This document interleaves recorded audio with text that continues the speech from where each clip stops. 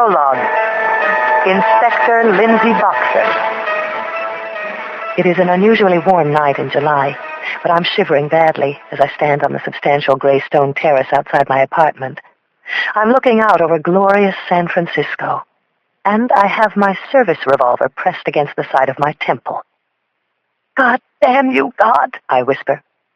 Quite a sentiment, but appropriate and just, I think. I hear sweet Martha whimpering. I turn and see she is watching me through the glass doors that lead to the terrace. She knows that something is wrong.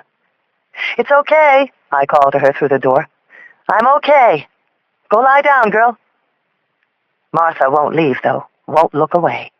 She's a good, loyal friend who's been nuzzling me good night every single night for the past 6 years. As I stare into the border collie's eyes, I think that maybe I should go inside and call the girls. Claire, Cindy, and Jill would be here almost before I hung up the phone. They would hold me, hug me, say all the right things. You're special, Lindsay. Everybody loves you, Lindsay. Only I'm pretty sure that I'd be back out here tomorrow night, or the night after. I just don't see a way out of this mess. I have thought it all through 100 times. I can be as logical as hell, but I am also highly emotional, obviously. That was my strength as an inspector with the San Francisco Police Department. It is a rare combination, and I think it is why I was more successful than any of the males in homicide. Of course, none of them are up here getting ready to blow their brains out with their own guns. I lightly brush the barrel of the revolver down my cheek, and then up to my temple again. Oh, God, oh, God, oh, God.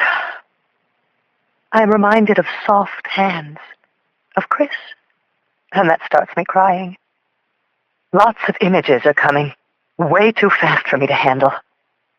The terrible, indelible honeymoon murders that terrified our city, mixed with close-ups of my mom, and even the few flashes of my father. My best girls, Claire, Cindy, and Jill, our crazy club. I can even see myself, the way I used to be anyway. Nobody ever thought that I looked like an inspector, the only woman homicide inspector in the entire SFPD. My friends always said I was more like Helen Hunt, married to Paul Reiser in Mad About You. I was married once. I was no Helen Hunt. He sure was no Paul Reiser. This is so hard, so bad, so wrong. It's so unlike me. I keep seeing David and Melanie Brandt, the first couple who were killed in the Mandarin suite of the Grand Hyatt. I see that horrifying hotel room where they died senselessly and needlessly. That was the beginning. Book 1, David and Melanie. Chapter 1. Beautiful long-stemmed red roses filled the hotel suite. The perfect gifts, really. Everything was perfect. There might be a luckier man somewhere on the planet, David Brandt thought as he wrapped his arms around Melanie, his new bride. Somewhere in Yemen, maybe, some Allah-praising farmer with a second goat, but certainly not in all of San Francisco. The couple looked out from the living room of the Grand Hyatt's Mandarin suite. They could see the lights of Berkeley off in the distance. Alcatraz, the graceful outline of the lit-up Golden Gate Bridge. It's incredible, Melanie beamed. I wouldn't change a single thing about today. Me either, he whispered. Well, maybe I wouldn't have invited my parents. They both laughed. Only moments before, they had bid farewell to the last of the 300 guests in the hotel's ballroom. The wedding was finally over. The toasts, the dancing, the schmoozing, the photographed kisses over the cake. Now it was just the two of them. They were 29 years old and had the rest of their lives ahead of them. David reached for a pair of filled champagne glasses he had set on a lacquered table. A toast, he declared, to the second luckiest man alive. The second? She said, and smiled in pretended shock. Who's the first? They looped arms and took a long, luxurious sip from the crystal glasses. This farmer with 2 goats. I'll tell you later. I have something for you, David suddenly remembered. He had already given her the perfect 5-carat diamond on her finger, which he knew she wore only to please his folks. He went to his tuxedo jacket, which was draped over a high-backed chair, and returned with a jewelry box from Bulgari. "No, David," Melanie protested. "You're my gift." "Open it anyway," he said to her. "This you'll like." She lifted the top. Inside a suede pouch was a set of earrings, large silver rings around a pair of whimsical moons made from diamonds. "They're how I think of you," he said. Melanie held the moons against the lobes of her ears. They were perfect, and so was she. "It's you who pulls my tides," David murmured. They kissed, and he unfastened the zipper of her dress, letting the neckline fall just below her shoulders. He kissed her neck, then the top of her breasts. There was a knock on the door of the suite. "Champagne," called a voice from outside. For a moment, David thought of just yelling, "Leave it there!" All evening, he had longed to peel away the dress from his wife's soft white shoulders. "Oh, go get it," Melanie whispered, dangling the earrings in front of his eyes. "I'll put these on." She wiggled out of his grasp, backing toward the Mandarin's master bathroom, a smile in her liquid brown eyes. God, he loved those eyes. As he went to the door, David was thinking he wouldn't trade places with anybody in the world. Not even for a second goat. Chapter 2. Philip Campbell had imagined this moment, this exquisite scene, so many times. He knew it would be the groom who opened the door. He stepped into the room. "Congratulations," Campbell muttered, handing over the champagne. He stared at the man in the open tuxedo shirt with a black tie dangling around his neck. David Brandt barely looked at him as he inspected the brightly ribboned box. Krug, Claude Duménil, 1989. "What is the worst thing anyone has ever done?" Campbell murmured to himself. "Am I capable of doing it? Do I have what it takes?" "Any card?" the groom said, fumbling in his pants pocket for a tip. "Only this, sir." Campbell stepped forward and plunged a knife deep into the groom's chest, between the third and fourth ribs, the closest route to the heart.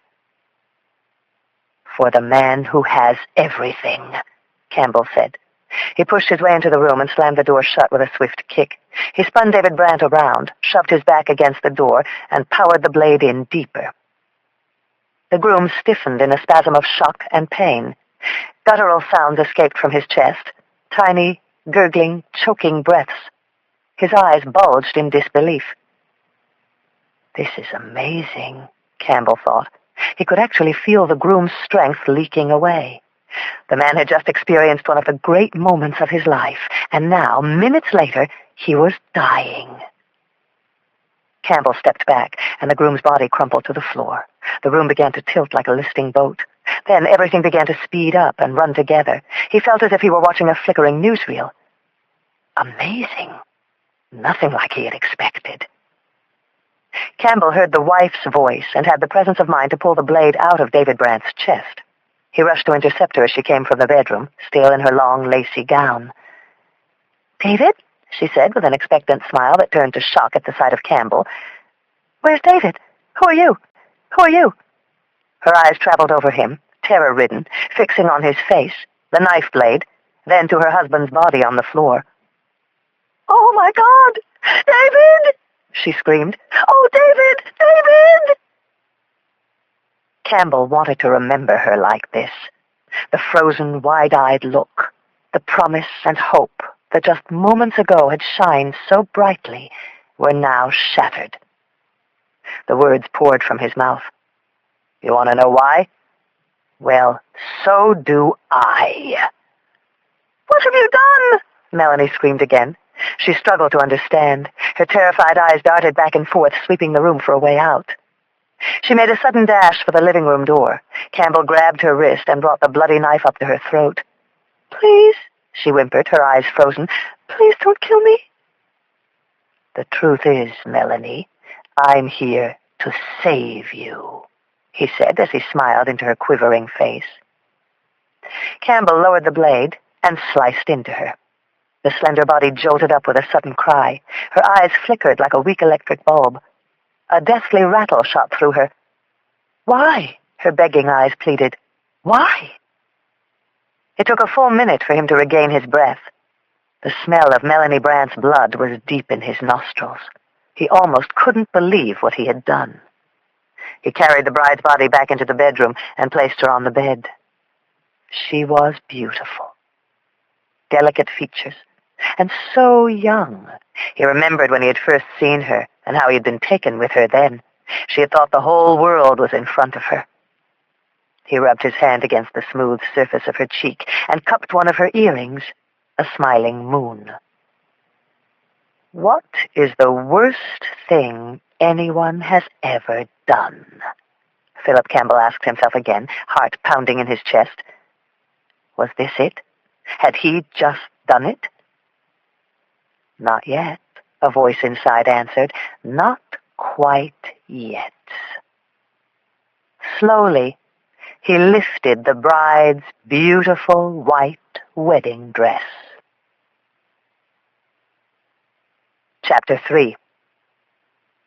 It was a little before 8:30 on a Monday morning in June, one of those chilly, gray summer mornings San Francisco is famous for. I was starting the week off badly, flipping through old copies of The New Yorker while waiting for my GP, Dr. Roy Orenthaler, to free up. I'd been seeing Dr. Roy, as I still sometimes called him, ever since I was a sociology major at San Francisco University, and I obligingly came in once a year for my checkup. That was last Tuesday.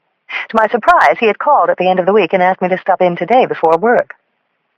I had a busy day ahead of me, 2 open cases and a deposition to deliver at district court. I was hoping I could be at my desk by 9. Ms. Boxer, the receptionist finally called to me, the doctor will see you now. I followed her into the doctor's office. Generally, Orenthaler greeted me with some well-intended stab at police humor, such as, "So, if you're here, who's out on the street after them?" I was now 34, and for the past 2 years had been lead inspector on the homicide detail out of the Hall of Justice. But today, he rose stiffly and uttered a solemn, "Lindsay." He motioned me to the chair across from his desk. Uh-oh. Up until then, my philosophy on doctors had been simple. When one of them gave you that deep, concerned look and told you to take a seat, 3 things could happen. Only one of them was bad.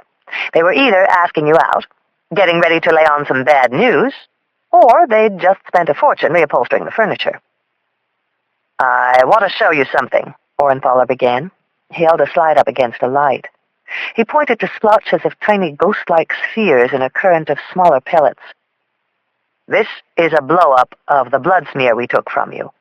The larger globules are erythrocytes, red blood cells." "They seem happy," I joked nervously. "They are, Lindsay," the doctor said without a trace of a smile.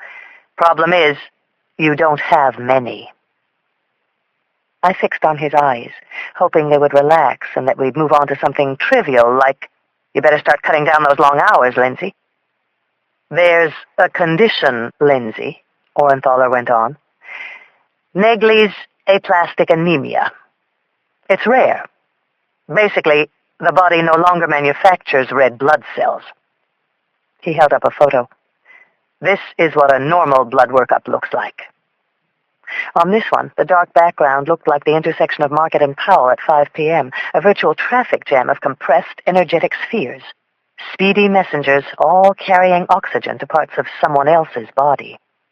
In contrast, mine looked about as densely packed as a political headquarters 2 hours after the candidate has conceded. "This is treatable, right?" I asked him, more like I was telling him. "It's treatable, Lindsay," Orenthaler said after a pause. "But it's serious." A week ago, I had come in simply because my eyes were runny and blotchy, and I discovered some blood in my panties. And every day by 3, I was suddenly feeling like some iron-deficient gnome was inside me, siphoning off my energy. Me, of the regular double shifts and 14-hour days. 6 weeks accrued vacation. "How serious are we talking about?" I asked, my voice catching. "Red blood cells are vital to the body's process of oxygenation," Orenthaler began to explain. "Hemopoiesis, the formation of blood cells in the bone marrow." "Dr. Roy, this isn't a medical conference. How serious are we talking about?" "What is it you want to hear, Lindsay? Diagnosis or possibility?" "I want to hear the truth." Orenthaler nodded. He got up and came around the desk and took my hand. Then, here's the truth, Lindsay. What you have is life-threatening. Life-threatening? My heart stopped. My throat was as dry as parchment. Fatal, Lindsay. Chapter 4. The cold, blunt sound of the word hit me like a hollow-point shell between the eyes. Fatal, Lindsay. I waited for Dr. Roy to tell me this was all some kind of sick joke, that he had my tests mixed up with someone else's. I want to send you to a hematologist, Lindsay, Orenthaler went on. Like a lot of diseases, there are stages. Stage 1 is when there's a mild depletion of cells. It can be treated with monthly transfusions. Stage 2 is when there's a systemic shortage of red cells. Stage 3 would require hospitalization, a bone marrow transplant, potentially the removal of your spleen. So, where am I asked, sucking in a cramped lungful of air. Your erythrocytic count is barely 200 per cc of raw blood. That puts you on the cusp. The cusp? The cusp, the doctor said, between stages 2 and 3. There comes a point in everybody's life when you realize the stakes have suddenly changed. The carefree ride of your life slams into a stone wall. All those years of merely bouncing along, life taking you where you want to go, abruptly end. In my job, I see this moment forced on people all the time. Welcome to mine. So, what does this mean? I asked weakly. The room was spinning a little now. What it means, Lindsay, is that you're going to have to undergo a prolonged regimen of intensive treatment.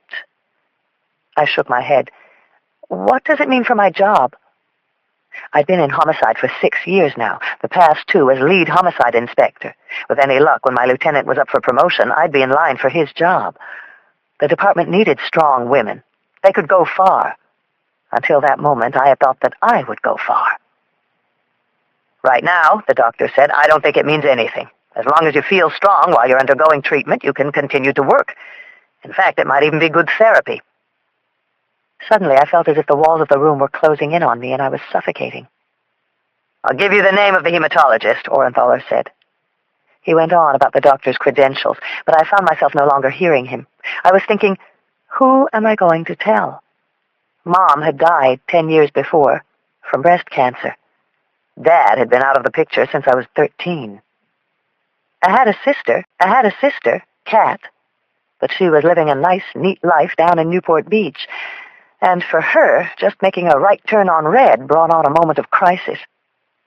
The doctor pushed the referral toward me. I know you, Lindsay. You'll pretend this is something you can fix by working harder. But you can't. This is deadly serious.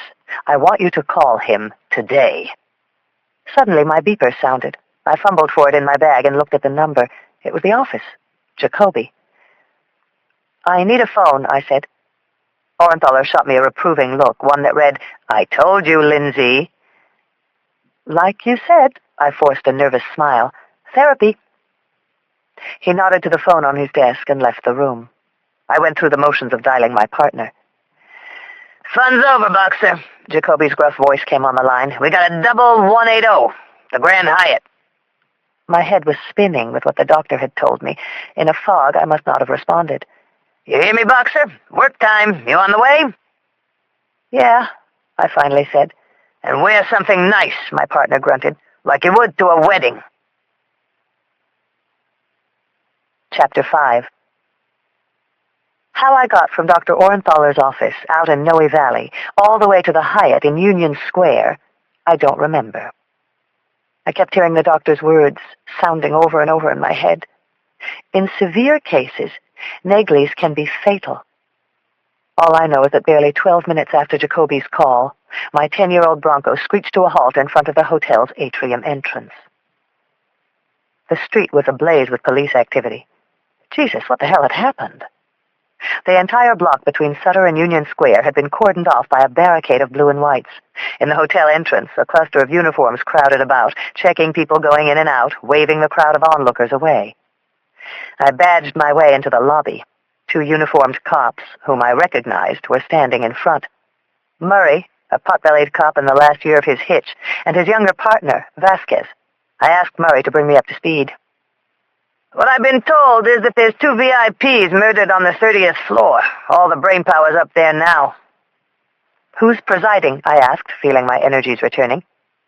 "Right now, I guess you are, Inspector." "In that case, I want all exits to the hotel immediately shut down, and get a list from the manager of all guests and staff. No one goes in or out unless they're on that list." Seconds later, I was riding up to the 30th floor. The trail of cops and official personnel led me down the hall to a set of open double doors marked Mandarin Suite. I ran into Charlie Clapper, the crime scene unit crew chief, lugging in his heavy cases with 2 techs. Clapper's being here himself meant this was big. Through the open double doors, I saw roses first. They were everywhere. Then I spotted Jacoby. "Watch your heels, Inspector," he called loudly across the room. My partner was 47, but he looked 10 years older. His hair was white, and he was beginning to bald. His face always seemed on the verge of a smirk over some tasteless wisecrack. He and I had worked together for 2.5 years. I was senior, Inspector Sergeant, though he had 7 years on me in the department. He reported to me. Stepping into the suite, I almost tripped across the legs of body number 1, the groom. He was lying just inside the front door, crumpled in a heap, in an open tuxedo shirt and pants. Blood matted the hair on his chest. I took a deep breath. "May I present Mr. David Brandt," Jacoby intoned with a crooked smile. "Mrs. David Brandt's in there." He gestured toward the bedroom. "Guess things went downhill for them quicker than most." I knelt down and took a long, hard look at the dead groom. He was handsome, with short, dark, tousled hair and a soft jaw, but the wide, apoplectic eyes locked open, and the rivulet of dried blood on his chin marred the features. Behind him, his tuxedo jacket lay on the floor. "Who found them?" I asked, checking his pocket for a wallet. "Assistant manager. They were supposed to fly to Bali this morning. The island knocked the casino, Boxer. For these 2, assistant managers do wake-up calls." I opened the wallet. A New York driver's license with the groom's smiling face. Platinum cards, several $100 bills. I got up and looked around the suite. It opened up into a stylish museum of Oriental art.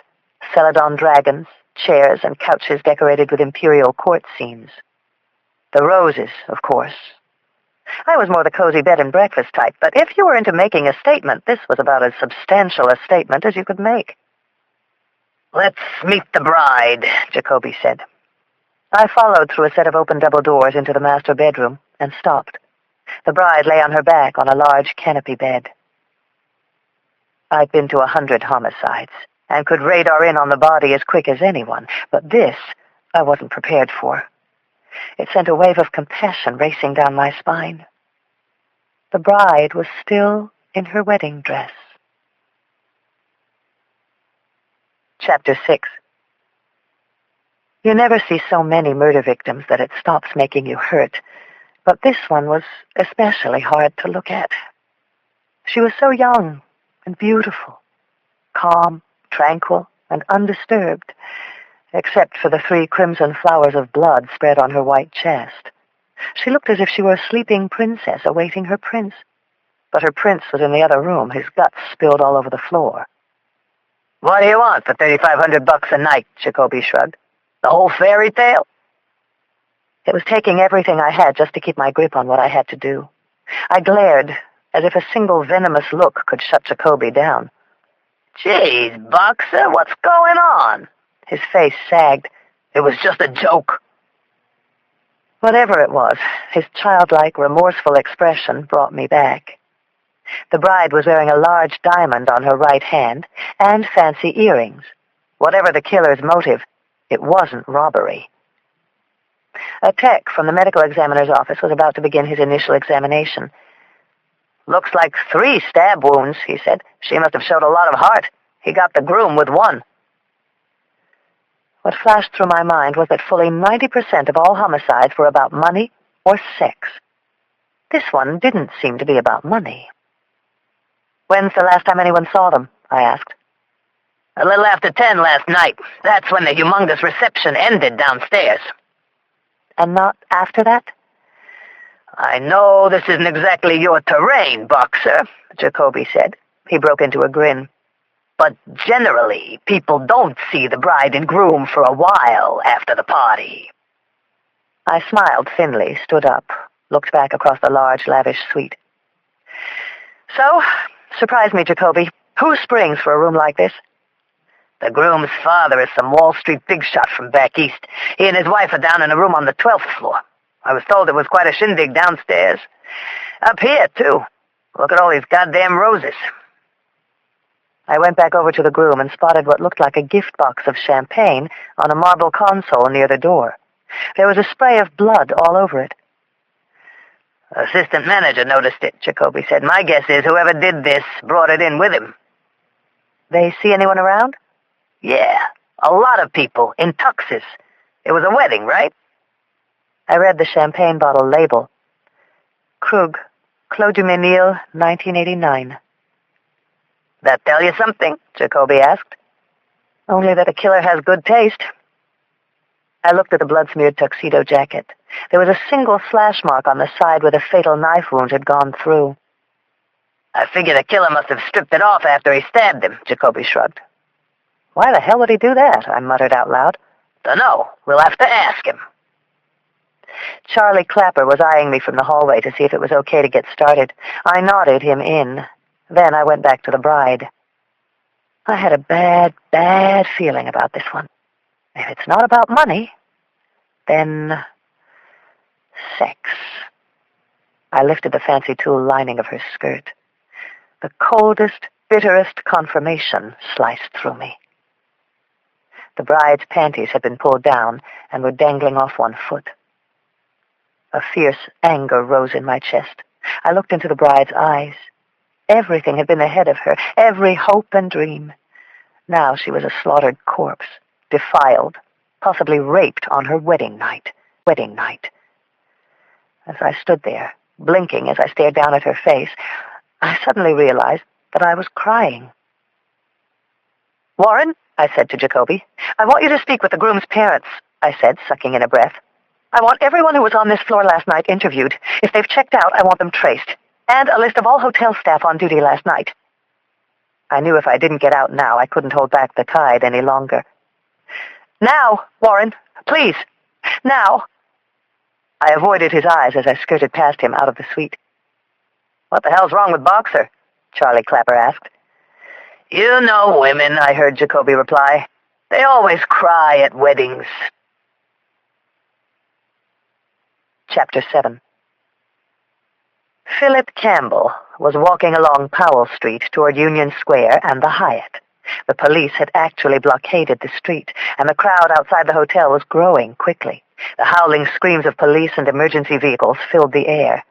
This was so unlike civilized and respectable San Francisco. He loved it. Campbell almost couldn't believe he was headed back to the crime scene. He just couldn't help himself. Being here again helped him to relive the night before. As he walked closer and closer on Powell, his adrenaline surged, his heart pounded, almost out of control. He edged through the mob that populated the final block outside the Hyatt. He heard the rumors swirling through the crowd, mostly well-dressed business people, their faces creased with anguish and pain.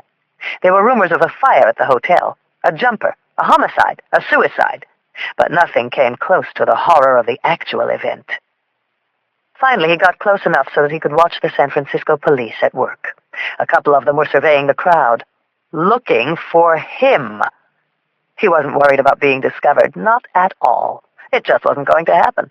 He was too unlikely, probably in the bottom 5% of the people the police might suspect. That comforted him, thrilled him, actually. God, he had done it, caused all of this to happen, and he was only just beginning. He had never experienced anything like this feeling, and neither had the city of San Francisco. A businessman was coming out of the Hyatt, and reporters and other people were asking him questions as if he were a major celebrity. The man was in his early 30s, and he smirked knowingly. He had what they all wanted, and he knew it. He was lording it over everyone, enjoying his pitiful moment of fame. It was a couple.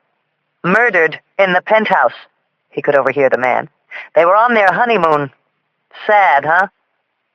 The crowd around Philip Campbell gasped, and his heart soared. Chapter 8. What a scene! Cindy Thomas pushed her way through the murmuring crowd, the looky-loos surrounding the Grand Hyatt. Then she groaned at the sight of the line of cops blocking the way. There must have been 100 onlookers tightly pressed around the entrance. Tourists carrying cameras, business people on their way to work. Others were flashing press credentials and shouting, trying to talk their way in. Across the street, a television news van was already setting up with the backdrop of the hotel's facade. After 2 years spent covering local interest on the Metro desk of the Chronicle, Cindy could feel a story that might jumpstart her career. This one made the hairs on her neck stand up. Homicide down at the Grand Hyatt, her city editor, Sid Glass, had informed her after a staffer picked up the police transmission. Susie Fitzpatrick and Tom Stone, the Chronicle's usual crime reporters, were both on assignment. "Get right down there," her boss barked, to her amazement. He didn't have to say it twice. But now, outside the Hyatt, Cindy felt her brief run of luck had come to an end. The street was barricaded. More news crews were pulling up by the second. If she didn't come up with something now, Fitzpatrick or Stone would soon be handed the story. What she needed was inside, and here she was out on the curb. She spotted a line of limos and went up to the first one. A big beige stretch. She rapped on the window. The driver looked up over his paper, the Chronicle, of course, and lowered the window as she caught his eye. "You waiting for Stedman?" Cindy asked. The driver replied. "Edelson." Sorry, she waved, but inside she was beaming. This was her way in. She lingered in the crowd a few seconds longer, then elbowed her way to the front. A young patrolman blocked her path. "Excuse me," said Cindy, looking harried. "I've got a meeting in the hotel." "Name?" "Edelson. He's expecting me." The entrance cop paged through a computer printout fastened to a clipboard. "You have a room number?" Cindy shook her head. "He said to meet him in the grill room at 11. The grill room at the Hyatt was the scene of some of San Francisco's best power breakfasts. The entrance cop gave her a careful once-over. In her black leather jacket, jeans, sandals from Earth's sake, Cindy figured she didn't look the part of someone arriving for a power brunch. "My meeting," said Cindy, tapping her watch. "Edelson." Distractedly, the cop waved her through. She was inside. The high-glass atrium lobby, gold columns rising to the 3rd floor. It gave her a giggle, all that high-priced talent and all those recognizable faces still outside on the street. And Cindy Thomas was first in. Now she only had to figure out what to do. The place was definitely buzzing. Cops, business people checking out, tour groups, crimson-suited hotel staff. The chief had said it was a homicide, a daring one, given the hotel's prominent reputation. She didn't know which floor, or when it had taken place. She didn't even know if it involved a guest. She may be inside, but she didn't know shit. Cindy spotted a cluster of suitcases unattended on the far side of the lobby. They looked as if they were part of some large tour. A bellhop was dragging them outside. She wandered over and knelt by one of the bags as if she were taking something out. A second bellhop passed by. "Need a taxi?" Cindy shook her head no. "Someone's picking me up." Then, sweeping a view of the chaos, she rolled her eyes. "I just woke up. What did I miss?" "You haven't heard? You must be the only one. We had some fireworks in the hotel last night." Cindy widened her eyes. 2 murders. On 30. He lowered his voice as if he were letting her in on the secret of her life. "You happened to run into that big wedding last night? It was the bride and groom. Someone broke in on them in the Mandarin suite." "Jesus!" Cindy pulled back. "Sure you don't need these brought out to the front?" the bellhop asked. Cindy forced a smile. "Thanks. I'll wait in here." On the far side of the lobby, she noticed an elevator opening. A bellhop came out, wheeling a cart of luggage. It must be a service elevator. From what she could see, the cops hadn't blocked it off. She wound through the lobby traffic toward the elevator. She punched the button, and the shiny gold door opened. Thank God it was empty. Cindy jumped in, and the door closed. She couldn't believe it. She couldn't believe what she was doing. She pressed 30. The Mandarin suite. A double homicide. Her story. Chapter 9. As the elevator came to a stop, Cindy held her breath. Her heart was pumping like a turbine. She was on 30. She was in. She was really doing this. The doors had opened to a remote corner of the floor. She thanked God there wasn't a cop waiting in front of them. She heard a buzz of activity coming from the other end of the hall. All she had to do was follow the noise. As she hurried down the hallway, the voices grew louder. 2 men in yellow jackets bearing CSU in large black letters walked past her. At the end of the hall, a group of cops and investigators stood in front of an open double doorway marked Mandarin Suite. She wasn't only inside, she was right in the fucking middle of it. Cindy made her way toward the double doors. The cops weren't even looking in her direction. They were letting in police staff who had come from the main elevators. She had made it all the way. The Mandarin Suite. She could see inside. It was huge, opulent, with lavish decor. Roses were everywhere. Then her heart almost stopped. She thought she might be sick. The groom, in a blood-stained tuxedo shirt, lay there on the floor. Cindy's legs buckled. She had never seen a murder victim before. She wanted to lean forward, to let her eyes memorize every detail, but her body wouldn't move. "Who the hell are you?" a brusque voice suddenly demanded. A large, angry cop was staring directly at her face. All of a sudden, she was grabbed and pushed hard against the wall. It hurt! In a panic, Cindy pointed to her bag and her wallet, in which a photo press credential was displayed. The angry cop began leafing through her IDs and credit cards as if they were junk mail. "Jesus!"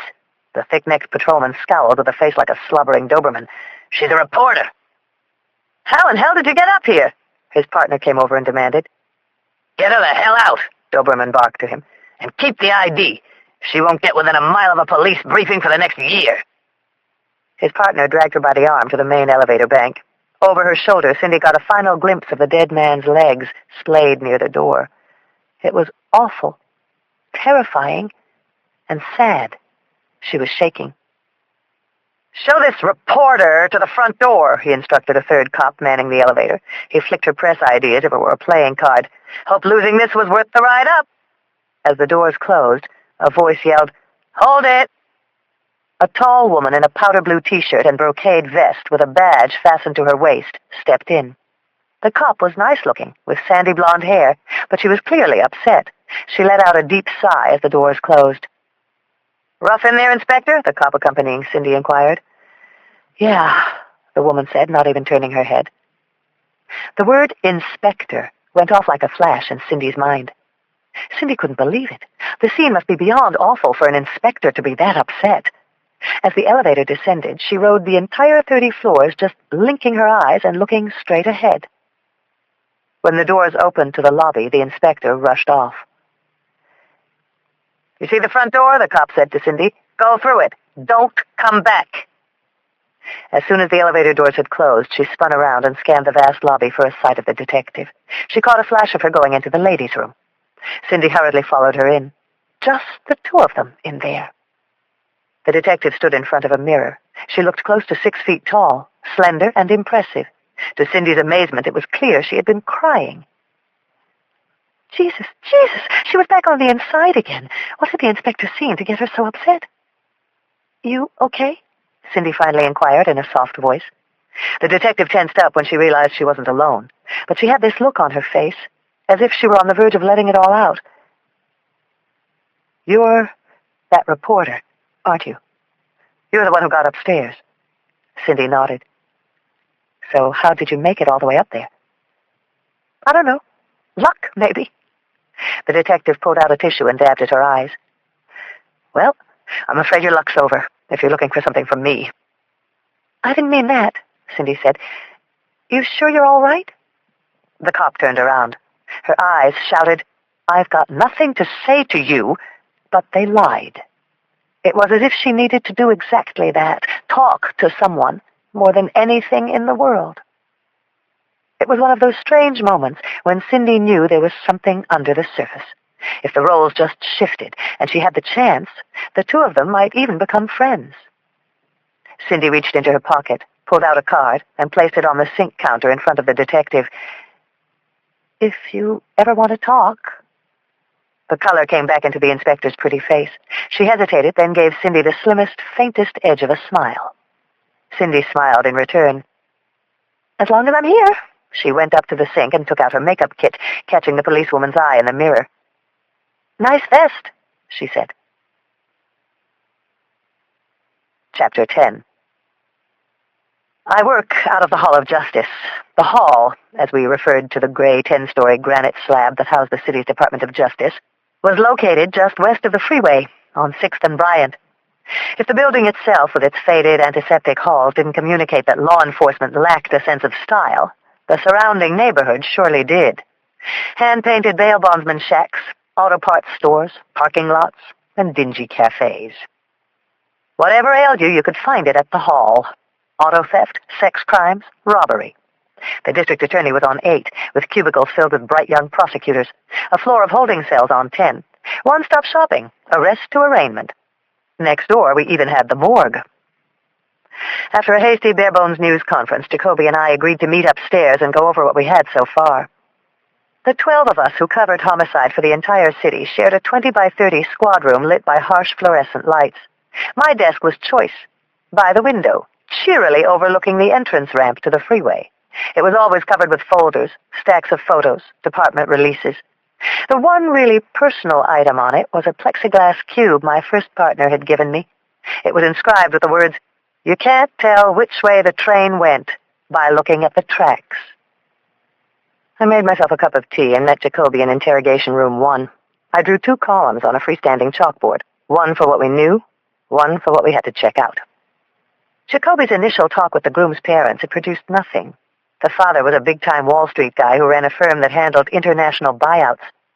He said that he and his wife had stayed until the last guest had left and walked the kids upstairs. They didn't have an enemy in the world. No debts, addictions, threats, nothing to provoke such a horrible, unthinkable act. A canvass of guests on the 30th floor had been slightly more successful. A couple from Chicago had noticed a man lingering in the hallway near the Mandarin Suite last night around 10:30 p.m. They described him as medium build, with short dark hair, and said he wore a dark suit or maybe a tuxedo. He was carrying what may have been a box of liquor in his hands. Later, 2 used tea bags and 2 empty push-throughs of Pepsid tablets on the table were the clearest signs that we'd been bouncing these questions back and forth for several hours. It was 7:15. Our shift had ended at 5. "No date tonight, Lindsay?" Jacoby finally asked. "I get all the dates I want, Warren." "Right. Like I said, no date tonight." Without knocking, our lieutenant, Sam Roth, whom we called Cheery, stuck his head into the room. He tossed a copy of the Afternoon Chronicle across the table. "You see this?" The bold-face headline read, "Wedding Night Massacre at Hyatt." I read aloud from the front page. Under a stunning view of the bay, in a world only the rich would know, the body of the 29-year-old groom lay curled up near the door. He knotted his brow. "What, did we invite this reporter in for a house tour of the crime scene? She knows the names, maps out the scene." The byline read, "Cindy Thomas." I thought of the card in my purse, letting out a long sigh. Cindy goddamn Thomas. "Maybe I should call her up and ask her if we got any leads," Roth went on. "You want to come in?" I asked. "Look at the board. We could use the help."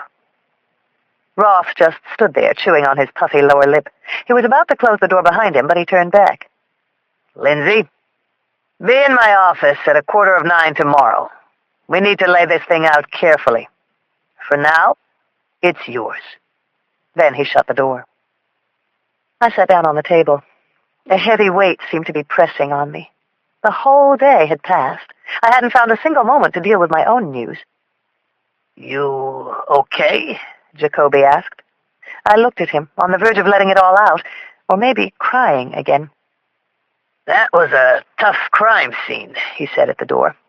"You should go home, take a bath or something." I smiled at him, grateful for a sudden out-of-character sensitivity. After he left, I faced the mostly blank columns of the board.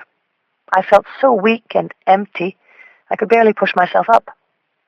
Slowly, the events of the day, my visit to Orenthalers, wove their way back into my mind. My head spun with his warning.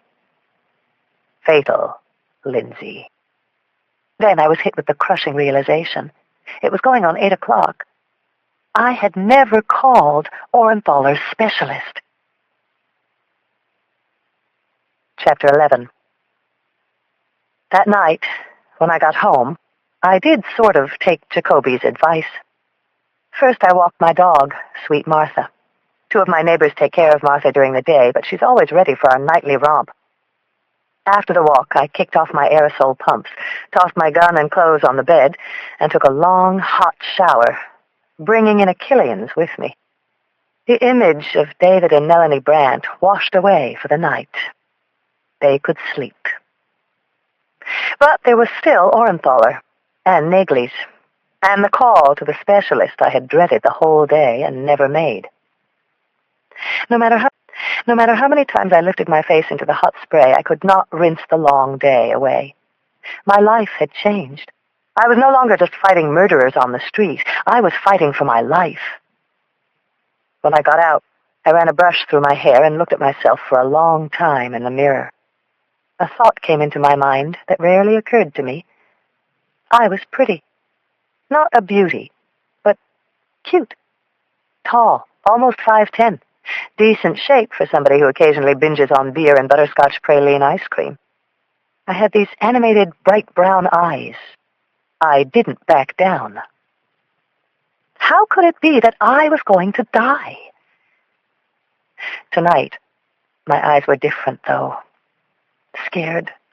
Everything seemed different.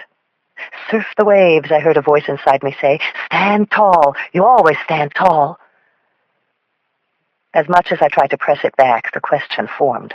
Why me? I threw on a pair of sweats, tied up my hair in a short ponytail, and went into the kitchen to boil water for pasta and heat up a sauce I had put in the fridge a couple of nights before. While it simmered, I put on a CD, Sarah McLachlan, and sat at the kitchen counter with a glass of day-old Bianco Red. I petted Sweet Martha as the music played. Ever since my divorce had become final 2 years ago, I had lived alone. I hate living alone. I love people, friends. I used to love my husband, Tom, more than life itself, until he left me, saying, Lindsay, I can't explain it. I love you, but I have to leave. I need to find somebody else. There's nothing else to say. I guess he was being truthful, but it was the dumbest, saddest thing I'd ever heard. Broke my heart into a million pieces. It's still broken. So even though I hate living alone, except for Sweet Martha, of course, I'm afraid to be with somebody again. What if he suddenly stopped loving me? I couldn't take it. So, I turn down or shoot down just about every man who comes anywhere near me. But God, I hate being alone. Especially this night. My mother had died from breast cancer when I was just out of college. I had transferred to the city school from Berkeley to assist her and help take care of my younger sister, Kat. Like most things in her life, even Dad's walking out, Mom dealt with her illness only when it was too late to do anything about it. I had seen my father only twice since I was 13. He wore a uniform for 20 years in Central, was known as a pretty good cop. He used to go down to this bar, the Alibi, and stay for the Giants game after his shift. Sometimes he took me, his little mascot, for the boys to admire. When the sauce was ready, I poured it over fusilli and dragged the plate and a salad out to my terrace.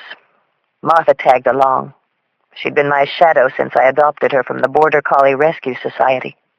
I lived on Potrero Hill, in a renovated blue Michaelian townhouse with a view of the bay. Not the fancy view like the one from the Mandarin Suite. I sat down, propped my feet up on a neighboring chair, and balanced the plate on my lap. Across the bay, the lights of Oakland glimmered like 1,000 unsympathetic eyes. I looked out at the galaxy of flashing lights, felt my eyes well up, and for the second time today I realized that I was crying. Martha nuzzled me gently. Then she finished the fusilli for me. Chapter 12. 9:15 the next morning, I was rapping at the fogged window of Lieutenant Roth's office at the hall. Roth likes me. Like another daughter, he says. He has no idea how condescending he can be. I'm tempted to tell Roth that I like him, like a grandfather. I was expecting a crowd, at least a couple of suits from Internal Affairs, or maybe Captain Welting, who oversaw the Bureau of Inspectors. But as he motioned me in, I saw that there was only one other person in the room. A nice-looking type, dressed in a chambray shirt and striped tie, with short, dark hair and strong shoulders. He had a handsome, intelligent face that seemed to come to life as I walked in, but it only meant one thing to me: polished brass, someone from the department's press corps, or City Hall. I had the blunt, uneasy feeling they'd been talking about me. On the way over, I'd rehearsed a convincing rebuttal about the breach in press security, how I'd arrived late on the scene myself, and the real issue was the crime. But Roth surprised me. "Wedding Bell Blues, they're calling it," he said, tossing the morning's Chronicle in my face. "I saw it," I replied, relieved to focus back on the case. He looked at Mr. City Hall. "We'll be reading about this one every step of the way. Both kids were rich, Ivy League, popular. Sort of like young Kennedy and that blonde wife of his. Their tragedy." "Who they were doesn't matter to me," I answered. "Listen, Sam, about yesterday—" He stopped me with his hand. "Forget about yesterday. Chief Mercer's already been on the line with me. This case has his full attention." He glanced at the smartly dressed political type in the corner. "Anyway, he wants there to be close reins on this case. What happened on other high-profile investigations can't happen here." Then he said to me, "We're changing the rules on this one." Suddenly, the air in the room got thick with the uneasy feel of a setup. Then Mr. City Hall stepped forward. I noticed his eyes bore the experienced lines of someone who had put in his time. "The mayor and Chief Mercer thought we might handle this investigation as an interdepartmental alliance. That is, if you were up to working with someone new," he said. "New?" My eyes bounced back and forth between the two, ultimately settling on Roth. "Meet your new partner," Roth announced. "I'm getting royally screwed," a voice inside me declared. "They wouldn't do this to a man." "Chris Raleigh," Mr. City Hall hotshot said, extending his hand. I didn't reach out to take it.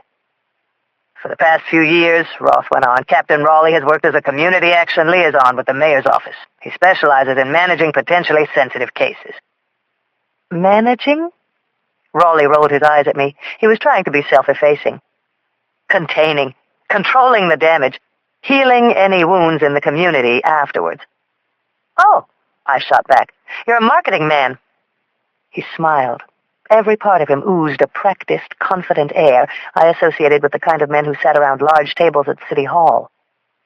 "Before that," Roth went on, "Chris was a district captain over in Northern." "That's Embassy Row," I sniffed. Everybody joked about the blue-blooded Northern District, which ranged from Nob Hill to Pacific Heights. Hot crimes there were society women who heard noises outside their townhouses and late-arriving tourists locked out of their bed and breakfasts. "We also handled traffic around the Presidio," Raleigh countered with another smile. I ignored him. I turned to Roth. "What about Warren?" He and I had shared every case for the past 2 years. "Jacoby will be reassigned. I've got a plum job for him and his big mouth." I didn't like leaving my partner behind, dumbass wisecracks and all, but Jacoby was his own worst enemy. To my surprise, Raleigh asked, "You okay with this, Inspector?" I didn't really have a choice. I nodded yes. "If you don't get in the way. Besides, you wear nicer ties than Jacoby." "Father's Day present," he beamed. I couldn't believe I felt a tremor of disappointment shooting through me. "Jesus, Lindsay!" I didn't see a ring. "Lindsay?" "I'm taking you off all other assignments," Roth announced. "No conflicting obligations. Jacoby can handle the back end if he wants to stay on the case." "So? Who's in charge?" I asked, cheery. I was senior partner to Jacoby. I was used to running my own cases. Roth chortled. "He works with the mayor. He's an ex-district captain. Who do you think's in charge?" "How about, in the field, you lead," Raleigh suggested. "What we do with what we find is mine." I hesitated, giving him an evaluating stare. God, he was so smooth. Roth looked at me. "You want me to ask Jacoby if he's got similar reservations?" Raleigh met my eyes. "Look, I'll let you know when we can't work it out. It was as good a negotiation as I was going to get. The deal had changed, but at least I kept my case. So what do I call you? Captain? Captain? With a casual ease, Raleigh tossed a light brown sport coat over his shoulder and reached for the door. Try my name. I've been a civilian now for 5 years. Okay, Raleigh, I said with a faint smile. You ever get to see a dead body while you were in Northern? Chapter 13. The joke in Homicide about the morgue was that in spite of the lousy climate, the place was good for business. There's nothing like the sharp smell of formaldehyde or the depressing sheen of hospital-tiled halls to make the drudgery of chasing down dead leads seem like inspired work. But, as they say, that's where the bodies are. That, and I got to see my buddy Claire. There wasn't much to say about Claire Washburn, except that she was brilliant, totally accomplished, and absolutely my best friend in the world. For 6 years, she had been the city's chief medical examiner, which everyone in Homicide knew was as under-deserving a title as there was, since she virtually ran the office for Anthony Righetti. Righetti is her overbearing, power-thumping, credit-stealing boss. But Claire rarely complains. In our book, Claire is the office of the coroner. But maybe the idea of a female M.E. still didn't cut it, even in San Francisco. Female and black. When Raleigh and I arrived, we were ushered into Claire's office. She was wearing her white doctor's coat with the nickname Butterfly embroidered on the upper left pocket. The first thing you noticed about Claire was that she was carrying 50 pounds she didn't need. I'm in shape, she always joked. Round's a shape. The second was her bright, confident demeanor. You knew she couldn't give a damn. She had the body of a Brahmin, the mind of a hawk, and the gentle soul of a butterfly. As we walked in, she gave me a weary but satisfied smile, as if she'd been up working most of the night. I introduced Raleigh, and Claire flashed me an impressed wag of the eyes. Whatever I had accumulated over the years in street smarts, she threw off in natural wisdom. How she balanced the demands of her job and placating her credit-seeking boss with raising 2 teenage kids was a marvel. And her marriage to Edmund, who played bass drum for the San Francisco Symphony Orchestra, gave me faith that the institution still had some hope. I've been expecting you, she said as we hugged. I called you last night from here. Didn't you get the message? With her comforting arms around me, a flood of emotion welled up. I wanted to tell her everything. If it weren't for Raleigh, I think I would have spilled it all. Orenthaler, Negley's, right there. I was beat, I answered. And beat up. Long, tough day. Don't tell me, Raleigh chuckled. You guys have met. Standard autopsy preparation. Claire grinned as we pulled apart. Don't they teach you that stuff down at City Hall? He playfully spread his arms. Said Claire, squeezing my shoulder. This you gotta earn. Anyway, she regained a tone of seriousness. I finished the preliminaries just this morning. You want to see the bodies? I nodded yes. Just be prepared. These 2 don't make much of an advertisement for Modern Bride. She led us through a series of closed compression doors toward the vault, the large refrigerated room where the bodies were stored. I walked ahead with Claire, who pulled me close and whispered, Let me guess, you gave Jacoby a kiss on the nose, and all of a sudden there was this charming prince. He works for the mayor, Claire. I smiled back. They sent him here to make sure I don't faint at the first sign of blood. In that case, she replied, pushing the heavy door to the vault open, you better hold on to that man tight. Chapter 14. I had been having very close encounters with dead bodies for 6 years now, but what I saw sent a shiver of revulsion racing through me. The mutilated bodies of the bride and groom were lying side by side. They were on gurneys, their faces frozen in the horrifying moment of their deaths. David and Melanie Brandt. In their stark, ghostly expressions was the strongest statement I have ever seen that life may not be governed by anything fair or clement. I locked on the face of Melanie. Yesterday, in her wedding dress, she had seemed somehow tragic and tranquil. Today, in her slashed, naked starkness, her body was snarled in a freeze frame of grotesque horror. Everything I had buried deep yesterday rushed to the surface again. 6 years in homicide, and I had never turned away. But I turned away now. I felt Claire's hand bolstering my arm and leaned into her. To my surprise, it turned out to be Raleigh. I righted myself with a mixture of anger and embarrassment. "Thanks," I exhaled. "I'm okay." "I've been doing this job 8 years," Claire said, "and this one, I wanted to turn away myself." She picked up a folder from an examining table across from David Brandt. She pointed to the raw, gaping knife wound on the left side of his chest. "He was stabbed once in the right ventricle. You can see here the blade pierced the juncture between the fourth rib and the sternum on the way in. Ruptured the AV node, which provides the heart's electrical powering. Technically, he arrested." "He died of a heart attack?" Raleigh asked. She pulled a pair of tight surgical gloves over her hands and red-lacquered nails. "Electromechanical dissociation. Just a fancy way of describing what happens when you get stabbed in the heart." "What about the weapon?" I spoke up. "At this point, all I know is that it was a standard straight-edged blade. No distinguishing marks or entry pattern. One thing I can tell you is that the killer was medium height, anywhere from 5'7" to 5'10", and right-handed, based on the angle of impact. You can see here the path of the incision is angled slightly upward. Here," she said, poking around the wound. "The groom was 6 feet. On his wife, who was 5'5", the angle of the first incision was slanted in a downward path." I checked the groom's hands and arms for abrasions. "Any signs of a struggle?" "Couldn't. The poor man was scared right out of his mind." I nodded as my eyes fell on the groom's face. Claire shook her head. "That's not exactly what I meant. Charlie Clapper's boys scraped up samples of a fluid from the groom's shoes and the hardwood floor in the foyer where he was found." She held up a small vial containing droplets of a cloudy liquid. Raleigh and I stared at it, uncomprehending. "Urine," explained Claire.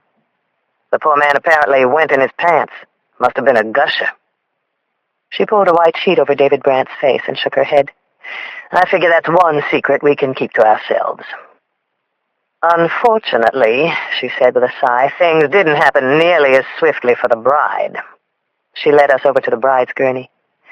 "Maybe she surprised him. There are marks on her hands and wrists that indicate a struggle. Here," she pointed to a reddened abrasion on her neck. I tried to lift some tissue from under her nails, but we'll see what comes back. Anyway, the first wound was in the upper abdomen and tore through the lungs. With time, given the loss of blood, she might have died from that." She pointed to a second and third ugly incision under the left breast in a similar location to the groom's. "Her pericardium was filled with so much blood you could have wrung it out like a wet dish rag." "You're getting technical again," I said. "The tissue-like membrane around the heart. Blood collects in this space and compresses the muscle so that the heart can no longer fill with blood from the main return. Ultimately, it ends up strangling itself." The image of the bride's heart choking on her own blood chilled me.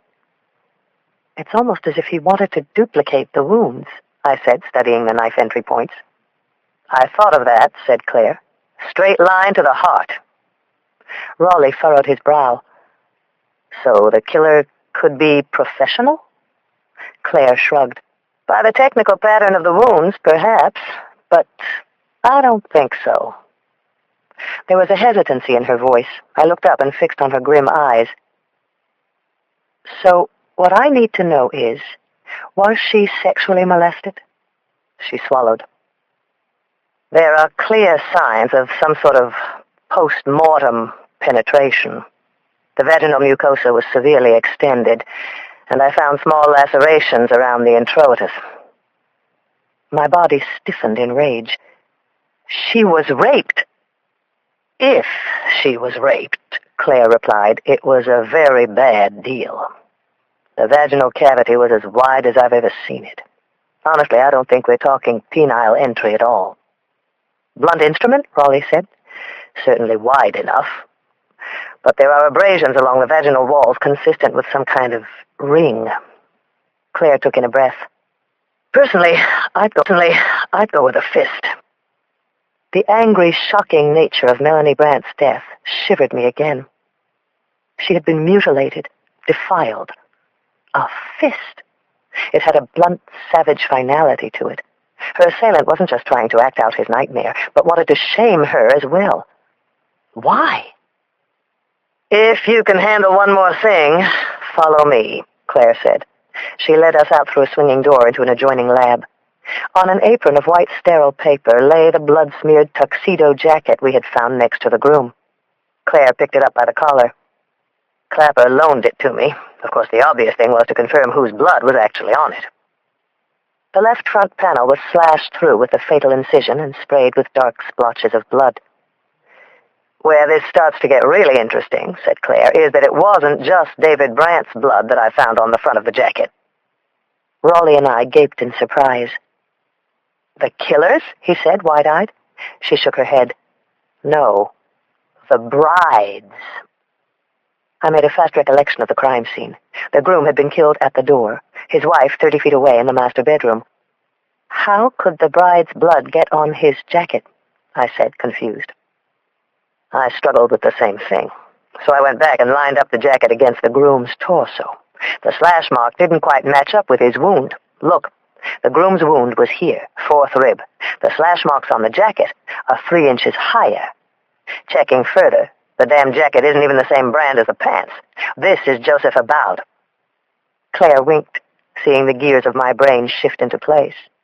The jacket wasn't the groom's. It belonged to the man who had killed him. Claire rounded her eyes. Ain't no professional I know would leave that behind. He could have been just trying to utilize the wedding as a cover, Raleigh replied. An even more chilling possibility had already struck me. He could have been a guest. Chapter 15. At the offices of the San Francisco Chronicle, Cindy Thomas's frantic brain was just barely staying ahead of her fingers. The afternoon deadline was barely an hour away. From a bellhop at the Hyatt, she had been able to obtain the names of 2 guests who had attended the Brandt wedding and who were still at the hotel. After running down there again last night, she had been able to put together a heart-wrenching, tragic picture, complete with vows, toasts, and a romantic last dance, of the bride and groom's final agonizing moments. All the other reporters were still piecing together the sparse details released by the police. She was ahead so far. She was winning, and it felt great. She was also certain this was the best writing she'd done since arriving at the Chronicle, and maybe since she'd been an undergraduate at Michigan. At the paper, Cindy's coup at the Hyatt had turned her into an instant celebrity. People she scarcely knew were suddenly stopping and congratulating her. Even the publisher, whom she rarely saw on the Metro floor, came down to find out who she was. Metro was covering some demonstration in Mill Valley about a construction rerouting that had built up traffic near a school zone. She was writing page 1. As she typed, she noticed Sidney Glass, her city editor, coming up to her desk. Glass was known at the newspaper as L. Sid. He parked himself across from her with a stiff sigh. "We need to talk." Her fingers slowly settled to a halt as she looked up. "I've got 2 very pissed-off senior crime reporters itching to get into this. Susie's at City Hall awaiting a statement by the police chief and the mayor. Stone's put together profiles on both families. They have 20 years and 2 Pulitzers between them. And it is their beat." Cindy felt her heart nearly come to a stop. "What did you tell them?" she asked. In El Cid's hardened eyes, she could see the greedy first-team crime staff, senior reporters with their own researchers, trying to hack their way in and carve this story up. Her story. "Show me what you've got," the city editor finally said. He came around, peered over her shoulder, read a few lines off the computer screen. "A lot of it's okay. You probably know that anguished belongs over here," he said, pointing at the screen. "It modifies bride's father. Nothing pisses Ida Morris off like misplaced modifiers and inversions." Cindy could feel herself blushing. I know. I'm trying to get this in. Deadline's at—" "I know when deadline is," the editor glowered. "But down here, if you can get it in, you can get it in right." He studied Cindy for what seemed an interminable duration, a deep, assessing stare that kept her on edge. "Especially if you intend to stay on this thing." Glass's generally implacable face twitched, and he almost smiled at her. "I told them it was yours, Thomas." Cindy repressed an urge to hug the cranky, domineering editor right on the bullpen floor. "You want me at City Hall?" she asked. "The real story's in that hotel suite. Go back to the Hyatt." El Cid began to walk away with his hands, as always, thrust into his trouser pockets. But a moment later, he turned back. "Of course, if you intend to stay on this story, you'd better find a police source on the inside, and quick." Chapter 16. After leaving the morgue, Raleigh and I walked back to the office, mostly in silence. Lots of details about the murders were bothering me. Why would the killer take away the victim's jacket? Why leave the champagne bottle? It made no sense. We've got a sex crime now. Bad one. I finally turned to him on the asphalt walkway leading to the hall. I want to run the autopsy results through Milt Fanning and the FBI computers. We also need to meet with the bride's parents. We'll need a history on anyone she may have been involved with before David, and a list of everyone at that wedding. Why don't we wait for some confirmation on that one, my new partner said, before we go all out on that angle. I stopped walking and stared at him. You want to see if anybody checked in for a bloody jacket with the lost and found? I don't understand. What's your concern? My concern, Raleigh said, is that I don't want the department intruding on the grief of the families with a lot of hypotheticals until we have more to go on. We may or may not have the killer's jacket. He may or may not have been a guest. Who do you think it belonged to, the rabbi? He flashed me a quick smile. It could have been left there to set us off. His tone seemed suddenly different. You're backing off? I asked him.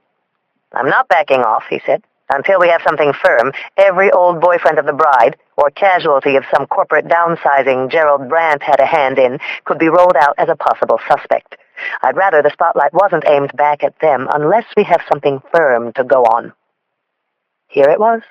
The spiel. Packaging, containment. Brandt and Chancellor Weil, the bride's father, were VIPs. Find us the bad guys, Lindsay. Just don't put the department at any risk along the way. I chuffed back. I thought the possibility that the killer could have been at that wedding was what we had to go on. All I'm suggesting, Lindsay, is let's get some confirmation before we begin ripping into the sex life of the best man. I nodded, all the while fixing in on his eyes. In the meantime, Chris, we'll just follow up on our other really strong leads. We stood there in edgy silence. All right. Why do you think the killer changed jackets with the groom? I asked him. He leaned back against the edge of a cement retaining wall. My guess is that he was wearing it when he killed them. It was covered with blood. He had to get out undetected. The groom's jacket was lying around, so he just switched. So you figure he went to all that trouble making a slash mark and all, thinking no one would notice? Different size, different maker, that it would just slip by.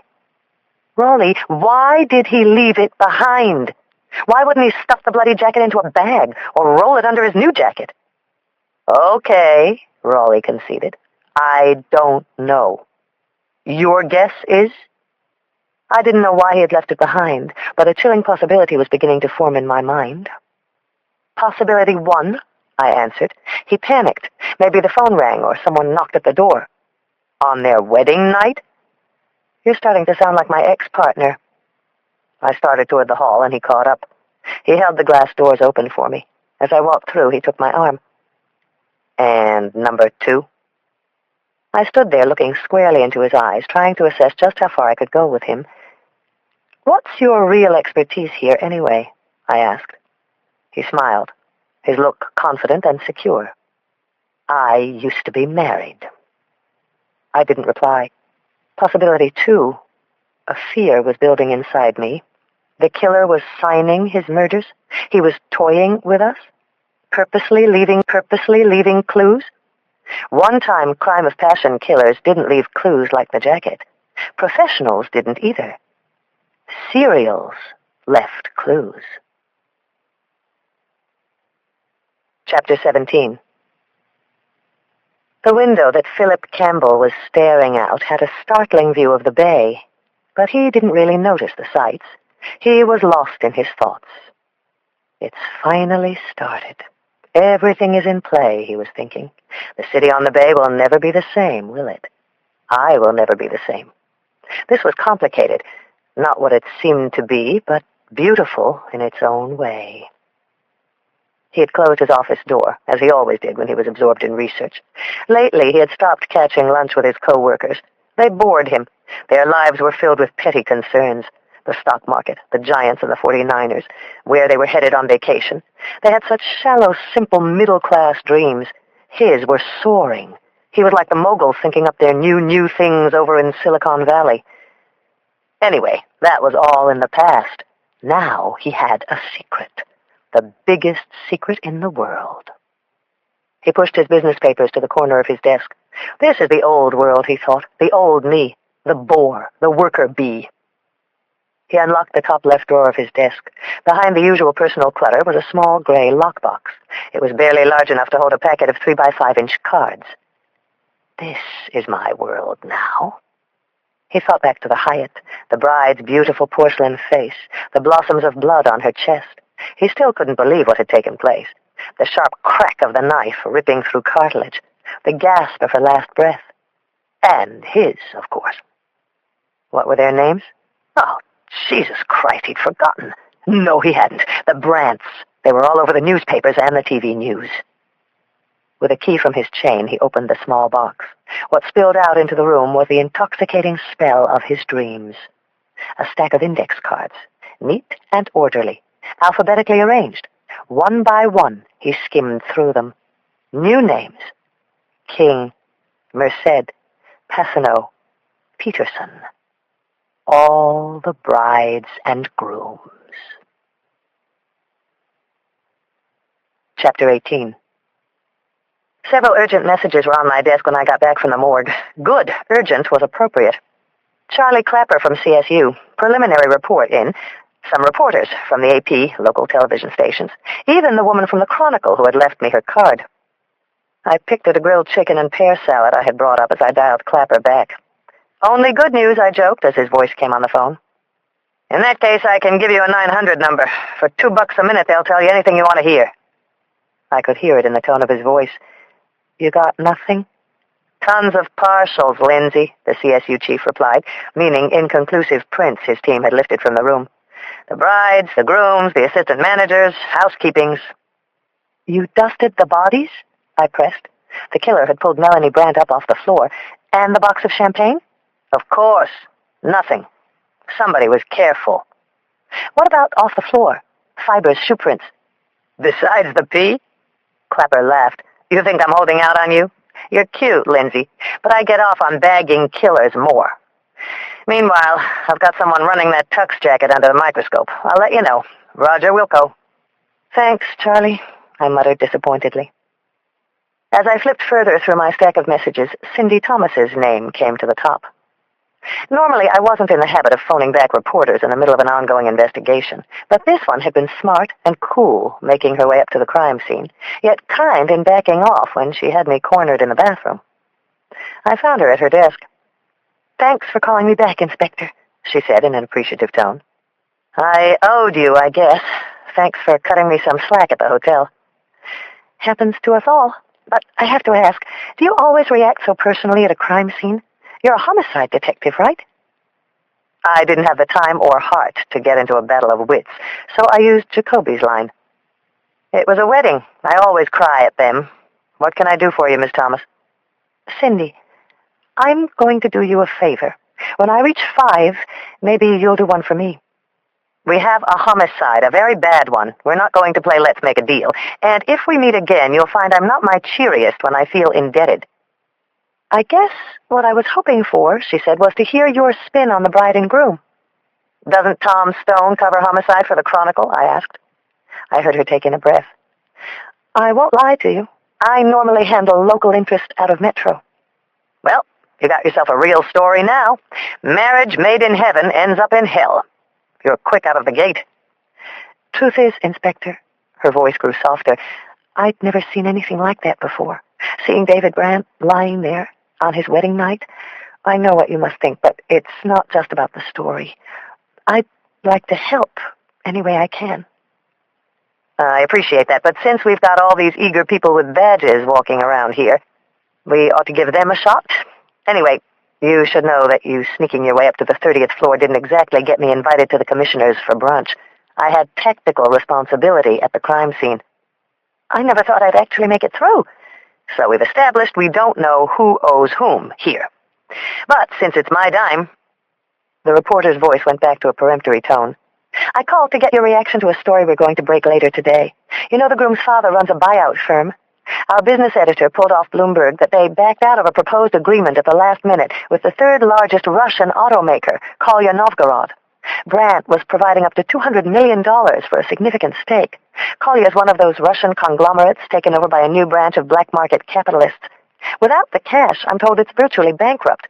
My source tells me the mood got very fractious. I laughed. Fractious, Miss Thomas? I might be getting a little fractious myself. Apparently some of the Russians were left hanging with their Uncle Vanya's out. I laughed again. Conspiracy to commit murder is a federal crime, I told her. If there's something to it, you should make the call to justice. I just thought I'd let you know. In the meantime, you want to throw me a comment on any other possibilities you're looking into? Sure. I feel safe in saying that they're ongoing. Thanks, she sighed. Have you narrowed in on any suspects yet? This is what they tell you to ask at the Chronicle? You know I can't divulge that. Off the record, no attribution, as a friend. As I listened, I remembered when I was a recruit trying to elbow my way in, how the police world had been barred, closed off, until someone had opened up the tiniest crack to let me crawl through. Like I said, Miss Thomas, my tone starting to soften, no promises. Cindy, the reporter said, at least call me Cindy. For the next time you get cornered in the bathroom with your guard down. Okay, Cindy. I'll be sure to keep you in mind. Chapter 19. I didn't want to go home, and I knew I couldn't stay at the hall any longer. I grabbed my bag, rushed down to the underground garage, and started up my trusty-dusty Bronco without a clear sense of where I was headed. I just drove. 4th, 3rd, onto Mission, past the Moscone Center, cafes, closed-up shops, all the way down toward the Embarcadero. I wrapped around Battery, heading away from the bay. I had nowhere to go, but my hands seemed to act on their own, leading me somewhere. Flashes of the murdered bride and groom flickered in my head, echoes of Orenthaler. I'd finally called Dr. Medved, the hematologist, for an appointment. I was approaching Sutter, and I turned. Suddenly, I knew where I was heading. I pulled into Union Square. Without even knowing it, I found myself in front of the brightly lit entrance of the Hyatt. I badged the manager and took the elevator up to the 30th floor. A single uniformed guard sat in front of the Mandarin suite. I recognized him, David Hale out of Central. He stood up as he saw me approach. Nowhere to go, Inspector? A crisscrossing barrier of yellow tape blocked the entrance to the Mandarin suite. Hale gave me the key. I peeled off a band or two of tape and slipped under the rest. I turned the lock, and I was inside. If you've never wandered alone at the site of a freshly committed murder, you don't really know the feeling of restless unease. I felt the dark ghosts of David and Melanie Brandt were still in the room. I was sure I had missed something. I was also sure it was here. What? The suite was pretty much as I had left it. The oriental carpet in the living room had gone to Clapper's lab, but body positions and blood sites were clearly marked out with blue chalk. I looked at the spot where David Brandt had died. In my mind, I retraced what had likely taken place. They are toasting each other. I knew that from the half-filled champagne glasses on a table near the terrace. Maybe he just gave her the earrings. The open box was on the master bathroom counter. There's a knock. David Brandt goes to answer. It was as if secrets were buzzing in the thick air, alive with whispers. The killer comes in, carrying the champagne box. Maybe David knows him. Maybe he just left him an hour before at the reception. The knife comes out. Only one thrust. The groom is pinned against the door, apoplectic. It happens so fast that he cannot scream. Poor man went in his pants, Claire had said. The bride doesn't scream? Maybe she's in the bathroom, the jewelry box. Maybe she went in there to put on the earrings. The killer hunts through the suite. He intercepts the bride, coming out unsuspectingly. I envision Melanie Brandt, radiant, full of joy. He sees it, too. Was he someone she knew? Had she just left him? Did Melanie know her killer? There's a Navajo saying, even the still wind has a voice. In the quiet, confessing hotel room, I listen. Tell me, Melanie, I am here for you. I'm listening. My skin tingles with the chill of resurrecting each detail of the murder. She fights, tries to run away, the bruises and small abrasions on her arms and neck. The killer stabs her at the foot of the bed. He is horrified, yet wildly excited about what he has done. She doesn't die immediately. He has to stab her again, and wants more. When he is finished, he carries her to the bed. Not drags. There is no sign of blood trailing behind. This is important. He is gentle with her. It makes me think he knows her. Maybe he once loved Melanie? He folds her arms on her waist in a restful pose. A princess sleeping. Maybe he pretends that what has taken place is only a bad dream. Nowhere in the room do I feel the clinical pattern of professionals or hired killers, or even someone who has killed before. I'm listening. A ferocious anger rises up in his blood. He realizes he will never see her again, his princess. He's so angry. He wants to lie down with her this one time, feel her. But he cannot. That would defile her. But he must have her. So he lifts her dress, uses his fist. It is all screaming at me. I'm sure there is one last thing I am not seeing. Unrevealed. What am I missing? What has everyone missed so far? I step over to the bed. I envision Melanie, her horrifying stab wounds, but her face is calm, unaccusing. He leaves her like that. He doesn't take the earrings.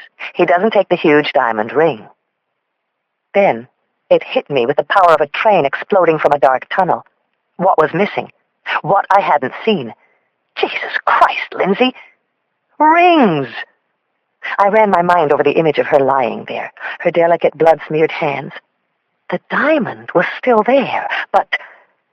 Jesus, is it possible? I ran back to the foyer and brought to mind the crumpled body of the groom. They had been married just a few hours before. They had just completed their vows. But they weren't wearing gold bands. Wedding rings. The killer doesn't take the earrings, I realized. He takes the rings. Chapter 20. 9 the next morning, I was in the office of Dr. Victor Medved, a pleasant, smallish man with a narrow, chiseled face, who, with a trace of an Eastern European accent, scared the hell out of me. Neglis is a killer, he stated evenly. It robs the body of its ability to transport oxygen. In the beginning, the symptoms are listlessness, a weakening of the immune system, and some lightheadedness. Ultimately, you may experience similar brain dysfunction to a stroke and begin to lose mental capacity as well. He got up, walked over to me, cradled my face in his gentle hands. He stared at me through thick glasses. You're already peaked, he said, pressing my cheeks with his thumbs. Always takes me a while for the blood to get hopping in the mornings, I said with a smile, trying to mask the fear in my heart. Well, in 3 months, Dr. Medved said, unless we reverse it, you will look like a ghost. A pretty ghost, but a ghost all the same. He went back to his desk and picked up my chart. I see you are a police detective. Homicide, I told him. Then there should be no reason to go forward under any delusions. I don't mean to upset you. Aplastic anemia can be reversed. Up to 30% of patients respond to a regimen of biweekly transfusions of packed red blood cells. Of those who do not respond, a similar percentage can be ultimately treated through a bone marrow transfer. But this involves a painful process of chemotherapy first in order to boost up the white cells. I stiffened. Orenthaler's nightmarish predictions were coming true. Is there any way to know who responds to the treatment? Medved clasped his palms together and shook his head. The only way is to begin. Then we see. I'm on an important case. Dr. Orenthaler said I could continue to work. Medved pursed his lips skeptically. You may continue as long as you feel the strength. I meted out a slow, painful breath. How long could I hide this? Who could I tell? If it works, how long before we see improvement? I asked with some hope. He frowned. This is not like popping aspirin for a headache. I'm afraid we're in this for the long haul. The long haul. I thought of Roth's likely response. My chances at lieutenant. This is it, Lindsay. This is the greatest challenge of your life. And if it doesn't work, how long before things start to get worse? Let us attack this with optimism and hope. We'll discuss that as we go along. Everything was thrown open now. The case, my career, all the goals of my life. The stakes had changed. I was walking around with a time bomb ticking in my chest, tightly wound, incendiary, and the slow disappearing fuse was all that I thought I might be. I asked quietly, "When do we start?" He scribbled out the location of an office in the same building. 3rd floor, Moffat Outpatient Services. There was no date. "If it's all the same to you, I'd like to start right now." Chapter 21. The story about Gerald Brandt's business deal with the Russians had broken. It was on every newsstand, bold headline, reading, "Groom's father may have triggered Russian wrath." The Chronicle reported that the FBI was seriously looking into the matter. Great. 2 half-liter bags of hemoglobin-enriched blood were pumping through me as I finally reached my desk about 10:30. It took everything I had to push from my mind the image of the thick crimson blood slowly dripping into my vein. Roth called my name. The usual disgruntled glower was all over his face. "Chronicle says it's the Russians. The FBI seems to agree," he said as he leaned over my desk. He pushed a copy of the morning's paper at me. I saw it. "Don't let the FBI in on this," I said. "This is our case." I told him about last night, my going back to the crime scene, how I was pretty sure the sexual assault on the corpse, the bloody jacket, the missing rings added up to a single obsessed killer. "It's not some Russian professional. He put his fist inside her," I reminded him. "He did this on her wedding night." "You want me to tell the feds to back off," Roth said, "because you have strong feelings about the case?" "This is a murder case, a kinky, very nasty sex crime, not some international conspiracy." "Maybe the Russian killer needed proof, or maybe he was a sex maniac." "Proof of what? Every paper and TV station in the country carried the story. Anyway, don't the Ruski hitters usually cut off a finger, too?" Roth rattled a frustrated sigh. His face showed more than its usual tick of agitation. "I've got to run," I said. I shot my fist in the air and hoped that Roth got the joke. Gerald Brandt was still at the Hyatt, waiting for his son's body to be released. I went to his suite and found him there, alone. "You see the papers?" I asked him as we sat at the umbrella table on the terrace. "The papers. Bloomberg. Some woman reporter from the Chronicle calling all night. What they're suggesting is total madness," he said. "Your son's death was an act of madness, Mr. Brandt. You want me to be straight with you when it comes to the investigation?" "What do you mean, Detective?" "You were asked the other day if you knew anyone who might want to cause you harm." "And I told you, Detective, not in this way." "You don't think certain factions in Russia might be a little angry at you for pulling out of their deal?" "We don't deal with factions, Miss Boxer. Collier's shareholders include some of the most powerful men in this country. Anyway, you make me seem like I'm a suspect. It was business, negotiations. In what we do, we deal with this sort of thing every week. David's death has nothing to do with Collier." "Mr. Brandt, how can you be so sure? Your son and his wife are dead." "Because negotiations never broke off, Detective. That was a ruse we used for the media. We closed on the deal last night." He stood up, and I knew my interview was over. My next call was to Claire. I ached to talk to her anyway. I craved my daily Claire fix. I also needed help on the case. Her secretary said she was in the middle of a conference call when my call came in. She told me to hold on. "Forensic specialists," Claire grumbled as she came on the line. "Listen to this. Some guy's driving 60 in a 35 zone, rams into an elderly man in his Lexus, double parked, waiting for his wife. DOA. Now the driver's tying up the guy's estate with a suit that the victim was illegally parked. All each side wants is to grab a piece of the estate, experts included. Righetti's pushing me in because the case is being written up in an AAFS journal. Some of these bastards, you give them a penny for their thoughts, you know what you get?" "Change," I answered with a smile. Claire was funny. "You've got it. I've got about 31 seconds. How you doing?" she inquired. "I love you, sweetheart. I miss you. What do you want, Lindsay?" I hesitated, part of me wishing I could let the whole thing burst out. But all I asked was if the Brandts were wearing any wedding bands when they were brought in. To my knowledge, no, she replied. We inventoried earrings and a diamond as large as an eyeball, but no wedding bands. I noticed that myself. In fact, that's why I was calling you last night. Great minds think alike, I said. Busy minds, at least, she countered. How's your grisly, god-awful case coming? I sighed. I don't know. Next thing we have to do is go through 300 guests to see if any might have been carrying any special grudges. You saw how this is being played up in the press. Russian revenge. The FBI is creeping around, and Chief Mercer's barking in Roth's ear to put a real detective on it. Speaking of which, I have Jacoby out trying to trace down the jacket. Other than that, the case is moving along smoothly. Claire laughed. Stick with it, sweetie. If anyone can solve these murders, it's you. I wish it were only that. I let my voice drop. Is everything all right? Claire came back. You don't sound your usual chatty, irreverent self. Actually, I need to talk with you. Maybe we can get together Saturday? Sure, Claire said. Oh, damn. We've got Reggie's graduation party. Can it keep a day? I could drive in for brunch on Sunday. Of course it can hold, I said, swallowing my disappointment. Sunday would be great. I'd like that. I hung up with a smile. For a moment, I actually felt better about things. Just making the date with Claire made it seem as if weights had been lifted off my shoulders.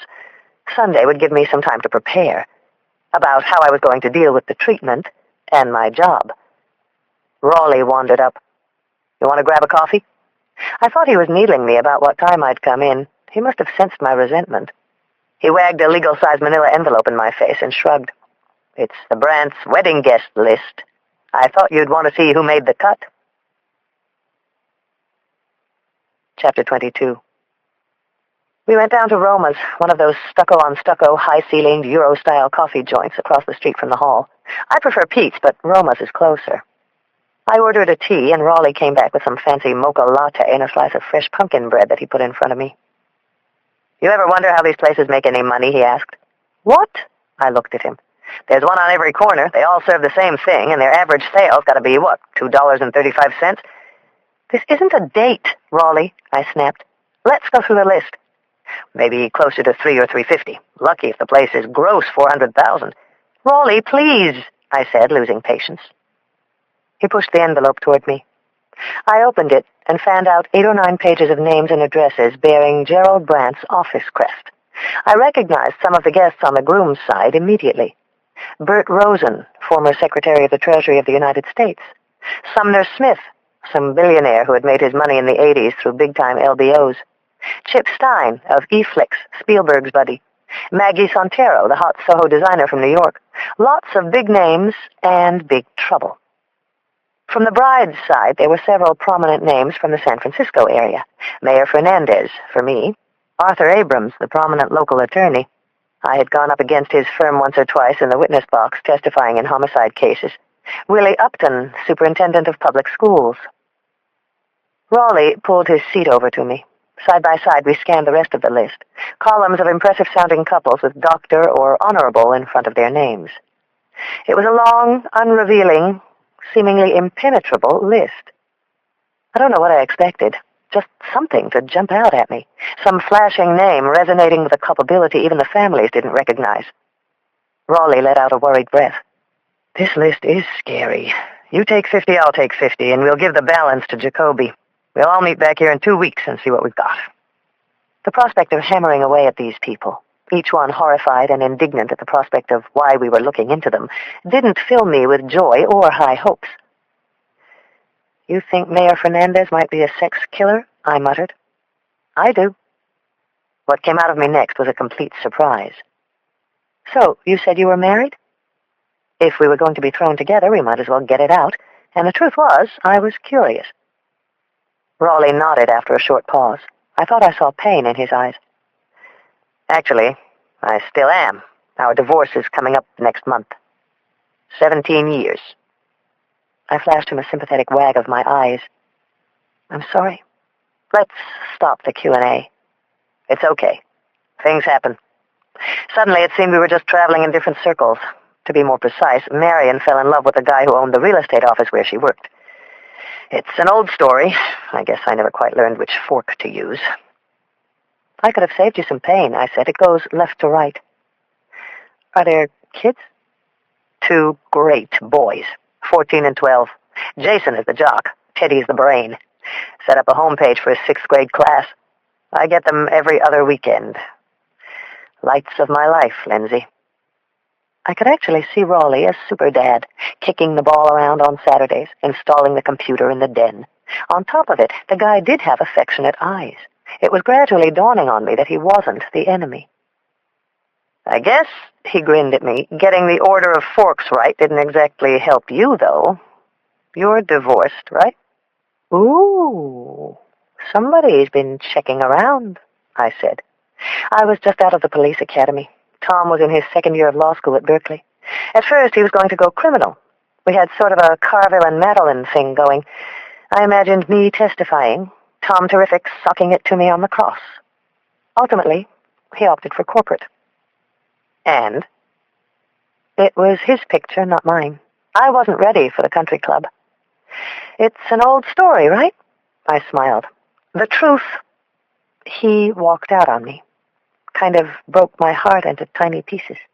Sounds like we've got some things in common, Raleigh said gently. He did have nice eyes. Stop it, Lindsay. If you must know, I replied, deadpan, for the past 6 months I've been having this torrid affair with Warren Jacoby. Raleigh laughed and pretended to look surprised. Geez, Jacoby doesn't seem like your type. What's the fatal attraction? I thought of my ex-husband, Tom. Then one other man I had been sort of serious about. What always attracted me when I let someone get close, soft hands.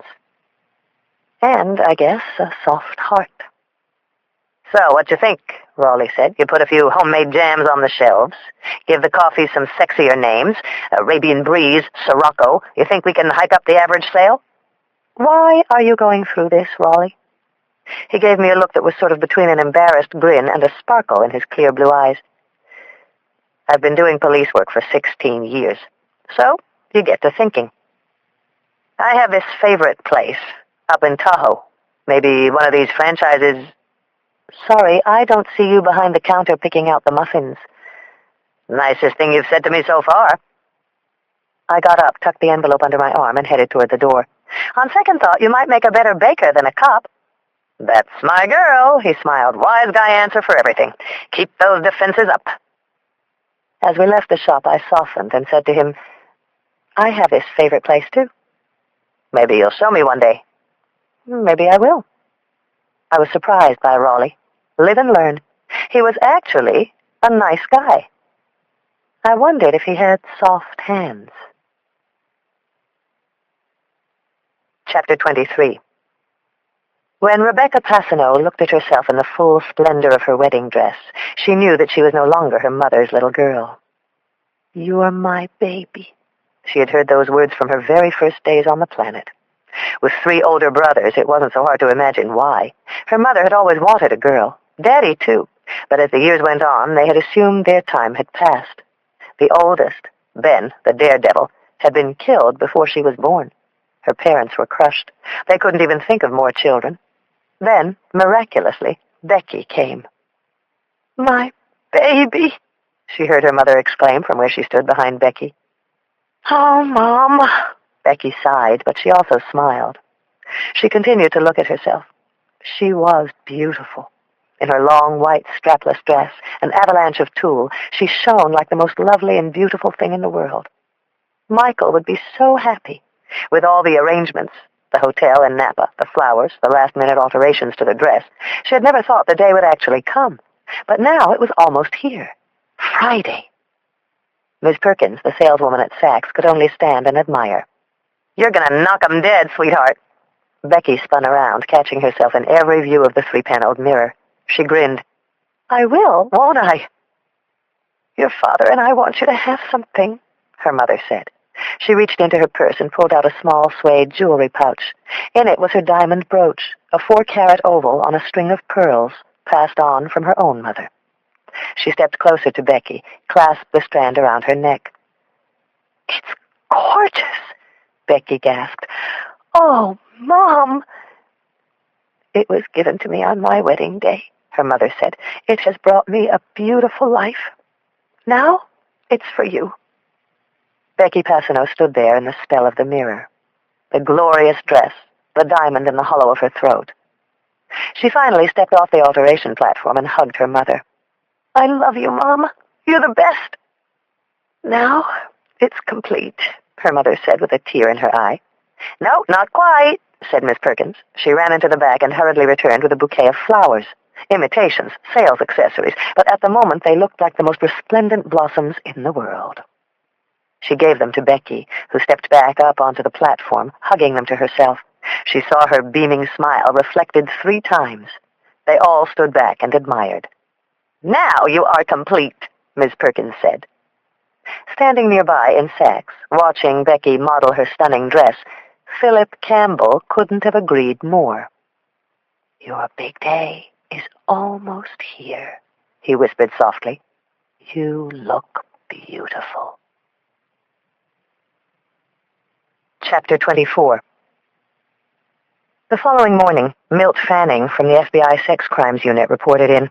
His computer had popped up a handful of related crimes, but he was letting me know that none of them was a strong lead. They had started by plugging in fists used in the act of sexual assault, and that produced several cases, mostly gay crimes. One was in connection with a couple of murdered prostitutes in Compton that dated back to 1992, but Nicholas Cheeto was serving 25 years to life in San Quentin for that. There had been several hotel murders, even one involving newlyweds in Ohio, in which the groom had opened up the womb of his beloved with a 30-30 when he discovered he wasn't the first. But there was nothing local or still outstanding, nothing tangible to give us a direction. I was disappointed, but not surprised. Everything we had uncovered so far convinced me that when David and Melanie Brandt ran into their killer at the Hyatt, it wasn't the first time they had met. I saw Jacoby wandering in from outside. For 2 days he had been avoiding me, running down his assignments, specifically the searches for the champagne and the jacket. After 2 years, I knew that when Jacoby wasn't needling me, he wasn't happy. "How's the search going?" I asked. He flashed me a tight-lipped smirk. "Chin and Murphy are calling every frickin' wine store in a 40-mile radius. You think any of these guys keep track of this sort of thing? They all tell me that bottle could have been ordered from anywhere in the country. Then there's mail order to consider. The Internet. Cripes!" I knew it was a long shot, but how many people pay $200 for a bottle of champagne? "Still," he finally faced me with a self-satisfied smile, "we came up with some names." As if to torture me, Jacoby leafed through his notepad to what must have been page 30. Then he squinted, cleared his throat, saying, "Yeah, here we go. Golden State Wine Shop on Crescent. Krug, Cloth du Mesnil," he pronounced, bludgeoning the French. 1989. Someone ordered a case of the stuff last March. Name of Roy C. Schoen. "You checked him out?" He nodded. "Never heard of any Brandt. He's a dentist. I guess rich dentists like fancy wine, too." He flipped over the page. "Then there's Vineyard Wines in Mill Valley. Murphy handled it." For the first time in a couple of days, he really smiled at me. "The guy who bought the wine was named Murphy, too. Regular customer there. Threw a dinner party for his wife's birthday. You want to give me a morning off, I'll check him out, but I thought I'd send Murphy himself, just for the laugh." "Any luck with the tuxedo jacket?" "We called the manufacturer. 15 stores in the area sell this brand. If it even came from around here. We're bringing in their local rep, tracking down the owner of this thing. It ain't gonna be easy." "While you're out there, Warren," I teased, "see if you can pick yourself up a decent tie." "Ho, ho." "So, how you getting along without me?" Jacoby asked, facing me. He flattened his lips, and I could see the disappointment all over his face. Made me feel bad. "I'm coping." Then, seriously, "I'm sorry, Warren. You know that I didn't ask for this guy." He nodded self-consciously. "You want me to check out everyone we dig up who's into fancy champagne?" I shook my head. I got up, dropped a copy of the Brandt wedding list on his desk. "What I want you to do is check and see if they match against this list." He leafed through the lists, whistling at a few of the more prominent names. "Too bad, Boxer. No Schoen or Murphy. Maybe we'll just have to wait and take a shot at couple number 2. "What makes you say that?" I asked. Jacoby was a pain in the ass, but he was a good cop, with a good nose for sniffing out a pattern. "We're looking for a spiffy dresser who likes to get dirty with dead brides, right?" I nodded. I remembered something my first partner had told me. Never wrestle with a pig, Lindsay. You both get dirty. The pig likes it. I figure it's got to be hard for a guy like that to find a date, said Jacoby. Chapter 25. The first week of the bride and groom investigation was gone. Unbelievable. Jacoby's team had pounded the jacket and champagne search, but so far they had come up empty. Raleigh and I had spoken to 20 wedding guests, from the mayor to the groom's best friend. All of them were numb and sickened, but unable to put a finger on any one thing that might move us along. All I could focus on was that we needed something firm, fast, before this guy who took the rings killed again. I underwent my second transfusion. I watched the thick red blood drip into my veins. I prayed it was making me stronger, but I didn't know. It had the slow, steady beat of a ticking clock. And the clock was ticking. Mine, Chief Mercer's. Saturday at 6, Jacoby closed his pad, put on his sport jacket, and tucked his gun into his belt. See ya, Boxer, he said. Raleigh stopped by before heading out. I owe you a beer. You want to collect? A beer would be nice, I thought. I was even growing used to Raleigh's company. But something told me that if I went with him now, I'd let everything out. Neglies, my treatments, the fear in my heart. I shook my head. I think I'll stick around, I said with a polite shrug. You got plans tomorrow? Yeah, I'm meeting Claire. Then I'll come in here. What about you? Jason's in a soccer tournament in Palo Alto. I'm taking both boys down. Sounds nice. It did sound nice. It had the ring of something I might miss out on in life. I'll be back tomorrow evening. He had given me his beeper the first day we hooked up. I'm an hour away. Call if anything comes up. With Raleigh gone, my corner of the squad room became shrouded in silence. The investigation was shut down for the night. One or two of the night staff were chatting out in the hall. I had never felt so lonely. I knew that if I went home now, I'd be leaving behind some vital nexus to the case, failing some unsaid promise I had made to Melanie. One more look, I said. One more pass. Why would the killer take the rings?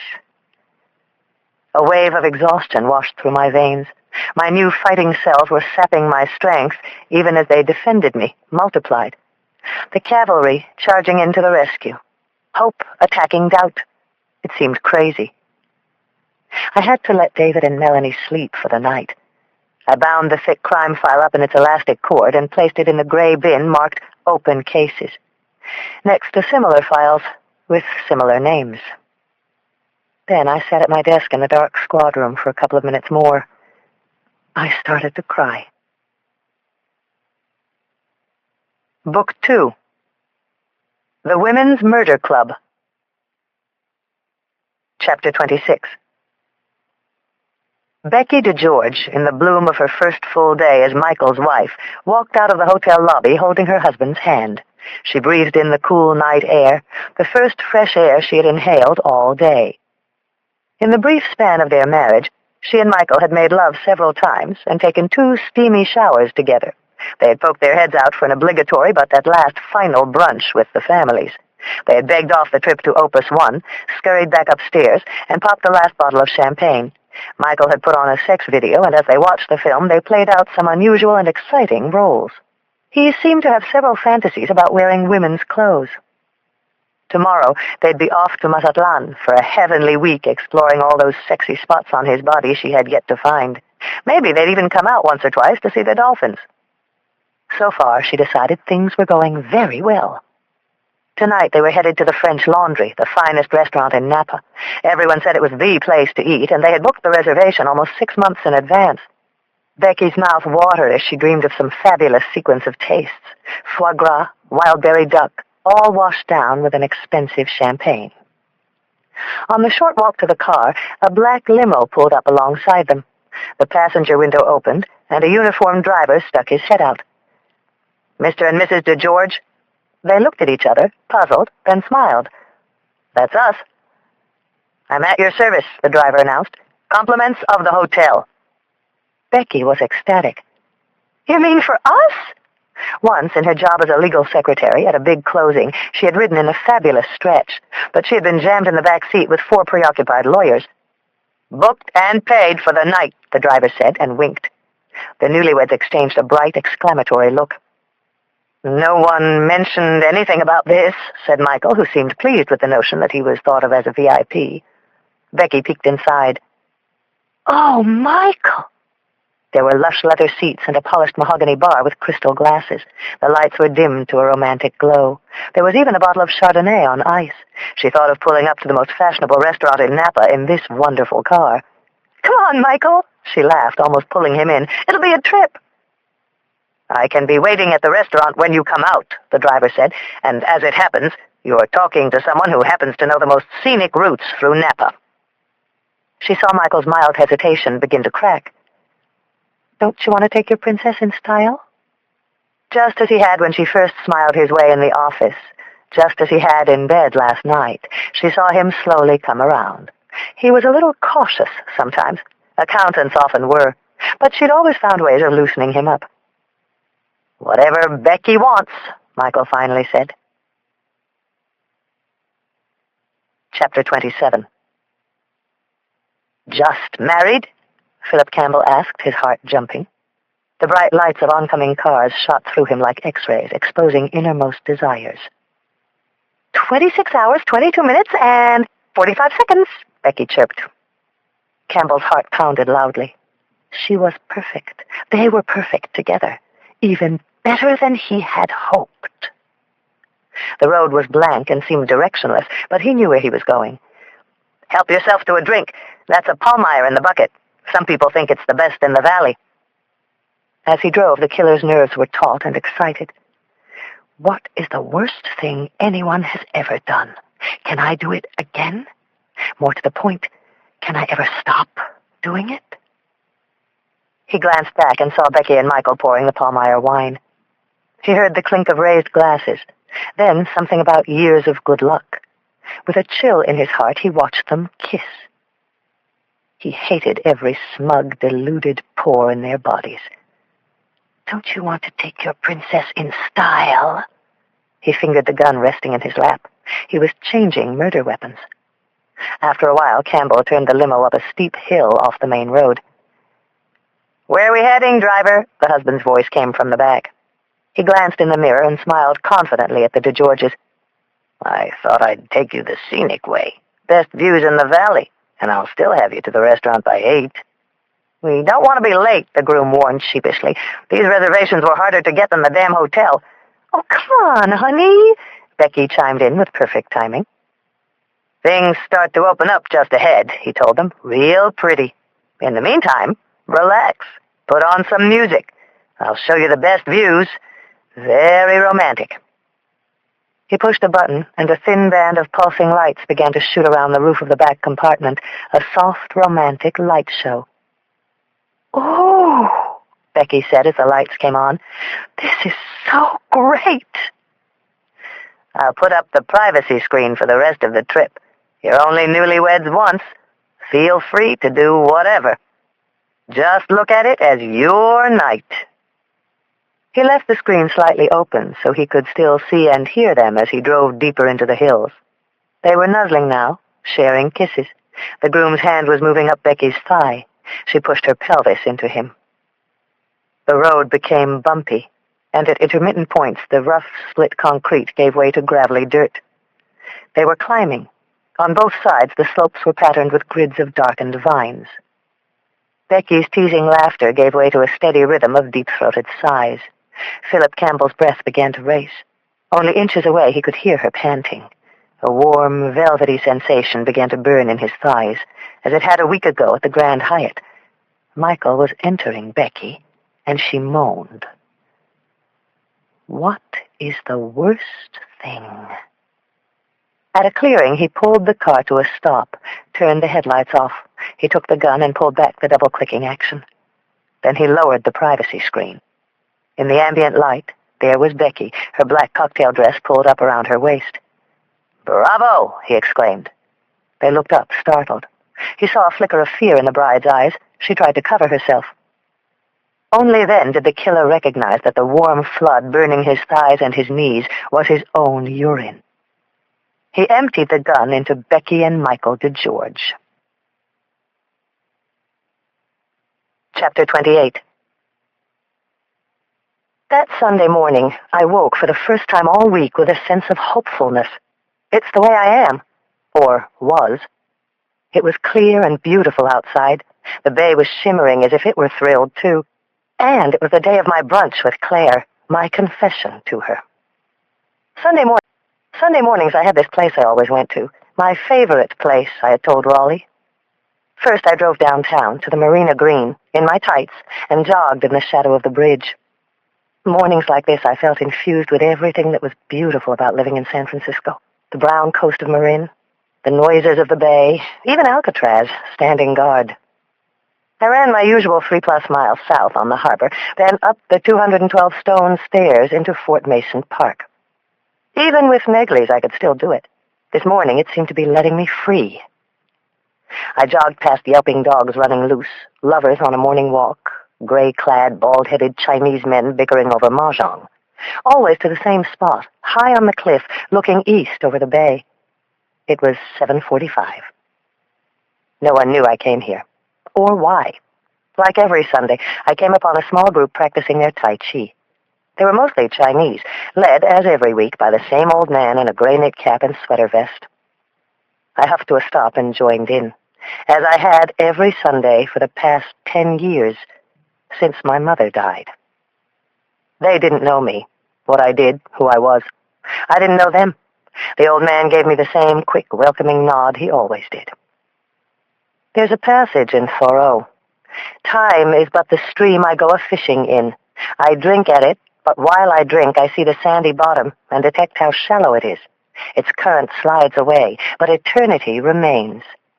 I would drink deeper, fish in the sky, whose bottom is pebbly with stars. I guess I've read that 100 times. It's the way I feel up here. Part of the stream. No Negleys, no crimes, no faces twisted in death, no bride and groom murders. I did my morning swan, my dragon, and I felt as light and free as I had before Orenthaler first dropped the news on me. The leader nodded. No one asked me if I was well, or how the week was. I just welcomed the day, and knew that I was lucky to have it. My favorite place. I got home just before 11, a half-finished coffee and the Sunday Chronicle in my hands. I figured I'd poke through the metro section, see if there was anything on the case from my new best friend, Cindy Thomas, shower, and be ready to meet Claire at 1. It was 11:25 when the phone rang. To my surprise, the voice on the line was Raleigh's. "You dressed?" he asked. "Sort of. Why? I have plans." "Cancel them. I'm picking you up. We're going to Napa."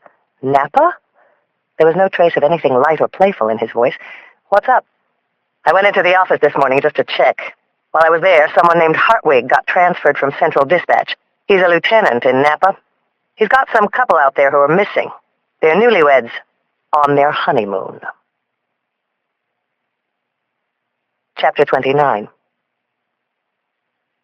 By the time I had called Claire to cancel, showered, put my wet hair under a turned-back giant's cap, and thrown on some clothes, Raleigh's white Explorer was beeping me from below. When I got downstairs, I couldn't help but notice him looking me over. Wet hair, jeans, black leather jacket. "You look nice, Boxer," he said. He smiled as he put the car in gear. He was casually dressed, in crumpled khakis and a faded blue polo shirt. He looked nice, too, but I wasn't going to say it. "This isn't a date, Raleigh," I told him. "You keep saying that," he said with a shrug, then stepped down on the gas. We pulled up to the Napa Highlands Inn, an hour and 15 minutes later, the exact time I noted I was supposed to be pouring my heart out to Claire.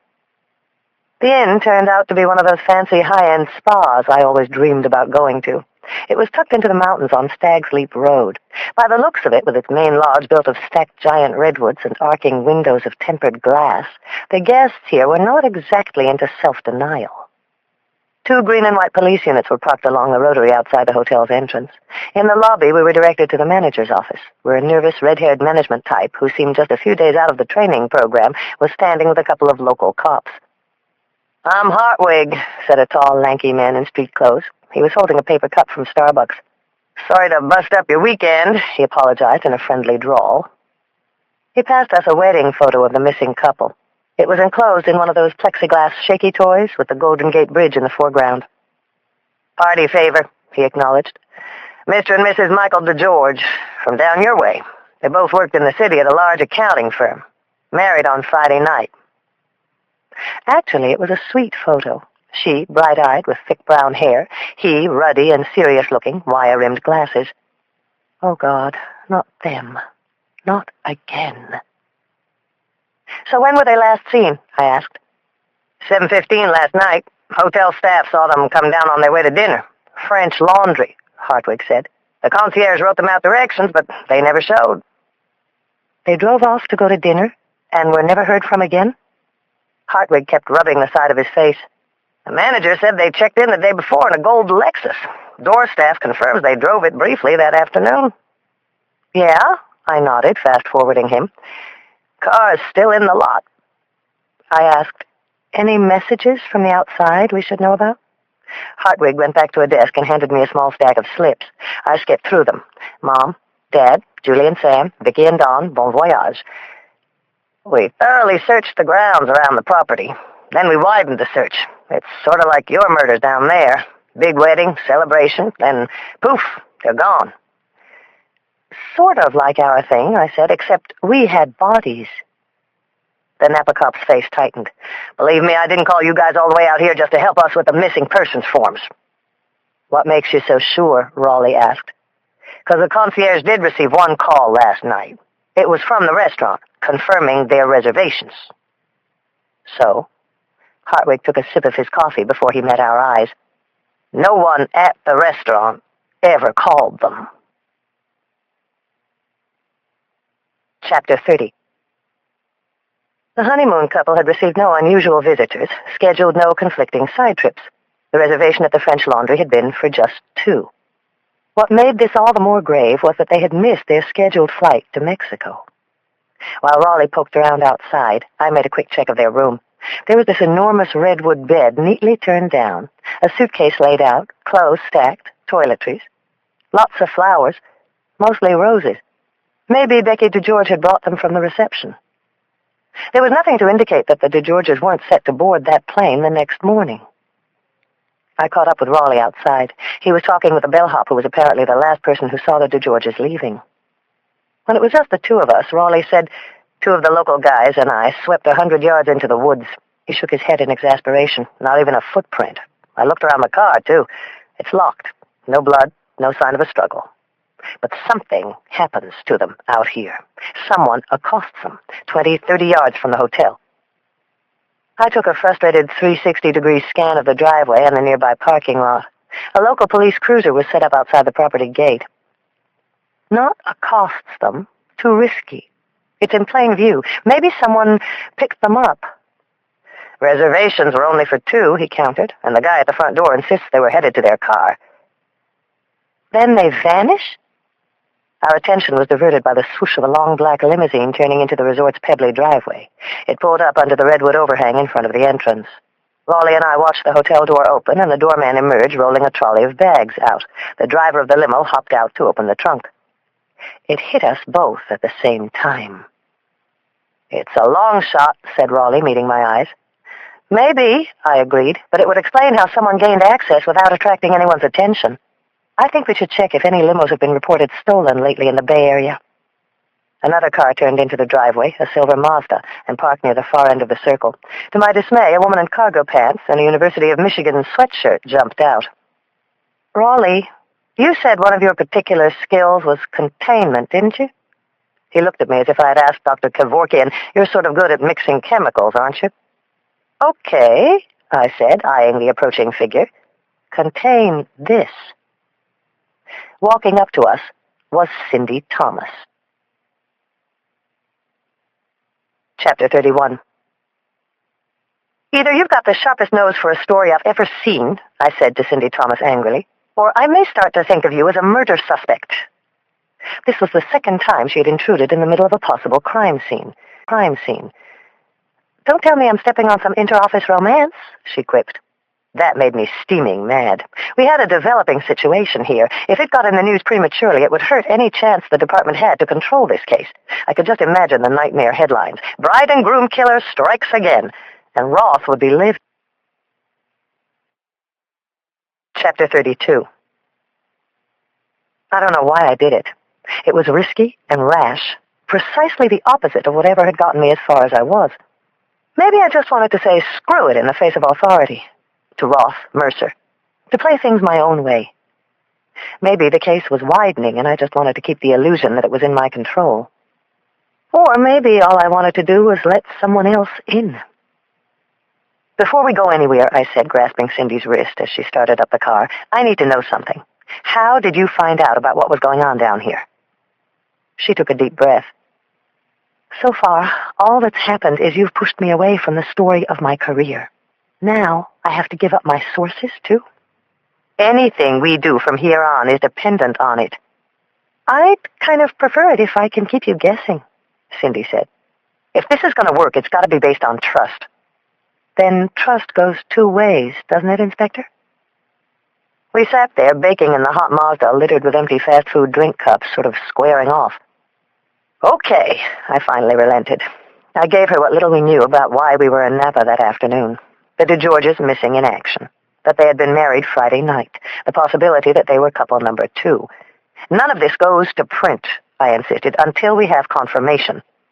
I give you the okay. Her eyes beamed with her suppositions suddenly confirmed. Now it's your turn. There was no press here, even local. How did you get onto this? Cindy put the Mazda in gear.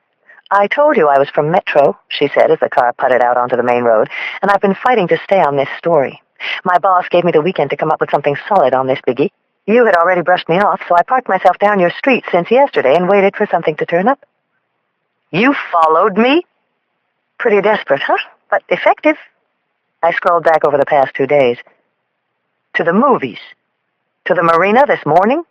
She blushed slightly. I was about to call it quits when your partner came by. I just tagged along for the ride. I pressed myself back in my seat and started to laugh. Not so desperate, I muttered. Bad guys have been falling for it for years. I was both embarrassed and relieved. On the drive back to town, I fleshed out the rules of our agreement. I had done this before when a reporter got too close on a story and threatened an investigation. She couldn't go out with this story until we had confirmation. When we did, I'd make sure she had it first. I'd keep her ahead of the story, but just slightly ahead. There's a catch, I said firmly. What we have now is what you call a prioritized relationship. It goes past anything you already have, with your boyfriend or someone at work, even your boss. Anything I give you is totally between us, and it stays with us until I give you the okay to run with it. Cindy nodded, but I wanted to make sure she understood. Your boss asks you where any of this comes from. You just shrug. Some big shot in the department, I don't care if it's Chief Mercer himself, parks his limo outside your door and calls you in about some leak. You say, thanks for the ride.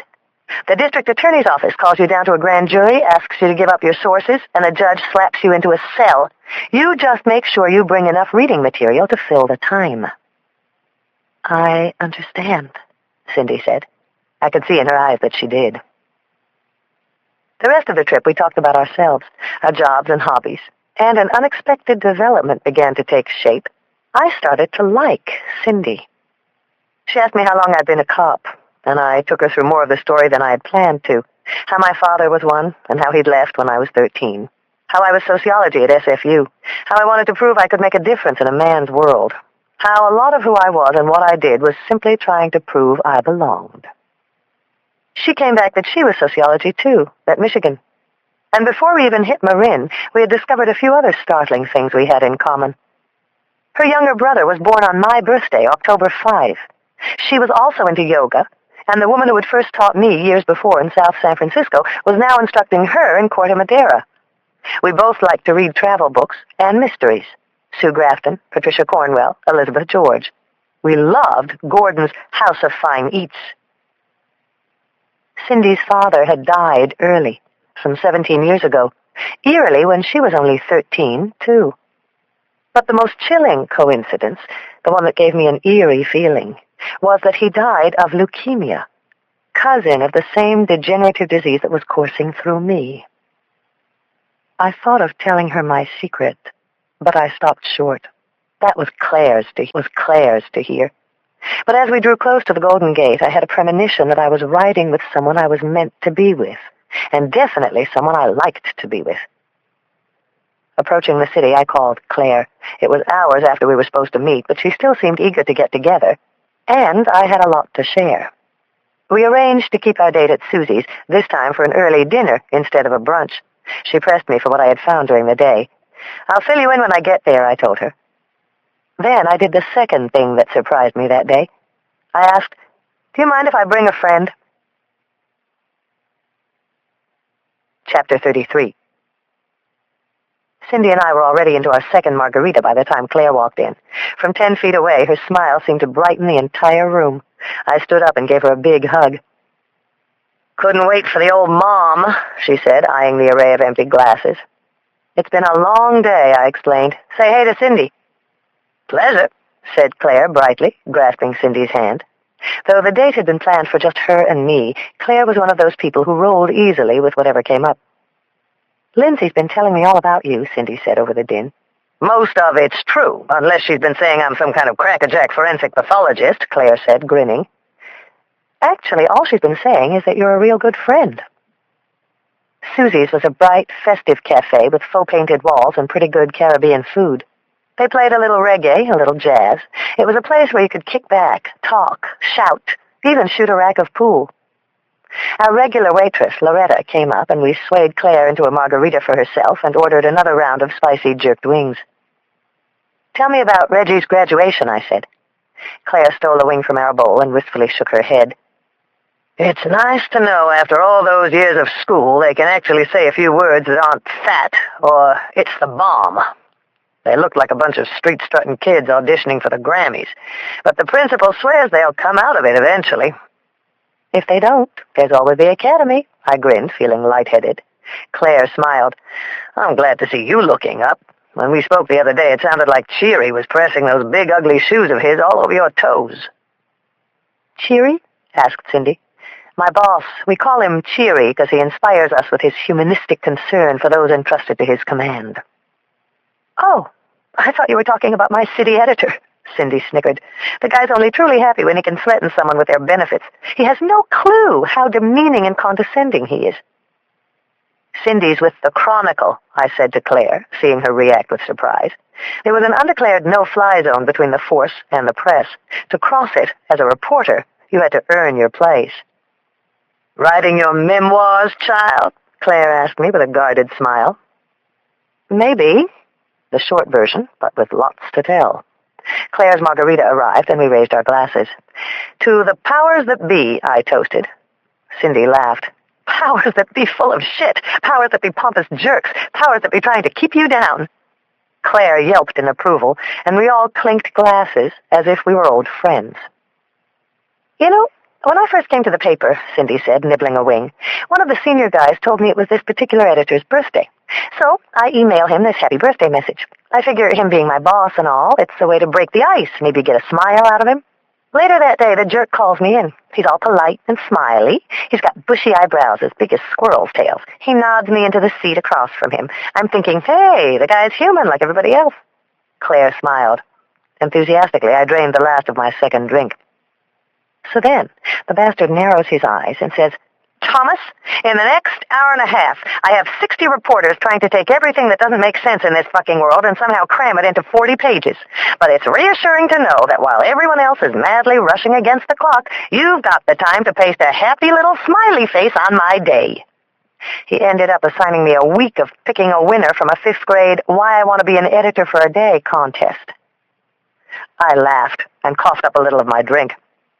"Goes under the heading of no good deed goes unpunished. What did you do?" Cindy had a great smile. "Email it was the boss's birthday to every guy in the department. Jerks were slumping out of his office with their faces white all day." Loretta came around again, and we ordered meals. Chicken in a hot sauce, fajitas, and a large salad to share. 3 Dos Equis to go with them. We poured this lethal Jamaican hot sauce, toasty lady, on our wings, and watched Cindy's eyes glaze over from the first fiery blast. "Rite of initiation," I grinned. "Now you're one of the girls." "It's either the hot sauce or a tattoo," Claire announced, straight-faced. Cindy scrunched up her eyes in an evaluating sort of way, then turned around and rolled up a sleeve of her T-shirt. She exposed 2 small G clefts etched on the back of her shoulder. "The downside of a classical education, she said with a crooked smile. My eyes met Claire's, and both of us hooted with approval. Then Claire yanked up her own shirt with a blush. Just below her ample brown waist, she revealed the outline of a tiny butterfly. Lindsay dared me one day, she admitted, after you broke up with that prosecutor from San Jose. We went down to Big Sur overnight, just the girls, to let off some steam. Ended up coming back with these. So where's yours? Cindy turned to me and asked. Can't show you. I shook my head. Come on, she pressed. Let's see it. With a sigh, I rolled onto my left buttock and patted my right. It's a 1-inch gecko, with this really cute little tail. When some suspect's giving me a hard-up time, I push him against a wall, and I tell him I'll stick it in his face so tight it's going to look as large as Godzilla. A warm silence fell over us. For a moment, the faces of David and Melanie Brandt, even Negley's, seemed a million miles away. We were just having fun. I felt something happening, something that hadn't happened in a long time, that I desperately needed. I felt connected. Chapter 34. So, now that we're all friends, said Claire after we had gone through another plateful of ribs, how'd the two of you meet up, anyway? Last I heard you were going out to Napa to check on some missing newlyweds. Michael and Becky DeGeorge, who a moment ago had seemed so far away, came hurtling back with a crash. I had so much to tell her, but the day had changed so subtly from what I had planned.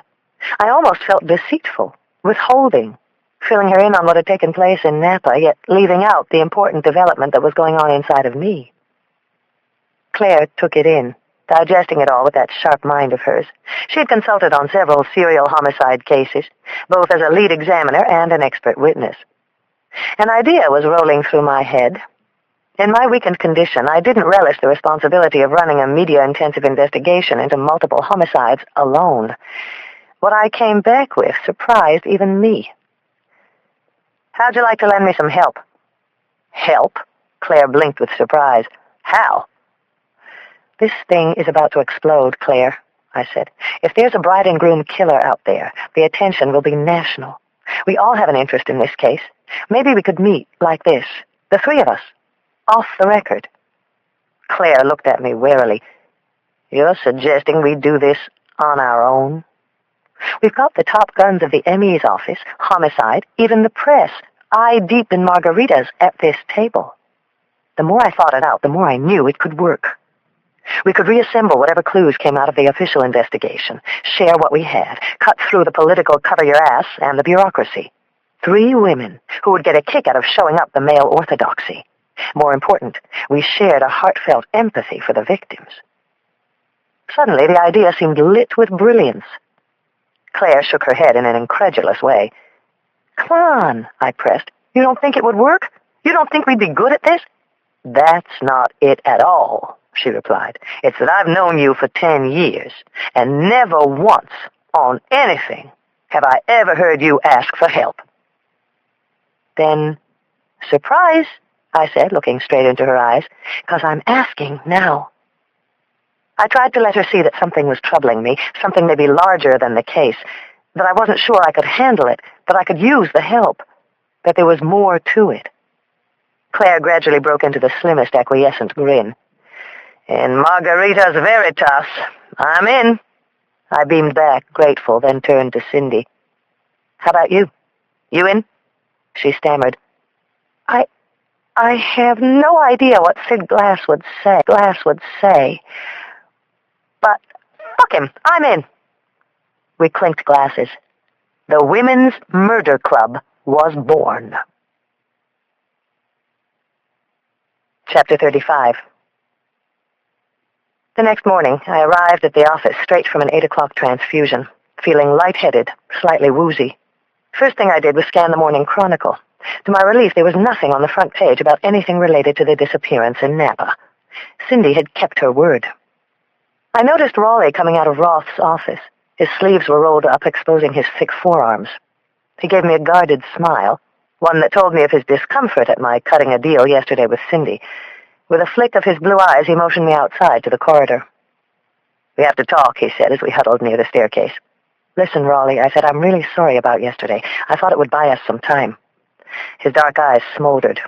Maybe you should tell me why she was worth compromising control of this case. I shrugged. You see anything about Napa in the papers this morning? You countermanded a direct order from the chief of police. If that doesn't leave you in a hole, it sure digs one for me. So you'd rather be digging out of a story in the Chronicle about a serial killer? He backed against the wall. That's Mercer's call. A policeman I knew skipped up the stairs past us, grunting hello. I barely nodded back. Okay, I said. So how do you want to play it? You want me to go in and spill my guts to Sam Roth? I will. He hesitated. I could see he was torn, clicking through the consequences. After what seemed like a minute, he shook his head. What's the point? Now. I felt a wave of relief. I touched his arm and smiled at him for a couple of long beats. Thanks. Lindsay, he added. I checked with the State Highway Patrol. No record of any limos reported stolen in the past week. That news, the dead end that it represented, discouraged me. A voice shouted out from the squad room, Boxer out there? I'm here, I hollered back. It was Paul Chin, one of the bright, efficient junior grades assigned to our team. There's a Lieutenant Frank Hartwig on the line, says you know him. I ran back in, grabbed the phone on our civilian clerk's desk. This is Lindsay Boxer. We found them, Inspector, Hartwig said. Chapter 36. Caretaker discovered them, Hartwig muttered with a grim shake of his head. We were walking up a dirt path leading to a small Napa winery. I hope you're ready for this. It's the worst thing I've ever seen. They were killed making love. Raleigh and I had rushed up to St. Helena, turning east off 29, the wine road, onto Hawk Crest Road until it wound high into the mountains, no longer paved. We had finally come upon an obscure wooden sign, Sparrow Ridge. Caretaker comes up here twice a week. Found them at 7 this morning. The place is no longer in regular use, Hartwig continued. I could tell he was nervous, shook up. The winery was barely more than a large corrugated shed filled with shiny, state-of-the-art equipment. Crushers, fermenting tanks, staggered rows of stacked, aging barrels. You're probably used to this sort of homicide, Hartwig said as we walked in. The sharp, rancid smell hit our nostrils. My stomach rolled. You never get used to homicide scenes. They were killed making love. Several members of the local SCU team were huddled over the open bay of a large stainless grape presser. They were inspecting 2 splattered mounds. The mounds were the bodies of Michael and Becky DeGeorge. Oh, shit, Lindsay, Raleigh muttered. The husband, in a blazer and khakis, stared up at us. A dime-sized penetration cut the center of his forehead. His wife, whose black dress was pushed up to her neck, was on top of him. Wide-eyed fear was frozen on her face. Her bra was pulled down to her waist, and I could see blood-spattered breasts. Her panties were down to her knees. It was an ugly, nauseating sight. You have an approximate time? I asked Hartwig. He looked close to being sick. From the degeneration of the wounds, the ME thinks they've been dead 24 to 36 hours. They were killed the same night they disappeared. Jesus, they were just kids. I stared at the sad, bloodied body of the wife, and my eyes fell to her hands. Nothing there. No wedding band. You said they were killed in the act? I asked. You're sure about that? Hartwig nodded to the assistant medical examiner. He gently rolled Becky DeGeorge's body off her husband's. Sticking out of Roger DeGeorge's unfastened khakis was the perfectly preserved remainder of his final erection. A smoldering rage ripped through me. The DeGeorges were just kids. Both were in their 20s, like the Brants. Who would do such a terrible thing? You can see over here how they were dragged, Hartwig said, pointing to smears of dried blood visible on the pitched concrete floor. The smears led to car tracks that were clearly delineated in the sparsely traveled soil. A couple of sheriff's men were marking off the tracks in yellow tape. Raleigh bent down and studied them. Wide wheelbase, but 14-inch tires. The tread is good, kept up. An SUV would have 16-inch wheels. I would guess some kind of large, luxury sedan. I thought you were just a desk cop, I said to him. He grinned. I spent a summer in college working in the pit crew on the NASCAR circuit. I can change a tire faster than a beer man at 3 com can change a 20. My guess would be a Caddy. Or a Lincoln. Limo, his eyes were saying. My own mind was racing through something Claire had once said last night. Link the crimes. It was uncommon for a pattern killer to switch methods. Sexual killers liked closeness to their victims. Strangulation, bludgeoning, knives. They wanted to feel their victims struggle, expire. They liked to invade a victim's home. Shooting was detached, clinical. It provided no thrill. For a moment I wondered if there were 2 murderers, copycat killers. It couldn't be. No one else knew about the rings. I went over to Becky DeGeorge as the doctor was zipping her into a body bag. I gazed down into her eyes. They were making love.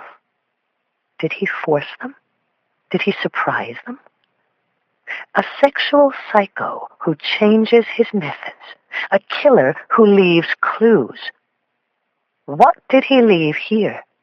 What were we missing? Chapter 37. Fresh air filled my lungs as soon as we stepped outside. Chris Raleigh, Hartwig, and I walked down the dirt road. The grid of the valley floor stretched out below us. Rows of fallow grapes hugged each side. We were silent, shell-shocked. A scary idea shot through me. We were 1,000 feet up, totally isolated. Something didn't sit right. Why here, Hartwig? How about it's remote and no one ever comes up here? What I meant, I said, is why here, this particular spot? Who knows about this place? There's isolated property all up and down these slopes. The consortiums have eaten up the valley floor. These properties take more work than capital. Labors of love. Check the listings. Dozens of them dry up every season. Anyone around here knows places like this. The first killings were in the city. Yet he knew exactly where to come. Who owns this plot? Hartwig shook his head. Dunno. I'd find out. And I would also make another pass through their rooms. Someone had them targeted, knew all their plans. Travel brochures, business cards, see if there's anything from any limousine services. From below, I heard the sound of a large vehicle climbing up the dirt road. I caught sight of a white San Francisco medical examiner's Bronco pulling to a stop. Claire Washburn was behind the wheel. I had asked her to come, in the hope of matching evidence from both crime scenes. I opened her door and said gratefully, "Thanks for coming, sweetie." Claire solemnly shook her head. "I only wish they had turned up differently. It's a call I never like to receive." She pulled her heavy frame out of the car with surprising ease. "I have a meeting later back in town, but I thought I'd look over the crime scene, introduce myself to the presiding on-site." I introduced Claire to Frank Hartwig. "You're M.E.'s Bill Toll, isn't he?" she asked with authority. He blinked warily, clearly nervous.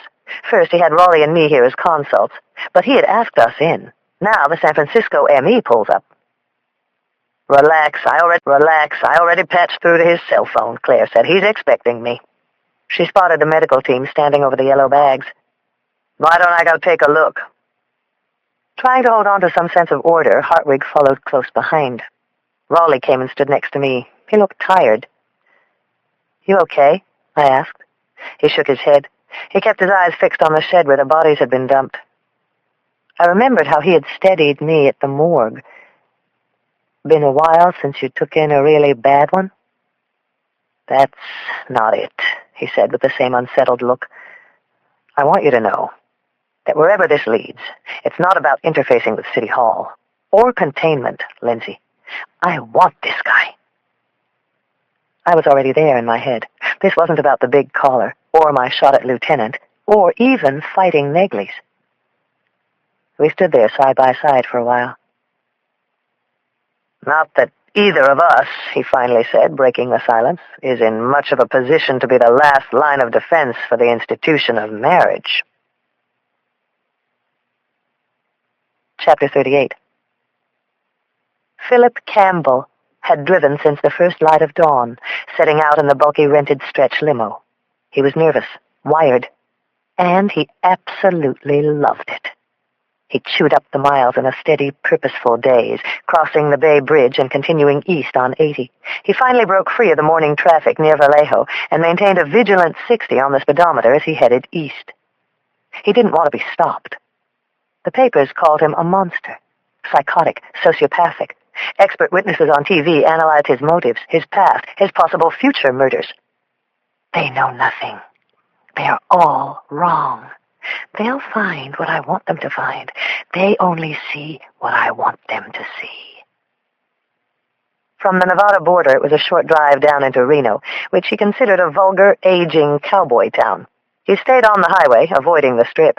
Wide, stucco-lined boulevards of gas stations, gun dealerships, pawn shops. You could get anything here without a lot of questions. It was the place to come to buy a gun, or unload a car, or both. Out by the convention center, he turned into Lumpy's. He pulled the car up to an open area in the lot, opened the glove compartment, recovered the folded paperwork, breathed a sigh of relief. The limo was perfectly clean, spotless. There were no ghosts whispering. All day yesterday he had cleaned and polished, scrubbing out the bloodstains until the last trace of evidence was gone. Now the car was silent, as unconfiding as the day he had picked it up. He breathed easier. It was as if Michael and Becky DeGeorge had never existed. In minutes he had paid for the car and called a cab to take him to the airport. At the airport he checked in, looked through a San Francisco paper at a newsstand. Nothing about Becky and Michael. He made his way to the gate. He bought a bottle of Fruitopia apricot drink and a vegetarian wrap at a fast food counter. He checked in at Gate 31, Reno Air to San Francisco. He took a seat and started eating his lunch. An attractive young woman sat next to him. Blonde hair, tight ass, just tawdry-looking enough to attract his eye. She wore a gold chain around her neck with her name on it in script. Brandy. A tiny diamond ring. He smiled a quick, inadvertent greeting. She pulled out a Kipling knapsack, took a swig from a plastic water bottle, and took out a paperback, Memoirs of a Geisha. It interested him that of all things she was reading about a woman in bondage. These were signs. Good book? He smiled her way. That's what everyone says, she replied. I'm just starting. He leaned over and breathed in the cheap, citrusy scent of her perfume. Hard to believe, he went on, it was written by a man. I'll let you know. She flipped a few pages, then added, My fiancé gave it to me. Philip Campbell felt the short, thin hairs on his arms stand up. His heart began to throb. He ran a tremulous finger along the edge of his goatee. Oh? When's the big day? Chapter 39. Raleigh drove back to town in our car. I hung around and caught a ride with Claire. I needed to tell her what was going on with me. Claire and I have been best friends for years. We talk at least once every day. I knew why I was having trouble telling her about my illness. I didn't want to hurt her, or to burden Claire with my problems. I loved her so much.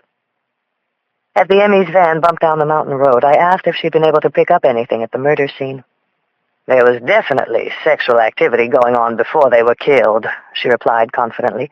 I could see labial distension around the vagina, secretions on her thighs. This is guesswork. I only had a few minutes, but I think the husband was shot first, Lindsay. The one clean wound to the head suggests he was dispatched without resistance. Head on. Wounds on Rebecca indicate something else. She was shot from the rear, through the shoulder blades, the neck. From a distance, I would estimate, of no more than 3 to 5 feet. If the semen matches up and they were in the act when it took place, it suggests that she was on top. That would mean someone had to get in fairly close, unobserved, while they were at it. Come up at them from behind her. Since you said they didn't use their own car that night, they were obviously on their way somewhere. I think it's consistent with your theory that they were in some kind of vehicle when this took place. The killer in the front seat. So, why not a limousine? That's all? I shook my head and smiled at Claire. Like I said, I only had a few minutes. Anyway, it was your theory. If it ends up proving out, all I did was connect the dots. We drove on a bit. I was still fumbling for the right words. Claire asked, So how's the new partner? I gave her an affirming nod. Turns out he's okay. He backed me up with Roth and Mercer. And you were so sure he was only a watchdog from the mayor's office. So I was wrong. Wouldn't be the first time you ended up wrong about a guy, Claire said. I wrinkled my face in pretended offense and ignored her grin. Anyway, watchdog or not, Claire continued, he's a damn sight better to look at than Jacoby. Smarter, too. When we drove up to Napa yesterday, I flipped on the stereo in his Explorer. A tape of the shipping news came on. So, Claire went on with a look of inquisitiveness, anything going on? You mean other than 4 innocent people being killed? I mean with Chris Raleigh, Lindsay. He's working out of the mayor's office. He's a hunk, and your social calendar isn't exactly Gwyneth Paltrow's. You can't tell me he's not your type. We've been wrapped up in the case, Claire. Yeah, she chortled. He's not married, right? Come on, Claire, I pleaded. I'm just not ready. As Claire winked, I found myself imagining something going on with Raleigh. If I had driven back with him from Napa instead of Cindy, if I had asked him up, it being nothing but a lonely Sunday, thrown together something out of the fridge, shared a beer on the terrace as the sun melted into the bay. In my mind, I caught him checking me over again. You look good, Boxer. He had noticed. Truth was, I had noticed things about him, too. Patient, sensitive eyes. Even finished the shipping news. It wouldn't be so hard. Even as I sat there pretending I could fall in love with someone, the daydream crashed. Life was slowly leaking out of me. Something with Raleigh or anyone just wasn't a possibility now. I glanced over at Claire, who was pulling the car onto 101. I took a deep breath. Do you ever hear of something called Megley's aplastic anemia? I asked. Chapter 40. It came out of the blue, so unexpectedly, that it didn't really dawn on Claire what I had just said. She answered as if she were fielding a medical question in her lab. Blood disorder, pretty rare, serious. The body stops producing erythrocytes. Red blood cells, I said. Claire glanced at me. Why? It's not cat, referring to my sister.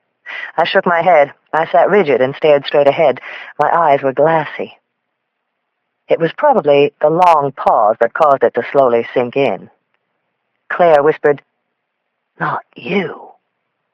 An awful stillness took hold in the car. Oh, Lindsay. Claire's jaw dropped. She pulled the Bronco onto the shoulder of the road and immediately reached out and hugged me. What has your doctor told you? That it's serious. That it can be fatal. I saw the gravity of that wash over her face. The hurt, the pain. Claire was a doctor, a pathologist. She had taken in what was at stake before I even met her eyes. I told her that I was already undergoing packed red cell transfusions twice a week. That's why you wanted to get together the other day, she declared. Oh, Lindsay, why couldn't you just tell me? None of my past reasoning seemed clear now. I wanted to, so much. I was afraid, maybe even more to admit it to myself. Then I allowed myself to get wrapped up in the case. Does anyone know? Jacoby? Rolfe? I shook my head. Raleigh? I took a breath. Still think I'm ready for Mr. Wright? You poor baby, Claire said softly. Oh, Lindsay, Lindsay, Lindsay. Her body was shaking. I could feel it. I had hurt her. Suddenly I let it all go, fear and shame and uncertainty rushing through me. I held on to Claire, and I realized she was all that kept me from hurtling out of control. I started to cry, and then we both did. It felt good, though. I wasn't alone anymore. I'm here for you, sweetheart, Claire whispered. I love you, girl. Chapter 41. The murder in Napa changed everything. There were blistering attacks on the way the SFPD was trying to solve the case. We took heat from everywhere. Sensational headlines announced the handiwork of a sadistic, deranged, completely new kind of killer. Out-of-town news crews buzzed around the hall. Tragic wedding pictures and wrenching family scenes were the lead on every TV newscast. The task force that I was heading was meeting twice a day. 2 other inspectors from SCU and a forensic psychologist were added on. We had to provide our files for the FBI. The investigation was no longer confined to some embittered figure lurking in David or Melanie Brandt's past. It had grown larger, deeper, more tragic and foreboding. Canvassing area wine shops, Jacoby's team had unearthed a few names, nothing more. The bloody jacket was leading us nowhere, too. The problem was that Tuck's style was from 4 or 5 years ago. Of the 15 Bay Area stores, not one maintained records of manufacturers' styles, so it was virtually impossible to trace. We had to go over their records invoice by invoice. Mercer tripled our investigators. The killer was choosing his victims with careful precision. Both murders had taken place within a day of the victims' marriages. Both reflected specific knowledge of the victims, their lodgings, their itineraries. Both couples still had most of their valuables, watches, wallets, jewelry. The only things missing were the wedding rings. He had dumped the DeGeorges in a seemingly isolated place, but one where they were sure to be found. He had left other blockbuster clues for us to follow up. It didn't make sense. The killer knows exactly what he's doing, Lindsay. He knows what you're doing. Link the crimes. I had to find out the common denominator, how he knew his victims, how he knew so much about them. Raleigh and I divided up the possibilities. He took whoever had booked the Brandts and the DeGeorges' itineraries, travel agencies, limo services, hotels. I took planners. Ultimately, we would find some link between the crimes. If we don't make progress soon, Raleigh grumbled, there'll be a lot of priests and rabbis in this town with a shitload of dead time. What's this maniac after? I didn't say, but I thought I knew. He was after happiness, dreams, expectations. He was trying to destroy the one thing that kept all of us going. Hope. Chapter 42. That night, Claire Washburn took a cup of tea into her bedroom, quietly closed the door, and started to cry again. God damn it, Lindsay, she muttered. You could have trusted me. She needed to be alone. All evening long she had been moody and distracted. And it wasn't like her. On Mondays, a night off for the symphony, Edmund always cooked. It was one of their rituals, a family night. Dad in the kitchen, boys cleaning. Tonight he had cooked their favorite meal, chicken in capers and vinegar. But nothing had gone right, and it was her fault. One thought was pounding in her. She was a doctor who dealt only in death. Never once had she saved a life. She was a doctor who did not heal. She went into her closet, put on flannel pajamas, went into the bathroom, and carefully cleansed her smooth brown face. She looked at herself. She was not beautiful, at least not in the way society taught us to admire. She was large and soft and round, her shapeless waist merging with her hips. Even her hands, her well-trained, efficient hands that controlled delicate instruments all day, were pudgy and full. The only thing light about her, her husband always said, was when she was on the dance floor. Yet in her own eyes she had always felt blessed and radiant, because she had made it up from a tough, mostly black neighborhood in San Francisco to become a doctor. Because she was loved, because she was taught to give love, because she had everything in her life that she ever wanted. It didn't seem fair. Lindsay was the one who attacked life, and now it was seeping out of her. She couldn't even think of it in a professional way, as a doctor viewing the inevitability of disease with a clinical detachment. It pained her as a friend. The doctor who could not heal. After he and the boys had finished the dishes, Edmund came in. He sat on the bed beside her. "You're sick, kitty cat," he said, a hand kneading her shoulder. "Whenever you curl up before 9 o'clock, I know you're getting sick." She shook her head. "I'm not sick, Edmund." "Then what is it? This grotesque case?" Claire raised a hand. "It's Lindsay. I rode back from Napa with her yesterday. She told me the most awful news. She's very sick. She's got a rare blood disorder, a form of anemia. It's called Negley's aplastic." "It's severe, this Negley's anemia?" Claire nodded, her eyes dim. "Damned severe." "Oh, God," Edmund murmured. "Poor Lindsay." He took her hand, and they sat there for a moment in stunned silence. Claire finally spoke. I'm a doctor. I see death every day. I know the causes and symptoms, the science, inside out. But I can't heal. You heal us all the time, Edmund said. You heal me every day of my life. But there are times when even all your love and even your amazing intelligence can't change things. She nestled her body in his strong arms and smiled. You're pretty smart for a guy who plays the drums. So what the hell can we do? Just this, he said, wrapping his arms around her. He held Claire tight for a long time, and she knew he thought she was the most beautiful woman in the whole world. That helped. Chapter 43. The following afternoon, I got my first glimpse of the killer's face. Chris Raleigh was talking to the people who had handled the victims' travel arrangements. I was checking into who had planned their weddings. 2 different companies. For the DeGeorges, white lace. For the Brants, a fancy consultant, Miriam Campbell. That wasn't the link. I was at my desk when the duty clerk put through a call. It was Claire. She had just returned from examining the bodies of the victims with the county coroner in Napa. She sounded excited. Get over here, she said. Hurry. You found a link. Becky DeGeorge was sexually disturbed? Lindsay, we're dealing with one sick dude. They were definitely in the act when they were killed, Claire told me minutes later when I met her in the lab. Semen traces found in Rebecca DeGeorge matched those I scraped off her husband, and the angle of the wounds confirmed what I suspected. She was shot from behind. Rebecca's blood was all over her husband's clothes. She was straddling him. But that's not why I asked you here. She fixed her large, wide eyes on me, and I could tell it was something important. I thought it best to keep this quiet. She said only the local ME and I know. Know what, Claire? Tell me, for God's sake. In the lab, I spotted a microscope on a counter and one of those airtight Petri dishes I remembered from high school biology. As with the first victims, she said excitedly, there was additional sexual disturbance of the corpse. Only this time, it wasn't so obvious.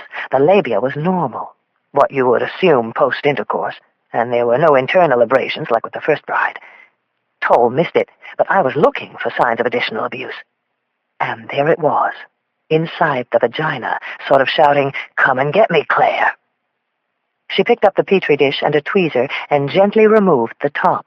Her eyes lit up with importance. Out of the clear dish, she lifted out a single half-inch red hair. It's not the husband's? Claire shook her head. Look for yourself. She flicked on the microscope. I leaned in, and against the brilliant white background of the lens, I saw 2 hairs. One thin, shiny, black-brown. The other short, curly, sickle-shaped. You're looking at 2 sections from Michael DeGeorge, she explained. The long one's from his head, the other is genital. Then she placed the hair from the Petri dish on another slide and inserted it in the microscope lens bay, side by side with the others. My pulse was starting to race. I thought I knew where she was going with this. The new hair was reddish-brown in hue and twice the thickness of either of DeGeorge's. It had tiny filaments twisted around the cortex. It clearly belonged to someone else. It's neither cranial nor pubic. It's from a beard, Claire announced, leaning over me. I pulled back from the scope and looked at her, shocked. The killer's facial hair had turned up in Becky DeGeorge's vagina. Post-mortem, she said, to drive it home. Chapter 44. As Claire said, we were piecing our killer together step by step. His height, his face, his fetishes, the way he murdered. Now I had to figure out how he was tracking his victims. Raleigh and I were going full force on the travel and wedding planner thing. We had 15 detectives out there following up leads. Now that we had a facial characteristic, we went back to the guests, combing them for a guy in a beard who might have been seen trolling around. I felt confident that some aspect of this widening search would yield results. One of the guests would have noticed someone, We would discover a travel agent in common, a leak somewhere, or one of Jacoby's searches would come up with a match. The following morning, Hartwig called in. Sparrow Ridge Vineyards. It's owned by a group here known as Black Hawk Partners. A local guy, Ed Lester, an attorney, puts together real estate partnerships. You know where he was over the weekend? Yeah, I checked. Portland. He ran in a marathon there. I caught up with him when he got back to the office. He was definitely in Portland. I still felt certain that whoever had dumped the bodies there hadn't stumbled on the remote vineyard by accident. It meant something to the killer. He owns this place outright? Black Hawk puts together deals. They bring in outside money from well-heeled guys down your way, people who want to break into the wine game. Lester acts as a managing partner. So who's he partnered with on this one? I don't know. Investors? I sucked in my breath, trying to remain patient. Which investors? Generally, investors who want to remain private. Listen, Inspector, I know where you're heading, but this guy only deals with pretty established people. Believe me, anyone could have found that dump site. Real estate agents, someone who checked it out, anyone local. I have to deal with these people long after you're gone. I cradled the phone in my neck and spun around in my seat toward the window. This is a multiple murder investigation, Lieutenant, the worst I've ever seen. The dump site is 3 miles up a deserted dirt road. Anyone riding around in the dark with 2 bodies could have safely dumped them any time before. Whoever did this had to know the vineyard was there. And I don't think it's a local. I don't think he would draw attention so close to where he lives. Come back to me when you know who Lester's partners are. I hung up on Hartwig. Some of my optimism began to unravel. Raleigh turned up nothing on the travel agents. The Brants had booked through Travel Ventures, a society agent that catered to a high-end crowd. The DeGeorges had used Journey Time out of Los Altos. We had people scour through the personnel records of both firms. There was no connection between the two. No cooperative arrangements, not a single travel agent who had worked for both of them. It was possible someone had tapped into their systems, said the manager of Journey Time, but finding such a person was next to impossible.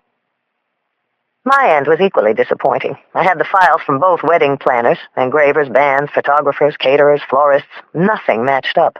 The Brants and the DeGeorges had lived in 2 separate worlds. However the killer was identifying the victims, I hadn't found a clue. Chapter 45. I called Claire and Cindy together for a second meeting of the girls. This time the mood was decidedly different. There was no laughter or high fives, no festive margaritas. 2 more people were dead. We had no suspects, only a widening case, clues that were rapidly leading nowhere, intense pressure coming down on all of us. Claire was first to arrive. She hugged me and asked how I was feeling. I don't know, I admitted. I'd gone through 3 treatments. Sometimes I felt strong. At other times, especially in the afternoon, I felt like a ghost of myself. Medved said he'd review my red cell count next week. Cindy arrived next. She was wearing a halter top under a man's plaid shirt, a pair of embroidered jeans. She was very pretty and city cool. I hadn't spoken to her since Monday, when I had let her run with the story of the second killings. Even holding her story back for a day, she had still scooped the city. I guess I'm buying, she announced. She tossed us a new business card with the bright red logo of the Chronicle on it. I read the card. Cindy Thomas, reporter, Metro Crime Desk. We toasted her with warm congratulations. Then we roasted her a little just to keep her ego in check. What else were friends for? I told them that the travel agents and wedding planners had led nowhere. A couple of things really bother me, I said. The gun. Sexual killers don't usually change methods. The methods are part of the sexual thrill. It's a strange combination, agreed Claire. He's so in control when he plans his strikes. He seems to know everything. Where they're married, room numbers, what their honeymoon itinerary is, how to get away. Yet when he kills, he's close to rage. It's not enough to merely kill them. He has to defile. I nodded. That's the key. He's striking at weddings. Something about them is intolerable to him. But I think his obsessions with the brides. Both of the grooms were dispatched quickly. It's as if they didn't even matter to him. But the brides, that's his real fascination. So, where would this guy go, I asked aloud, to scout potential victims? If you wanted to kill brides, Where would you check them out? They had to choose a ring, suggested Claire. A jeweler. Or City Hall, said Cindy. They'd need a license. I looked at her and chuckled. It would sure fit if a government employee was behind this. Postal employee, Claire and Cindy spoke simultaneously. Photographers, said Claire. I could see a twisted bastard hiding behind the lens. They were all good possibilities. It only required time and manpower to check them out before the killer struck again. This bride business isn't exactly my expertise, I said to Claire. That's why you're here. What happened to all that 3-shop cookies crap? She laughed. And the part about my being a top-notch M.E. There was a ripple of frustrated laughter around the table. We all took another sip of beer. The Women's Murder Club. This was good. No men allowed. Where's the goddamn link? I asked. He wants us to find it. That's why he's leaving clues. He wants us to uncover the link. Everyone was silent, lost in thought. I can feel it, I went on, in the ceremony, the celebration. He finds something that drives him into psychopathic rage, something he needs to stamp out. Hope? Innocence? The husband he kills right away, but the brides? How does he find the brides? If he's living in this twisted dream world, said Cindy, thinking aloud, he would go to where the fantasy was the strongest, the most vivid. He might want to build up his anger by observing them in an unsuspecting state. Then Claire looked at us with a spark in her eye. I was thinking, I'd go where they bought their wedding dresses. That's where I would pick the victims out. Chapter 46. When I got to work the following morning, there was a fax from Hartwig listing the partners at Sparrow Ridge. I gave them to Jacoby to check. Then I called my contacts at both wedding planners, White Lace and Miriam Campbell. I wasn't expecting much. So far, everything had come back empty. To my shock, both planners confirmed it. Melanie Brandt and Becky DeGeorge had bought their dresses at the same place. The bridal boutique at Saks. It was the first tangible link between the two cases. It could lead to nothing, but I felt in my bones it had the real promising sensation of something good. I was at Saks by the time the store opened at 10. The bridal boutique was on the 3rd floor, tucked away in a corner next to gifts and fine china. I caught Marianne Perkins as she was arriving for the day, a cup of steaming coffee in her hand. The department manager was a stylish, affable woman of about 50, just the type who would work with brides for 20 years. She had someone cover for her and sat down with me in a cluttered back room filled with magazine photos of brides. I was devastated when I heard it, she said. She shook her head, ashen-faced. Melanie was just here 2 weeks ago. She stared at me glassily. She was so beautiful. My brides are like my children, Inspector. I feel as if I've lost one of my own. One? I fixed on her eyes. You haven't heard? Heard what? I told Marianne Perkins about Becky DeGeorge. Shock and horror swept over her face. Her green eyes bulged, welled with a rush of tears. She stared through me as if she were looking into the wall. Oh, my God. She took in a heart-jolting breath. My husband and I were at our cabin in Modesto for a few days. She was just in. Oh, my God. What's going on here, Inspector? An immediate flood of questions tumbled out. Who would know about their customers? Other salespeople? Managers? The killer had been pegged as a male. Did any men work in the department? Each of these questions elicited a disbelieving negative response from Marianne Perkins. The staff had all been together for a minimum of 8 years. No males. Just like our murder club. She leaned back in her chair, scrolling her memory for any details that she could muster. We were admiring her. Becky, she was stunning. It was as if she had never thought of herself in quite that way, but seeing herself in her dress, it suddenly became clear. Her mother had given her this brooch, pearls, diamonds, and I ran back to the office for flowers. That's when I noticed someone standing over there. She pointed. He was staring in Becky's direction. I remember thinking, see, even he thinks you're beautiful. I remember now. Frantically, I took down a description. Late 40s, maybe younger. I didn't get a really good look, the bridal manager said. He had a beard. I was sure it was him.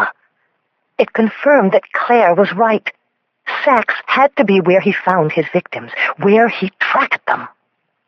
I pressed her hard. How would anyone find out details about someone's wedding? Dates, locations, where they would honeymoon? We keep that information, Marianne Perkins said, when the girls choose a gown. Some of it we need to know to help us, like dates, deadlines, and it just helps us get a feel for the bride. Most of them register with us as well.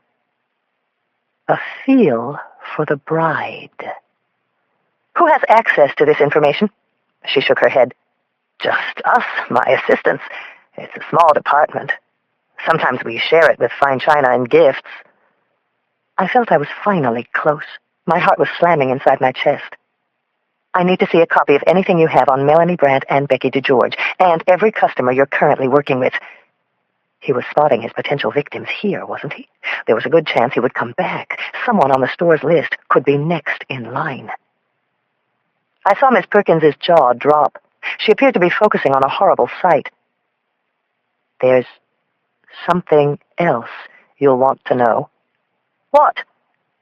About a month ago, after inventory, we noticed that our folder on the brides was missing. Chapter 47. As soon as I got back to the hall, I did two things. I called Claire and Cindy and told them what I'd found out at Sachs. Then I went to find Chris Raleigh. I shared everything with Chris, and we decided to put a woman detective from the sex crimes unit inside the department store. I sent a sketch artist over to see Marianne Perkins at Sachs. Then Chris shared something important with me. Roth and Mercer had handed over our case files to the FBI. I felt a knifing pain deep in my chest. I rushed into the bathroom, closed the door behind me, pressed my back against the cold, chipped tile. Goddamn son of a bitch controlling men! Goddamn Roth and Mercer! I stared at my face in the mirror. My cheeks were flushed. My skin was burning. The FBI? This was my case, and Claire's and Cindy's and Raleigh's. It meant more to me than any other I'd ever worked on. Suddenly my legs felt wobbly. Neglies? The doctor had said I'd be feeling fits of nausea or lightheadedness. I had my 4th transfusion scheduled at Moffitt, the hematology unit, at 5:30. An overwhelming emptiness tugged at me, alternating between anger and fear. I was just starting to crack this thing. I didn't need outsiders in dark suits and tie-pins buzzing around with a clumsy, ham-handed alternative investigation. I blinked into the mirror. My cheeks, which had been burning with anger, now looked pallid and lifeless. My eyes were watery and gray. My whole body seemed drained of color. I stared at myself until a familiar voice came alive inside me. Come on, get yourself together. You win. You always win. I splashed cold water on my face. The flashing sweat on my neck began to subside. You're allowed one of these, I exhaled with a thin smile. Just don't do that again. Gradually, a familiar glimmer came to life in my eyes, and normal color seeped back into my cheeks. It was 4:20. I had to be at Moffitt by 5. I'd start on the names from Sachs tomorrow. After applying a few dabs of makeup, I made my way back to my desk. To my chagrin, Raleigh wandered up. Now you can manage their fallout, I snapped unnecessarily, referring to the FBI. I didn't know, he said. As soon as I did, I told you. Yeah, I nodded. I know. Raleigh got up, came around, and sat on the edge of my desk facing me. Something's wrong, isn't it? Tell me. Please. How did he know? Maybe he was a much better detective than I gave him credit for. For a moment, I wanted to tell him. God, I wanted it to come out. Then, Raleigh did something totally unexpected. He flashed one of those trusting smiles that I couldn't help but give myself over to. He pulled me out of my chair and gave me a hug. I was so surprised I didn't even resist. I was quivering jelly in his arms. It wasn't quite sexual, but no burst of passion had ever rippled through me more powerfully. Raleigh held me until the anxiety had slowly melted away. Right there, in the fucking squad room, I didn't know what to do, but I didn't want to pull back or have him let me go. "I could write you up for this," I finally mumbled into his shoulder. He didn't move. "You want a pen?" Slowly, I pulled myself away. Every nerve in my body felt as if it had retreated from a tense state of alert. "Thanks," I muttered with appreciation. "You didn't seem yourself," he said gently. "Shift's almost done. Want to talk about it over coffee?" "Just coffee, Lindsay, not a date." I looked at my watch and suddenly saw that it was almost 5 o'clock. I had to be at Moffat's. I gave him a look that I hope reflected, "Ask me again," but said, "I can't. Gotta go." Chapter 48. The pretty, smiling reservations clerk politely nodded for the next person in line. "Welcome to the Lakefront Hilton, sir." Philip Campbell stepped up to the counter. He noticed her name, Kaylin, bright-eyed, bushy-bushed Kaylin. He smiled back, flirted subtly. He handed her a confirmation slip. "First time with us, Mr. Campbell?" the desk clerk asked in a high-pitched chirp. He smiled, let her know that it was. As she punched in his reservation, he followed her movements, thoughtfully stroking the rough hairs of his beard. He wanted her to notice, to remember his face, maybe something he said. One day, when some diligent FBI agent came by with a drawing or photograph, he wanted this chirpy little squirrel to think back and recall this moment in a close and chilling way. He wanted her to remember everything. As he had with the saleswoman in the bridal boutique at Saks. "Here for a visit to the museum, Mr. Campbell?" Kaylin asked as she typed. "For the Voskul wedding," he volunteered. "Everyone's saying that," she smiled. He followed the click of her peach-colored nails against the keys as she typed. "I've got you a deluxe room with a beautiful view," she said, handing him a key. She smiled. "Enjoy the wedding and have a nice stay." "I will," Campbell said pleasantly. Before he turned away, he caught her eye and said, "Speaking of weddings, I like your ring." Upstairs, he pulled the curtains aside, and, as promised, before him was a sweeping view of Cleveland, Ohio. Chapter 49.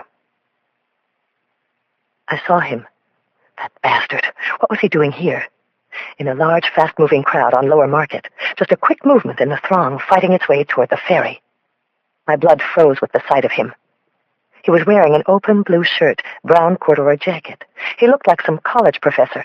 On any other day, I could have passed him by, never noticed. He was thin, gaunt, totally unremarkable in every way but one. It was the reddish-brown beard. His head bobbed in and out of the crowd. I followed, unable to narrow the distance. "Police!" I shouted over the din. My cry dissolved into the hurrying, unheeding mass of people. At any moment, I might lose him. I didn't know his name. I only knew his victims. Melanie Brandt, Rebecca DeGeorge. Suddenly, he stopped. He bucked against the flow, turned right toward me. His face seemed illuminated, shining against a dark background like one of those medieval Russian icons. Amid the commotion, our eyes met. There was a moment of captured, enlightened recognition. He knew that it was me, that I was the one after him. Then, to my horror, he fled. The swarm of people engulfed him, swept him away. "Stop!" I shouted. "I'll shoot!" A cold sweat broke out on my neck. I drew my gun. "Get down!" I cried, but the rush-hour commuters pushed on, shielding him. I was going to lose him. The killer was getting away. I raised the gun, focused on the image of his red beard. He turned, with the sneer of someone who had totally outwitted me. I drew a breath, steadied my aim. As if in slow motion, every face in the crowd turned toward me, too. I stepped back. In horror, I lowered the gun. Every face had the same red beard. I had been dreaming. I found myself at my kitchen counter, blinking into swirling circles in my glass of Chardonnay. There was a familiar calm in my apartment. No rushing crowds, no fleeing faces. Only sweet Martha lounging on her futon. A pot of boiling water was steaming on the stove. I had my favorite sauce ready to go. Ricotta, zucchini, basil. A CD was on, Tori Amos. Only an hour ago, I had had tubes and IV lines sticking out of me. My heart had kept pace to the metronome-like rhythm of a monitor's steady beep. Damn it! I wanted my old life back. My old favorite dreams. I wanted Jacoby's sarcasm, Sam Roth's scorn, jogging on the Marina Green. I wanted kids, even if it meant I had to get married again. Suddenly the downstairs buzzer rang. Who would be here now? I shuffled over and said, "Who is it?" "I thought you had somewhere to go," a static voice replied. It was Raleigh. Chapter 50. "What are you doing here?" I called back in surprise. I was pleased, but suddenly tingling with nerves. My hair was pulled up. I was in an old Berkeley T-shirt that I sometimes slept in, and I felt drained and anxious from my transfusion. My little place was a mess. "Can I come up?" Raleigh said. "This business or personal?" I asked. "We don't have to go back to Napa, do we?" "Not tonight," I heard him laugh. "This time I brought my own." I didn't quite understand that, but I buzzed him up. I ran back to the kitchen, turned the heat down on the pasta, and in the same breath threw a couple of pillows from the floor onto the couch and transferred a pile of magazines to a chair in the kitchen. I put some lip gloss on and shook out my hair as the doorbell rang. Raleigh was in an open shirt and baggy khakis. He was carrying a bottle of wine. Cundy. Very nice. He tossed me an apologetic smile. "I hope you don't mind me barging in." "Nobody barges in here. I let you in," I said. "What are you doing here?" He laughed. "I was in the neighborhood." "The neighborhood, huh? You live across the bay." He nodded, abandoning his alibi without much resistance. "I just wanted to make sure you were okay. You didn't seem yourself back at the station." "That's nice, Raleigh," I said, looking into his eyes. "So? Are you?" "So? I was just feeling a little overwhelmed. Roth, this FBI thing. I'm fine now, really." "I'm glad," he said. "Something smells good." "I was just throwing something together." I paused, thinking about what I wanted to say next. "You had dinner?" He shook his head. No, I don't want to intrude." "That why you came with the wine?" He flashed one of those irresistible smiles. "If you weren't home, I have a corner on 2nd and Brannan I always head to." I smiled back and finally held open the door. Raleigh came into my apartment. He looked around with sort of an impressed nod, gazing at some of the pottery, a black and gold satin baseball jacket from Willie Mays, my terrace with its view of the bay. He held out the bottle. "There's one already open on the counter," I said. "Pour yourself a glass. I'll check on the food." I went into the kitchen, reminding myself that I had just come from the outpatient clinic for a serious disease, and we were partners anyway. With an irrepressible flicker of excitement, I took out an extra place setting. "Number 24, Giants," he called to me. "This warm-up jacket is the real thing." "Willie Mays. My father gave it to me for my 10th birthday. He wanted a boy. I kept it all these years." He came into the kitchen, spun a stool around at the counter. While I stirred the penne, he poured himself a glass of wine. "You always cook for yourself like this?" "Old habit," I said. "Growing up, my mother worked late. I had a sister 6 years younger. Sometimes my mother didn't get home till 8. From the time I can remember, I had to make dinner." "Where was your dad?" "Left us," I said, whipping together some mustard, grapeseed oil, balsamic vinegar, and lemon into a vinaigrette for the salad. "When I was 13. "So your mother brought you up?" "You could say. Sometimes I feel like I brought myself up." "Until you got married." "Yeah, then I sort of brought him up, too." I smiled. "You're pretty nosy, Raleigh." "Cops are generally nosy. Didn't you know that?" "Yeah, real cops." Raleigh feigned being hurt. "What can I help you with?" he offered. "You can grate," I said, and grinned. I pushed a block of Parmesan and a metal grater his way. We sat there as he grated, waiting for the pasta to cook. Sweet Martha padded into the kitchen and let Raleigh pet her. "You didn't seem yourself this afternoon," he said as he stroked Martha's head. "Usually you handle Roth's bullshit without even blinking. Seems like there was something wrong." "Nothing's wrong," I lied. "At least, not now. If you were asking." I leaned against the counter and looked at him. He was my partner, but even more than that, he was a person I thought I could trust. It had been a long, hard time since I put my trust in anybody whose gender started with an M. Maybe in a different time, I was thinking. Tori Amos's haunting voice hung in the air. "You like to dance?" Raleigh suddenly asked. I looked at him, really surprised. I don't dance. I cook. You don't dance. You cook? Raleigh repeated, scrunching up his brow. Yeah. You know what they say about cooking. He looked around. What I'd say is that it doesn't seem to be working. Maybe you should try dancing. The music was soft and languorous, and as much as I tried to deny it, part of me just yearned to be held. Without my even saying yes, my goddamn partner took my hand and pulled me from around the counter. I wanted to hold back, but a soft, surrendering voice inside me said, "Just go with it, Lindsay. He's okay. You know you trust him." So I gave in and let Chris Raleigh hold me. I liked being in his arms. At first we sort of stood there swaying stiffly. Then I found myself letting my head fall on his shoulder and feeling like nothing could ail me, at least for a while. "This isn't a date," I muttered. I let myself drift to a real nice place where I felt love and hope and dreams were still there to reach for. "To tell the truth," I told Raleigh, "I'm glad you stopped by." "Me too." Then I felt him hold me close.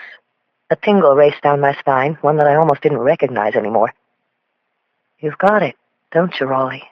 I said. "What's that, Lindsay?" "Soft hands." Chapter 51. Kathy and James Voskul were having their first dance. And, to break with tradition, it was a rocker. The driving beat of La Bamba jolted through the brightly lit atrium of the Rock and Roll Hall of Fame in Cleveland. "Everybody," the groom shouted, "rock and roll! Join us!" Hip young girls with dyed hair and wearing shiny green and red prom dresses, 60s style, swung around on the dance floor, their partners in retro silk shirts, Travolta-like. The bride and groom, having changed into party garb, joined in, butting thighs, whooping, arms in air. It almost ruined everything, Philip Campbell thought. He had wanted her in white.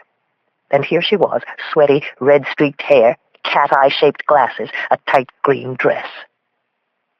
"This time, Kathy, you've gone too far." 40 tables, each with the likeness of some rock and roll icon as a centerpiece, filled out the great hall of the museum. A glittery banner that hung from the glass roof proclaimed, "James and Kathy." After a loud crescendo, the song ended. A throng of sweaty wedding guests milled back toward their tables, catching their breath, fanning themselves. Waiters in black waistcoats scurried about the room, filling wine glasses. The bride went over and embraced a happy couple in formal dress. Mom and Dad. Philip Campbell couldn't take his eyes off her. He saw her father give her a loving look, like, "We've come through a lot, honey, but now everything will be all right. Now you're part of the club, trust funds and country day, little peach-haired grandkids." The groom wandered over and whispered something in Kathy's ear. She squeezed his arm, flashing him a smile that was both affectionate and coy. As he walked away, the tips of her fingers lingered, as if she were saying, "I'll be right along." With a hitch of his belt, the groom drifted out of the main hall. He glanced back once or twice, and Kathy waved. Campbell decided to follow, hanging back at a safe distance. He went down a wide, well-lit corridor off the atrium. Halfway down, James Voskul glanced back once, cautiously. Then he opened a door and went in. The men's room. The killer moved forward. No one else was in the hall. He felt an irrepressible urge building with force. His fingers made their way into his jacket pocket, touched the cold heel of the gun. He flicked the safety off. He could no longer control what was going on inside his head. "Go in," a voice dared him. "Do it." He entered a filmy, sallow light. No one at the urinals or sinks. The groom was in a closed stall. A pungent smell filled his nostrils. Marijuana.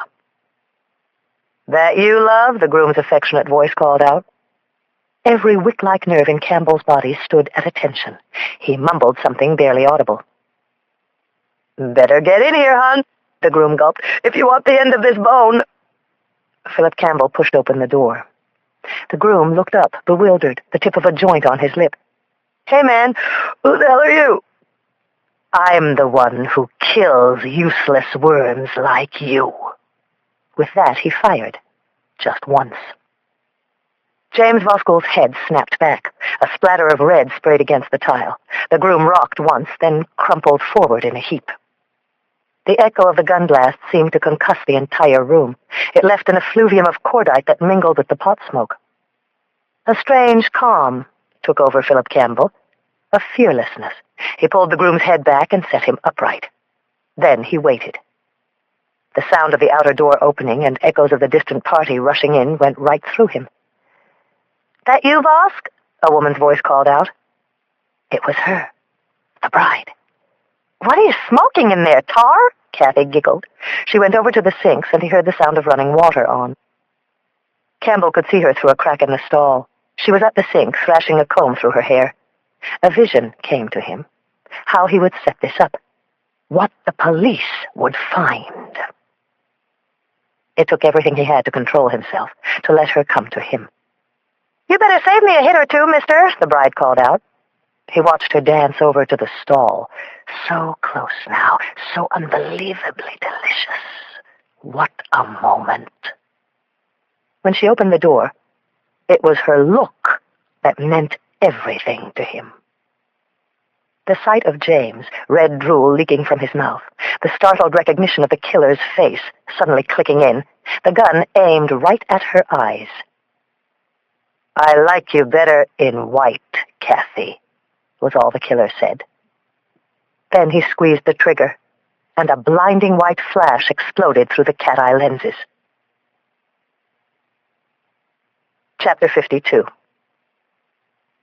I was in early Monday morning, feeling a little nervous about my first contact with Raleigh after our dancing and dining experience, wondering where all this was going to go, when one of the task force inspectors, Paul Chin, rushed up to me. "Lindsay, there's a woman in interrogation room 4 I think you should check out." Ever since a physical description of the assailant had hit the airwaves, people had been calling in with fake sightings and dead-end leads. One of Chin's jobs was to follow them up, no matter how unlikely. "This one a psychic or a police buff?" I asked with a skeptical smile. "I think this one's the genuine article," said Chin. "She was at the first wedding." I almost leaped out of my chair after him. At the front of the squad room, I spotted Raleigh coming in. Chris.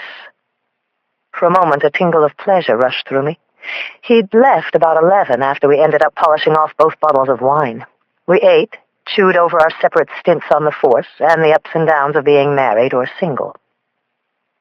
It had been a sweet evening. Took the heat off from the case. It even got my mind off Negley's. What scared me a little was the tremor inside that it could be something more. I had caught myself staring at him Friday night while he helped out with the dishes, thinking, if times were different. Raleigh ran into me carrying coffee and a paper. "Hey," he smiled. "Nice vest." "Chin's got a live one in 4, I said, grabbing his arm. "Claims to have a physical sighting. You want to come along?" In my haste, I was already by him, not even giving him a second of recognition. He put down his paper on our civilian clerk's desk and caught up on the stairs. In the cramped interrogation room sat a nicely dressed, attractive woman of about 50. Chin introduced her to me as Laurie Birnbaum. She seemed tight, nervous. Chin sat down next to her. "Miss Birnbaum, why don't you tell Inspector Boxer what you just told me?" She was frightened. It was the beard that made me remember. I didn't even think of it until now. It was so horrible. "You were at the Brandts' wedding?" I asked her. "Yes, as guests of the bride's family," she replied. "My husband works with Chancellor Weil at the university." She took a nervous sip from a cup of coffee. "It was just a brief thing, but he gave me the chills." Chin pushed down the record button of a portable recorder. "Please, go ahead," I told her soothingly. Once again, I felt close to him, the bastard with the red beard. I stood next to him. He had this graying red beard, like a goatee, the kind they wear in Los Angeles. He looked older, maybe 45, 50, but there was something about him. I'm not saying this right, am I? "You spoke to him?" I asked, trying to communicate that even though she didn't do this every day, I did. Even the male detectives admitted that I was the best at Q&A on the floor. They joked that it was a girl thing. "I had just come in from the dance floor," she said. "I looked up, and there he was. I said something like, 'Nice affair, bride or groom?' For a moment I thought he looked kind of appealing. Then he just sort of glared at me. I took him for one of those arrogant investment banker types from the Brant side." "What did he say to you?" I said. She massaged her brow, straining to recall.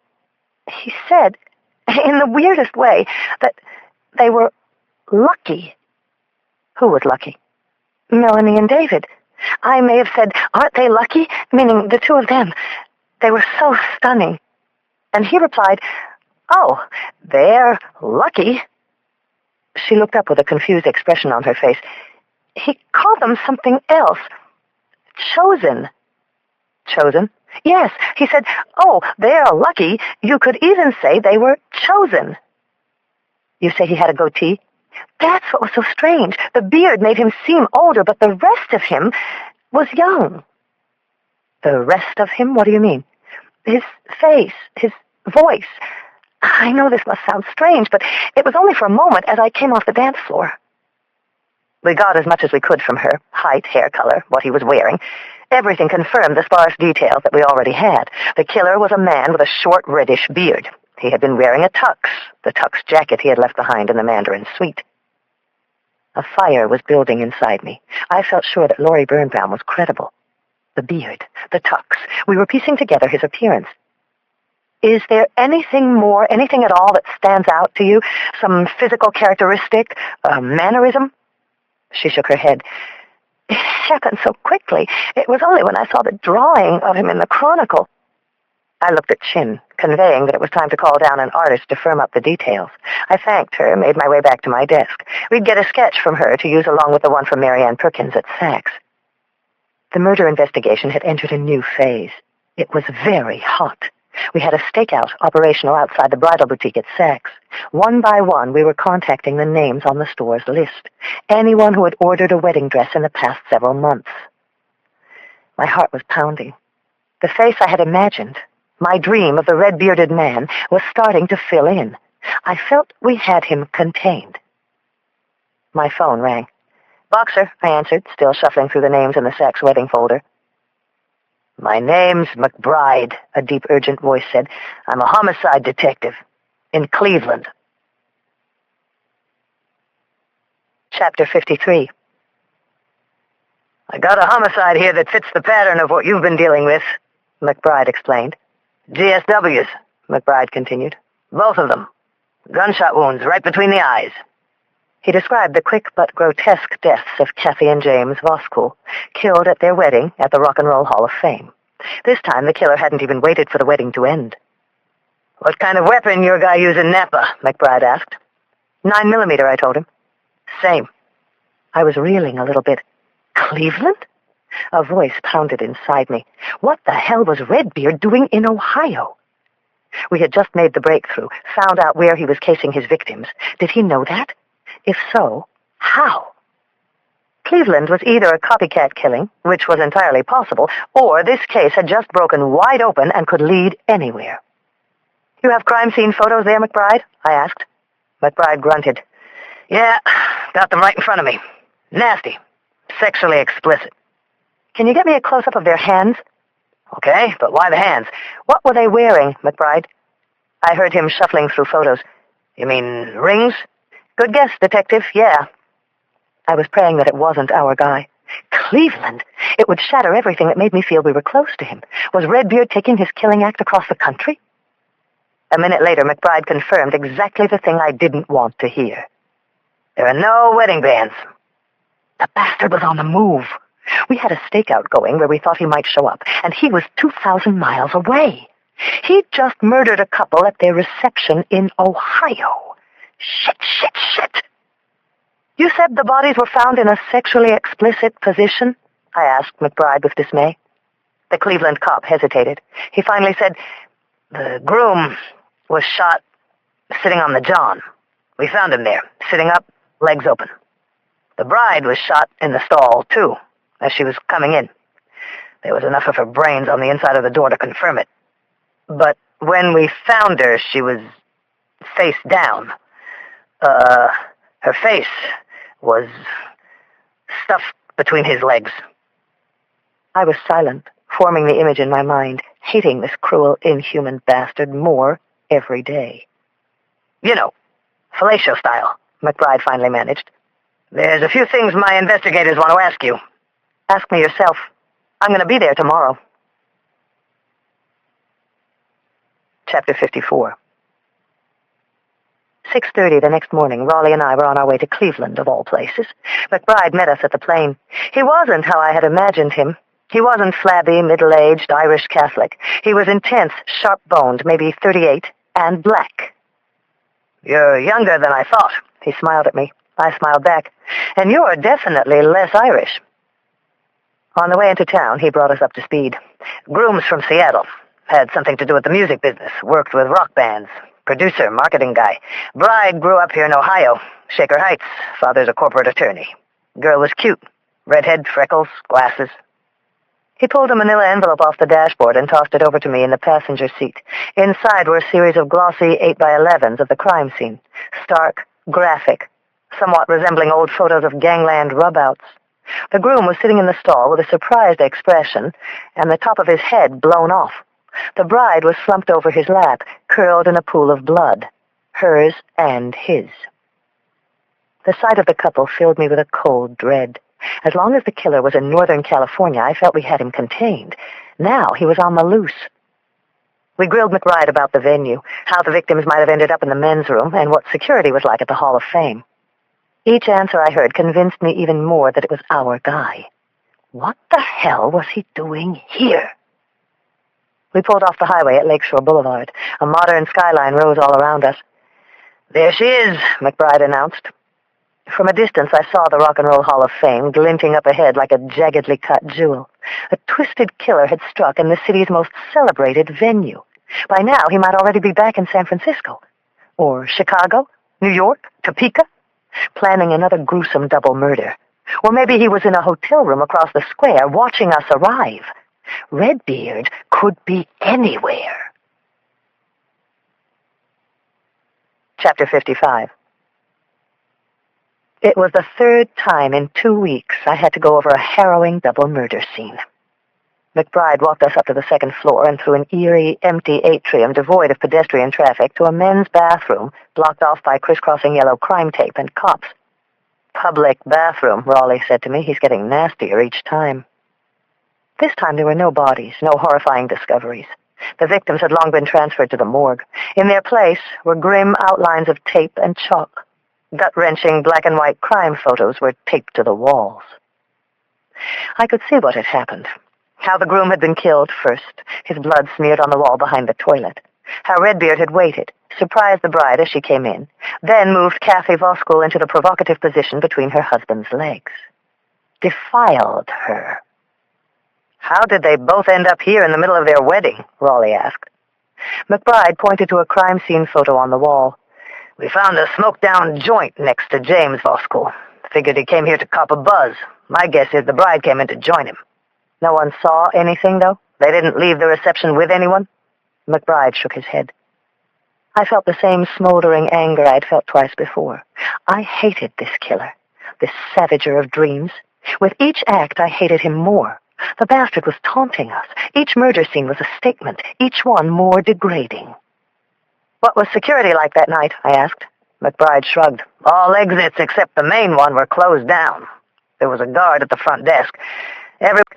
Everyone from the wedding arrived at the same time. A couple of half-assed guards floating, but generally at these affairs they like to keep a low profile." "I saw cameras all around," Raleigh pressed. "They must have some film." "That's what I'm hoping," said McBride. "I'll introduce you to Sharp, head of security. We can go over that now." Andrew Sharp was a trim, wiry man with a square chin and narrow, colorless lips. He looked scared.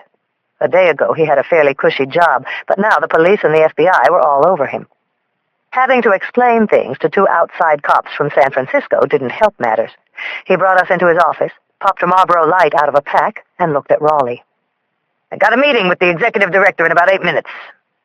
We didn't even bother to sit down. I asked, "Did your guards notice anyone unusual?" 300 guests, Madam Detective. Everyone congregated in the entrance atrium. My staff doesn't usually get involved in a whole lot, except to make sure no one with too much to drink gets too close to the exhibits." "What about how he got out, then?" Sharp wheeled around in his chair, pointing to a blow-up diag of the museum's layout. "Either the main entrance here, where you came in, or one we left open off the back veranda. It leads down to the lake walk. There's a cafe there during the summer. Mostly it's blocked off, but the families wanted it open. 2 shots fired. I said, no one heard anything? It was supposed to be a high-class crowd. You think they want my guards milling around?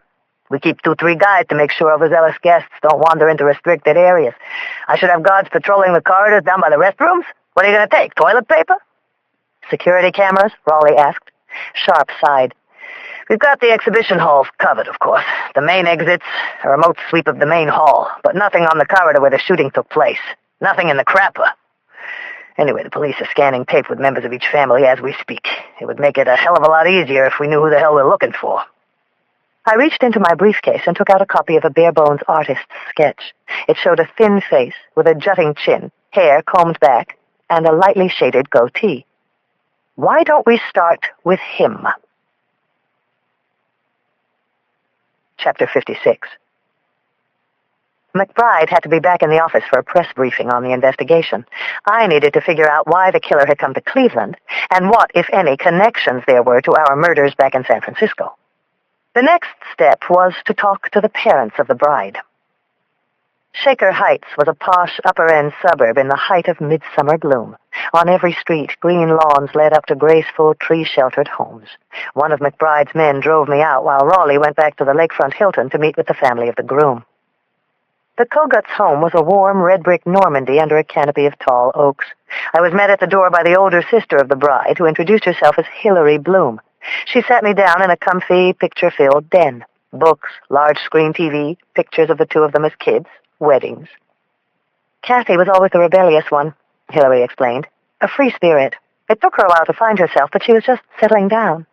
She had a good job, a publicist for a firm in Seattle, where she met James. She was just coming around. Coming around from what? I asked. Like I said, she was a free spirit. That was Kathy. Her parents, Hugh and Christine Kogut, came into the room. I witnessed the glazed, bewildered shock of people whose lives had been shattered. She was always in and out of relationships, her mother eventually admitted, but she also had a passion for life. She was just young, her father said. Maybe we spoiled her too much. She always had an urge to experience things. In her pictures, the wispy red hair and dare-me eyes, I could see the same joy for life the killer had obviously seen in his first 2 victims. It made me feel sad, weary. Do you know why I'm here? I finally asked. The father nodded. To determine if there was any connection to those other horrible crimes out west. So, can you tell me, did Kathy have any connection to San Francisco? I could see a cast of grim recognition creep its way onto their faces. After college, for a few years, she did live there, her mother said. She went to UCLA, her father said. For a year or so she stayed in Los Angeles, tried to catch on with one of the studios. She started out with a temp job at Fox. Then she got this publicity job in San Francisco, covering music. It was a very fast life. Parties, promotions, no doubt a lot worse. We weren't happy, but for Kathy, she thought it was her big break. She lived in San Francisco. I asked if they'd ever heard of Melanie Weil or Rebecca Passano. They shook their heads. What about any relationships that might have ended badly? Someone who, out of jealousy or obsession, might have wanted to do her harm? Recklessness always seemed like a basis for Kathy's relationships, Hilary said with an edge. I did warn her. Her mother shook her head. She always wanted to do things on her terms. Did she ever mention anyone special from the time she lived in San Francisco? Everyone looked at Hilary. No, no one special. No one stands out. She lived there for a while. She didn't keep up with anyone after she left. I seem to remember her saying she still went down there every once in a while, her father said, on business. Old habits are hard to crack, Hilary smirked with a tightening of her lips. There had to be some connection, some contact from the years she had spent there. Someone came all the way here to see her dead. What about anyone from San Francisco invited to the wedding? I asked. There was one girlfriend, her father said. Meryl, said her mother. Meryl Cole. Shortly now. I think she's at the Hilton, if she's still here. I pulled out the artist's sketch we had of the killer's possible appearance. I know it's rough, but do you know this man? Someone who knew Kathy? Did you see anyone like this at the wedding? One by one, the Kogutts shook their heads. I got up to go. I told them if anything came to mind, regardless of how small or insignificant, to get in touch with me. Hillary walked me to the door. "There is one more thing," I said. I knew it was a long shot. "By any chance, did Kathy buy her wedding dress in San Francisco?" Hillary looked at me blankly and shook her head. "No, from a vintage shop in Seattle." At first, the answer deflated me. But then, in a flash, I saw that this was really a connection I was looking for. The first two murders had been committed by someone stalking his victims from afar. That's why he found them in the way he did, tracked them. But this one, Kathy, she had been chosen in a different way. I was certain that whoever had done this had known her. Chapter 57. I drove straight to the Hilton on Lakeshore Boulevard and was able to catch Meryl shortly just as she was about to depart for the airport. She turned out to be stylish, maybe 27, with shoulder-length chestnut brown hair tied back in a bun. "A group of us were up all night," she said, apologizing for the swollen lines around her face. "I'd like to stay on, but who knows when they'll finally release the body. I have a 1-year-old. "The Kogutts told me you live in San Francisco." She sat on the edge of the bed across from me. "Los Altos. I moved down 2 years ago when I got married." "I need to know about Kathy Kogut in San Francisco," I explained. "Lovers, breakups, someone who might have a cause to do this."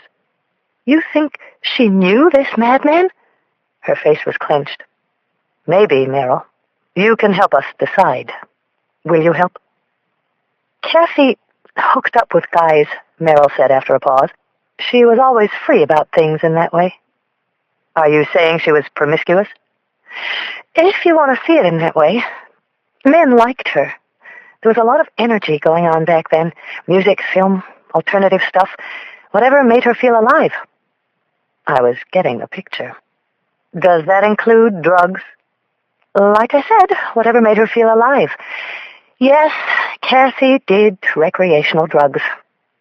Meryl, though pretty, had the hard-edged face of a street survivor who had remade herself as a soccer mom.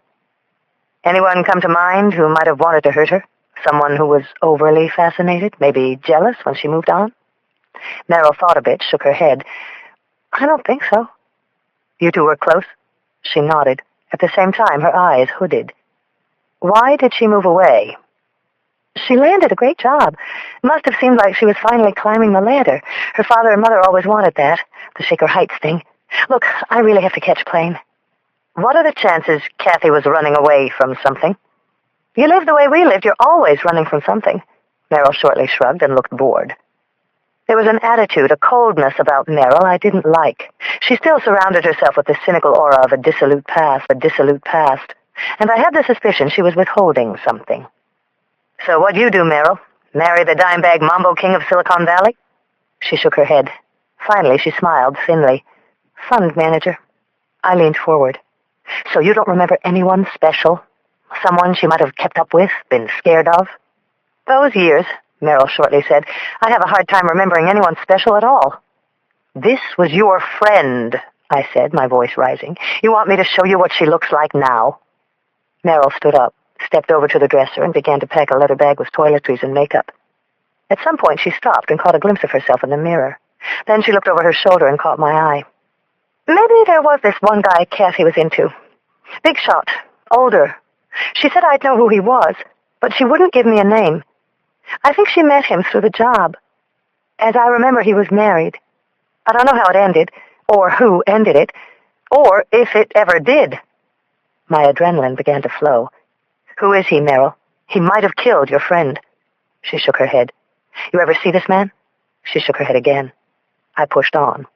"You are the one friend from back then she invites to her wedding, and you never met him once? You don't even know a name?" She gave me a cool smile. "She was protective. She didn't tell me everything. Scout's honor inspector, I assume he was a public figure." "You see her much in the past couple of years?" Meryl shook her head again. "She was being a real bitch. New money in Silicon Valley. Her father told me she still used to come to town on business." Meryl shrugged. "I don't know. I have to go." I yanked open my bag and removed one of the crime scene photos McBride had given me, the one of Kathy, wide-eyed, slumped in a bloody heap in front of her husband. Someone she knew did this. You want to be met at the plane and thrown in a holding cell as a material witness?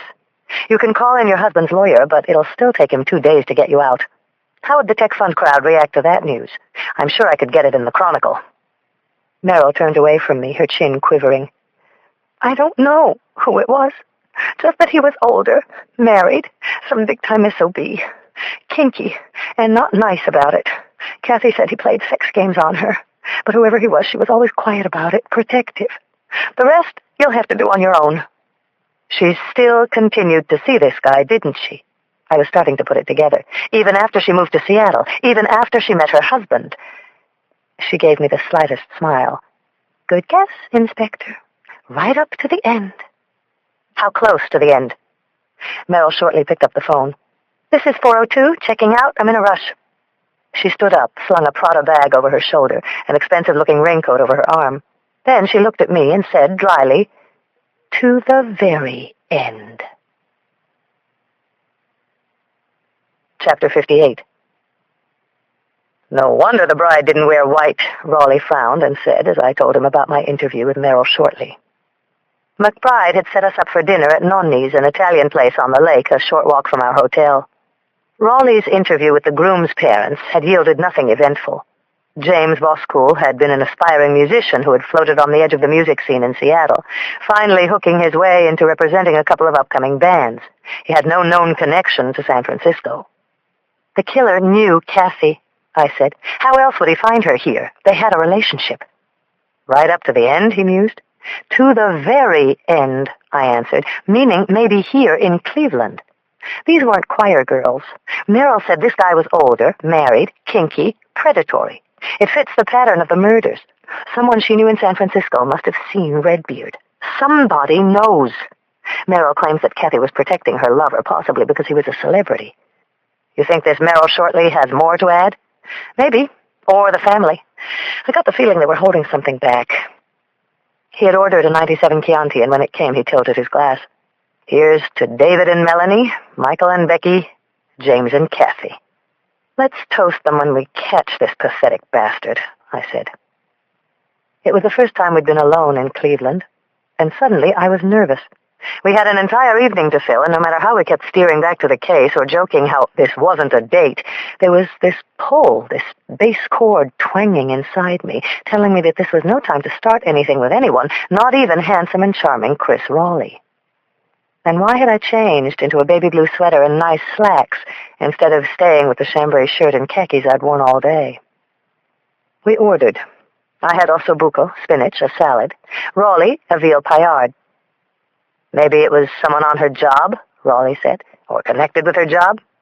I told Jacoby to check out her firm in Seattle. Her father said she still came down to San Francisco on business. I want to see if that's the case. And if it isn't, then either she was hiding something, or they are. He took a sip of wine. Why would she go through with a wedding if she was still involved with this guy? I shrugged. They all said Kathy was finally settling down. I'd like to see what she was like back then, if this is what they meant by settling down. I was thinking that I wanted another crack at the sister, Hillary. I remembered something she had said. Old habits are hard to crack. I had thought she was talking about drugs, parties. Did she mean Redbeard? McBride tells me tomorrow morning we should be able to review some film at the museum. The guy was there, Raleigh, I said with certainty. He was there that night. Kathy knew her killer. We just have to find out who he is. Raleigh poured a little more wine into my glass. We're partners now, aren't we, Lindsay? Sure, I said, a little surprised by the question. Can't you tell I trust you? I mean, we've been through 3 double murders. We're committed to seeing it through. I backed you up with Mercer. I even helped clean up after dinner at your place. Yeah? So? I smiled, but his face had a cast of seriousness to it. I was trying to figure out where he was going. What do you say? Maybe it's about time you started calling me Chris. Chapter 59. After dinner, Chris and I walked down by the tree-lined lakefront toward our hotel. A cool, misty breeze lapped at my face. We didn't say much. That same nervous apprehension was tingling on the surface of my skin. Occasionally, our arms brushed. He had his jacket off, and there was a solid outline to his shoulders and arms. Not that I was noticing superficial things like that. It's still early, he said. 5:30 our time, I replied. I could still catch Rolf. Maybe I should bring him up to date. Raleigh grinned. You already called Jacoby. I bet he was probably in Rolf's office before he hung up the phone. As we walked, it was as if this unbearable force were pulling me close, then pushing me away. Anyway, I said, for once, I don't feel like calling in. What do you feel like? Raleigh asked. Why don't we just walk? The Indians are playing. You want to sneak our way in? Must be the 5th inning. We're cops, Raleigh. Yeah, that would be bad. You want to dance, then? No, I said, even firmer. I don't want to dance.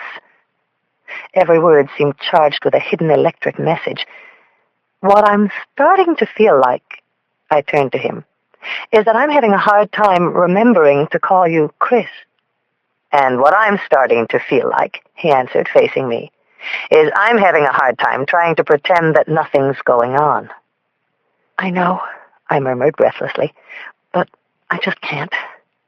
It sounded really stupid, but as much as I wanted him, there was a greater hesitation inside holding me back. I know, but I just can't. What does that mean?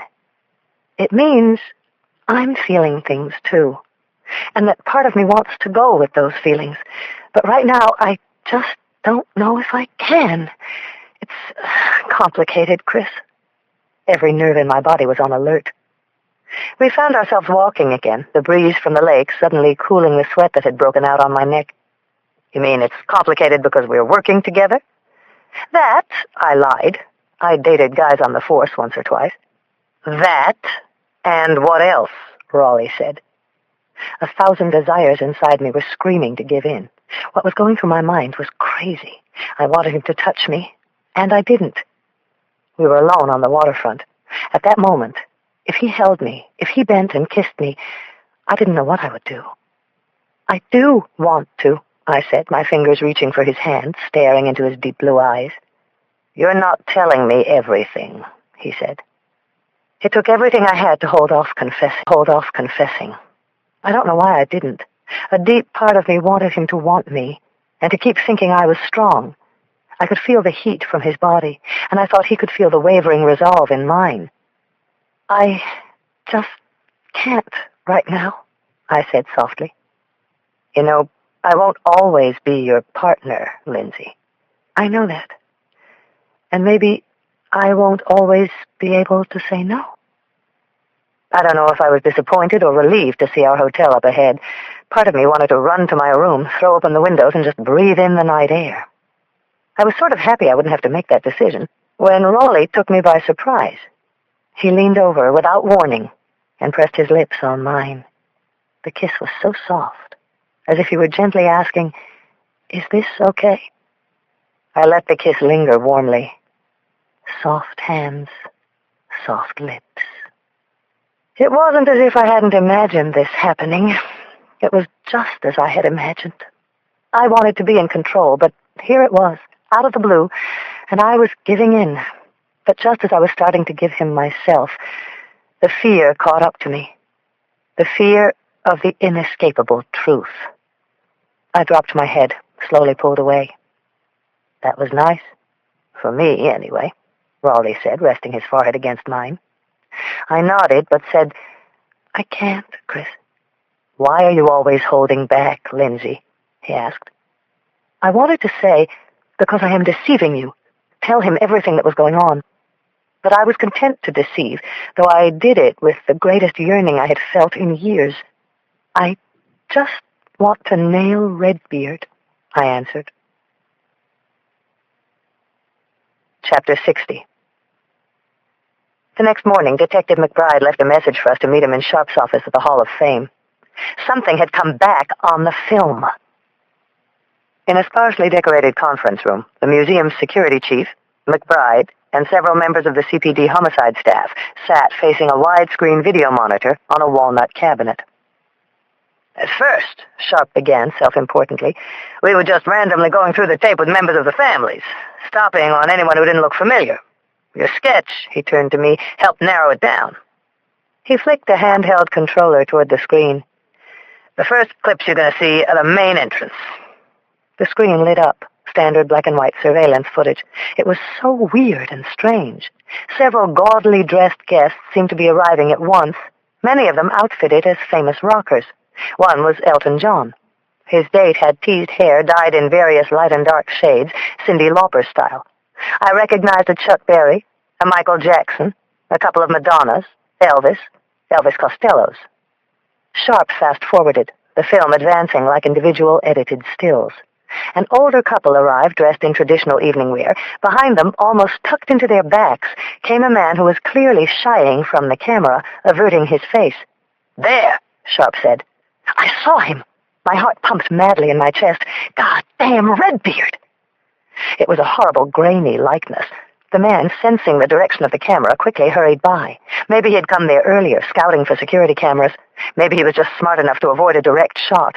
Whatever it was, he sneaked into the crowd and disappeared. A ball of anger knotted in my chest.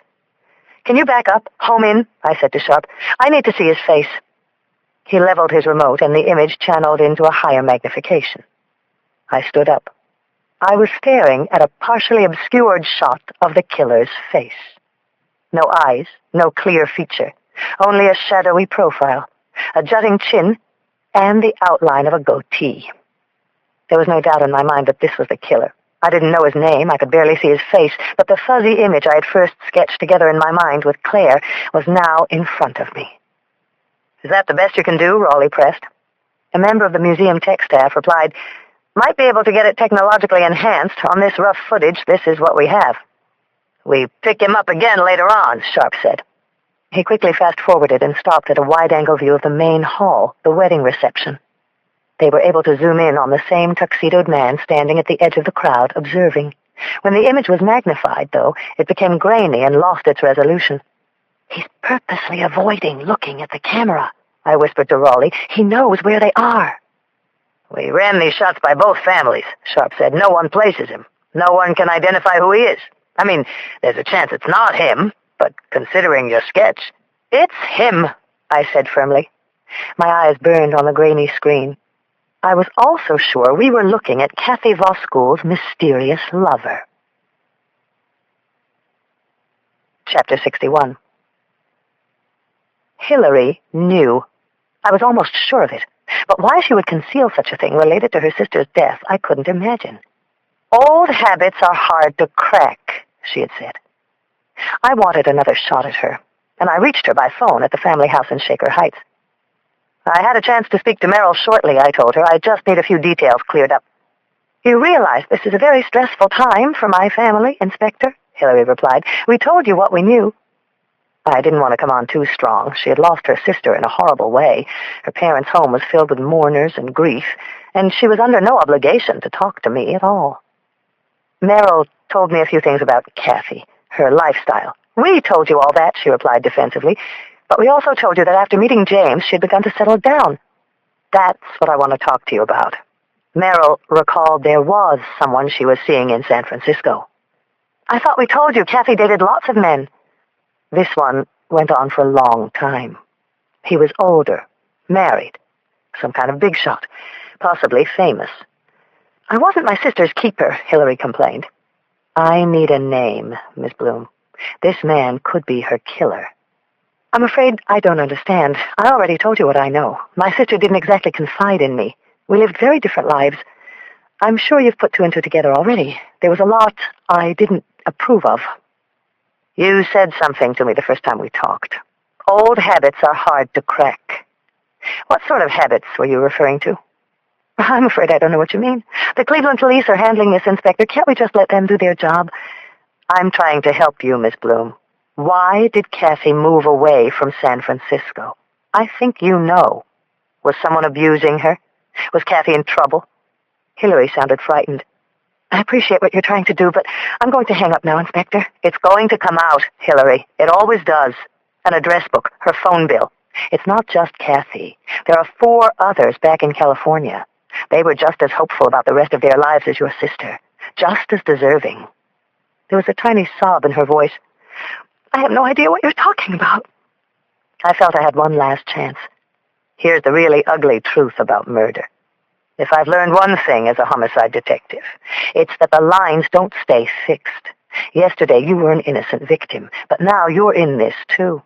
This killer will strike again, and you will regret whatever you didn't tell me for the rest of your life. There was a heavy silence on the line. I knew what it meant. It was the struggle inside Hilary Bloom's conscience. I heard a click. She had hung up the phone. Chapter 62. Our flight back to San Francisco left at 4 p.m. I hated to leave without a name, especially when I felt we were so close. Somebody famous. Kinky. Why were they protecting him? Anyway, we'd accomplished a lot in just 2 days. It was clear to me that all 3 murders were committed by the same person. We had a strong lead tying him to San Francisco, a possible identity, a confirmed description. The trail was warm here and would grow ever hotter when we got home. Both investigations would proceed locally. Cleveland would contact the Seattle police force to do a search of the bride's home. Maybe something in her personal effects, an address book, an email, and her computer would divulge who her San Francisco lover was. Waiting to board our plane out of Cleveland, I called my voicemail for messages. 1 each from Cindy and Claire inquiring about my trip. Our case. Reporters pushing for comments on the Cleveland crime. Then I heard the throaty voice of Meryl Shortley. She had left her California number. I punched the number as fast as I could. A housekeeper answered, and I could hear the wail of a baby crying. When Meryl got on, I could tell that some of her cool veneer had cracked. I was thinking, she began. There was something I didn't mention yesterday. Yes, that's good to hear. This guy I told you about, the one Kathy was hooked up with in San Francisco, I was telling you the truth. I never knew his name. Okay, I hear you. But there were some things. I said he didn't treat her well. He was into intense sex games, props, scenarios, maybe even a little filming. Problem was, Kathy liked the games. There was a long pause before Meryl went on. Well, I think he pushed her, forced her to do more than she was comfortable with. I remember marks on her face, bruises on her legs. Mostly it was her spirit that was broken. None of us were exactly bringing home Tom Cruise then, but there was a time when Kathy was real scared. She was in his control. I began to see where this was heading. It's why she moved away, wasn't it? I said. I could hear Meryl Shortley sigh on the other end. Yes, it was. Then why did she continue to see him from Seattle? You said she was involved with him right up to the end. I never said, Meryl Shortley replied, that Kathy knew what was good for her. Now I saw Kathy Kogat's life take on the shape of tragic inevitability. I was sure she had fled San Francisco, tried to break away from the grip of this man, but she couldn't break free. Was that true of the other murdered brides? I need a name, Miss Shortley. Whoever this was, he might have killed your friend. There are 4 others. The longer he's out there, the greater the chance he'll do it again. I told you I don't know his name, Inspector. I raised my voice above the din in the terminal. Meryl, someone must know. You knew her for years, partied together. Meryl hesitated. In her own way, Kathy was loyal. She said his name was well known, some kind of celebrity, someone I would know. She was protecting him, or maybe protecting herself. My mind raced to the film and music business. She was into a bad scene. She was in over her head, and like many people who feel trapped, she ran. She just couldn't get far enough away. She must have told you something, I pressed. What he did, where he lived, where they would meet. You guys were like sisters. Wicked sisters? I swear, Inspector, I've been racking my brain. Then someone must know. Who? Tell me. I heard Meryl Shortley let out a mirthless laugh. Ask her sister. Before we boarded, I beeped McBride and left a detailed message on his voicemail. Kathy's lover was probably someone famous. It was why she had moved away from San Francisco. The profile fit the pattern of our killer. Her sister, Hilary, might know the killer's name. On board, all I could think about was that we were getting close. Raleigh was there beside me. As the plane rose, I leaned into his arm, surrendering to total exhaustion. All my physical troubles seemed a million miles away. I remembered something I'd said to Claire. I had told her that finding this bastard gave me the resolve to go on. The red-bearded man in my dream who had gotten away. We're going to get him, I said to Raleigh. We can't let him kill another bride and groom. Chapter 63. 8 the next morning, I was at my desk. There were several ways I could go with this investigation. Hilary Bloom was the most direct, assuming, as Merrill had implied, that she was able to give us a name.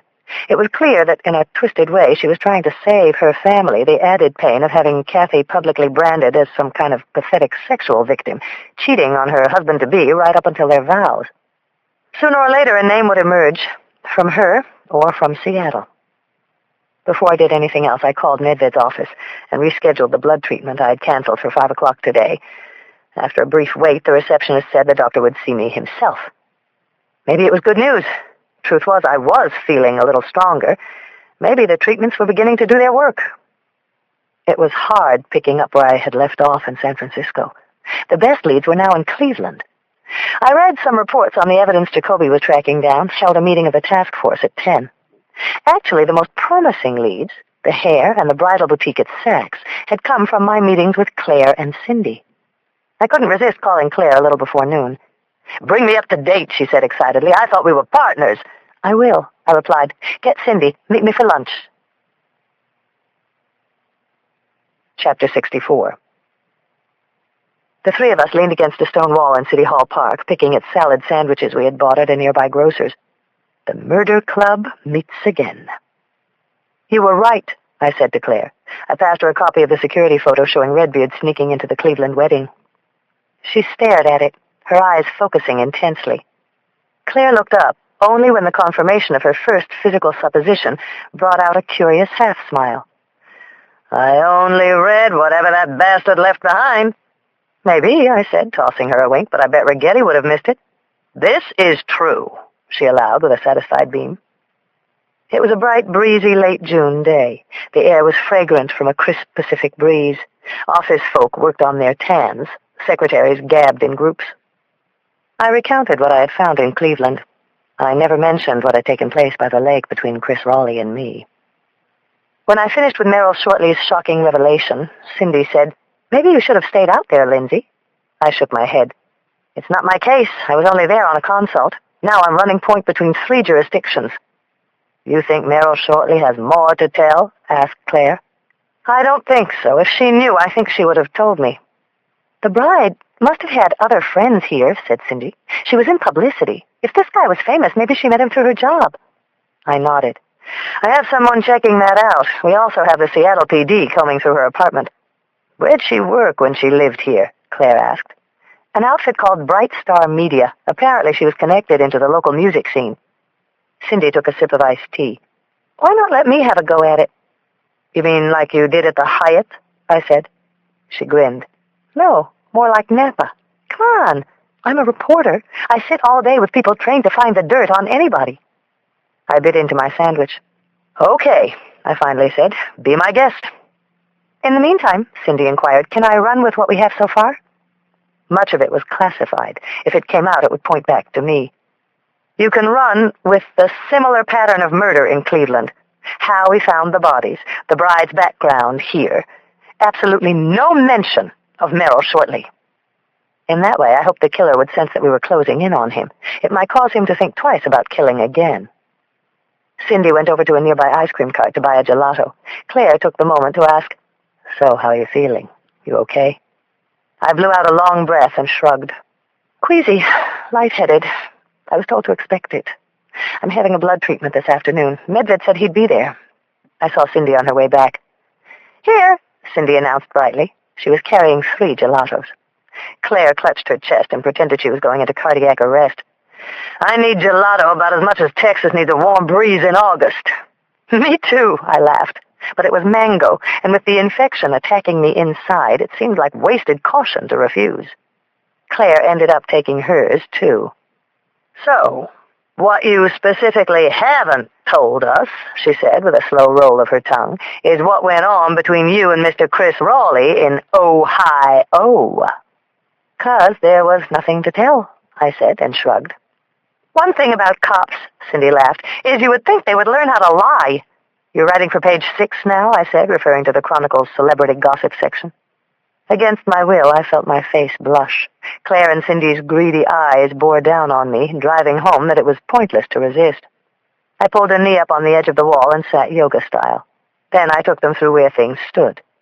The long, slow dance in my apartment, eliciting, "You don't dance, girl," from Claire. "You cook." I described the anticipation of sitting next to him on the plane, the nervous walk down by the lake, my own doubts, hesitation, the inner conflicts holding me back. Basically, it took every bit of self-control not to rip his clothes off right there on Lakefront Walk. I laughed at how it must have sounded. "Girl, why didn't you?" Claire said, wide-eyed. "Might have done you some good." "I don't know," I said, shaking my head. But I did know. And though she tried to smile through it, Claire knew, too. She squeezed my hand. Cindy looked on, not knowing what was going on. Claire joked, "I'd give up losing 20 pounds to see Cheery's expression if the two of you got picked up for going at it in the woods." "2 San Francisco cops," announced Cindy in a newscaster tone, in Cleveland, in pursuit of the bride and groom killer, were discovered au naturel in the bushes by the Cleveland waterfront. The three of us choked with laughter, and it felt so good. Cindy shrugged. "That, Lindsay, I would have had to print." "From now on," Claire giggled, "I can see things growing pretty humid in that squad car." "I don't think that's Chris's style," I defended him. "You forget, the man's into the shipping news." "Ooh, it's Chris now, huh?" mooned Claire. "And don't be so sure about that. Edmund plays 3 instruments, knows everything from Bartok to Keith Jarrett, but he's risen to the occasion in some very unexpected places." "Like where?" I laughed, the surprise caught in my throat. She coyly shook her head. "I just don't want you thinking that because a man keeps himself with a certain dignity, there's any dignity when it comes to that." "Come on," I exhorted. "You put it in play. Let's hear." "Let's just say that a few John Does aren't the only thing that have been stiff on our examining tables." I almost fumbled my gelato onto the ground. "You've got to be kidding. You? And Edmund?" Claire's shoulders jiggled in delight. "As long as I've gone this far. Once, we did it in a parterre box at the Symphony. After a rehearsal, of course." "What do you guys do? Just go around leaving your mark like poodles?" I exclaimed. Claire's round face broadened with delight. "You know, it was a long time ago. But as I think of it, that time in my office at the coroner's Christmas party, that wasn't so long ago." "As long as we're bearing our souls," injected Cindy. "When I first got to the Chronicle, I had this fling with one of the senior guys from Arts and Letters. We used to meet down in the library, in the far reaches of the real estate section. Nobody ever went there." Cindy scrunched her face, abashed, but Claire cackled with approval. I was amazed I was learning the hidden, suppressed side of a person I had known for 10 years. But there was a little shame building in me as well. I didn't have a story. "So," Claire said, looking at me, "what's Inspector Boxer got to share from her closet?" I tried to recall a single moment when I'd done something totally crazy. I mean, when it came to sex, I didn't think of myself as someone who held back, but somehow, no matter how hard I searched my memory, my passion always ended up between the sheets. I shrugged, empty-handed. "Well, you better get started," Claire said with a wag of her finger. "When I'm drawing my last breath, I won't be thinking about all those fancy degrees or conferences I spoke at. You only have a few times in your life to really cut loose, so you might as well take them when they come." A little tremor of remorse knifed through me. At that moment, I didn't know what I wanted more, my place on the list, or a goddamn name for Redbeard. I suppose I wanted both. Chapter 65. A couple of hours later, I sat in my hospital smock in the hematology clinic at Moffat. "Dr. Medved would like a word with you before we start," said Sarah, my transfusion nurse. I felt nervous as she unpacked an IV setup for my treatment. Truth was, I had been feeling okay. Not much pain or nausea other than the incident in the ladies' room last week. Dr. Medved walked in with a manila folder under his arm. His face was friendly but unconfiding. I smiled weakly. "Only good news?" He sat across from me on the ledge of a counter. "How are you feeling, Lindsay?" "I wasn't feeling so bad when I saw you before." "Fatigued?" "Only a little. End of day kind of thing." "Sudden nausea? Queasiness?" I admitted I had vomited suddenly once or twice. He made a quick notation on a chart. He paged through some medical charts in the folder. I see we've undergone 4 packed red cell transfusions so far. My heart was racing the longer he took. Finally, he put down the folder and he looked squarely at my face. I'm afraid your erythrocyte count has continued to decline, Lindsay. You can see the trend line here. Medved passed me a sheet. Leaning forward, he took a cross pen out of his breast pocket. The paper had a computer graph on it. He traced the pattern with his pen. The line went steadily down. Shit! I felt the air rush out of my lungs with disappointment. I'm getting worse, I said. To be frank, the doctor acknowledged, it's not the trend we were hoping for. I had ignored the possibility that this might happen, burying myself in the case, sure that the numbers would improve. I had built this view on a natural trust that I was too young and energetic to be truly sick. I had work to do, important work, a life to live. I wasn't dying, was I? Oh, God. What happens now? I managed to say. My voice came out as a whisper. I want to continue with the treatments, Medved replied. In fact, increase them. Sometimes these things take a while to kick in. Super high test, I joked glumly. He nodded. From this point on, I'd like you to come in 3 times a week, and I'm going to increase the dosage by 30%. He shifted his weight off the counter. In and of itself, there's no immediate cause for alarm, he declared in a marginally uplifting tone. You can continue to work. That is, if you feel up to it. I have to work, I told Medved. Chapter 66.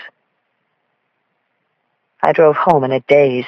One moment I was battling to unravel this damned case, and the next I was fighting for my life. I wanted a name. I wanted it now more than ever, and I wanted my life back.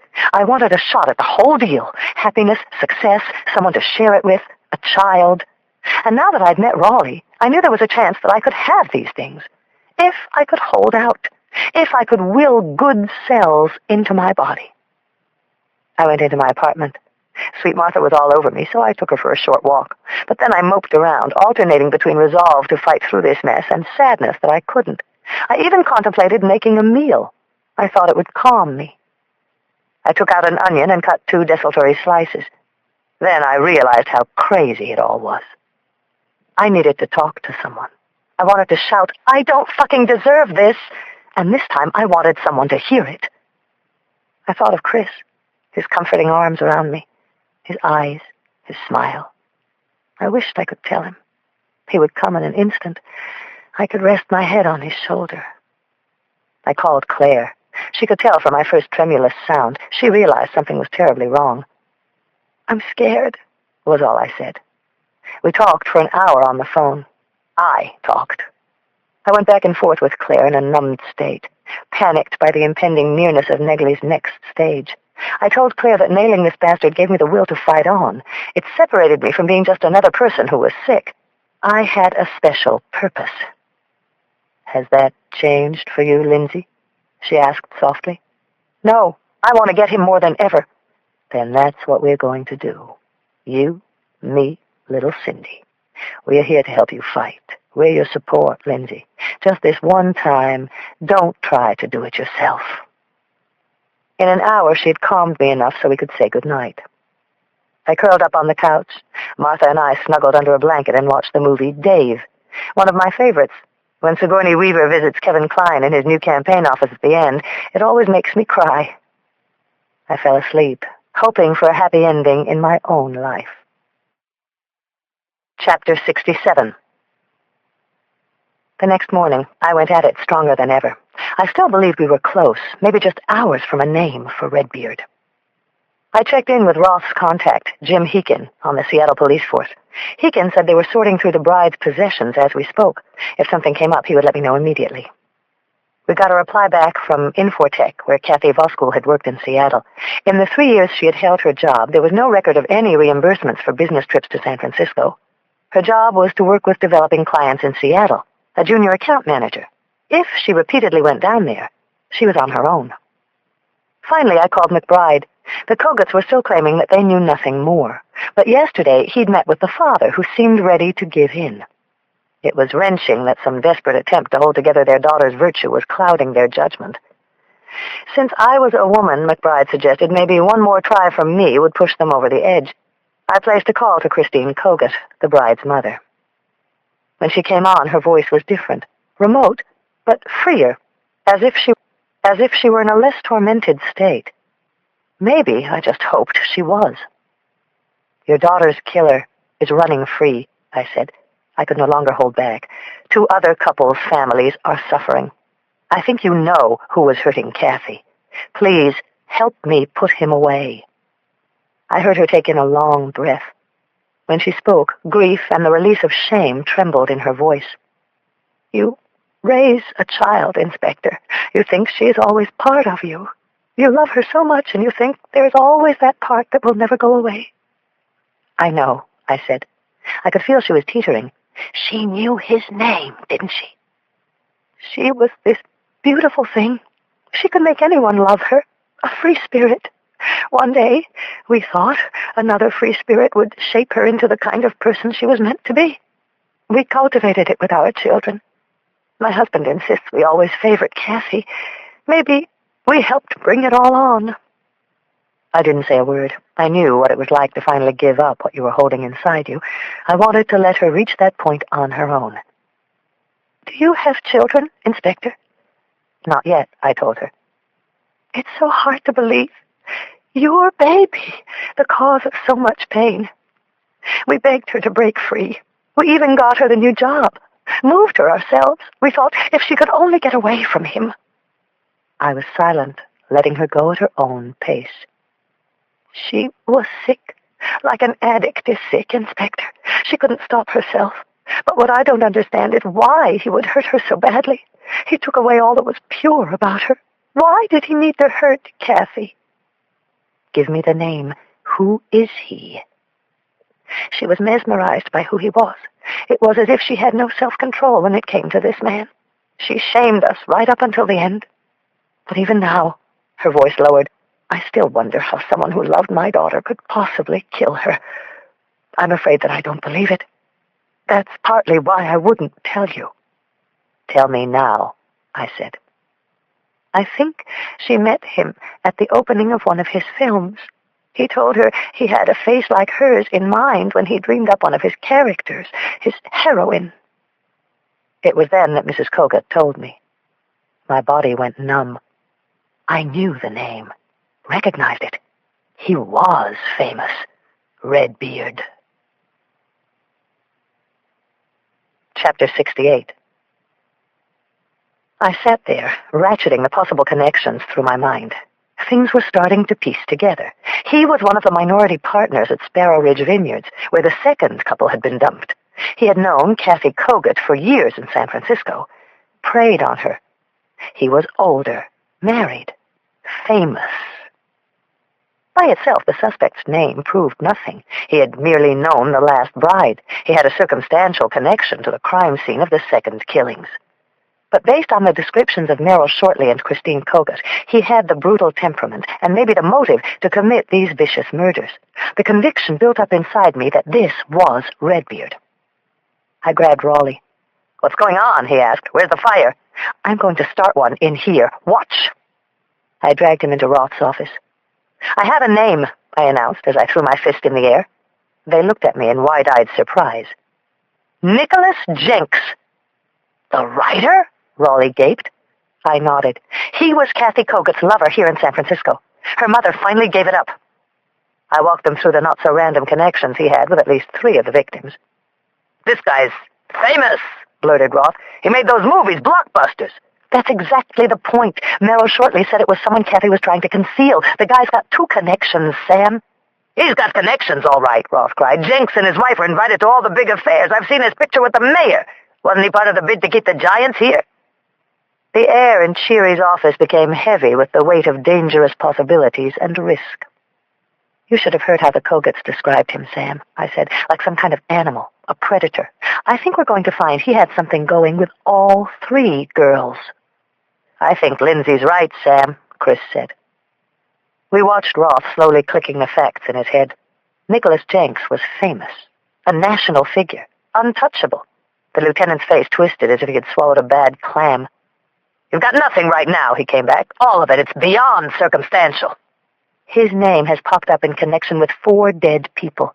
We could get face-to-face like I would with anyone else. We could talk to the district attorney." Roth held up a hand. Nicholas Jenks was one of San Francisco's most prominent citizens.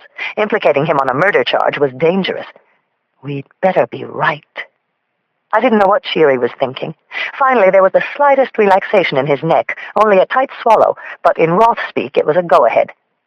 "You could talk to the DA, he agreed. "Call Jill Bernhardt." He turned to Raleigh.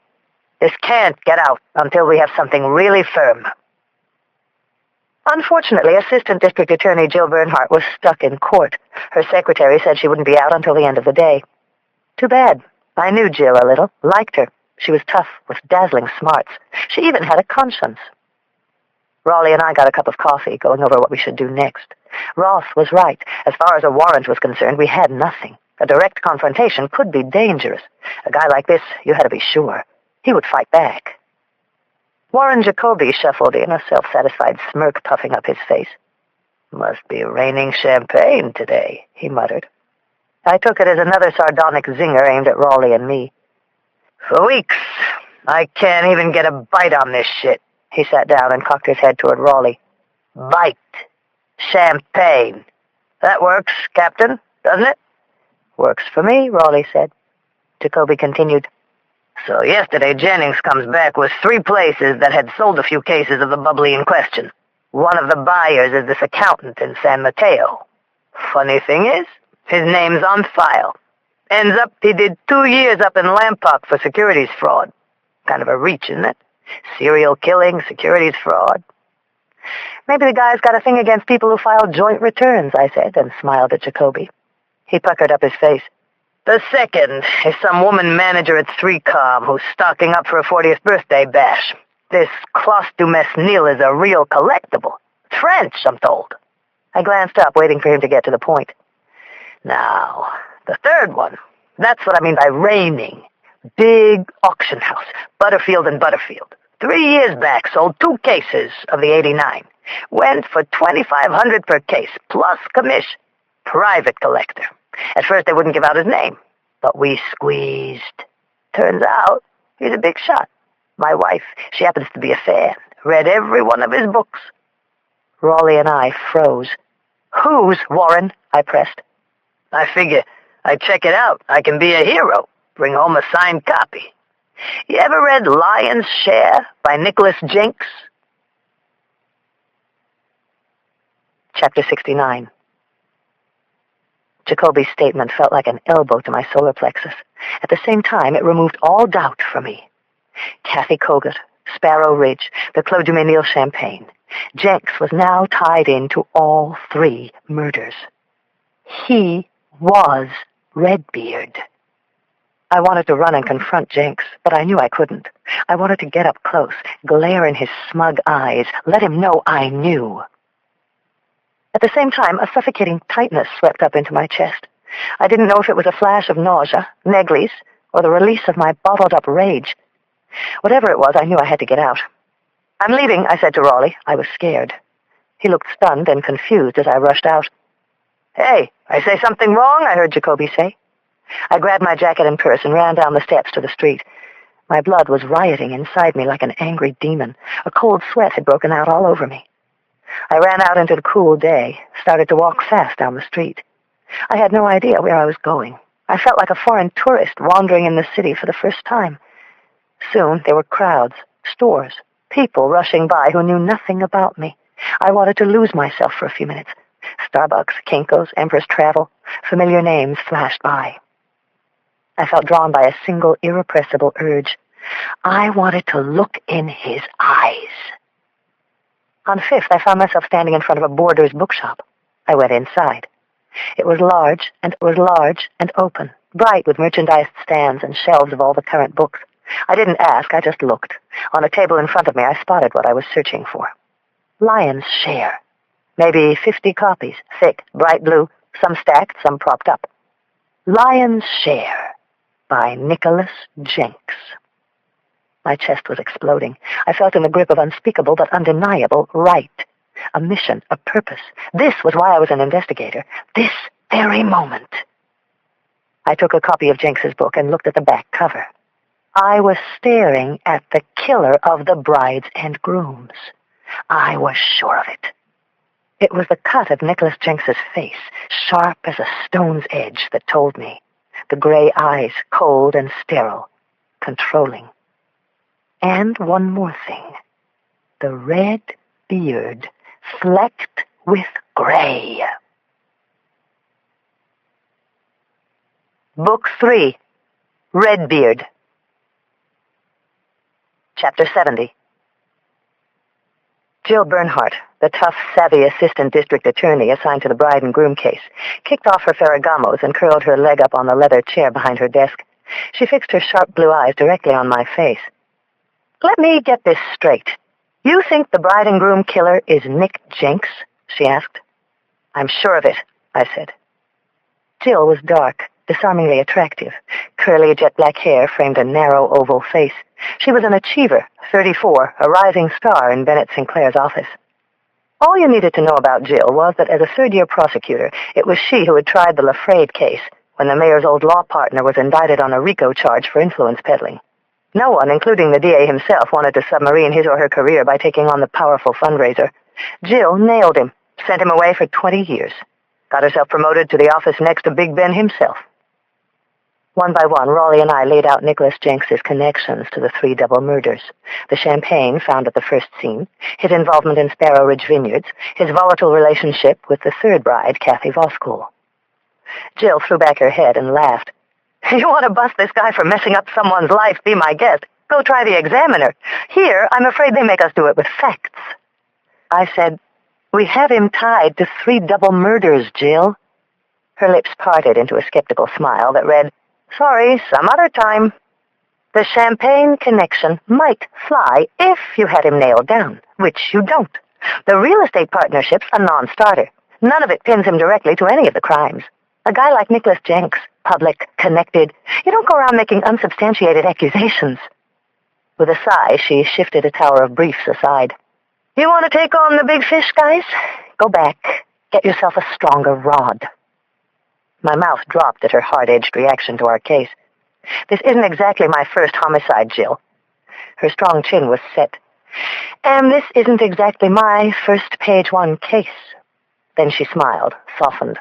"Sorry," she said. "It's one of Bennett's favorite expressions. I must be spending too much time around the sharks." "We're talking about a multiple killer," Raleigh said, the frustration mounting in his eyes. Jill had that implacable prove-it-to-me resistance. I had worked with her on murder cases twice before, knew how tireless and prepared she was when she got to court. Once she'd invited me to go spinning with her during a trial I was a witness at. I gave up in a sweat after 30 grueling minutes, but Jill, pumping without pause, went on at a mad pace for the full 45. 2 years out of Stanford Law, she had married a rising young partner at one of the city's top venture firms, leapfrogged the squadron of career prosecutors to the DA's right hand. In a city of high achievers, Jill was the kind of girl for whom everything clicked.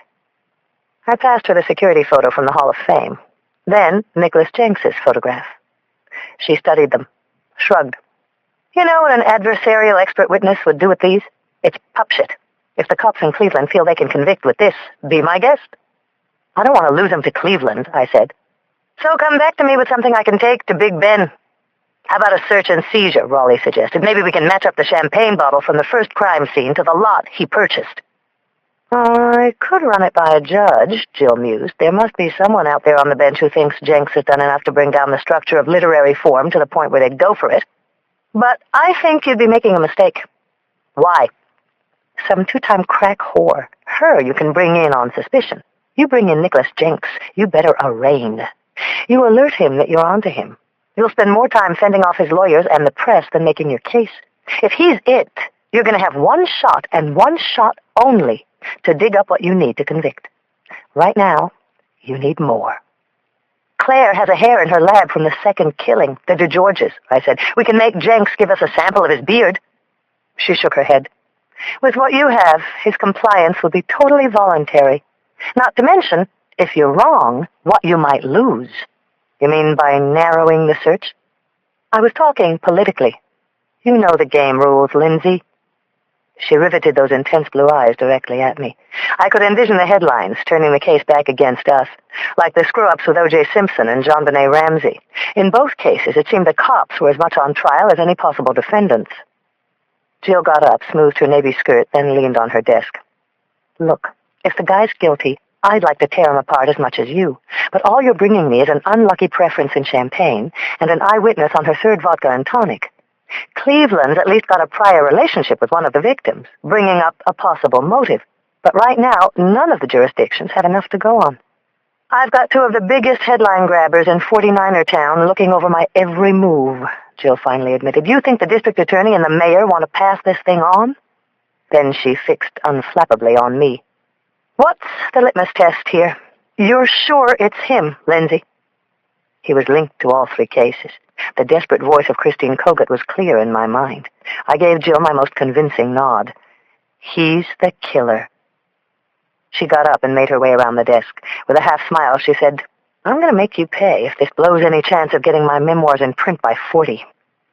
Through the sarcasm, I saw a look flare up in Jill Bernhardt's eyes, the same resolute look I had seen when she was spinning. It hit me like a spray of mace. Okay, Lindsay, let's make this case. I didn't know what made Jill tick. Power? An urge to do right? Some manic drive to outperform? Whatever it was, I didn't think it was far from what had always burned through me. But listening to her cogently mapping out what we needed to indict, a tantalizing thought took hold of me. I thought about getting her together with Claire and Cindy. Chapter 71.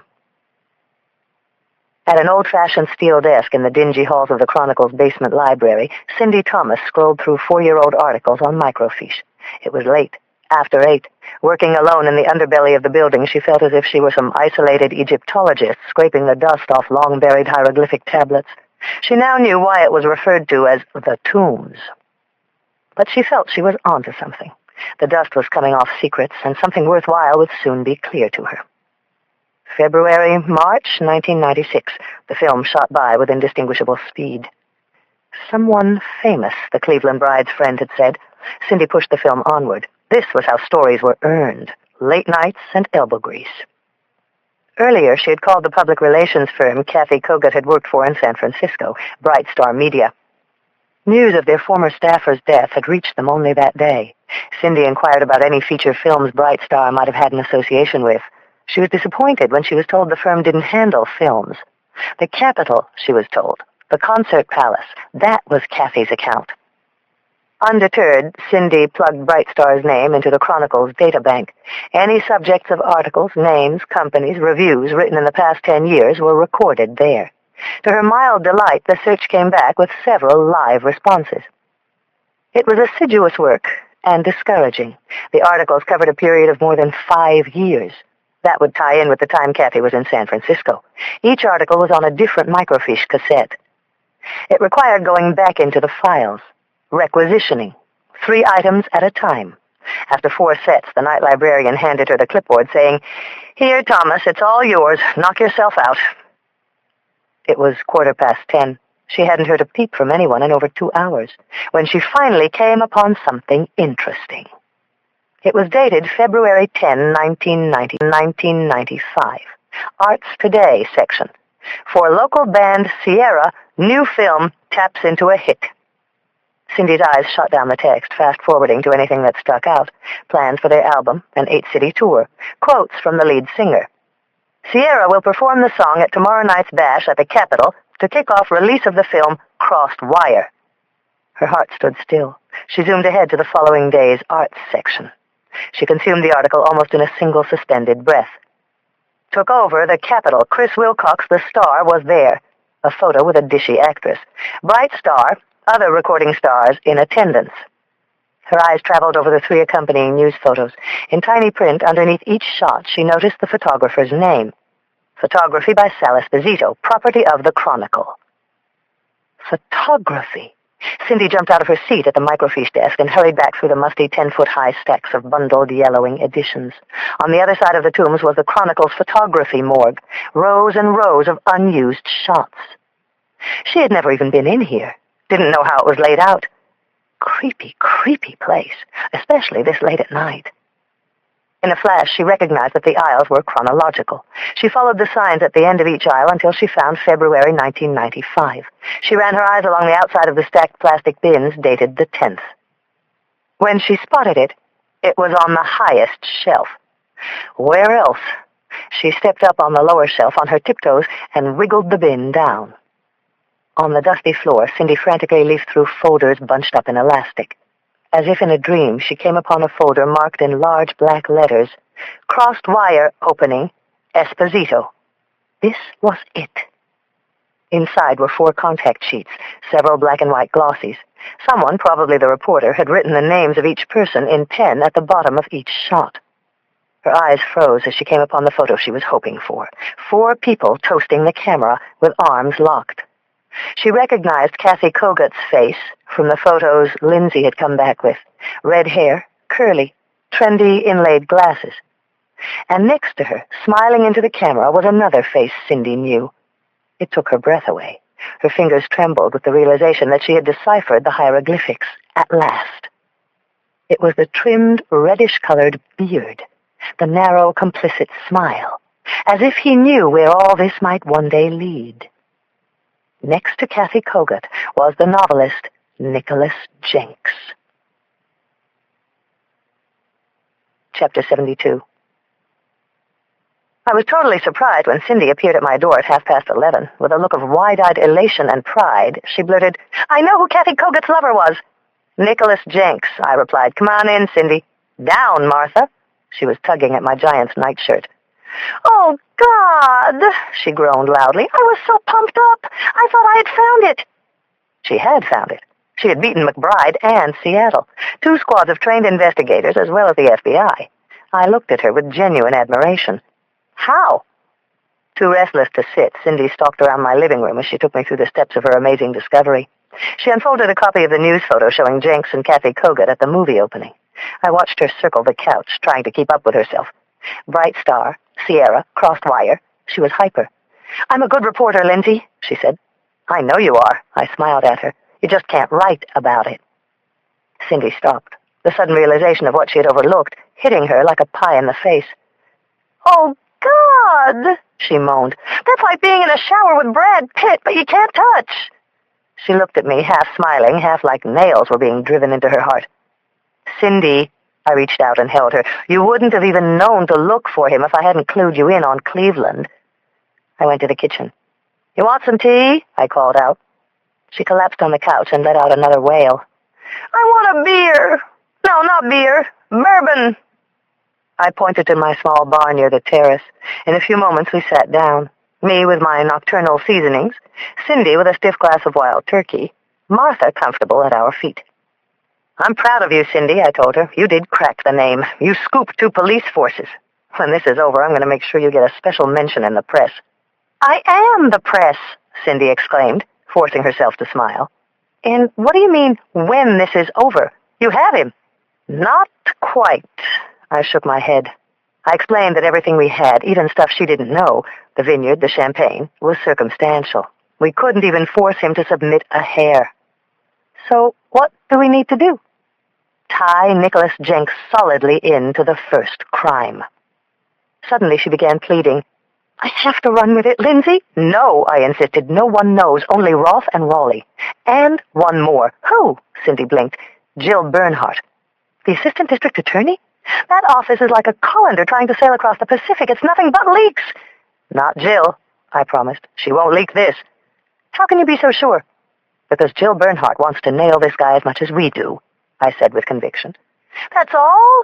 groaned Cindy. I sipped a soothing mouthful of tea, met her eyes. "And because I invited her into our group." Chapter 73. The following day we met after work for a drink at Susie's. It was Jill's introduction to our group. All day I couldn't fix on anything other than the thought of confronting Jenks with what we knew and bringing him in. I wanted to accelerate everything, a face-to-face confrontation. I wanted to let him know we had him. Goddamn Redbeard! As we waited for drinks, I threw out a couple of new developments. A search of Kathy Cogate's home in Seattle had uncovered Jenks's name and phone number in the dead bride's phone book. A trace by Northwest Bell had turned up 3 calls to him in the past month, including one 3 days before the Cleveland wedding. It confirmed what Merrill Shortley had told us. Right up to the very end, said Claire. Creepy. Both of them, actually. We had run Jenks's photo by Marianne Perkins of Saks as part of a photo spread with 5 others. We desperately needed something that pinned him to the first crime. She paused over his likeness for a few seconds. It's him, she declared. Then she paused. But then, it's hard to tell. It was so quick and far away. The thought of a defense attorney cross-examining her didn't sit well with me. It didn't surprise me that Jill agreed. It took no longer than a single margarita for her to make a seamless entry into our group. Claire had met her a few times when she testified at trials. They had developed a mutual respect for each other's rise through their male-dominated departments. We asked Jill about herself, and she told us she was Stanford Law, and her father was a corporate attorney back in Dallas. No interest in the corporate thing. That was for her husband, Steve, who was running a venture fund for Bank America. They lived in Burlingame, affluent, exclusive. Took rock climbing treks in the desert at Moab. No kids. It just doesn't fit right now, she said. Jill seemed to live the epitome of the fast, successful life. At the same time, there seemed to be something missing. Maybe she was tired from the grind, the pace of her accomplishments. When our drinks arrived, Claire and I toasted Cindy's ingenuity in coming up with Jenks's name in such short time, and beating 2 police departments to the punch. Claire raised a glass to her. You're pretty good for a rookie, of course, but you're still not the king, she smiled at me. So, I'm thinking, Jill said, looking around the table.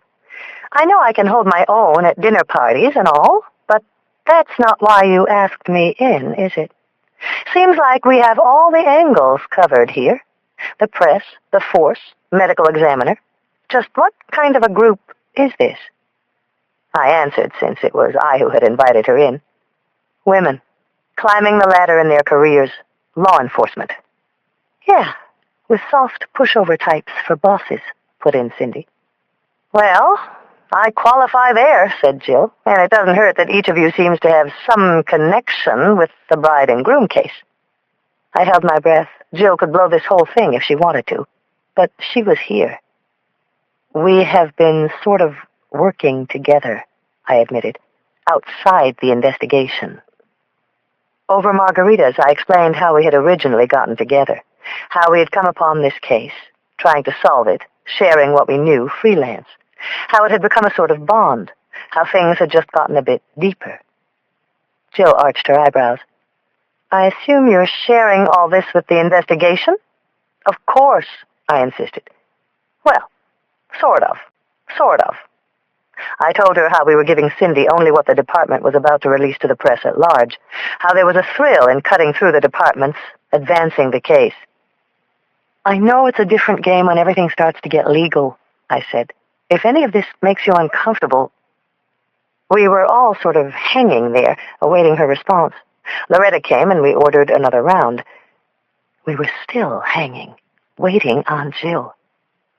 How about I let you know when things start to get uncomfortable, Jill said. She widened her blue eyes. In the meantime, you're going to need a lot stronger corroboration if we want to take this thing to court. The 3 of us breathed a sigh of relief. We tilted our near-empty glasses toward our new member. So, this outfit have a name? Jill inquired. We looked around, shrugged, shook our heads. We're sort of a murder club, I said. Lindsay's deputized us, Claire grinned. The Margarita Posse, Jill threw out. That has possibilities. Badass bitches, Claire giggled. One day we're all going to be running things, Cindy said. Homicide chicks. She came back with a satisfied grin. That's who we are. That's what we do. Just shut me up if I start to roar, said Jill. We looked around the table. We were bright, attractive, take-no-shit women. We were going to run things. Someday. The waitress brought our drinks. We raised 4 glasses toward one another. To us, Chapter 74. I was driving home, really pleased at having brought Jill into the group, but it didn't take long for the thought to worm its way in that I was still withholding from my friends. My beeper sounded. "What are you doing?" Raleigh asked when I buzzed him back. I was headed home. Beat. "You up for talking just a little?" "I'm at Mahoney's." Mahoney's was a dark, crowded bar near the hall that was usually thick with off-duty cops. "Already ate," I told him.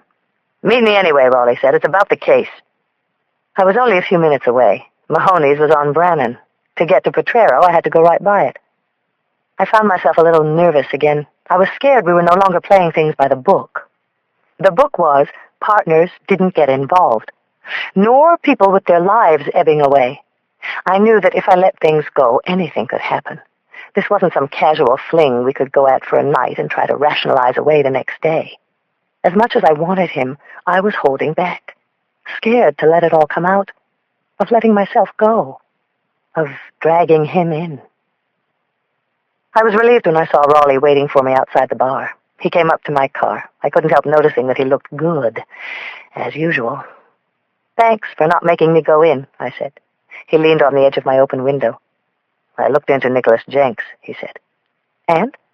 "The guy's 48, went to law school but never finished, started writing novels his first year, wrote 2 books that didn't go anywhere, then this twisted thriller, Crossed Wire, hit. There's something you should know. Maybe 7 years ago, give or take a few, cops were called out to his home in a domestic dispute." "Who made the call?" "His wife. His first wife." Raleigh leaned in closer. I pulled up the report. First on the scene, described her as pretty beat up, bruises up and down her arms, large bruise on her face. A thought flashed in my head. Merrill Shortley, on Kathy's boyfriend, he was into intense sex games. "Did the wife file?" I asked. Chris shook his head. "That's as far as it went. Never pressed charges. Since then, he's cashed in big time. 6 huge bestsellers, movies, screenplays, new wife, too. That means there's an old one out there who might be willing to talk." He had a satisfied expression on his face. "So, can I buy you a meal, Lindsay?" A hot bead of sweat burned a slow path down my neck. I didn't know whether to get out or stay in. I thought, if I got out... "Chris, I already ate. I had a commitment." "Jacoby," he grinned. He could always get me with that smile of his. "It was sort of a women's thing. A group of us. We meet once a month, go over our lives. You know, nanny problems, personal trainers, country homes, affairs, things like that." "Anyone I know?" Raleigh raised his eyebrows. "Maybe one day I'll introduce you." We sort of hung there, my blood slowly throbbing in my chest. The hair on Raleigh's forearm gently grazed against mine. This was driving me insane. I had to say something. "Why'd you call me out here, Chris?" "Jenks," he replied. "I didn't tell you everything. We ran a firearms check on him with Sacramento." He looked at me with a glint in his eye. "He's got several registered. A Browning .22 caliber hunting rifle, a Renfield 30-30, a Remington 40.5. He was leading me on. I knew he had struck pay dirt. "There's also a Glock Special, Lindsay. 1990 issue. 9mm. A rush of validation shot through my veins. Chris frowned. "He has the weapon of choice, Lindsay. We've got to find that gun." I made a fist and brought it down against Raleigh's in triumph. My mind was racing. Sparrow Ridge, the phone calls, now a Glock Special. It was all still circumstantial, but it was falling into place. "What are you doing tomorrow, Raleigh?" I asked with a smile. "Wide open. Why?" "I think it's time we talk to this guy, face to face." Chapter 75. High on the cliffs above the Golden Gate Bridge, 20 El Camino del Mar was a stucco Spanish-style home with an iron gate guarding the terracotta driveway. Redbeard lived here. Nicholas Jenks. Jenks's home was low, stately, surrounded by decoratively trimmed hedges and bright blossoming azaleas. In the driveway's circle there was a large iron sculpture, Botero's Madonna and Child. "Fiction must be good." Raleigh let out a whistle as we stepped up to the front door. We had made an appointment through Jenks's personal assistant to meet him at noon. I had been warned by Sam Roth not to come on too hard. A pleasant housekeeper greeted us at the door and took us back to a spacious sunroom, informing us that Mr. Jenks would be down in a short while. The lavish room seemed straight out of some designer magazine, with rich jacquard wallpaper, oriental chairs, a mahogany coffee table, shelves of mementos and photographs. It opened onto a fieldstone patio overlooking the Pacific. I had lived in San Francisco all my life, but never knew you could come home every night to this kind of spectacular view. While we waited, I examined photos arranged on a side table. Jenks with a series of well-known faces. Michael Douglas, the top guy from Disney, Bill Walsh from the 49ers. Others were with an attractive woman I took to be his new wife. Sunny, smiling, strawberry blonde hair, in various exotic locations, beaches, skiing, a Mediterranean isle.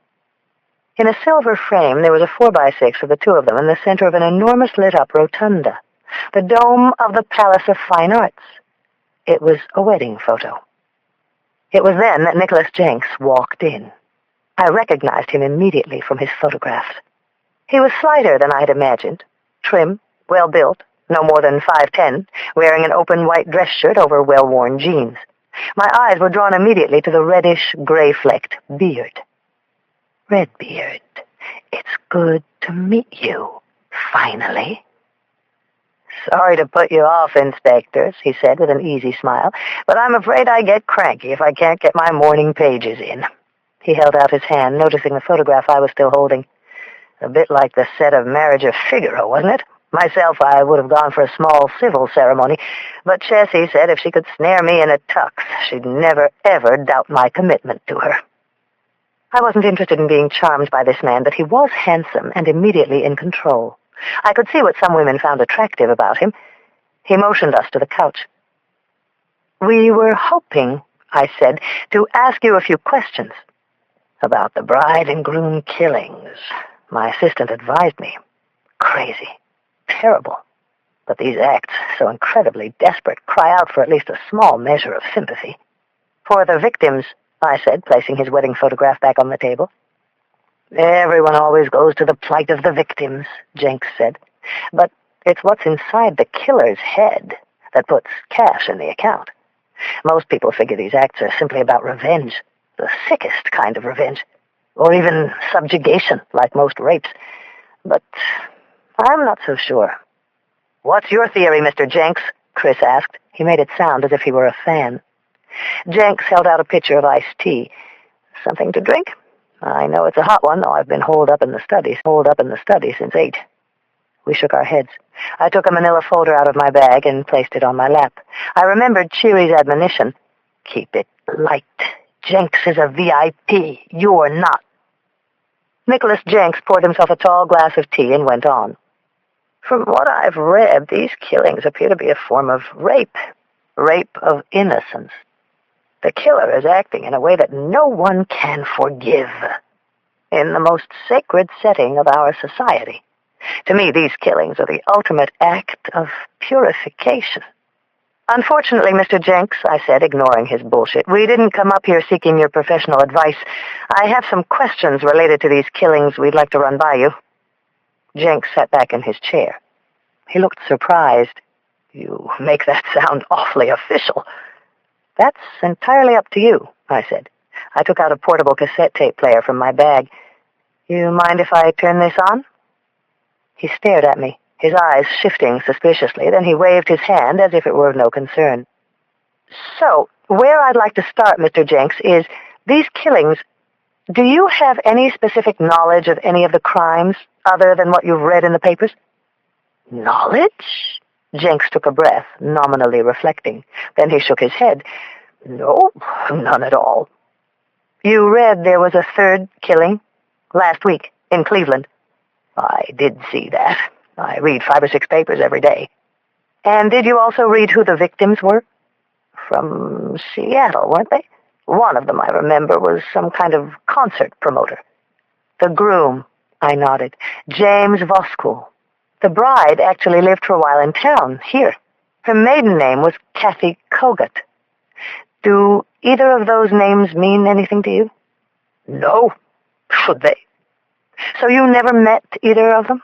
Any interest you had in this case was just like anyone's? Morbid curiosity? He fixed his eyes on me. That's right. Morbid curiosity is my business. I opened my manila folder and took out the top photo.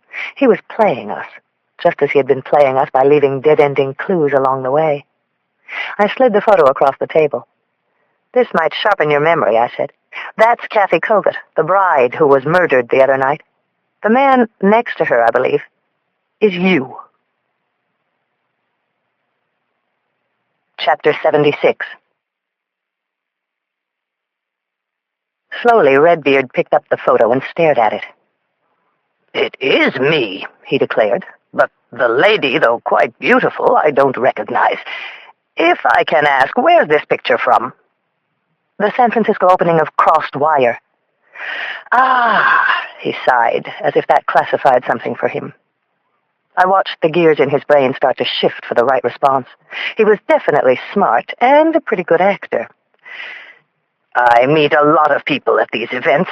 It's why I try to avoid them. You say this was that girl who was killed in Cleveland?" "We were hoping this was someone you might have remembered," I replied. Jenks shook his head. "Too many fans, not much appetite to meet them, even the really pretty ones, Inspector." "The price of fame, I imagine." I took the photo back, thumbed it for a moment, then slid it back in front of him. "Nevertheless, I have to come back to this particular fan. I'm curious why she doesn't stick out for you. From all those other fans." I withdrew a copy of a Northwest Bell phone bill from my folder and handed it to him. On it were several highlighted calls. "This is your private number?" Jenks held the copy of the bill, his eyes dimmed. "It is." "She called you, Mr. Jenks, 3 times in just the past few weeks. Once, here, I circled it for you, for 12 minutes, only last week, 3 days before she was married, then killed." Jenks blinked. Then he picked up the photo again. This time he was different, somber, apologetic. "Truth is, Inspector," he took a breath and said, "I was so sorry to hear what had taken place. She seemed, in the last month, so full of anticipation, hope. I was wrong to mislead you. It was foolish. I did know Kathy. I met her the night of the photo there. Sometimes my fans are rather impressionable and attractive. At times I, to my detriment, can be an impressionable man." I wanted to lunge across the table and rip Nicholas Jenks's impressionable face off. I was certain he was responsible for 6 vicious murders. Now he was mocking us and the victims. God damn him! "So you're admitting," Raleigh interjected, "that you did have a relationship with this woman?" "Not in the way you're insinuating," Jenks replied. "Kathy was a woman who hoped to satisfy her own vague artistic aspirations through an association with someone engaged in the act of creating. She wanted to write herself. It's not exactly brain surgery, but I guess if it was so damn easy, we'd all have a book on the bestseller list, right?" Neither of us responded. "We spoke, maybe met a few times over a few years. It never went beyond that. That's the truth." "Sort of mentoring?" Raleigh suggested. "Yes, that's right. Good choice of words." "By any chance," I leaned forward, no longer able to control my tone, "were you mentoring Kathy in Cleveland last Saturday, the night she was killed?" Jenks's face turned granite-like. "That's ridiculous. What an inappropriate thing to say." I reached into the folder one more time, this time taking out a copy of the security photo of the killer arriving at the Hall of Fame. "This is a security photo from the night she was killed. Is that you, Mr. Jenks?" Jenks didn't even blink. "It might be, Inspector, if I had been there, which I categorically was not." "Where were you last Saturday night?" "Just so I understand," he said stonily, "are you suggesting I'm a suspect in these crimes?" "Kathy Kogut talked, Mr. Jenks." I glared at him. "To her sister, to her friends. We know how you treated her. We know she left the Bay Area to try to get away from your domination. We know things were going on between you right up to the wedding night." I wouldn't take my eyes off Jenks. There was nothing in the room but him and me. "I wasn't in Cleveland," he said. "I was right here that night." I ran the whole body of evidence by him. From the bottle of Clos du Mesnil left behind at the Hyatt, to his involvement in a real estate trust that owned Sparrow Ridge Vineyards, to the fact that 2 of the murders had been committed with 9mm guns, and according to the state, he owned one. He laughed at me. This is not what you're basing your assumptions on, I hope. I got that champagne ages ago, he shrugged. I don't even recall where it is.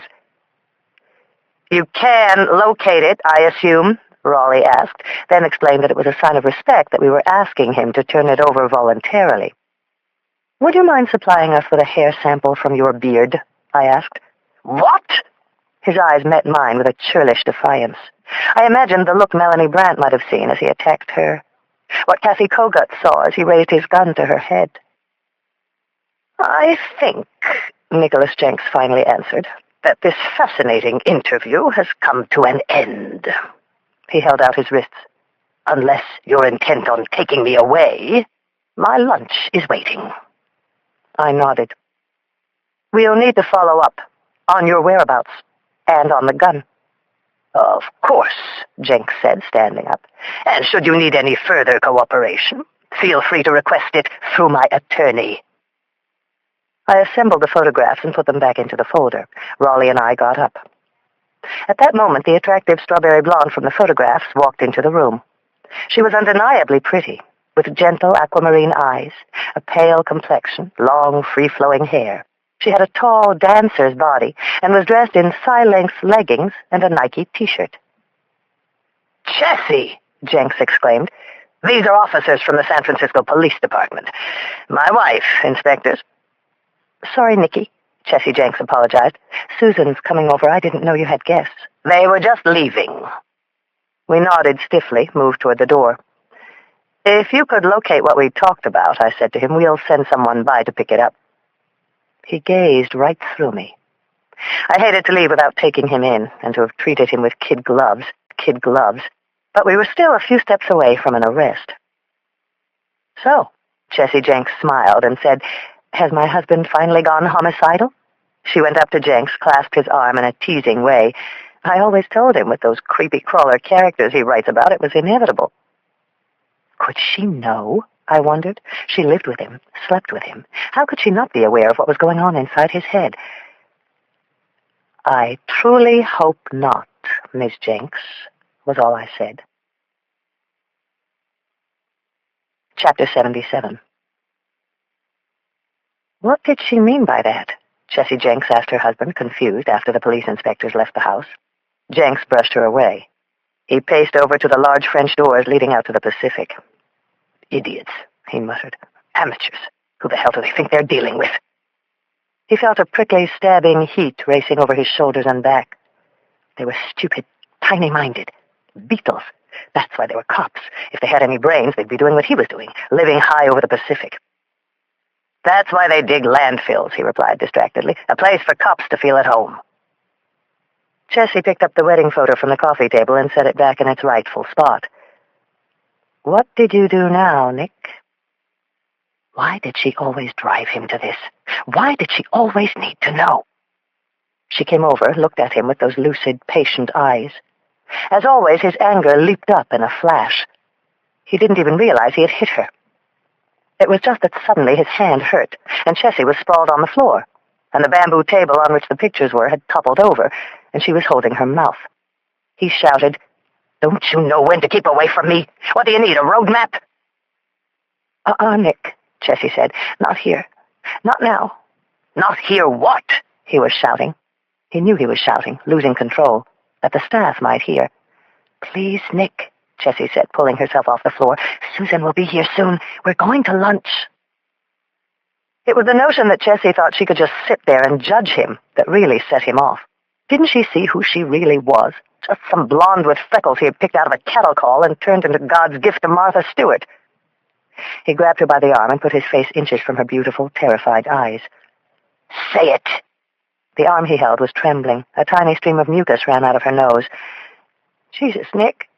That's what he liked. Her fear of him, even though she never showed it in public. I said, say it, Jessie. He twisted her arm behind her back. She was breathing heavily now, sweat forming under her T-shirt. Her little tits poked through. When she glared back at him with her paltry defiance, he twisted harder, digging his fingers into her arm. He shoved her toward the bedroom, her bare feet stumbling along. In the bedroom, he kicked the door shut. Who did the lead cop think she was, coming in here, accusing him like that, in her cheap Gap ensemble? What a fucking insolent bitch. He dragged Chessie into the clothes closet. Hers. It was dark in there, only the dark and her sobs and the pervasive smell of her perfume. He pushed her forward against the wall, rubbed himself against her buttocks. He pulled Chessie's gym shorts down, her panties along with them. "Please," she cried. "Nicky!" He found the familiar place where her small cheeks parted. He was very hard, and he pushed himself in deep. He was driving himself inside Chessie. "Say it," he gasped. "You know how to make it stop. Say it." "Rough," she finally murmured in a tiny whisper. Now she was loving it, as she always did. It wasn't bad. It was good. They all ended up wanting and loving it. He always picked them so well. "Rough," she whimpered. "Rough, rough. Is that what you want, Nick?" Yes, that was part of what he needed. It was all he expected from Chessie. "You love it, Chessie," he whispered back. "That's why you're here." Chapter 78. We kept a close watch on Jenks's movements with a surveillance team of 3 cars. If he made a move to dump the gun, we'd know. If he moved to kill again, we hoped we could stop him. No matter how clever he was, I didn't see how he could execute another murder right now. I wanted to speak with someone who knew him, who might be willing to talk. Raleigh had mentioned an ex-wife, a history of violence between them. I needed to talk with her. It wasn't hard to track down Joanna Jenks, now Joanna Wade. A search through the police files had her maiden name listed as part of the domestic complaint she had filed against her husband years before. Joanna Wade was currently residing at 1115 Filbert Street on Russian Hill. It was an attractive limestone townhouse on the steepest part of the hill. I buzzed, identified myself to the housekeeper, who answered. She informed me that Miss Wade was not at home. "Exercising," she said. "Gold's Gym. On Union." I found the gym around the corner between a Starbucks and an Alfredson's Market. At reception, a buffed, ponytailed staffer informed me that Joanna was in exercise room C. When I asked what Joanna Wade looked like, the staffer laughed. "Think blonde and kick-ass fit." I wandered in, and through a large observation window spotted a Taekwondo class in exercise room C. About 8 women sweating in lycra and jog bras were kicking their legs out karate style to loud music. I knew that Taekwondo was the latest exercise craze, the biggest burn. Any one of these women looked as if she could take a resisting suspect up against a wall, then beat the patrol car back to the precinct with breath to spare. The only blonde was in front, trim, sculpted, pushing herself hard and barely breaking a sweat. It was her class. I hung around until she finished up and most of the class had rushed out. She toweled the sweat off her face. "Great workout," I said as she headed my way. "The best in the Bay Area. Looking to sign up?" "Maybe. First, I thought I could ask you a couple of questions." "Try Diane up front. She can tell you the whole deal." I wasn't talking Taekwondo. I flashed her my badge. "I'm talking Nicholas Jenks." Joanna stared at me, flapping her blonde ponytail off her shoulders to cool her neck. She smirked. "What'd he do? Get caught shoplifting one of his books out of Stacy's downtown?" "Can we talk?" I asked. She shrugged and led me over to a changing area that was unoccupied. "So what could I tell you about Nick that you couldn't find out from one of his jacket flaps?" "I know it was several years ago," I said, "but you once filed a domestic complaint against him." "Listen, in case the paperwork didn't catch up, I dropped the charge back then." I could see the terror of the moment exploding all over again for her. "Look," I said genuinely, "no one's trying to dig up old wounds, Miss Wade. I'd just like a read on your ex-husband." "Up to his old tricks again?" I could see her sizing me up. Was I an ally or a foe? Then she let out a capitulating breath and looked right at me. "If you're here about Chessie, I could have warned her. If he hadn't been such a creep about how he dumped me. How did he put it? I write through her, Joe. She inspires me." "You ever read his books, Inspector?" she asked. She didn't have to inspire him by holding a job down while he went off and found himself, did she? She didn't have to read his drafts, deal with his rages when he got rejected, tell him every night how much she believed in him. You know where he met her? In the makeup room at Entertainment Tonight. "What I'm asking, Miss Wade," I said, "is how violent is Nicholas Jenks?" She paused, looked away. When she turned back, her eyes had filled up as if she were about to cry. "You know, You come in here after all this time and make me go through this again. What do you want me to say? That his mother didn't love him? That he's a screwed-up, dangerous man? Life with Nick. It's so hard. He's holding something in, and God only knows when it's going to come out. I would ask myself, why? What had I done? I was just a kid.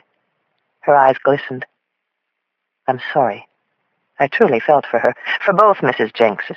I couldn't even imagine what it was like to wake up and find myself married to someone like him.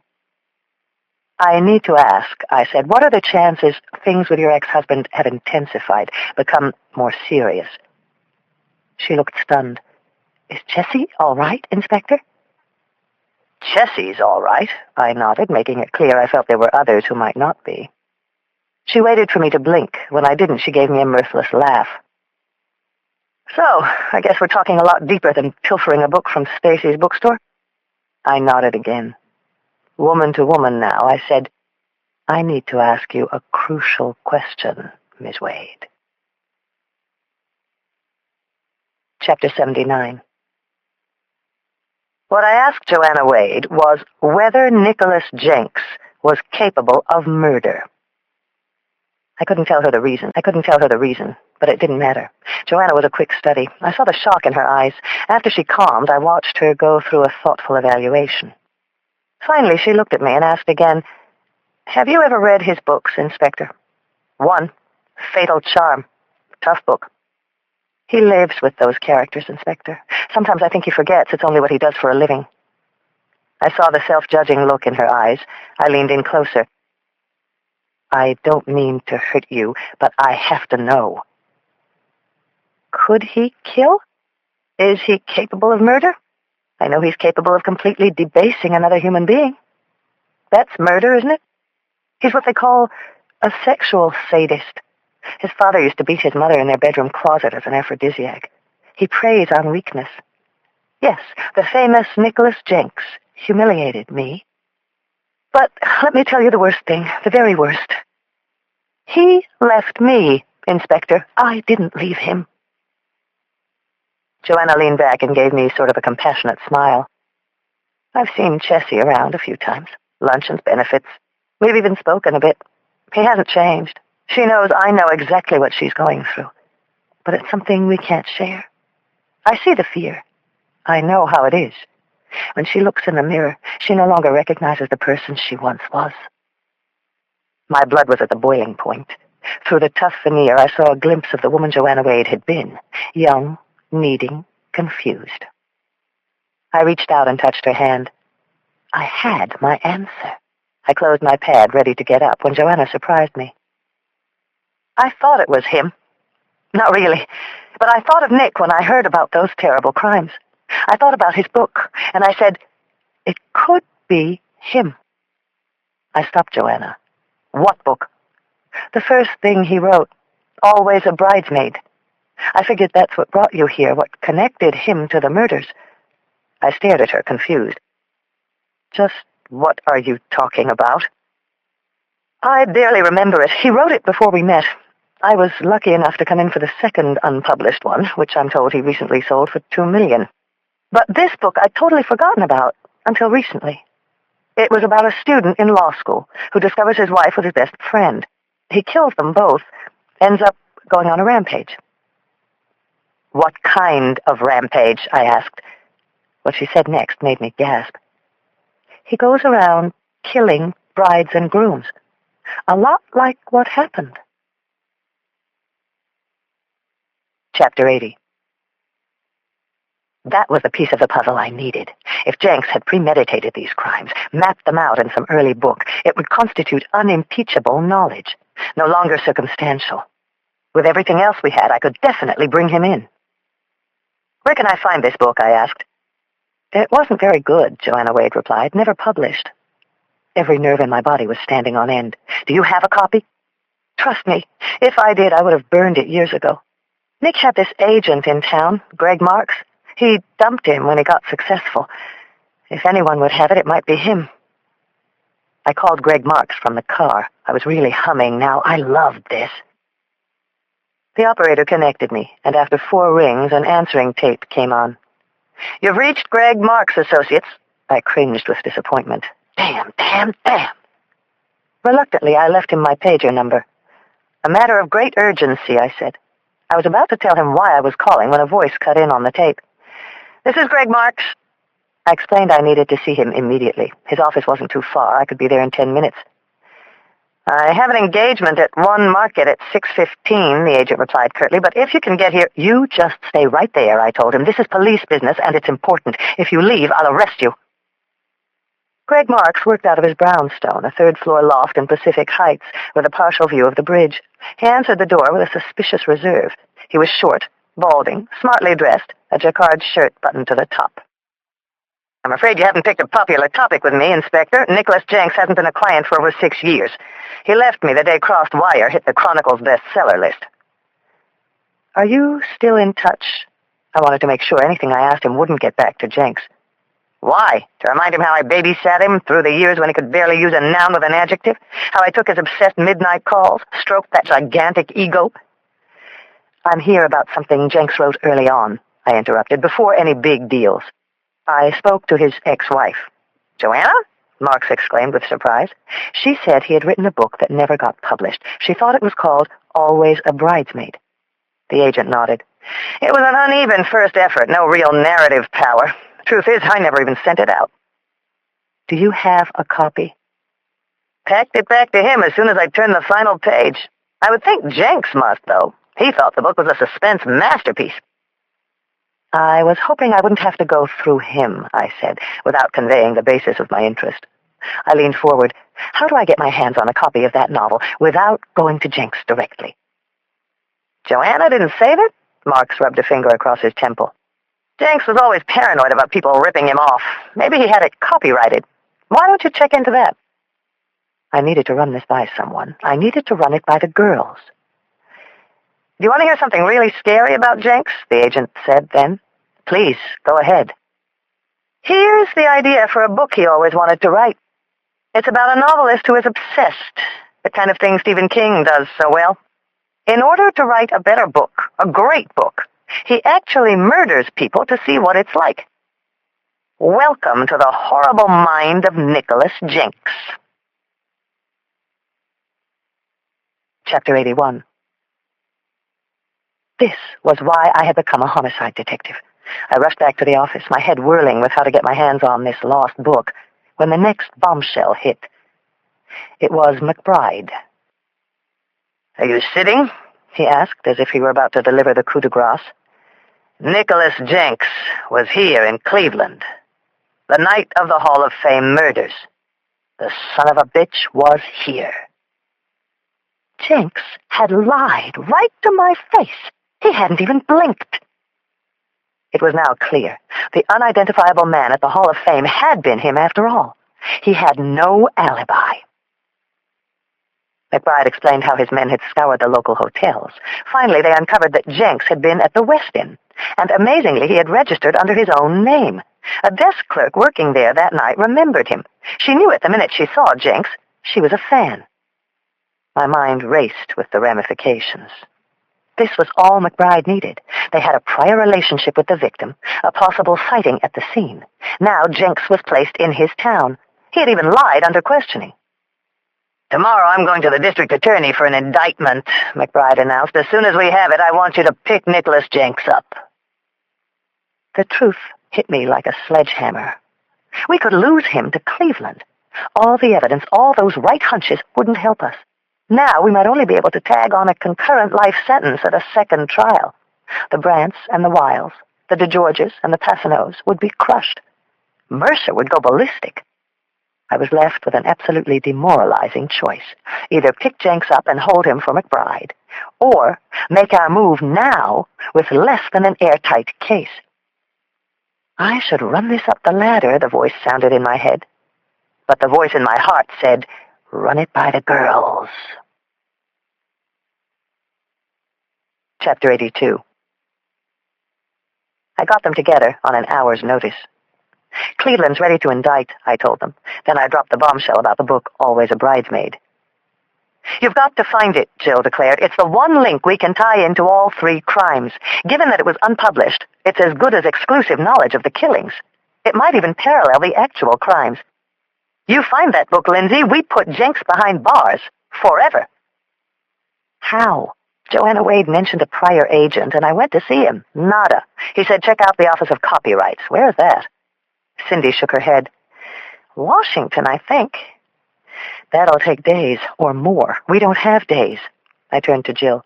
Maybe it's time for a search warrant. Blow in on Jenks. We need the gun and the book, and we need them now. We do that, Jill said nervously. We might bungle this whole investigation. Jill, you want to lose him? Anyone know about this yet? She asked. I shook my head.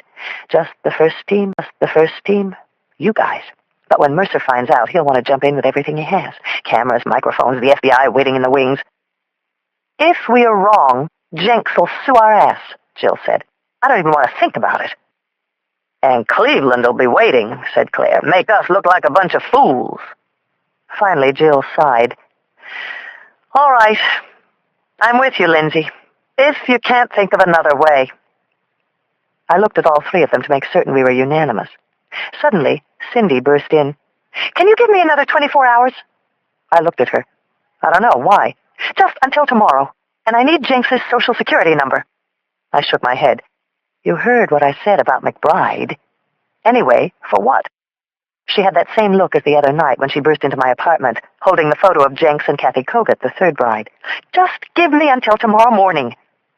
Then she got up and left. Chapter 83. The following morning, Cindy sheepishly pushed open the glass doors leading to the office of the San Francisco Writers Guild. This felt a lot like the day at the Grand Hyatt. At the reception desk, a middle-aged woman with the punctilious look of a librarian looked up at her. May I help you? Cindy took in a deep breath. I need to find a manuscript. It was written quite a while ago. The word copyright had set her off. She had written short stories in college. They were barely good enough to get into the school's literary journal, but her mother had insisted, get them copyrighted. When she investigated, it turned out it took months and was way too costly.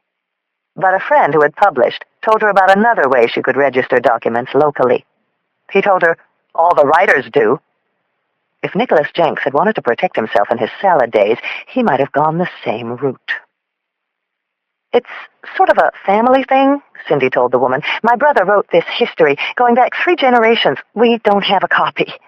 The woman shook her head. This isn't the library, hon. I'm afraid that whatever we have here is restricted. If you want to find it, you'll have to have your brother come in. I can't, Cindy said solemnly. Nick is dead. The woman softened, looked at her slightly less officiously. I'm sorry. His wife said she can't locate a copy. I'd like to give it to our dad, a 60th birthday present. She felt guilty, foolish, lying through her teeth like this, but everything was riding on getting this book. There's a process for all of this, the woman replied sanctimoniously. Death certificate, proof of next of kin. The family lawyer should be able to help you. I just can't go letting you in here. Cindy's mind raced. This wasn't exactly Microsoft here. If she had found her way to the crime scene at the Grand Hyatt, tracked Lindsay to the 2nd crime, she ought to be able to handle this. Everyone was counting on her. There must be a way you can let me take a look, please? I'm afraid not, dear. Not without some documentation. What makes you even think it's registered with us? My sister-in-law is sure it is. Well, I can't just go giving out registered documents on someone's hunch, she said with finality. Maybe you can at least look it up, Cindy proposed, to see if it's even here.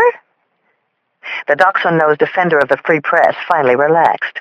I guess I can do that. You say it was several years ago? Cindy felt an adrenaline surge. Yes. And the name? I think it was called Always a Bridesmaid. She felt a chill just saying the words. I meant the name of the author, please. Jenks, Cindy said, holding her breath. Nicholas Jenks. The woman peered at her. The mystery writer? Cindy shook her head, faked a smile. The insurance salesman, she said as calmly as she could. The woman gave her a strange look, but continued to punch in the name. You have proof of relationship? Cindy handed her a piece of paper with Jenks's Social Security number on it. This should be on his registration. That won't do, the woman said. Cindy fumbled through a zipper in her knapsack. She felt the moment slipping away. At least Tell me if it's here. I'll come back later with whatever you want. Jenks, the woman muttered skeptically. Looks like your brother was a bit more prolific than you thought. He's got 3 manuscripts registered here. Cindy wanted to let out a shout. The only one I'm looking for is called Always a Bridesmaid. It took what seemed like several minutes, but the stony resistance on the woman's face finally weakened. I don't know why I'm doing this, but if you can verify your story, there seems to be a record of that manuscript being here. Cindy felt a surge of validation. The manuscript was the final piece they needed to crack a murder case and put away Jenks. Now, she just had to get it out. Chapter 84. I found it, exclaimed Cindy, her voice breathless on the phone. Always a Bridesmaid. I pounded my desk in elation. This meant we could definitely make our move. So what does it say, Cindy? I found it, Cindy clarified. I just don't actually have it. She told me about the Writers Guild. The book was there, but it would take a little coaxing to actually get it into our hands. It took barely 2 hours, starting with a frantic call to Jill. She had a judge pulled out of chambers, and we had our court order mandating the release of Jenks's manuscript, Always a Bridesmaid. Then Jill and I ran down to meet Cindy. On the way, I made one more call to Claire. It seemed fitting that all of us should be there. 20 minutes later, Jill and I met Cindy and Claire in front of a drab building on Geary where the Writers Guild maintained its offices. Together, we rode to the 8th floor. I'm back, announced Cindy to a surprised woman behind the reception desk, and I brought my documentation. She eyed us suspiciously. Who are these, cousins? I flashed the clerk my badge and also presented the officially stamped search warrant. What's going on with this book? The woman gasped. Clearly out of her authority, she went inside and came back with a supervisor who read over the court order. We usually only hold them for up to 8 years, he said with some uncertainty. Then he disappeared for what seemed a lifetime. We all sat there in the stark reception area like pacing relatives waiting for a baby to be born. What if it had been thrown out? Finally, the supervisor came out with a dusty bundle wrapped in brown paper. In the back of the bins, he announced with a self-satisfied smile. There was a coffee shop right down the street. We took a table in back and crowded around with anticipation. I plopped the manuscript down on the table, peeled off the brown paper wrapping. I read the cover. Always a Bridesmaid, a novel by Nicholas Jenks. Nervously, I opened it and read the first page. The narrator was reflecting on his crimes from jail. His name was Philip Campbell. What is the worst thing, the novel began, anyone has ever done? Chapter 85. We split up the book into 4 sections. We each paged silently, searching for some scene or detail that would parallel the real-life crimes. Mine was about this guy's life, Philip Campbell, his picture-perfect wife catching her with another man. He killed them both, and his life changed forever. Bingo! Jill spoke up suddenly. She read out loud, bending back the sheaf of paper like a deck of cards. She described a scene with Philip Campbell. Breath pounding inside, voices ringing in his head, stealing through the halls of a hotel. The Grand Hyatt. A bride and groom in a suite. Campbell breaks in on them. He kills them without a second thought. In a single act, Jill read from the manuscript, he had washed away the stench of betrayal and replaced it with a fresh, heretofore unimagined desire. He liked to kill. Our eyes locked. This was beyond creepy. Jenks was crazy. But was he also crafty?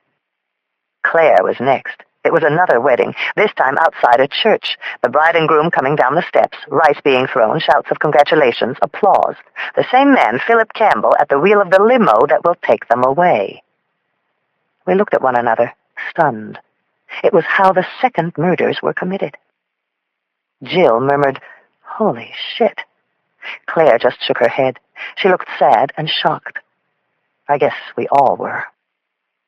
A long-suppressed cry of satisfaction built up in my chest. We had done it. We had solved the bride and groom murders. I wonder how it ends, Cindy mused, fanning to the end of the book. How else, said Jill, with an arrest. Chapter 86. I rode up to Jenks's house with Chris Raleigh. We barely spoke, both of us brimming with anticipation. Outside, we were met by Charlie Clapper and his CSU team. They would grid search the house and grounds as soon as we took Jenks in. We rang the bell. Each second I waited, my heart pounded harder. Every reason I became a cop was grinding in my chest. This was it. The door opened, and the same housekeeper answered. This time her eyes went wide as she took in the convergence of blue and whites outside. I flashed my badge. "We need to see Mr. Jenks." We made our way back toward the sitting room where we had met Jenks only the day before. A startled Chessie Jenks met us in the hall. "Inspector," she gasped, recognizing me. "What's going on? What are all those police cars doing out front?" "I'm sorry," I said, meeting her eyes. I was sorry for her. "Is your husband at home?" "Nick!" she cried, realizing in a panic why we had come. Then she ran along with us, trying to block me, shouting, "You can't just come in here like this! This is our home!" "Please, Mrs. Jenks," Raleigh implored. I was too wound up to stop. I wanted Nicholas Jenks so bad it hurt. A second later he appeared, coming in from the back lawn overlooking the Pacific. He was holding a golf club. "I thought I told you," he said, looking perfectly unruffled in his white shirt and linen shorts. "The next time you need something from me, you should contact my lawyer." "You can tell him yourself," I said. My heart was racing. "Nicholas Jenks, you are under arrest for the murders of David and Melanie Brandt, Michael and Rebecca DeGeorge, James and Kathleen Voskuhl." I wanted him to hear every name, to bring to mind every one of them he'd killed. I wanted to see the callous indifference crack in his eyes. "This is insane!" Jenks glared at me. His gray eyes burned with intensity. "Nick?" cried his wife. "What are they talking about? Why are they here in our house?" "Do you know what you're doing?" he asked, the veins bulging on his neck. "I asked you, do you have any idea what you're doing?" I didn't answer, just recited the Miranda warning. "What you're doing," he raged, "is engaging in the biggest mistake of your little life." "What are they saying?" His wife was pale. "Nick, please tell me, what is going on?" "Shut up!" Jenks spat out at her. Suddenly he spun back toward me with a vicious fire in his eyes. He lunged forward with his fist. He swung at me. I cut his feet out from under him. Jenks fell across an end table to the floor, photos falling everywhere, glass shattering. The writer moaned loudly in pain. Chessie Jenks screamed, stood there in a paralyzed state. Chris Raleigh cuffed her husband and dragged him to his feet. "Call Sherman!" Jenks shouted at his wife. "Tell him where I am. What's happened?" Raleigh and I pushed Jenks out to our car. He continued to struggle, and I saw no reason to be gentle. "What's your theory on the murders now?" I asked him. Chapter 87. After the last news conference had ended, after the last flashbulb had dimmed, after I had rehashed for what seemed the 100th time how we had narrowed in on Jenks, after a beaming Chief Mercer had been chauffeured away, I hugged Claire, Cindy, and Jill. I then passed on a celebratory beer and wandered back to the Hall of Justice. It was well past 8, and only the prattle of the night shift interrupted my being alone. I sat at my desk in the well-earned silence of the squad room and tried to remember the last time I felt this good. Tomorrow we would begin meticulously compiling the case against Nicholas Jenks, interrogating him, accumulating more evidence, filing out report after report. But we had done it. We had caught him, just as I had hoped we eventually would. I had fulfilled the promise I made to Melanie Brandt that horrible night in the Mandarin Suite at the Grand Hyatt. I felt proud of myself. Whatever happened with Negley's, even if I never made lieutenant, no one could take this away. I got up, stepped over to the freestanding blackboard that listed the cases we were working on. Under open cases, somewhere near the top, was her name, Melanie Brandt. I took the eraser and rubbed her name, then her husband's, until they disappeared, until the blue smear of chalk was no more. "I bet you that feels good," Raleigh's voice sounded behind me. I turned. He was there, looking smug. "What are you doing here?" I asked. "So late?" "Thought I'd straighten up Roth's desk, steal a few brownie points," he said. "What do you think, Lindsay? I came to find you." We were in a corner of the squad room, and there was no one around. He never had to move. I went to him. Nothing in the way. No reason to deny this. I kissed him. Not like before. Not just to let Chris know I was interested. I kissed him the way I had wanted him to kiss me that night in Cleveland. I wanted to steal the breath right out of him. I wanted to say, I wanted to do this from the first time I saw you. When we finally pulled apart, he repeated with a smile, "Like I said, I bet that feels good." It did feel good.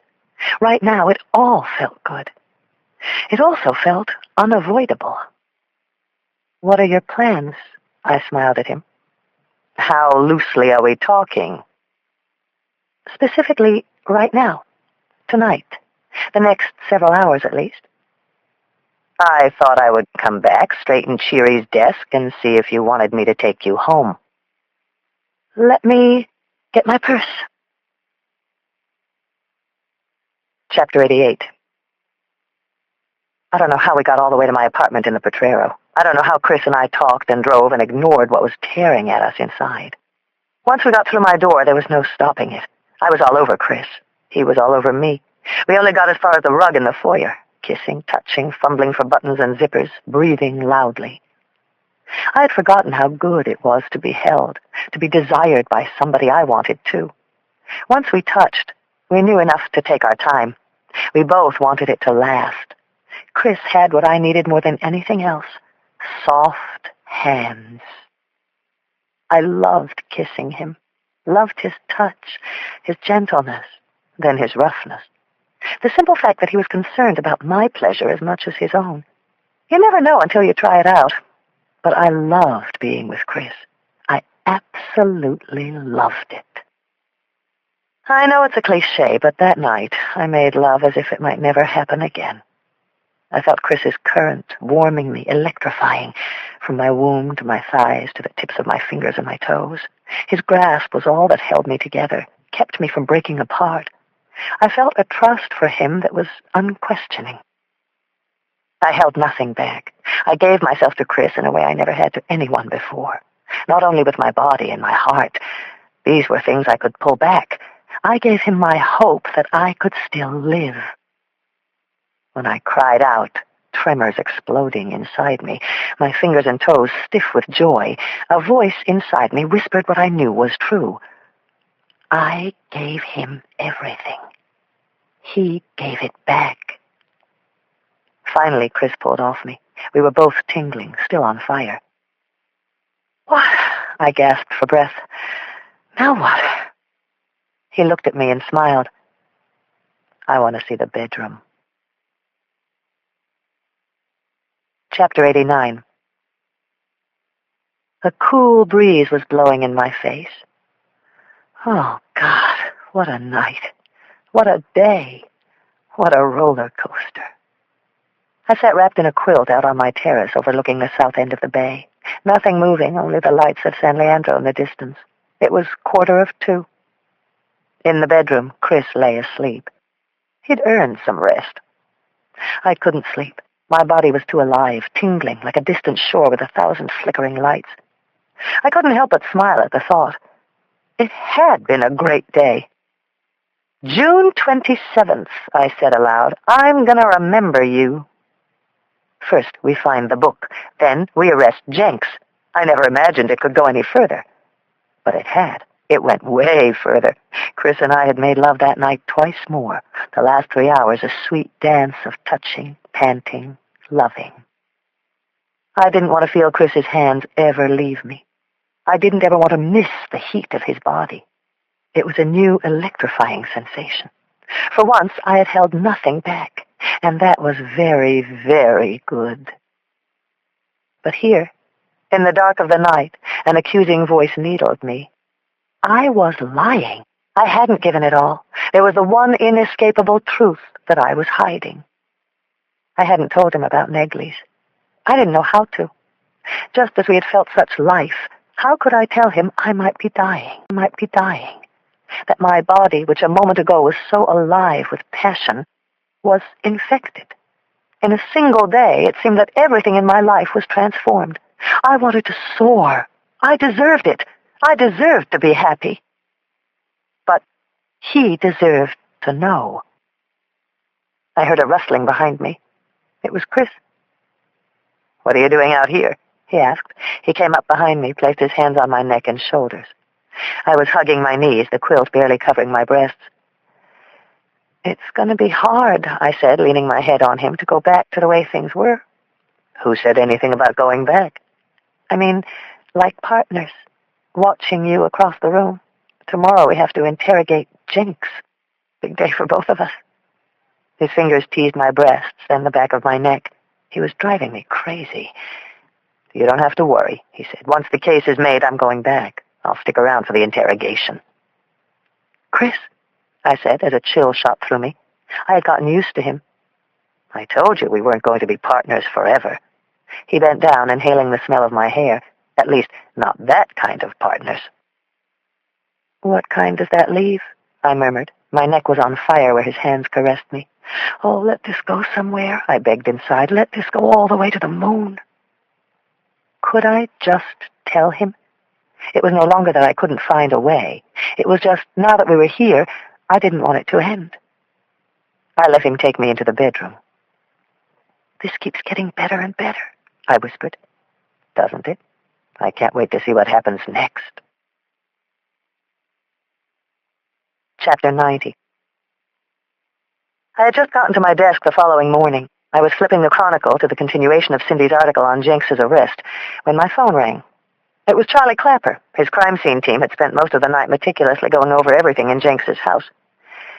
You make a case for me, Charlie? I was hoping for a murder weapon, maybe even the missing rings, something solid that would melt Jinx's sneering defiance. The CSU leader let out a weary breath. I think you should come down here and see. I grabbed my purse and the keys to our work car. In the hallway, I ran into Jacoby. Rumors say, he grunted, I'm no longer the man of your dreams. You know, you should never believe what you read in the Star, I quipped. Right. Or hear from the night shift. I pulled myself to a stop. Someone had spotted Chris and me last night. My mind flashed through the red-hot copy that was probably running through the office rumor mill. Behind my anger, I knew that I was blushing. Relax, Jacoby said. You know what can happen when you get caught up in a good collar. And it was a good collar. Thank you, Warren, I said. It was one of those rare moments when neither of us had anything to hide. I winked and hit the stairs. Just remember, he called after me, it was the champagne match that got you on your way. I remember. I'm grateful. Thank you, Warren. I drove down 6th to Taylor in California to Jinx's home in Seacliff. When I arrived, 2 police cars were blocking the street, keeping a circle of media vans at bay. I found Clapper, looking weary and unshaven, catching a brief rest at the dining room table. You find me a murder gun? I asked. Just these. He pointed to a pile of guns in plastic bags on the floor. There were hunting rifles, a showcase Manelli shotgun, a Colt automatic .45 pistol. No 9mm. I didn't make a move to examine them. We went through his office, Clapper wheezed. Nothing on any of the victims. No clippings, no trophies. I was hoping you might have come across the missing rings. You want rings? Clapper said. He wearily pushed himself up. His wife's got rings. Plenty of them. I'll let you go through them. But what we did find was this. Follow me. On the floor of the kitchen, with a yellow evidence marker on it, was a crate of wine. Champagne. Krug. Clos du Mesnil. That we already knew, I said. He kept looking at me as if I had somehow insulted him with the obvious. Then he lifted a bottle out of the open case. Check the numbers, Lindsay. Each bottle's registered with a number. Look here. 423559. Must make it go down all the more smoothly. He took out a folded-up green copy of a police property voucher from his chest pocket. The one from the Hyatt. Same lot. Same number. Charlie smiled. The bottles were the same. It was solid evidence that tied Jinx to where David and Melanie Brandt were killed. It wasn't a weapon, but it was damning, no longer circumstantial. A rush of excitement shot through me. I high-fived the pale, heavy-set CSU man. Anyway, Charlie said almost apologetically, I wouldn't have brought you all the way out here for just that. Clapper led me through the finely furnished interior of the house to the master bedroom. It had a vast picture window looking out on the Golden Gate Bridge. He took me into a spacious closet. Jinx's. You remember the bloody jacket we found at the hotel? In the rear of the closet, Charlie squatted over a large shoe rack. Well, now it's a set. Clapper reached behind the shoe rack and pulled out a crumpled Nordstrom's shopping bag. I wanted you to see how we found it. Out of the bag, he pulled balled-up black tuxedo trousers. I already checked. It's the other half of the jacket at the Hyatt. Same maker. Look inside, same style number. I might as well have been staring at $1 million in cash or a ton of stolen cocaine. I couldn't take my eyes off the pants, imagining how Nicholas Jenks would squirm now. Claire had been right. She'd been right from the start. The jacket hadn't come off the victim. It had always belonged to Jenks. So, what do you think, Inspector? Charlie Clapper grinned. Can you close your case or what? Oh, yeah, the CSU man exclaimed, almost absent-mindedly. Where'd I put it? He patted his pockets, searched around in his jacket. He finally found a small plastic bag. Straight out of the sucker's electric razor, Charlie announced. In the bag were several short red hairs. Chapter 91. Claire said, I've been expecting you, honey. She took my arm and led me back into the lab to a small room lined with chemicals. 2 microscopes were set up side by side on a granite block counter. Charlie told me what he came up with, she said. The champagne, matching pantalones, you got him, Lindsay. Match these. I held out the plastic bag. We put him in the gas chamber. Okay, let's see, she said, smiling. She opened a yellow envelope marked Priority Evidence and took out a petri dish identical to the one I had seen after the second murders. It had Subject, Rebecca DeGeorge, number 62340, written on the front in bold marker. With a tweezer, she placed the single hair that had come from the second bride onto a clear slide. Then she inserted it under the scope. She leaned over it, adjusting the focus, then caught me by surprise, asking, So, how you feeling, woman? You mean Neglies? What else would I mean? She said, peering into the scope. In the rush of apprehending Jenks, it was the first time in the past few days that I had really thought about it. I saw Medved late last week. My blood count's still down. Claire finally looked up. I'm sorry, Lindsay. Trying to sound upbeat, I walked her through my regimen, the increased dosage, the higher frequency. I mentioned the possibility of a bone marrow transplant. She flashed me a big smile. We're going to have to find a way to get those red cells of yours shaken up. Even in the laboratory, I must have started to blush. What? Asked Claire. What are you hiding? Trying unsuccessfully to hide. Nothing. Something's going on. Between you and Mr. Chris Raleigh, I bet. Come on, this is me you're talking to. You can't pull that blue wall of silence stuff. I told her. From the first kiss at the precinct, to the slow, torturous ride home, to the burst of heat right there on the hallway rug. Claire grasped me by my shoulders. Her eyes were as bright and excited as mine. So, I laughed. So, it was awesome. It was right. I felt a chill of doubt come over me. I just don't know if I'm doing the right thing, considering what's going on. I hesitated. I could love him, Claire. Maybe I already do. We stared at each other. There wasn't much more to say. Well, Claire's eyes returned to her microscope. Let's see what we have here. Hairs from his chinny-chin-chin. 3 hairs from Jenks's razor were set on a cellular slide. She loaded it into a scope. The 2 scopes were side by side. Claire looked first, leaned over as she focused the new one in. Then she went back and forth. Huh? She uttered. I held my breath. What do you think? I asked. You tell me. I leaned in. Immediately I recognized the first hair, the one from inside Rebecca DeGeorge's vagina. Thick, reddish, a white filament twisted around its base like the coil of a snake. Then I looked at the hairs from Jenks's razor. There were 3 of them, shorter, clipped, but each had that same reddish hue, that same coil of filament around it. I was no expert, but there was no doubt in my mind. The hairs were a perfect match. Chapter 92. Nicholas Jenks was in a holding cell on the 10th floor of the Hall of Justice. He was headed to arraignment later today. His lawyer, Sherman Leff, was with him, looking as if this were all just a formality and the scales of justice were resting on the shoulders of his English-tailored suit. Jill Bernhardt accompanied Raleigh and me. Jenks had no idea what was coming his way. We had the champagne, the tuxedo pants, matching hairs from his beard. We had him in the suite with David and Melanie Brandt. I couldn't wait to tell him all the good news. I sat down across from Jenks and looked him in the eye. "This is Assistant District Attorney Jill Bernhardt," I said. "She's going to be handling your case. She's going to convict you, too." He smiled, the same gracious, confident, and condescending glint, as if he were receiving us in his home. Why does he look so confident, I wondered. "If it's all right," Jill said, "I'd like to begin." "Your meeting," Sherman Leff said. "I've no objection." Jill took a breath. "Mr. Jenks, in an hour you are going to be arraigned for the first-degree murder of David and Melanie Brandt at the Grand Hyatt Hotel on June 5th.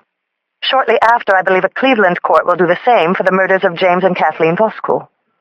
Based on what the medical examiner has just uncovered, I believe you can expect a Napa Valley court to follow through as well. We have overwhelming evidence linking you to all three of these crimes.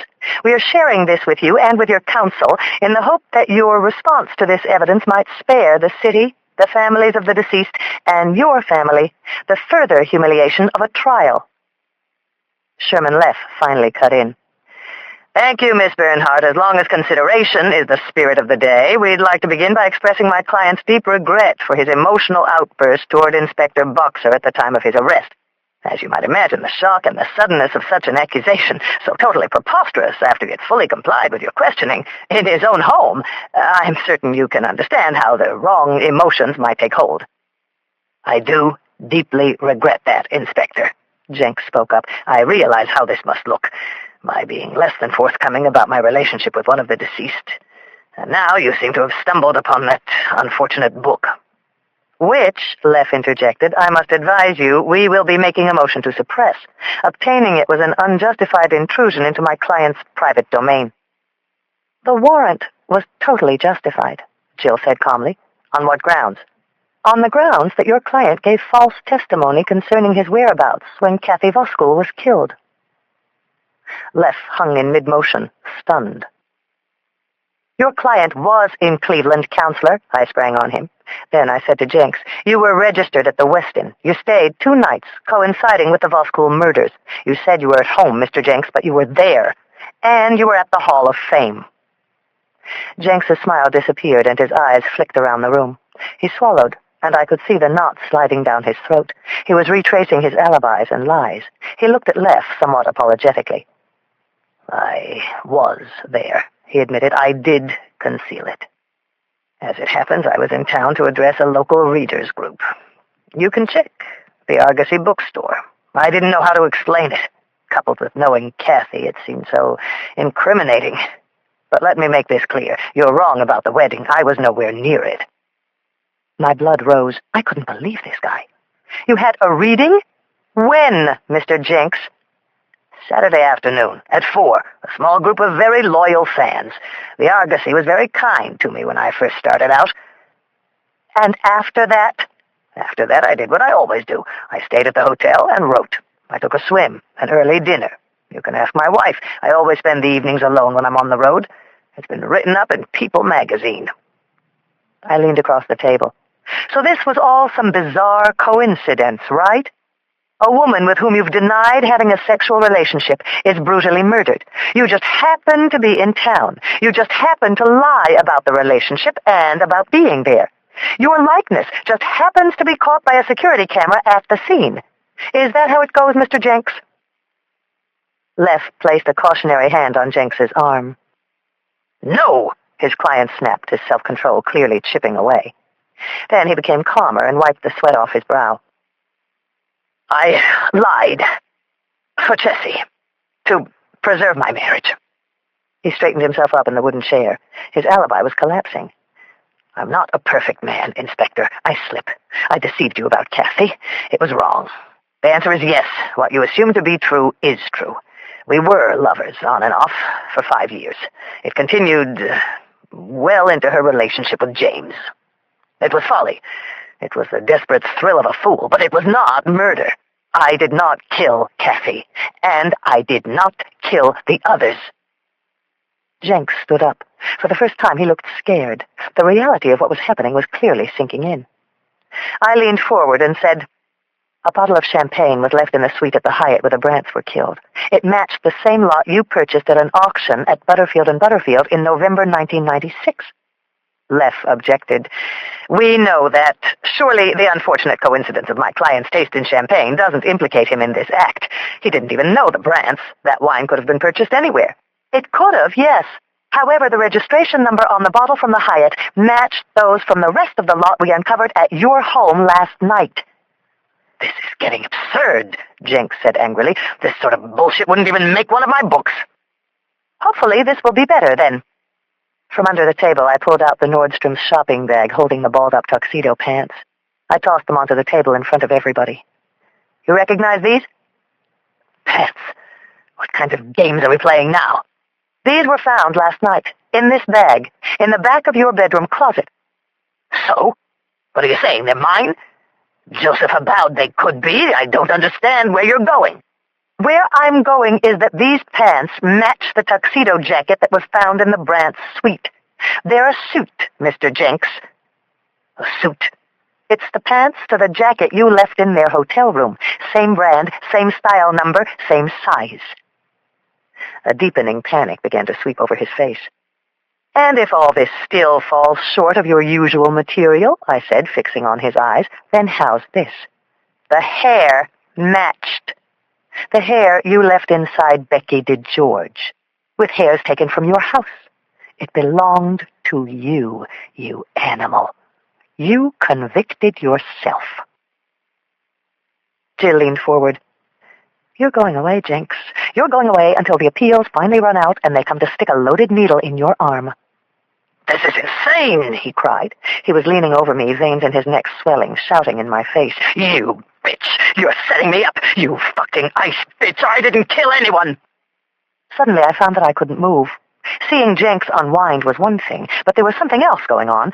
I felt pinned to my chair. I knew, but I couldn't fight it. Neglies. I finally got up and went to the door, but my head swirled and the room tilted. My legs began to buckle. "Not here," I begged. Then I felt Raleigh supporting me. "Lindsay, you all right?" He was looking at me, worried, unsuspecting. I saw Jill there, too. "You all right, Lindsay?" I leaned against the wall. I willed my legs to work. "I'm okay," I whispered, holding onto Raleigh's arm. "I just hate that bastard," I said, and walked out of the interrogation room. I was very weak, swaying. I barely made it to the ladies' room. I felt faint, then nauseated, as if some angry spirit were trying to claw out of my lungs. I closed my eyes, leaned over the sink. I coughed, a raw, burning stinging in my chest. Then I shook and coughed some more. Gradually, I felt the spell recede. I took a breath, opened my eyes. I shuddered. There was blood all over the sink. Chapter 93. 4 hours later, in district criminal court, I felt well enough to watch Nicholas Jenks be arraigned for murder.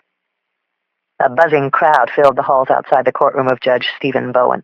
Photographers flashed cameras blindly. Reporters surged for a glimpse of the sullen, shaken best-selling writer. Raleigh and I squeezed through, took a seat behind Jill in the front row. My strength having returned, the riot in my chest subsided. I wanted Jenks to see me there. I saw Cindy sitting in the press section, and in the back of the courtroom I spotted Chancellor Weil and his wife. It was over before it began. Jenks was led in, his eyes as dead and hollow as craters on the moon. The clerk read the docket, the suspect rose. The bastard pleaded not guilty. What were they going to argue, that all the evidence was inadmissible? Leff, the consummate showman, was unusually respectful, even demure, before Judge Bowen. He made a pleading case for release on recognizance based on Jenks's stature in the community. For a moment, the killer's accomplishments almost even swayed me. Jill fought him head-on. She graphically detailed the savagery of the murders. She argued that the suspect had the means and the lack of roots to flee. I felt a surge of triumph rippling through me when the judge struck his gavel and intoned, "Bail denied." Chapter 94. Now we were celebrating. It was the end of the day, a day I had long waited for, and I met the girls for a drink at Susie's. We had earned this. Nicholas Jenks had been arraigned. No bail, no consideration of the court. The four of us had pulled it off. "Here's to the Women's Murder Club," Cindy cheered with her beer mug in the air. "Not bad for a collection of gender-impaired public servants," Claire agreed. "What did Jenks call me?" I shook my head and smiled. "A fucking ice bitch?" "I can do ice bitch," Jill said, grinning. "To the ice bitches of the world," Cindy toasted, "and the men who cannot thaw us out." "Speak for yourself," said Claire. "Edmund thaws me just fine." We all laughed and clinked beers. "Still," I said, letting out a deep breath, "I'd like to turn up a murder weapon, and I want to nail him to the second crime." "When I'm through with him," Jill tugged at her beer and said, "you won't have to worry about him serving time for the second crime." "You see Jill chop down his lawyer's bail request?" Cindy said with admiration. "You see the look on his face?" She made her fingers into a scissors. Snip, snip, snip, snip, snip. Straight for the testicles. That man was left standing there in his suit with a 2-inch dick. We all laughed. Cindy's cherubic nose twisted as she said, "Snip, snip, snip." "Still," I said, "without a weapon, his motive still needs work." "Damn his motive, child," Claire exclaimed. "Let well enough alone." Jill agreed. "Why can't his motive simply be that he's a sick bastard? He's had a history of sexual sadism for years. He's brutalized 3 women that we know of. I'm sure more will come out as the trial moves on." "You saw the bastard, Lindsay," she went on. "He's crazed. His little perfect world gets rocked. He goes insane. This morning he looked like he was about to plant a death grip on your throat." She grinned toward the group. Lindsay just sort of glares up at him like, "Get the fuck out of my face." They were about to raise a glass to me, the tough hero cop who had always carried a tag that she was the one who nailed Jenks, when the realization shot through me that I could never have done it without them. It wasn't my steel nerves that had taken over in the interrogation room, but the grip of my disease, squeezing my energy. I had kept it concealed, never shared, even with the ones who had become my closest friends. "That wasn't about Jenks," I said. "Sure seemed like it." "I don't mean the confrontation. I mean what happened after." I paused. "When I almost collapsed, that wasn't about Jenks." They were still smiling, except Claire, but one by one the gravity in my eyes alerted them. I looked around the table and told them about the Pac-Man-like disease that was eating my red blood cells, and that I'd been fighting it for 3 weeks now. Packed red cell transfusions. My blood count was deteriorating. I was getting worse. I started strong, my voice firm, because it had been part of my life for several weeks now, but when I finished, I was speaking in a hushed, scared tone. I was blinking back tears. Jill and Cindy just sat there, rocked in disbelieving silence. Then there were 3 hands reaching out for me. Cindy's, Jill's, then, last and warmest, Claire's. For a long time, no one said anything. They didn't have to. Finally, I smiled, choking back tears. Isn't it just like a cop to go and shut down a party just when it's going good? It broke the tension, cut through the sudden pall. They never said, "We're with you." They never told me, "You're going to be all right." They didn't have to. "We're supposed to be celebrating," I said. Then I heard Jill's voice out of the blue, solemn, confessing.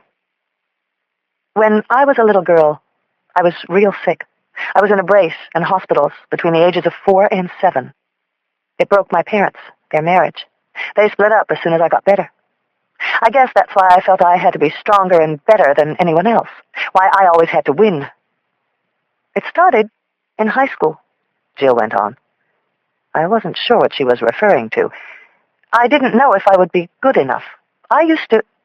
She unbuttoned the cuffs of her blouse, rolled the sleeves up over her elbows. "I've never showed these to anybody, except Steve." Her arms were marked with scars. I knew what they were. Self-inflicted slashes. Jill had been a cutter. What I meant to say was, you just have to fight it. You fight it, and fight it, and fight it. And every time you feel it getting stronger, you fight it some more. I'm trying, I whispered, my voice choking. I really am trying. Now I knew what propelled her, what was behind that icy gaze. But how? Jill's hands were holding mine. There were tears in both our eyes. It's like with Jinx, Lindsay, she said. You just don't let it win. Chapter 95. In the cold, cramped cell, Nicholas Jenks paced anxiously. He felt as if dynamite were about to explode at the center of his chest. He hadn't done anything. How could they destroy his name, attack him with those wild fictions, disgrace him all over the news? It was dark, and he was freezing. The cot in his jail cell wasn't fit for a monk. He was still in the damp clothes they had brought him in. The cold, unrepentant sweat began to break out on his palms. He'd make the little inspector bitch pay. One way or another, he'd get her in the end. That was a promise. What was his fucking poodle of a lawyer doing? When would Les get him out of there? It was as if all reason had been sucked out of his world. What the hell was going on?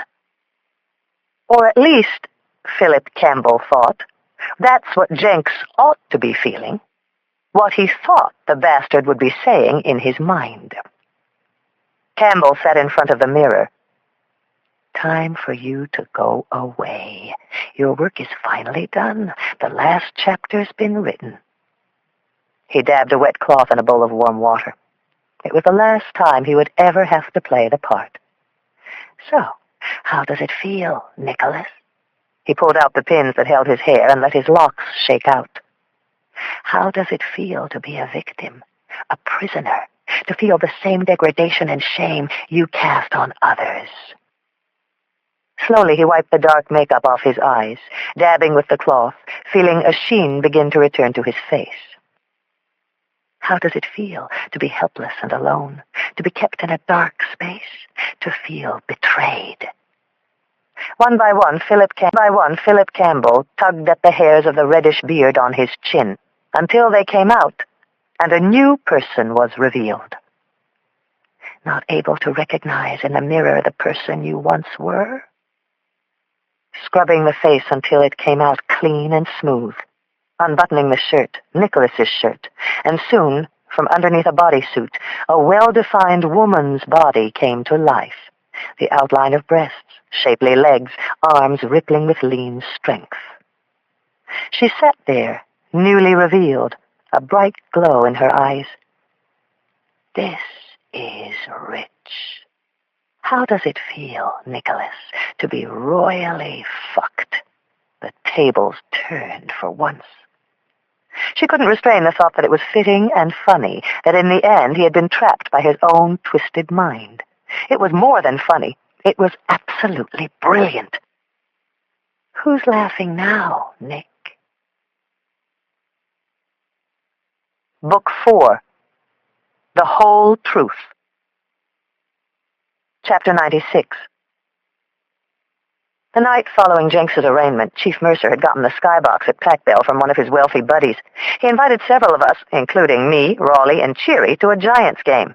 It was a warm summer evening. They were playing the cards. My father would have loved it. I didn't really want to go, didn't want to feel on display as the cop who'd caught Jenks, but Mercer pressed. And it was Mark McGuire and all, so I put on a windbreaker and went along for the ride. All evening long, Chris and I kept sneaking looks at each other. There was a special energy in the box, a glowing ring around just him and me. The game was background noise. In the third, Mighty Mac hit one off Gardner that went out of sight and almost landed in the bay. The stadium cheered wildly, even for a card. In the fourth, Barry Bonds tied it with a shot of his own. Chris and I couldn't stop watching each other. We had our legs up on the same chair like school kids, and every once in a while our calves brushed together. Jesus, this was better than the ball game. Finally, he winked at me. Want something to drink? He said. He went over to the bowl of drinks, which was elevated from the seats, and I followed. The others didn't look back. As soon as we were out of sight, he placed his hands on my thighs and kissed me. I felt on fire. You want to hang around? Still beer left, I joked. His hand brushed against the side of my breast, and I felt a tremor. Soft hands. My breath quickened. A flicker of sweat broke through on my neck. Chris kissed me again. He drew me in close, and I felt the cadence of a heart pounding between us. I didn't know if it was his or mine. "Can't wait," he said. "Okay, let's get out of here." "No," he shook his head. "I meant I can't wait." "Oh, Jesus," I sighed. I couldn't hold back. My whole body was heating up to the boiling point. I glanced down at Cheery and Mercer and the two Mill Valley types. "This is crazy, Lindsay." But everything lately was crazy, everything speeding out of control. It seemed as if every natural force in the universe was driving Chris and me to find a secluded spot. There was a bathroom in the skybox, barely large enough to put on makeup in. We didn't care. Chris led me into the bathroom while the baseball crowd roared at something. We could barely squeeze in. Jesus, I could not believe I was doing this here. He unbuttoned my blouse. I unfastened his belt. Our thighs were pressed tightly together. Gently, Chris lifted me onto him. I felt as if a shooting star had exploded in my veins. Chris was up against the counter. I was in the palms of his hands. We were squeezed into this tiny space, but we were in a perfect rhythm. A crowd roar echoed in from outside. Maybe McGuire had hit another. Maybe Bonds had robbed him. Who cared? We kept rocking, Chris and I. I couldn't breathe. My body was slick with sweat. I couldn't stop. Chris kept it going. I gripped on tight, and in a moment we both gasped. 2 hero cops, I thought. It was the best, the freest, the most excited I had ever felt. Chris rested his forehead on my shoulder. I kissed his cheek, his neck. Then the strangest thought took hold of me. I began to laugh, a mixture of laughter and exhausted sighs. We were pinned there, spent, a few feet from my boss. I was giggling like a damn fool. I was going to get us caught. "What's so funny?" Chris whispered. I was thinking of Claire and Cindy, and what we had just done. "I think I just made the list," I said. Chapter 97. The next day, Jenks asked to meet again. Jill and I went to see him on the 10th floor. We wondered what was up. This time there was no cat and mouse, no bullshit at all. Leff was there, but he rose, humbly, as soon as we came in. Jenks looked far less threatening in his gray prison garb. The worried look on his face was a clear message. "My client wants to make a statement," Leff announced as soon as we sat down.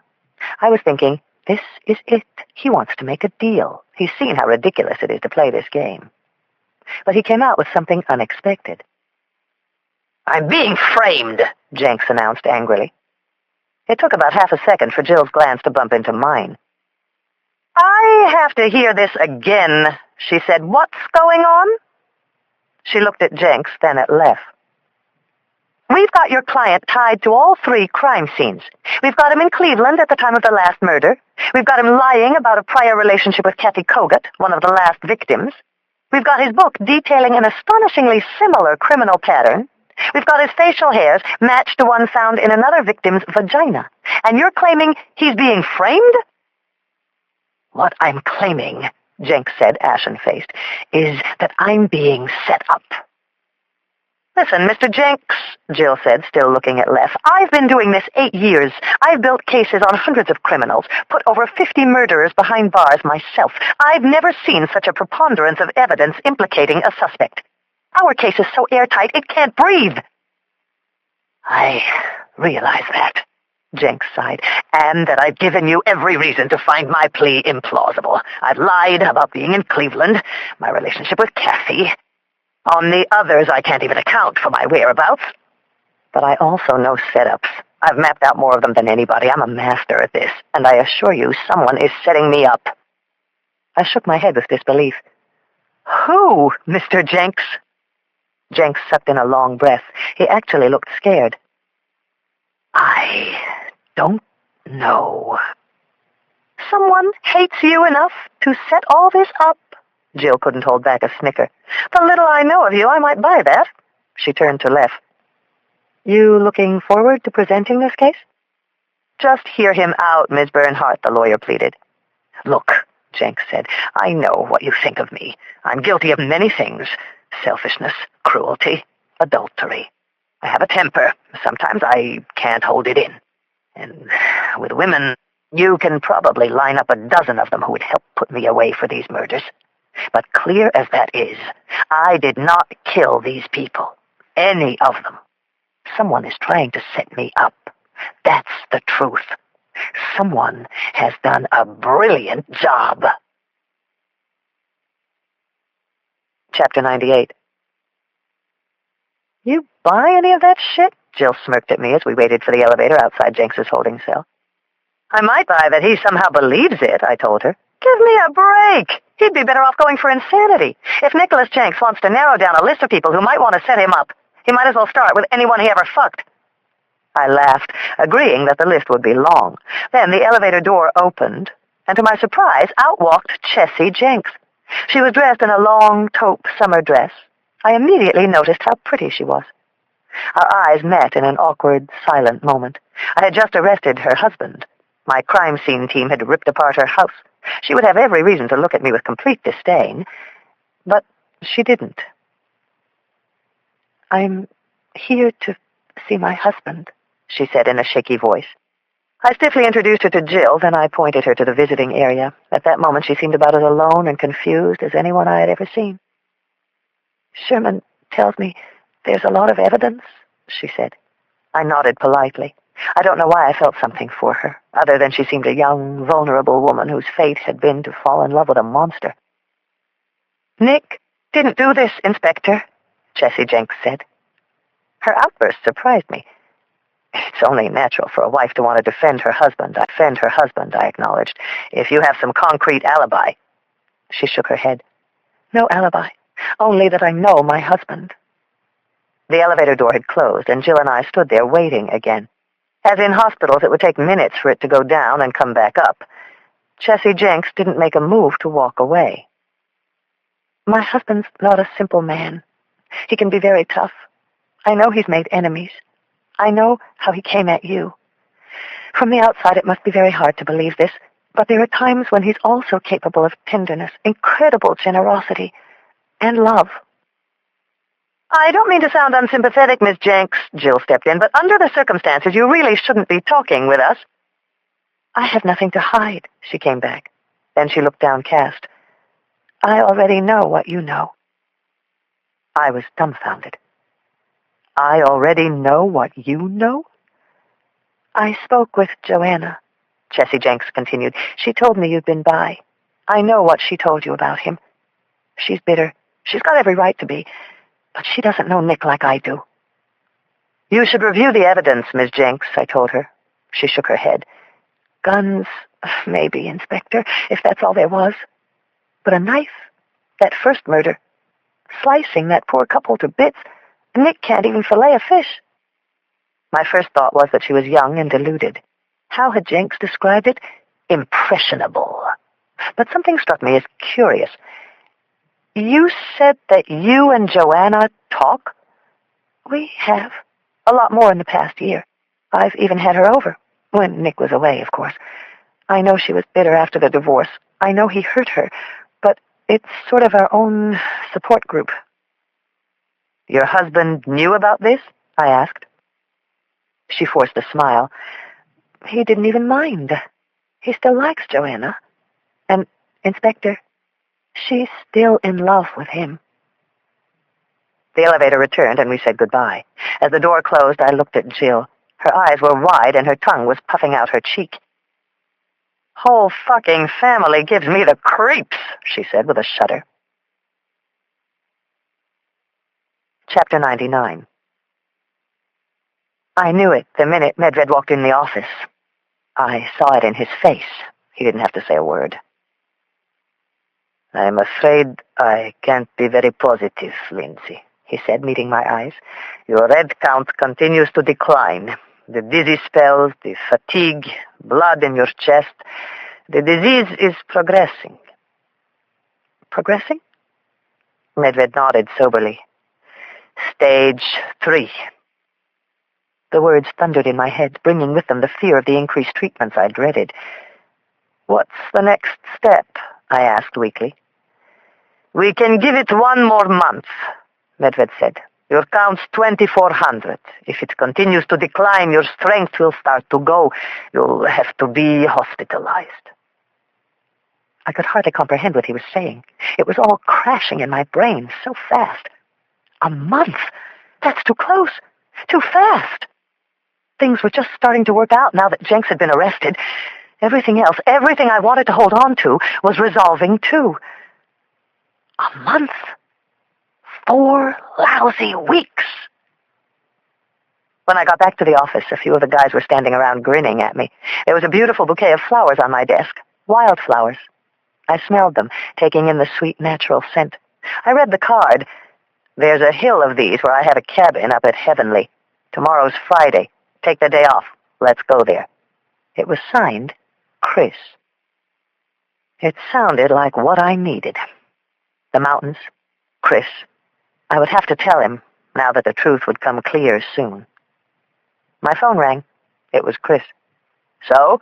No doubt someone in the office playing Cupid had alerted him that I was back.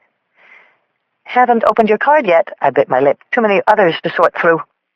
I heard a disappointed sigh, let it linger just a moment. But on the chance you were asking me away, the answer is I'd love to. It sounds great. Let's be on the road by 8. Late riser, he said. I was hoping we'd beat the morning rush. I was talking tonight. I had a month. I was thinking mountain air, running streams, and wildflowers is a good way to begin. Chapter 100. We spent the next 2 days as if we were in a beautiful dream. Chris's cabin was funky and charming, a redwood A-frame ski chalet on Mason Ridge overlooking Heavenly. We hiked in the woods with Sweet Martha, took the tram to the top of the mountain, and walked all the way down. We grilled swordfish on the deck. In between, we made love in the comfort of his large 4-poster bed, on the sheepskin rug in front of the wood-burning stove, in the chilly thrill of the outdoor shower. We laughed and played and touched each other like teenagers, discovering love again. But I was no starry-eyed adolescent. I knew exactly what was taking place. I felt the steady, undeniable current rising inside me like a river spilling over its banks. I felt helpless. Saturday, Chris promised me a day I would never forget. We drove down to Lake Tahoe to a quaint marina on the California side. He had rented a platform boat, an old puttering wooden barge. We bought sandwiches and a bottle of Chardonnay and went out to the middle of the lake. The water calm and turquoise, the sky cloudless and bright. All around, the rocky tips of snow-capped mountains ringed the lake like a crown. We moored, and for a while it was our own private world. Chris and I stripped down to our suits. I figured we'd kick back, enjoy the wine and the sun, look at the view.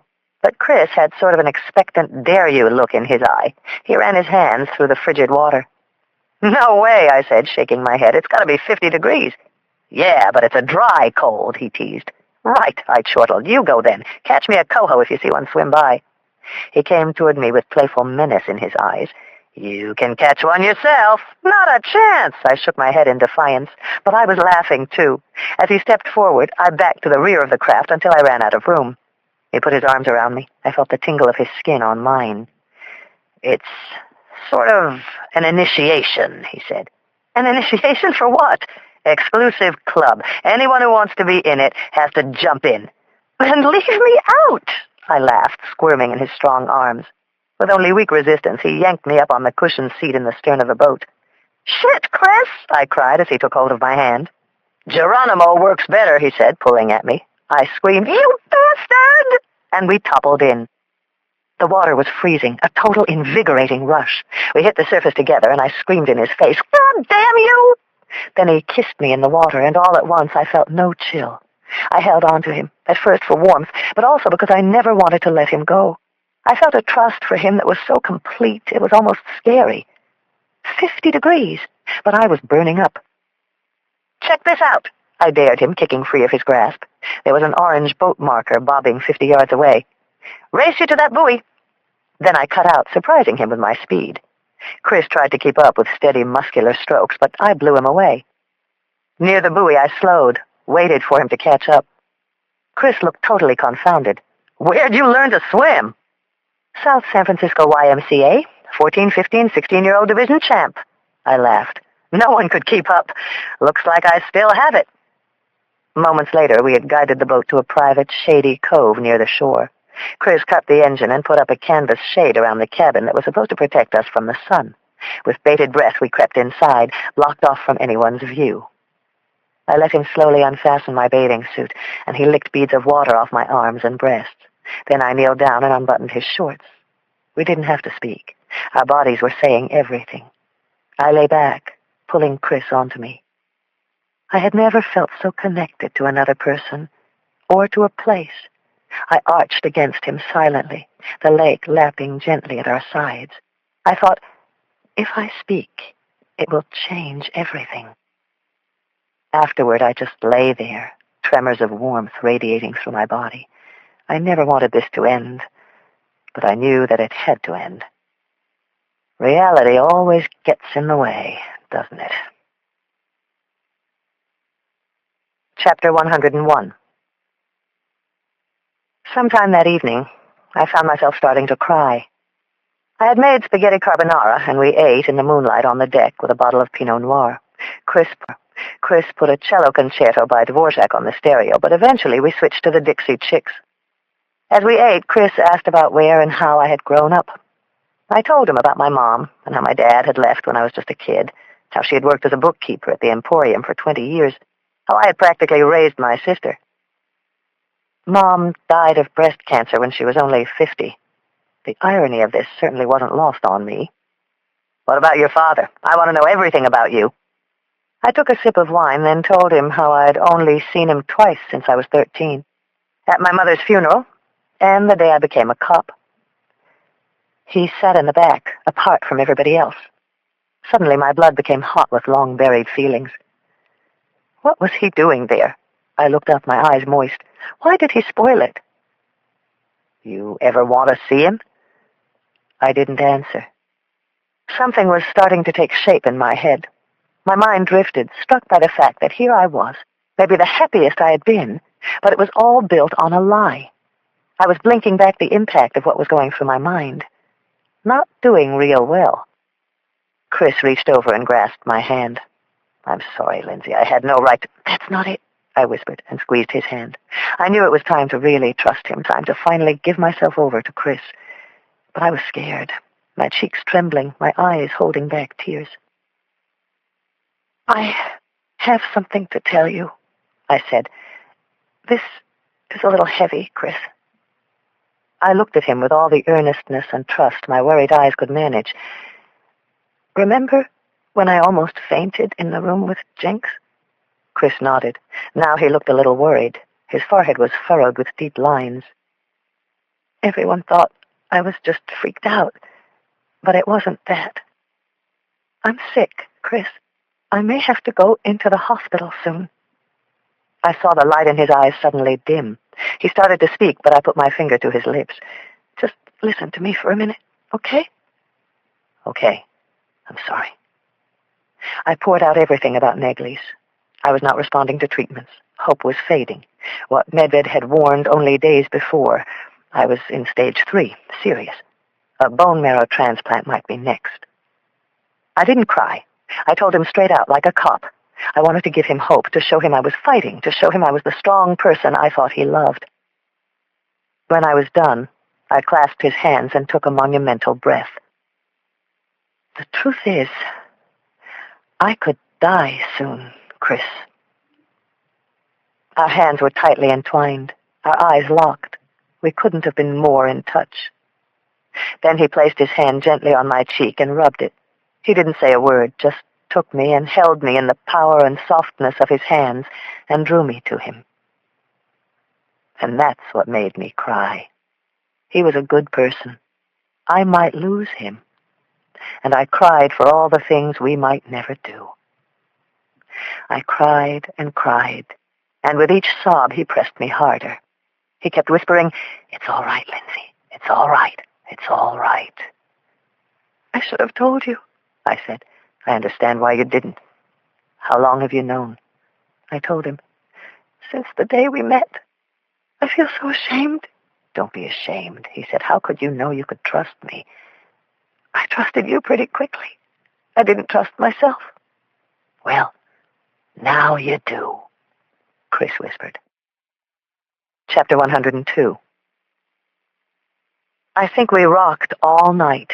We laughed some, cried some. I don't even remember how I woke up in bed. The following day, I barely left his touch. With all that was threatening, all that seemed uncertain, I felt so safe and sure in his arms. I never wanted to leave. But something else happened during that weekend. Apart from Negley's, apart from Chris and me, something gripping, invading my sense of comfort and security. It was something Jacoby had said that planted the thought. One of those thrown-out remarks you didn't pay much attention to, but somehow got filed away in your mind. Then it comes back at the oddest time, with more force and logic than before. It was Sunday night. The weekend was over. Chris had driven me home. Hard as it was to leave him, I needed to be alone for a while to take inventory of the weekend, to figure out what I would do next. I unpacked, made some tea, curled up on my couch with her sweetness. My mind wandered to the murder case. Nicholas Jenks was behind me now. Only the countless reports to fill out, even though he was still ranting about being set up. It was just more insanity, more lies. It was then that Jacoby's words snaked into my brain. "Good caller," he'd said early Tuesday morning. He had that annoying, persistent look in his eyes. "Just remember," he'd called after me, "it was the champagne match that got you on your way. Why do you think Jenks left that champagne?" I was barely paying attention. Jenks was locked away. The case was a slam dunk. I was thinking about the night before, and Chris. I stopped on the stairs and turned to him. "I don't know, Warren. We've been over this. Heat of the moment, maybe." "You're right," he nodded. "That must be why he didn't ball up the jacket and take it with him, too." I looked at him like, why are we going through this now? Jenks needed a clean tux jacket to get out of the hotel undetected. The DNA match on the hair made it all academic anyway. Then he said it. "You ever read the whole book?" he asked. "Which book?" "Jenks's book, Always a Bridesmaid." "The parts that matter," I replied. "Why?" He said, "I don't know, it just sort of stuck with me. Like I said, my wife happens to be a fan. There were some copies of the manuscript around, so I took one home. It was interesting how it all came out in the end." I looked at him, trying to figure out where all this was heading. "It was a setup," Jacoby said. "This Philip Campbell guy, he gets off. He pins the whole thing on someone else." Days later, Warren's words came creeping back into my mind. A setup. He pins the whole thing on someone else.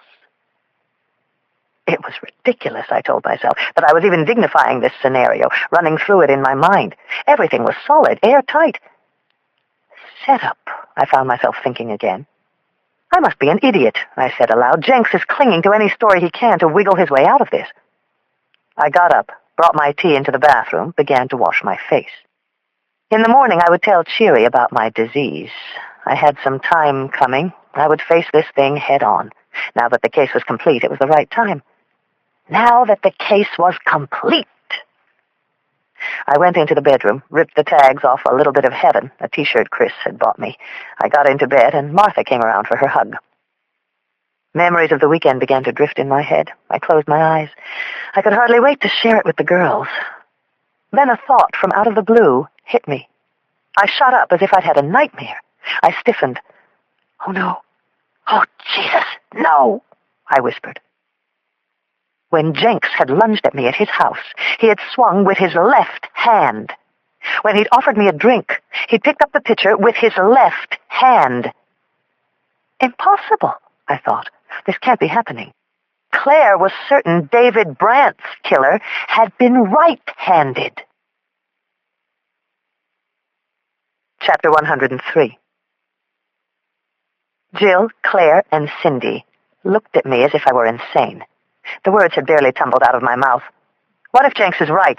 What if someone is trying to set him up? "That's a crock," snapped Jill. "Jenks is desperate and only moderately clever. We've got him." "I can't believe you're saying this," exclaimed Cindy. "You're the one who found him. You're the one who made the case."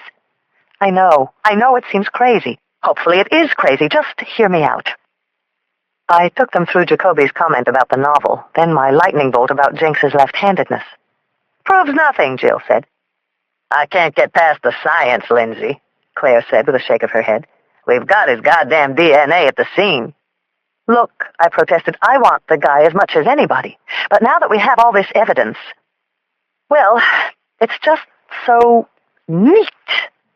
The jacket, the champagne, Jenks has set up complicated murders in his books. Why would he leave clues behind? Because he's a sick bastard, Lindsay. Because he's an arrogant prick who's connected to all 3 crimes. Jill nodded. He's a writer. He's an amateur at actually doing anything. He just fucked up. You saw his reactions, Jill. They were deeper than simply desperation. I've seen killers on death row still in denial. This was more unsettling, like disbelief. Jill stood up, her icy blue eyes spearing down at me. Why, Lindsay? Why the sudden about-face? For the first time I felt alone and separated from the people I had most learned to trust. No one could possibly hate this man more than I do, I declared. I hunted him. I saw what he did to those women. I turned to Claire. You said the killer was right-handed. Probably right-handed, Claire came back. What if he simply held the knife in his other hand, proposed Cindy. Cindy, if you were going to kill someone, I said, someone larger and stronger, would you go at him with your opposite hand? Maybe not, interjected Jill, but you're throwing all this up in the face of facts. Evidence and reason, Lindsay. All the things we worked to assemble. What you're giving me back is a set of hypotheticals. Jenks holds his picture with his left hand. Philip Campbell sets someone up at the end of his book. Lindsay, we have the guy pinned to 3 double murders. I need you firm on this. Her jaw was quivering. I need you to testify. I didn't know how to defend myself. I had wanted to nail Jenks as eagerly as any one of us. More. But now, after being so sure, I couldn't put it away. The sudden doubt. Did we have the right man? We still haven't uncovered a weapon, I said to Jill. We don't need a weapon, Lindsay. We have his hair inside one of the victims. Suddenly, we were aware that people from other tables were looking at us. Jill huffed and sat back down. Claire put her arms around my shoulders. I puffed a deep breath into my cheeks, slumped back against the cushion of the booth. Finally, Cindy said, We've been behind you all the way. We're not going to abandon you now. Jill shook her head. You want me to let him go, guys, while we reopen the case? If we don't try him, Cleveland will. I don't want you to let him go. I said I only want to be 100% sure. I am sure, Jill replied, her eyes ablaze. I sought out Claire, and even she had a skeptical expression fixed firmly in my direction. There's an awful lot of physical evidence that makes it pretty clear. If this gets out, Jill warned, you can toss my career out with the cat litter. Then it wants this guy's blood on the courthouse wall. Look at it this way, Cindy said, chuckling. If Lindsay's right, and you send Jenks up, they'll be studying this case as a how not to for 20 years to come. Numbly, we looked around the table. It was as if we were staring at the pieces of some shattered, irreplaceable vase. Okay, so, if it's not him, Claire said with a sigh, then how do we go about proving who it is? It was as if we were all the way back to the beginning, all the way back at the first crime. I felt awful. What was the thing that nailed our suspicion on Jenks? I asked. The hair, said Claire. Not quite. We had to get to him before we knew who it belonged to. Merrill Shortley, Jill said. Jenks and Merrill? You think? I shook my head. We still needed one more thing before we could take him in. Cindy said, Always a bridesmaid. His first wife. I nodded slowly as I left Susie's. Chapter 104. Over the next few days, I went back over everything we had on Joanna Wade. First, I reread the domestic complaint she'd filed against Jenks. I looked at pictures of Joanna taken at the station. Bruised, puffy-faced. I read through the officer's account of what they found at the scene. Exchanges laced with invectives. Jenks swinging wildly, clearly enraged. He had to be subdued, resisted arrest. The report was signed by 2 officers from Northern, Samuel Delgado and Anthony Faziola. The following day, I went back out to visit Greg Marks, Jenks's former agent. He was even more surprised at my visit when I told him I was there on a different aspect of Jenks's past. Joanna? He replied with an amused smile. Bad judge of men, Inspector, but a worse judge of timing. He explained that their divorce had been finalized only 6 months before Crossed Wire hit the stands. He said the book sold nearly 1 million copies in hardcover alone. To have put up with Nicholas through all the lean years, then come away with barely more than cab fare. He shook his head. The settlement was a pittance compared to what it would have been if they had filed a year later. What he told me painted a different picture of the woman I had met in the gym. She seemed to have put it all behind her. She felt used, dropped, like worn baggage. Joanna had put him through school, supported him when he first started writing. When Nick bagged law school, she even went back to her job. And afterward, I asked, did she continue to hate him? I believe she continued to try and sue him. After they split up, she tried to sue him for a lien against future earnings. Non-performance, breach of contract, anything she could find. I felt sorry for Joanna Wade, but could it drive her to that kind of revenge? Could it cause her to kill 6 people? The following day, I obtained a copy of the divorce proceedings from county records. Through the usual boilerplate, I got the sense it was an especially bitter case. She was seeking $3 million judgment against future earnings. She ended up with $5,000 a month, escalating to $10 if Jenks's earnings substantially increased. I couldn't believe the bizarre transformation that was starting to take over my mind. It had been Joanna who had first mentioned the book, who felt cheated, spurned, and carried a resentment far deeper than what she had revealed. Joanna, the typo instructor who was strong enough to take down a man twice her size, who even had access to the Jenks's home. It seemed crazy to be thinking this way. More than preposterous. It was impossible. The murders were committed by a male, by Nicholas Jenks. Chapter 105. The next day, as we shared a hot dog and a pretzel in front of City Hall, I told Chris what I'd found. He looked at me in much the same way the girls had a few days before. Shock, confusion, disbelief. But he didn't get negative. She could have set the whole thing up, I said. She knew about the book. She lobbed it out there for us to find. She knew Jenks's taste, champagne, clothes, his involvement with Sparrow Ridge. She even had access to the house. I might buy it, he said, but these murders were committed by a man. Jenks, Lindsay. We even have him on film. Or someone made up to look like Jenks. Every sighting of him was inconclusive. Lindsay, the DNA was a match. I spoke to the officers who went to the house when he beat Joanna, I pressed on. They said, as enraged as Jenks was, she was dishing it right back to him, just as strong. They had to restrain her as they took him away in the car. She dropped the charges, Lindsay. She got tired of being abused. She may not have gotten what she deserved, but she filed and started a new life. That's just it, Chris. She didn't file. It was Jenks who left her. She sacrificed everything for Jenks. Marx described her as a model of codependency. I could see Chris wanted to believe, but he was unconvinced. I had a man in jail with almost incontrovertible evidence against him, and here I was unraveling everything. What was the matter with me? Then, out of the blue, something came back to me, something I'd filed away long ago. Laurie Birnbaum, the witness from the Brandt wedding. How she had described the man she saw. Something strange. The beard made him seem older, but the rest of him was young. Joanna Wade, medium height, right-handed, the Taibo instructor, was strong enough to handle a man twice her size. And Jenks's 9mm. He said he hadn't seen it in years. At the house in Montana, the records showed he had bought the gun 10 years ago, when he was married to Joanna. You should see her, I said with rising conviction. She's tough enough to handle any of us. She's the one link who knew about everything. Wine, clothes, always a bridesmaid. She had the means to pull it all together. The photos, the sightings were inconclusive. What if it was her, Chris?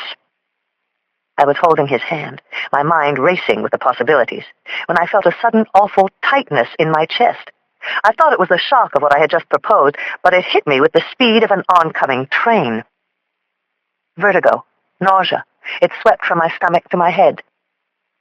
Lindsay, Chris said. I felt his hand bracing my shoulder.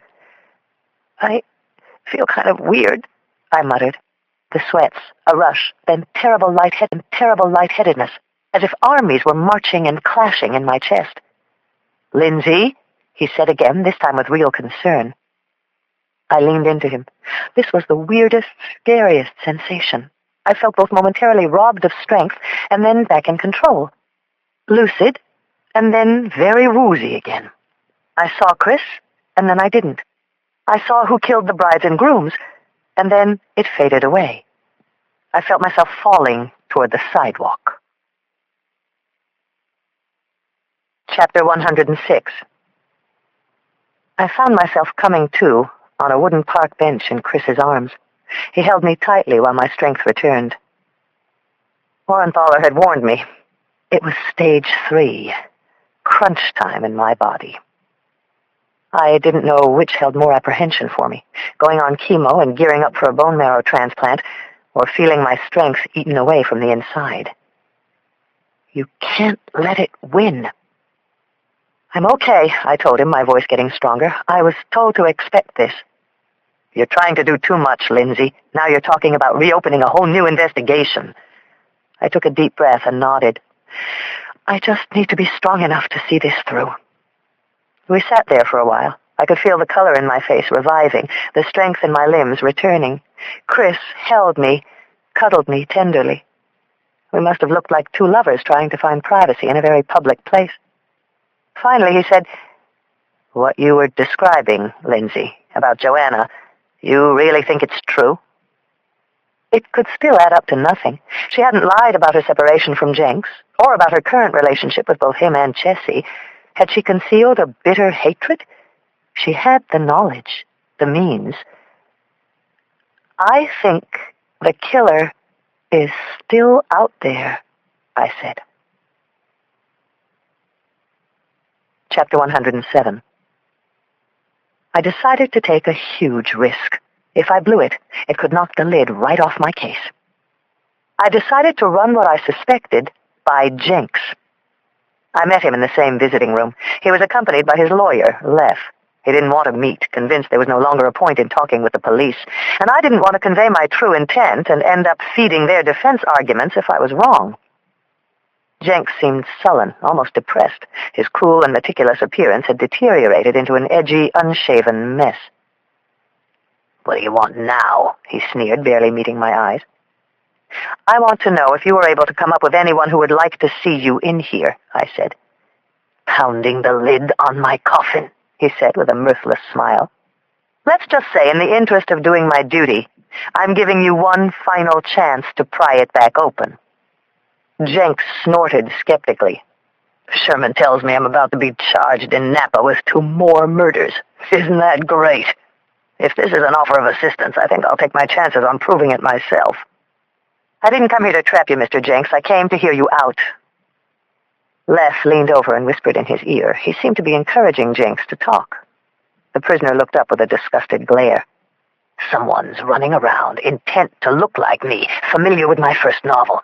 This person also wants to see me suffer. Is it so hard to figure out?" "I'm willing to hear any names," I told him. "Greg Marks." "Your former agent?" "He feels like I owe him my fucking career. I've cost him millions. Since I left, he hasn't gotten a worthwhile client. And he's violent. Marks belongs to a shooting club." "How would he have gotten his hands on your clothing? Or been able to get a sample of your hair?" "You find that out. You're the police." "Did he know you'd be in Cleveland that night? Did he know about you and Kathy Kogut?" "Nick is merely proposing," Leff cut in, "that other possibilities do exist for who could be behind these crimes." I shifted in my seat. "Who else knew about the book?" Jenks twitched. "It wasn't something I paraded around. A couple of old friends. My first wife, Joanna." "Any of them have any reason to want to set you up?" Jenks sighed uncomfortably. "My divorce, as you may know, was not exactly what they call mutually agreeable. No doubt there was a time Joanna would have been delighted to find me on a deserted road while she was cruising along at 60. But now that she's back on her feet with a new life, now that she's even gotten to know Jessie, I don't think so. No, it isn't Joanna. Trust me on that." I ignored the remark and looked firmly into his eyes. "You told me your ex-wife's been to your house." "Maybe once or twice." "So she'd have access to certain things. Maybe the wine, maybe what was in your closet?" Jenks seemed to contemplate the possibility for a moment, then his mouth crinkled into a contemptuous smile. Impossible. No, it isn't Joanna. How can you be so sure? He looked at me as if he were stating an understood fact. Joanna loved me. She still does. Why do you think she hangs around, covets a relationship with my new wife? Because she misses the view? It's because she cannot replace what I gave her. How I loved her. She is empty without me. What do you think? He snorted. Joanna's been holding specimens of my hair in a jar ever since we were divorced. He sat there stroking his beard while the resolve on his face softened into a glimmer of possibility. Someone has it in for me. But Joanna, she was just a little clerk when I met her. She didn't know Ralph Lauren from J.C. Penney's. I gave her self-esteem. I devoted myself to her, and she to me. She sacrificed for me, even worked 2 jobs when I decided to write. It was hard to think of Jenks as anything other than the ruthless bastard who was responsible for these horrible crimes, but I pressed on. You said the tuxedo was an old suit. You didn't even recognize it. And the gun, Mr. Jenks, the 9mm, you said you hadn't seen it in years, that you thought it was kept somewhere at your house in Montana. Are you so sure this might not have been planned for some time? I could see Jenks subtly shifting his expression as he came around to the impossible conclusion. You said that when you started writing, Joanna took a second job to help support you. Just what sort of work? Jenks stared up toward the ceiling. Then he seemed to remember. She worked at Saks. Chapter 108. Slowly, unavoidably, I was starting to feel as if I were on the wrong airplane, heading to the wrong city. Against all logic, I was growing surer and surer that Nicholas Jenks might not be the killer. Oh, brother. I had to figure out what to do. Jenks in handcuffs was the lead picture in both Time and Newsweek. He was being arraigned in Napa for 2 additional murders the following day. Maybe I should just stay on the wrong plane, get out of town, never show my face in San Francisco again. I got the girls together. I took them through the mosaic that was starting to come clear. The acrimonious contest over the divorce, Joanna's sense of being discarded, her direct access to the victims through her contacts at Saks. She was an assistant store manager, I told them. Coincidence? Get me proof, Jill said, because as of now I have proof against Nick Jenks, all the proof I need. I could hear the worry and frustration in her voice. The whole country was watching this case, watching her every move. We had worked so hard to sell Mercer and her boss, Sinclair, on the idea that it was Jenks. And now, after all that, to propose a new theory and suspect. Authorize a search, I told Jill. Joanna Wade's house. Something has to be there. The missing rings, a weapon, details on the victims. It's the only way we'll ever pin it down. Authorize a search? On what basis? Suspicion of new evidence? I can't do that without blowing this case wide open again. If we show we're not even sure, how can I convince a jury? We could check where she worked, proposed Cindy. See if she had specific access to information on the brides. That's circumstantial. It's crap, Jill cried. One of my neighbors works at Saks. Maybe she's the murderer. You can't go through with this, argued Cindy, if we still have doubt. You have doubt, said Jill. What I have is everything in place for a slam-dunk conviction. To you, it's a story. You follow it where it leads. My whole career is on the line. Cindy looked stunned. You think I'm here for just a story? You think I sat on every lead, agonized over not being able to go to copy, just so I could wind up with the book rights later on? Come on, girls, said Claire, her arm on Cindy's shoulder. We have to be together on this. Slowly, Jill's intense blue eyes softened. She turned to Cindy. I'm sorry, she said. It's just that when this gets out, Leff will be able to plant huge doubts in that jury's mind. But we can't back down now just because it's bad tactics, said Claire. There could be a murderer out there. A multiple murderer. I said to Jill, authorize a search. Come on, Jill. I'd never seen Jill look so upset. Everything she had achieved in her career, everything she stood for, was being placed squarely on the line. She shook her head. Let's try it Cindy's way. We'll start with Saks. Check Joanna out there. Thank you, Jill, I said. You're the best. She exhaled resignedly. Find out if she's had any contact with anyone who had access to those names. Connect Joanna with those names, and I'll get you what you want.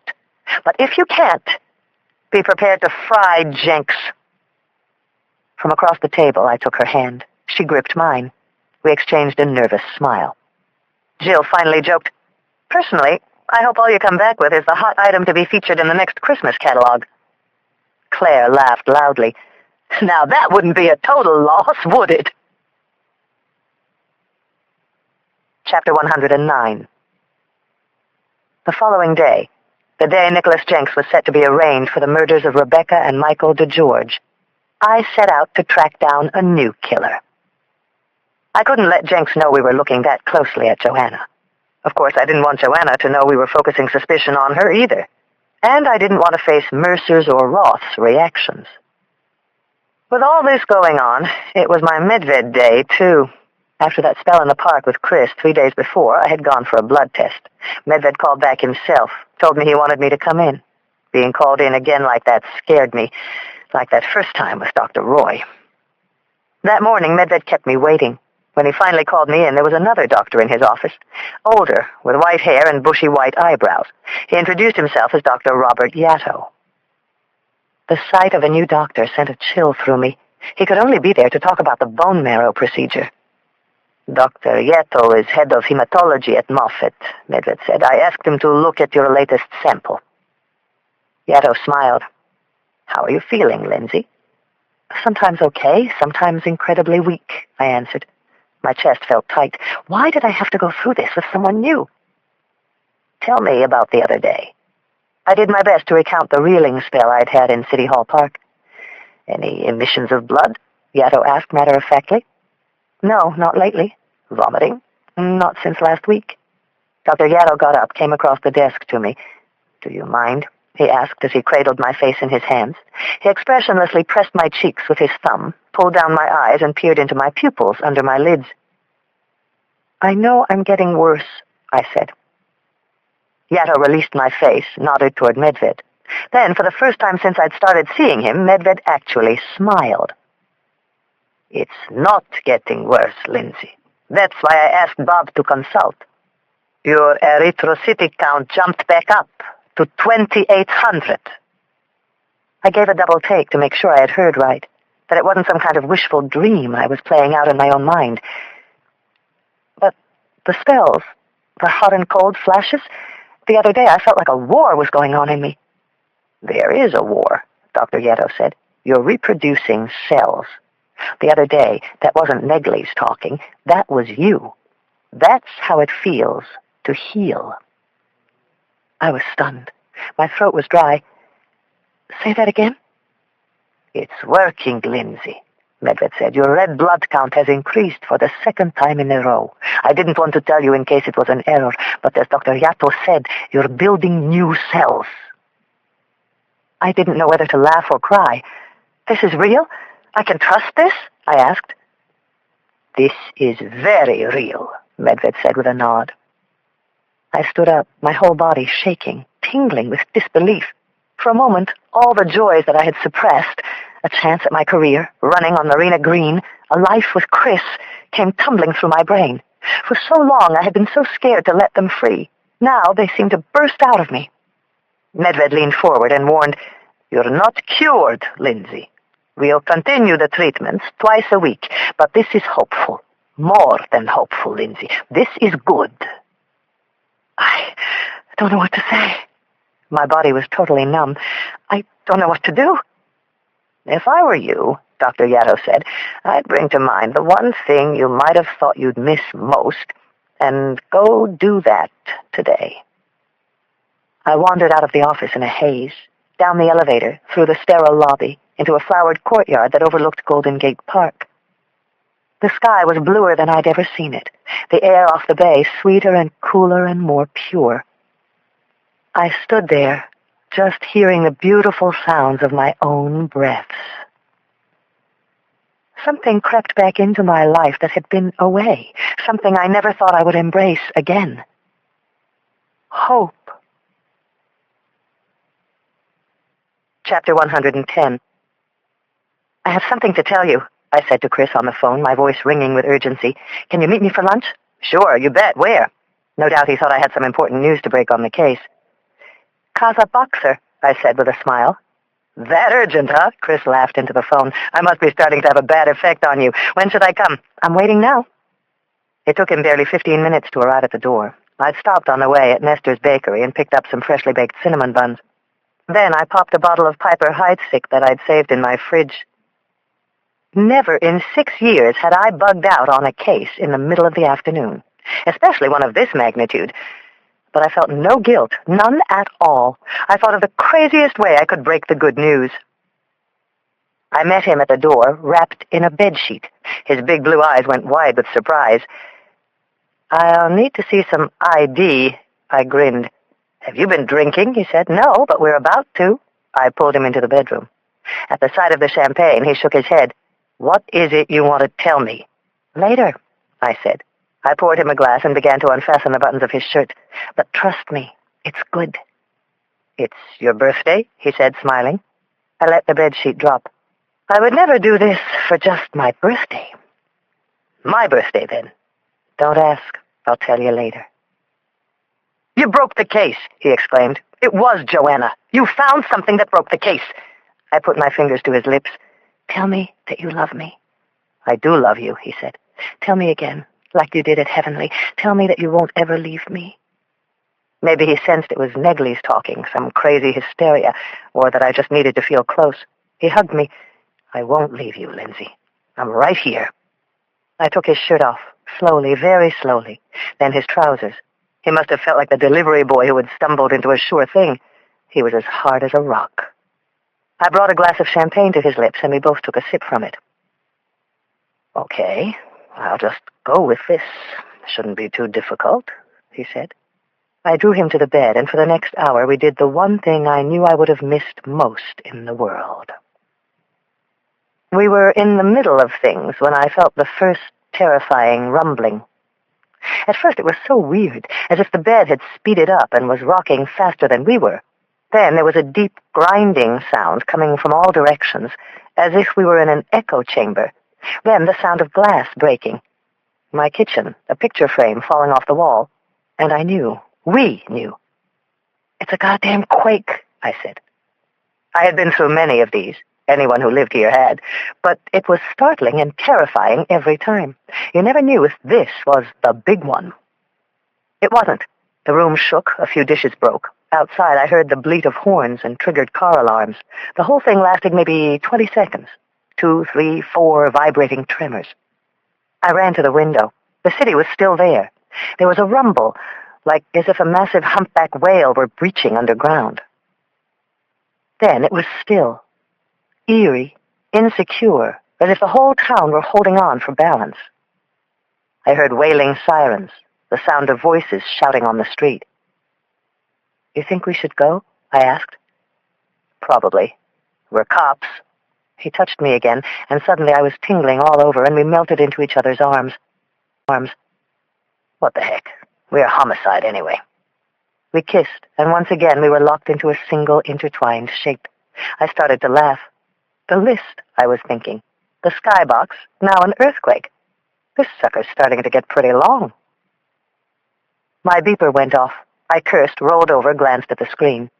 It was the office. "Code 111, I told Chris. "Emergency alert." "Shit," I muttered. "It's just an earthquake."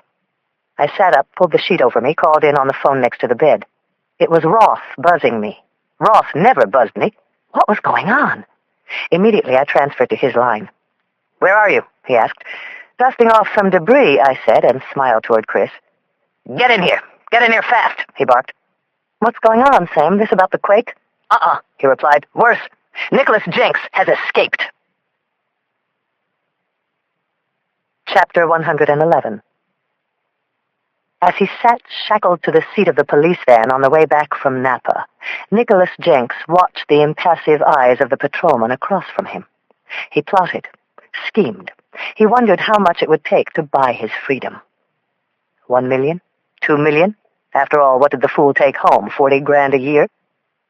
He figured the steely-eyed officer was someone above reproach. whose commitment to his duty was unquestioned. If he were writing it, that's who he would have put in the car with him. $5 million, then, he smirked. If he were writing it. That notion possessed a cold, punishing irony for him. He had written it. Jenks shifted in his restraints, wrists cuffed, torso strapped to the seat. Only minutes earlier he had stood in the red brick courthouse in Santa Rosa, while the prosecutor, in her little Liz Claiborne suit, pointed her finger at him.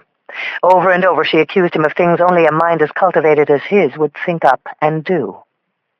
All he could do was stare coldly while she accused him of being this monster. Sometime he'd like to lock her in the law library and show her what he was really capable of. Jenks caught a glimpse of the sky and the sun-browned hills through the narrow window in the rear door and tried to get a fix on their bearings. Novato, just hitting Marin. He pressed his face to the steel restraining wall. He had to get out. If he were writing it, there would always be a way out. He looked at the guard. So, what was the story, Joe Friday? What happened next? You married? He asked. The policeman stared through him at first, then he nodded.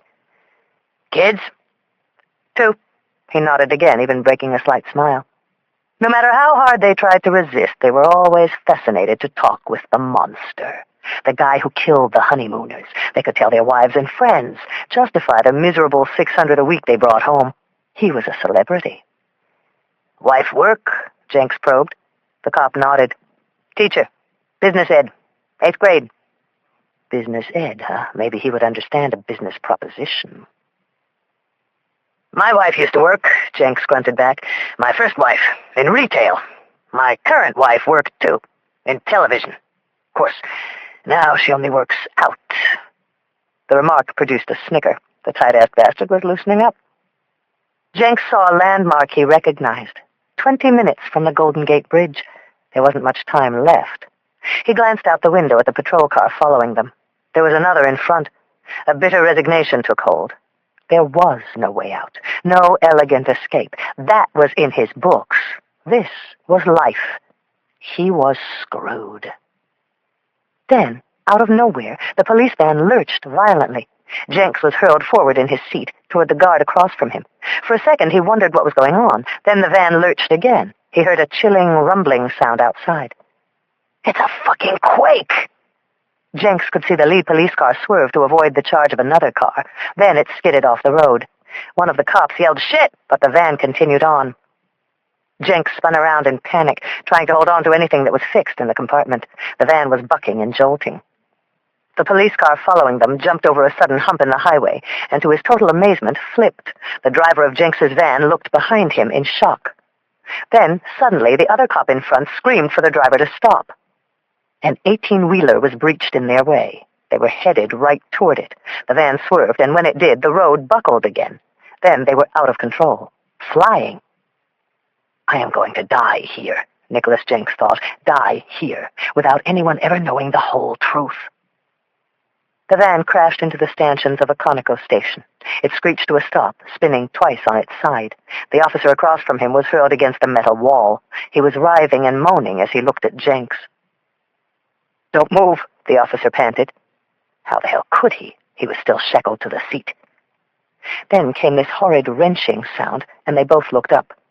The towering steel light above the station toppled like a redwood and crashed down on them. It smashed through the door of the van, striking the officer in back, probably killing him on impact. Jenks was sure he would be killed. All the smoke, the screams, the twisting of metal. But he wasn't. He was clear. The streetlight had torn a hole in the side of the car, ripped his restraints right out of the seat. He was able to kick himself free, even with shackled hands and feet, and push himself through the gaping hole. People were running in the street, screaming in panic. Motorists pulled off the road, some dazed, others jumping out of their vehicles to help. This was it! He knew if he didn't run, he would replay this moment for the rest of his life. Nicholas Jenks crawled out of the van, dazed and disoriented. He spotted no cops, only frightened passers-by streaking past. He limped out and joined the chaotic street scene. I'm free, Jenks exulted. And I know who's setting me up. The cops won't get it in 1,000,000 years. Chapter 112. It took about 3 minutes for Chris and me to throw on clothes and head back to the hall. In the rush, I never told him my news. By disaster standards, the quake was nothing much, unless you had spent the past 5 weeks tracking down the country's most notorious killer. Most of the damage ended up confined to shattered storefronts and traffic accidents north of the city, but as we pushed our way through the clamoring throng of press in the hall's lobby, the quake's biggest news crackled with the fierceness of a live wire. The bride and groom killer was free. Nicholas Jenks had managed to flee after the police van taking him back to jail had flipped over outside Novato, the result of a chain of automobile accidents caused by the tremor.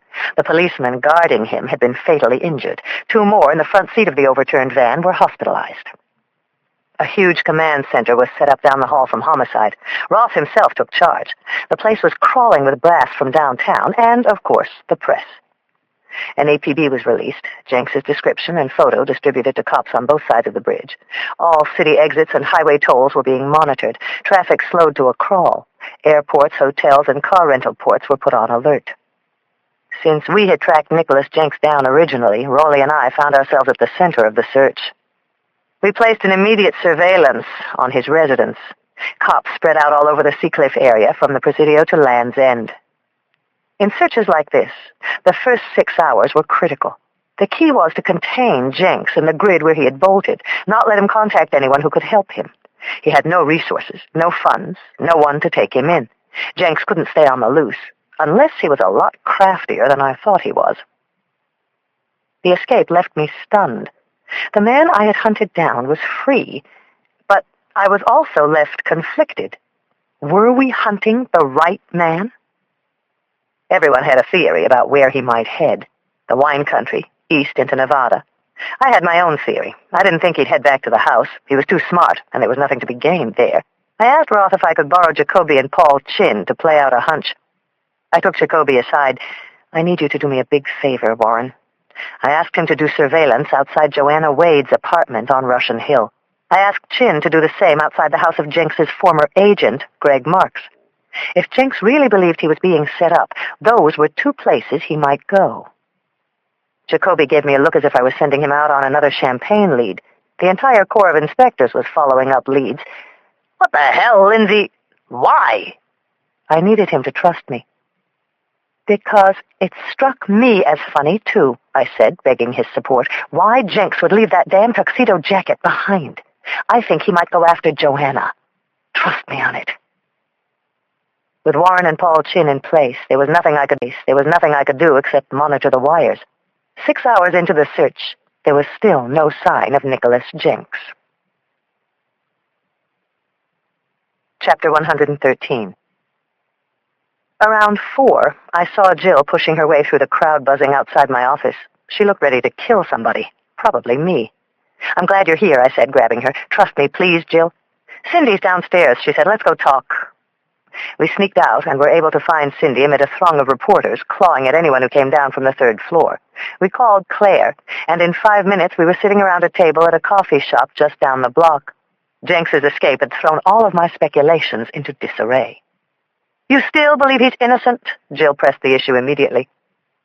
That depends on where he turns up next. I informed them that I had stationed a couple of men around the homes of Greg Marks and Joanna Wade. Even now? Jill shook her head and looked close to blowing. Innocent men don't run from police custody, Lindsay. Innocent people might, I said, if they don't believe the justice system is being just. Claire looked around with a nervous swallow. Ladies, it strikes me we're entering into very sensitive territory here, all right?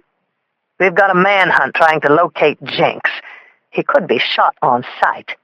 And at the same time, we're talking about trying to firm up a case against someone else. If this comes out, heads will roll. I'm looking at some of those pretty heads right now. If you really believe this, Lindsay, you need to take it to someone, Jill lectured me. Roth, Mercer. Mercer's away, and right now everybody's focused on locating Jenks. Anyway, who the hell would believe this? As you say, all I have is a bunch of hypotheticals. Have you told Raleigh? Asked Claire. I nodded. What does he think? Right now, he can't get past the hair. Jenks's escape didn't help my case. I knew there was something I liked about that guy, Jill finally smiled thinly. I looked at Claire for support.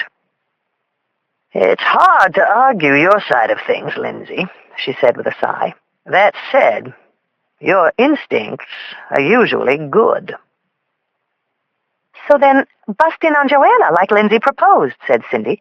The more I was around her, the more I loved her. Things had suddenly gotten very sticky in the way of accountability. I turned to Claire. Is there anything we might have missed that could implicate Joanna? She shook her head. We've been through all that. All the evidence points the finger directly at Nicholas Jenks. Claire, I'm talking about something that was there, right in front of us, that we just didn't see. I want to be with you on this, Lindsay, Claire said, but we've been through it. Everything. There's got to be something that could tell us if the killer is male or female. If Joanna did it, she's no different from any killer I've tracked down. She left something. We just haven't seen it. Jenks did, or someone did for him, and we found him. And we ought to be out looking for him now, urged Jill, before we end up with couple number 4. I felt alone, but I just couldn't surrender. It wouldn't be right. Please, I begged Claire, go through everything one more time. I think we've got the wrong man. Chapter 114. In the light of the makeup mirror, the killer sat transfixed by soft blue eyes that were about to become gray. The first thing was to smear her hair until all the blonde had been dyed away, then brush it back smooth 100 times until it had lost its luster and shine. You forced me into this, she said to the changing face. Forced me to come out one more time. I should have expected as much. You love games, don't you, Nick? With a cotton swab, she applied the base, a clear, sticky balm with a glue-like smell. She dabbed it over her temples, down the curve of her chin, in the soft space between her upper lip and her nose. Then, with a tweezer, she matted on the hair, tufts of reddish-brown. The face was almost complete, but the eyes, anyone could see they were still hers. She slipped out a pair of tinted contacts from the case, moistening them, stretching her lids to insert each one. She blinked, well satisfied with the result. The familiarity was gone. The change was complete. Her eyes now reflected a steely, lifeless gray. Nicholas's color. She was him. Chapter 115. Claire's call woke me out of a deep sleep. "Come down here," her voice commanded. I blinked groggily at the clock. It was 10 after 5. "Come down where?" I moaned. "I'm at the damn office, in the damn lab. The guard at the front counter will let you in. Come right now." I heard the urgency in her voice, and it took only seconds for me to come to my senses. "You're at the lab?" "Since 2:30, sleepyhead. It's about Nicholas Jenks. I think I found something, and Lindsay, it is a mind-blower." At that hour, it didn't take me more than 10 minutes to get to the morgue. I parked in the circular area outside the coroner's entrance reserved for official vehicles. I rushed in, my hair uncombed, dressed in a sweatshirt and jeans. The guard buzzed me in and let me through. He was expecting me. Claire met me at the entrance to the lab. "Okay," I said, "my expectations are high." She didn't answer, only pressed me up against the door of the lab, without a word of greeting or explanation. "We're back at the Hyatt," she started in. "Murder number 1. David Brandt is about to open the door." "Pretend you're the groom," she said, placing her hand on my shoulder and gently easing me into place. "And I'll be the killer. I surprise you as you open the door and stab, right-handed. Not that it makes any difference now." She thrust her fist into the space under my left breast. "So you fall, and that's where we find you, later, at the scene." I nodded, letting her know that I was following along so far. "So what do we find around you?" she asked, wide-eyed. I made a mental picture of the scene. Champagne bottle, tuxedo jacket. True, but that's not where I'm headed. "Blood. A lot of blood." "Closer. Remember, he died of a cardiac electromechanical collapse. We simply assumed he was scared to death." I stood up, gazed down at the floor. Then suddenly I saw it, as if I were there with the body. "Urine." "Right," exclaimed Claire. "We find a small residue of urine on his shoes, on the floor. about 6 cubic centimeters worth that I was able to save. It seemed logical that it belonged to the groom. Voiding is a natural response to sudden fear or death. But I was thinking last night, there were traces of urine in Cleveland, too. And here, back at the Hyatt, I never even had it tested. Why would I? I always assumed it was from David Brandt. But if you were here, crumpled on the floor, and I was the killer standing above you, and the pee was here, she said, pointing to the floor around me, who the hell's urine would it be? Our eyes locked in one of those shining moments of epiphany. The killer's, I said. Claire smiled at her bright student. The annals of forensic medicine are rich with examples of murderers getting off when they kill. So peeing isn't so far-fetched. Your nerves will be on end, and good old compulsive me, obsessive down to the last detail, refrigerates it in a vial, never knowing what for. And the thing that makes this all come together is urine can be tested. Tested for what? For sex, Lindsay. Urine can reveal sex. Jesus, Claire. I was stunned. She took me into the lab to a counter with 2 microscopes, some chemicals in bottles, and a device I recognized from college chemistry classes as a centrifuge. There aren't any flashing gender signs in urine, but there are things to look for. First, I took a sample and spun it down in the centrifuge with this KOH stain, which is something we can use to isolate impurities in blood cultures. She motioned for me to look in the first scope. See?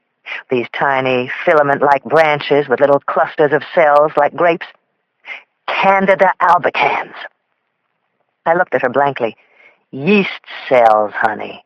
This urine's laced with high deposits of yeast. Boys don't get them.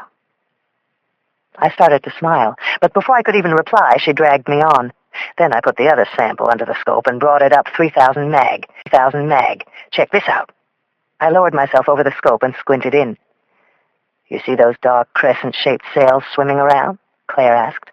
Uh-huh. Red blood cells. Lots of them. I lifted my head from the scope and looked at her. They wouldn't show up in a man's urine. Not to anywhere near this degree. Not unless they've got a bleeding kidney, which to my knowledge none of our principals show any signs of. Or, I shook my head slowly, unless the killer was menstruating. Chapter 116. I stared at Claire as the information settled in my mind. All along, Nicholas Jenks had been telling the truth. He hadn't been in the room when David and Melanie Brandt were killed that night, nor in Napa, probably not even near the Hall of Fame in Cleveland. I had hated Jenks so much I couldn't see past it. None of us had been able to get past the fact that we wanted him to be guilty. All the evidence, the hair, the jacket, the champagne, had been an incredible deception. Jenks was a master of the surprise ending, but someone had set the master up. I put my arms around Claire and hugged her. You're the best. You're damn right I am. I don't know what it proves, she answered, patting my back, but the person standing over that poor boy at the murder scene was a woman.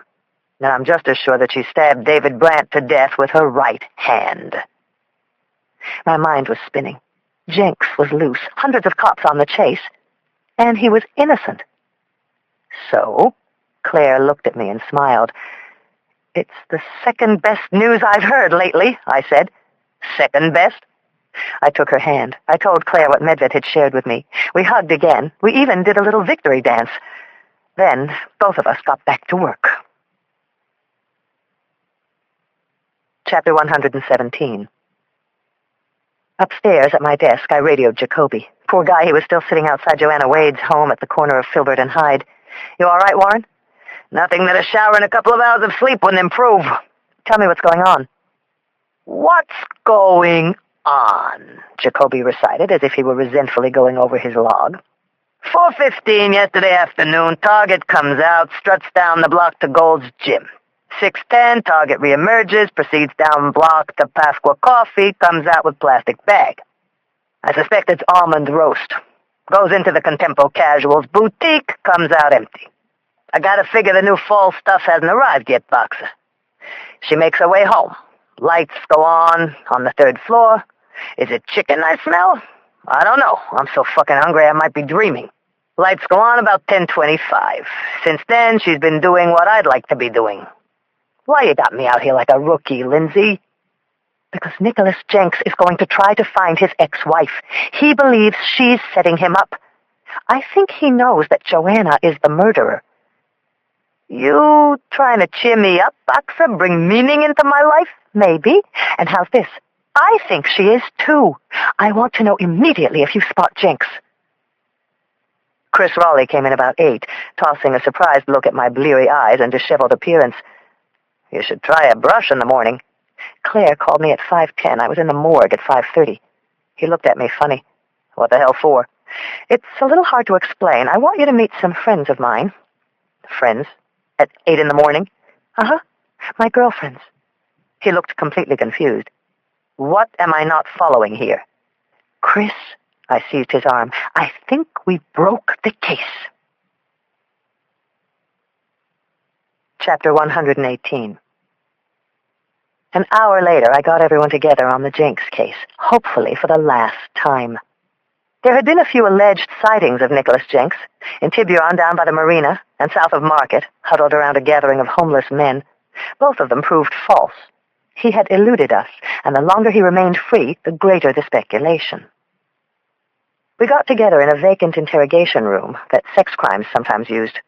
Claire smuggled Cindy up from the lobby, then we rang down Jill. I see we've loosened the requirements, Jill commented when she came in and saw Chris. Raleigh looked surprised, too. Don't mind me, I'm just the token male. You remember Claire and Jill Bernhardt from the district attorney's office, I said. Cindy, you may recall from Napa. The team. Slowly, Chris looked from one face to another until he settled on me.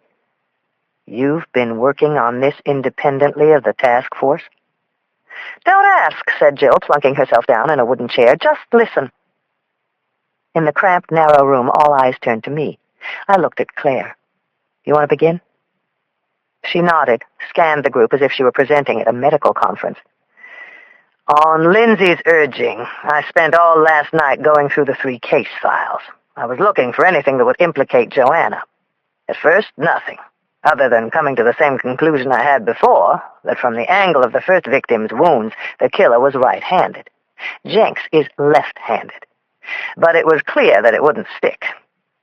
Then, something struck me that I had never noticed before. At both the first and third crime scenes, there were traces of urine. Individually, I guess neither the medical examiner in Cleveland nor I ever thought much of it. But as I thought through the crime scenes in my head, the locations of these deposits didn't make any sense. Early this morning, very early, I rushed down here and performed some tests. There was barely a breath in the room. The urine we found at the Grand Hyatt demonstrated large deposits of yeast, as well as atypically large counts of red blood cells. Red blood cells in that amount appear in the urine during menstruation. Coupled with the yeast, there's no doubt in my mind that the urine was a woman's. A woman killed David Brandt, and I have no doubt we'll find a woman was in the stall in Cleveland, too. Jill blinked, dumbfounded. Cindy's bright red lips parted in an incredulous half-smile. Raleigh just shook his head. Jenks didn't do it, I said. Joanna must have. He abused her. Then he dumped her for his new wife, Chessie, just as he was about to strike it rich. Joanna tried to sue him twice unsuccessfully, ended up with a settlement many times smaller than she would have gotten a year later. She watched him gain celebrity and wealth and a new, seemingly happy life. Chris looked amazed. You really believe a woman could physically pull this off? The first victims were stabbed. The second were dragged 20, 30 yards to where they were dumped. You haven't seen her, I replied. She knew how to set Jenks up. She knew his tastes, his investments, and had access to his possessions. She even worked at Saks. Cindy chipped in. She was one of the few people who would have been aware of Always a Bridesmaid. I nodded toward Jill. She had the means, the motive, and I'm damn sure she had the desire. A really heavy silence filled the room. So, how do you want to play this? Chris finally said. Half the force is looking for Jenks. I want to inform Mercer. Try to get Jenks brought in without someone killing him. Then I want to go ahead and pierce Joanna's cover. Phone calls, credit cards. If she was in Cleveland, something will tie her there. I think you'd agree now, I said to Jill, we have enough to authorize a search. Jill nodded, at first hesitantly, then with more resolve. It's just impossible to believe that after all this, we now have to defend that bastard. Suddenly, there was a loud rap on the glass window of the door. John Carristy, an inspector on the task force, broke in on us. It's Jenks. He's just been sighted. He's up in Pacific Heights. Chapter 119. Raleigh and I leaped up, almost as one, racing back to the command center. It appeared Jenks had been seen in the lobby of a small hotel called the El Drisco. A bellboy spotted him. Free of his cuffs. Now he was on the streets, somewhere up in Pacific Heights. Why there? My mind ratcheted through the possibilities. Then it became clear. Greg Marks lived up there. I radioed Paul Chin, who was still sitting surveillance on the agent's brownstone. Paul, be on the alert, I told him. Jenks may be headed your way. He was seen in Pacific Heights. There was a beep on my cell phone. It was Jacoby. Everything was happening at once. Boxer, there's an all-available units on Jenks up in the Heights about a mile from here. I'm headed up there. Warren, don't leave, I shouted into the receiver. I still believed Joanna was the murderer. I couldn't leave her unmonitored, especially with Jenks on the loose. Stay at your post. This takes precedence, Jacoby argued. Besides, nothing's happening here. I'll call a radio car to relieve. Jacoby, I shouted, but he had already signed off and was on his way to the Heights. I turned to Chris. Warren's left Joanna's. Suddenly, Karen, our civilian clerical, shouted for me, Lindsay, call for you on 1. We're headed out, I hollered back to her. I had strapped on my gun, grabbed the keys to my car. Who is it? Says you'd want to talk to him about the Jenks case, Karen said. Says his name is Philip Campbell. Chapter 120. I froze, fixed on Raleigh, and lunged back toward my desk. I signaled Karen to put it through. At the same time, I hissed under my breath to Raleigh, start a trace. I waited in a trance. Seconds could mean the difference. The breath was tightening in my chest. Then I picked up. You know who this is, Nicholas Jenks's arrogant voice declared. I know who it is. Where are you? Not a chance, Inspector. I only called to let you know, whatever happens, I didn't kill any of them. I'm not a murderer. I know that, I told him. He seemed surprised. You know? I couldn't let Jenks know who it was, not with him on the loose. I promise we can prove it wasn't you. Tell me where you are. Hey, guess what? I don't believe you, Jenks declared. Besides, it's too late. I told you I'd take this into my own hands. I'm going to solve these murders for you. Jenks could hang up any moment and we'd lose him. This was my only chance. Jenks, I'll meet you anywhere you want. Why would I want to meet you? I've seen enough of you to last a lifetime. Because I know who did it, I told him. What he said next jolted me. So do I. And then he hung up. Chapter 121. 6th, Market, Taylor. The streets shot by, the top hat on the roof of Chris Raleigh's car flashing wildly. Ellis, Larkin. We shot up Larkin, climbing through the lights, then rocked over the bumps as we careened over Nob Hill. In a matter of minutes, we arrived in Russian Hill. Joanna lived on the top floor of a townhouse on the corner of Filbert and Hyde. We were no longer waiting to flush her out. Jenks was loose. He had probably homed in on her. Now it was a matter of preventing more killing. We slowed, cut the lights as we wove through the quiet, hilly streets. The house had been unguarded for maybe 15 minutes. I didn't know if Joanna was up there, or where the hell Jenks was. Chris pulled to the curb. We checked our guns and decided how to proceed. Then I saw a sight that tore the breath from my lungs. Chris saw it, too. Christ, he's here. From a narrow alley 2 houses away, a man in a beard and baggy sport coat emerged. He looked both ways as he hit the street. Then he made his way down the block. It was Jenks. Raleigh pulled out his gun and reached for the door. I looked closer in disbelief, grabbed onto him. Wait, look again, Chris. We both gaped in amazement. He had the same look, the short reddish-gray hair, the same unmistakable beard. But it wasn't Jenks. The figure was thinner, fairer. The hair was slicked back, hiding a longer length, not cut short. I could see that much. It was a woman. "That's Joanna," I said. "Where's Jenks?" Chris grunted. "This just keeps getting creepier." We watched the figure slink down the block as a frenzy of possibilities ran through my mind. This was creepy. "I'll follow her," said Chris. "You go upstairs. Make sure it's her, Lindsay. I'll radio for support. Go on, Lindsay, go." The next moment I was out of the car, crossing the street toward Joanna's apartment. Chris eased the Taurus down the block. I pushed random buttons until a woman's angry voice replied. I identified myself, and a gray-haired woman emerged from the apartment next to the front door. She announced that she was the landlady. I badged her, got her to locate a key pronto. Then I told her to get back in her apartment. I had my gun out, took off the safety. A film of hot sweat was building up on my face and neck. I reached Joanna's apartment on the 3rd floor. My heart was pounding. "Careful, Lindsay," a voice inside me said. Then came a cautioning chill. Could Nicholas Jenks be here? I had certainly entered enough hostile environments during my police career. None worse than this. I inserted the key, turned, and when the lock caught, pushed the door with my foot. It swung open, revealing the bright, stylishly decorated apartment of Joanna Wade. "Anyone here?" I shouted. No one answered. There was no one in the living room. Same for the dining room, kitchen, a coffee mug in the sink, the Chronicle out and folded to the style section.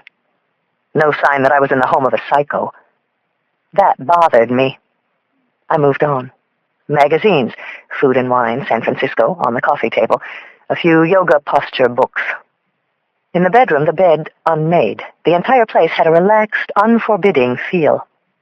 Joanna Wade lived like any ordinary woman. She read, had coffee in her kitchen, taught exercise, paid her bills. Killers were preoccupied with their victims. This didn't make sense. I turned into the master bath. Oh, damn it! The case had made a last, irrevocable turn. On the floor, in her workout tights, was Joanna Wade. She was leaned against the tub, looking at me, but not really. Actually, she was still looking at her killer. Her eyes were wide and terrified. He had used a knife. Jenks? If not him, then who? Oh, Christ, I gasped. My head was spinning, and it hurt. I hurried over to her, but there was nothing I could do. Everything had twisted again. I knelt over the dead woman as a final shuddering thought filled my mind. If it wasn't Joanna, who was Chris following? Chapter 122. Within minutes, 2 blue and whites screeched to a stop outside. I directed the patrol officers upstairs to the grisly body of Joanna, but my thoughts had turned to Chris, and whoever he was following. I had been up in the apartment for 10, maybe 12 minutes, without a word from him. I was worried. He was following a murderer, and a murderer who had just killed Joanna Wade. I ran downstairs to an open patrol car. I called in what had happened to Command Central. A riot of doubts was crashing in my mind. Could it somehow have been Jenks after all? Could Jill have been right? Was he manipulating us right from the start? Had he set everything up, even the sighting in Pacific Heights? But if it was him, why? Why, after I had told him I believed him? Why would he kill her now? Was Joanna's death something I could have prevented? What in hell was going on? Where was Chris, damn it? My cell phone finally beeped. To my relief, it was Chris. Where are you? You had me scared to death. Don't do that to me. Down by the marina. The suspect's in a blue Saab. Chris, be careful. It's not Joanna. Joanna's dead. She was stabbed a bunch of times in her apartment. Dead? He repeated. I could feel the frantic question slowly sinking into his mind. Then who the hell is driving the Saab up ahead of me? Tell me where you are exactly. Bay and North Point. The suspect just pulled up to the curb. The suspect is getting out of the car. Somehow this sounded familiar. Bay and North Point? What was down there? In the tumult of blue and white screeching up in front of Joanna's building and reporting in, I raked my mind for a connection. He's heading away from the car, Lindsay. He's starting to run. Then it hit me. The photo I had picked up at Jenks's house. The beautiful and unmistakable moonlit dome. The Palace of Fine Arts. It was where he had been married. I think I know where he's going, I shouted. The Palace of Fine Arts. Chapter 123. I took off in the radio car with the siren blaring all the way to the Presidio. It took me no more than 7 minutes, with traffic wildly shifting out of my way, to speed down Lombard over to Richardson to the south tip of the Presidio. Up ahead, the golden rotunda of the Palace of Fine Arts loomed powerfully above a calm, gleaming pond. I saw Chris's blue Taurus pulled up diagonally across from the tip of the park and jackknifed the patrol car to a halt next to it. I didn't see a sign of any other cops. Why hadn't any backup arrived? What the hell was going on now? I clicked my gun off safety and made my way into the park underneath the giant rotunda. No way I was waiting. I was startled by people running toward me, away from the rotunda grounds. "Someone's shooting," one of them screamed. Suddenly my legs were flying. "Everyone out! I'm San Francisco police!" I screamed as I bumped through the people rushing by. "Maniac with a gun!" one of them yelled. I ran around the pond alongside a massive marble colonnade. There was no sound up ahead, no more shots.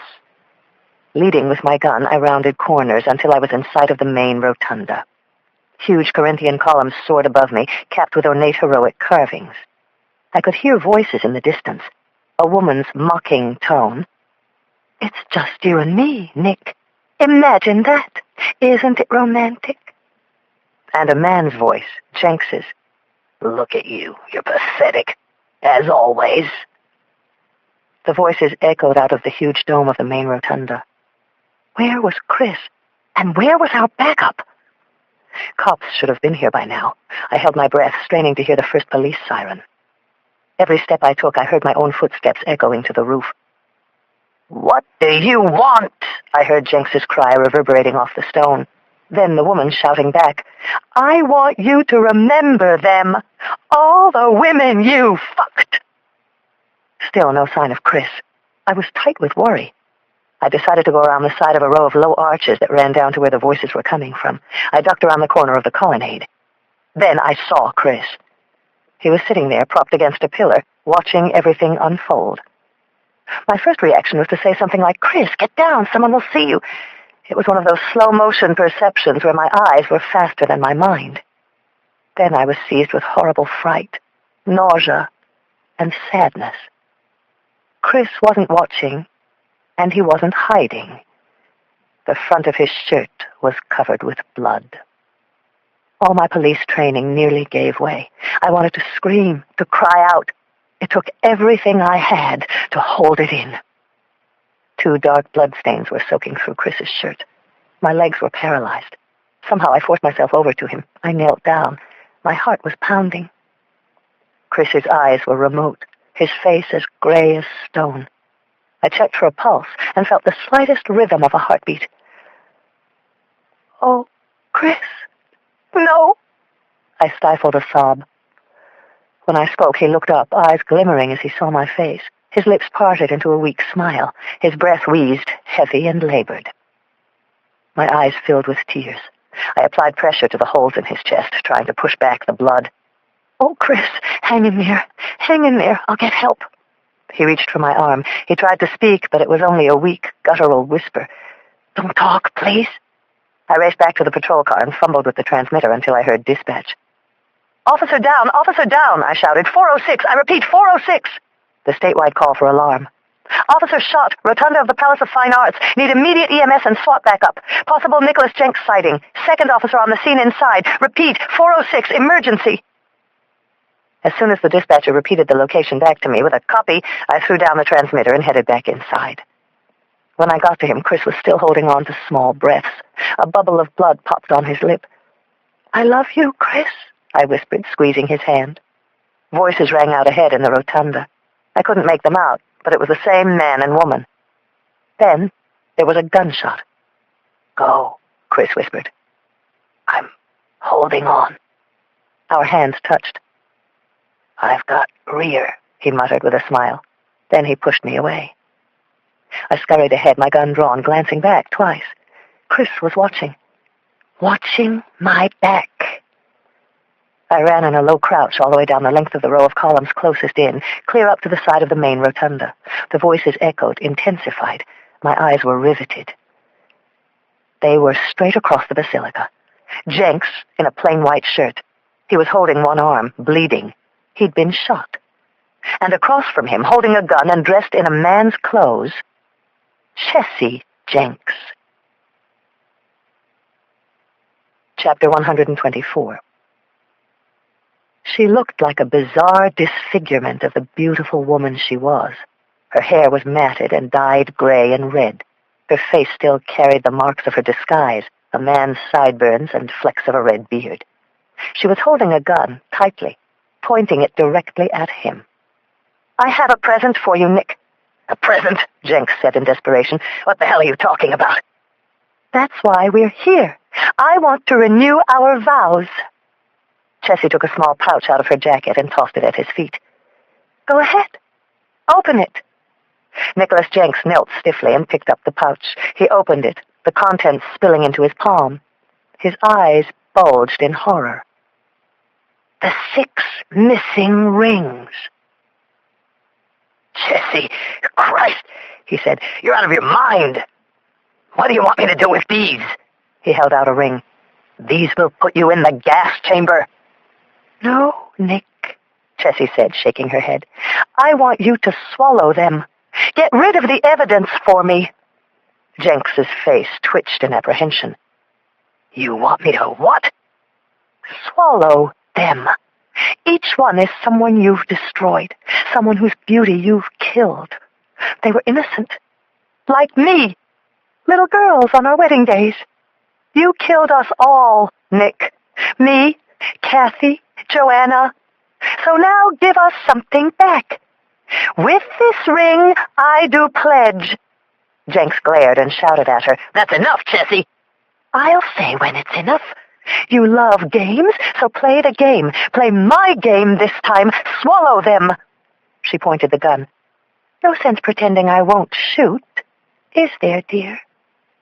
Jenks took one of the rings, raised it to his lips. His hand was shaking badly. "That was Melanie, Nicky. You would have liked her. Athletic, a skier, a diver. Your type, huh? She fought me to the end. But you don't like us to fight, do you? You like to be in total control." She cocked the gun and leveled it at Jenks's head. Jenks put the ring in his mouth. With a sickened expression, he forced it down his throat. Chessie was losing it. She was sobbing, trembling. I didn't think I could wait any longer. "Police!" I yelled. I stepped forward, 2 hands on my .38, leveling it at her. She spun at me, not even showing surprise, then back to Jenks. "He has to be punished." "It's over," I said, carefully advancing toward her. "Please, Chessie, no more killing." As if she suddenly realized what she had become, the sickening things she'd done, she looked at me. "I'm sorry. I'm sorry for everything that happened. Except this." She fired at Jenks. I fired, too, at her. Chessie's slender body flew backward, hitting the wall hard and crumpling against it. Her beautiful eyes widened, and her mouth sagged open. I looked and saw that she'd missed Jenks. He was staring at her in disbelief. He didn't think she could do it, didn't think she hated him that much. He still believed he controlled Chessie, and probably that she loved him. I hurried to her, but it was too late.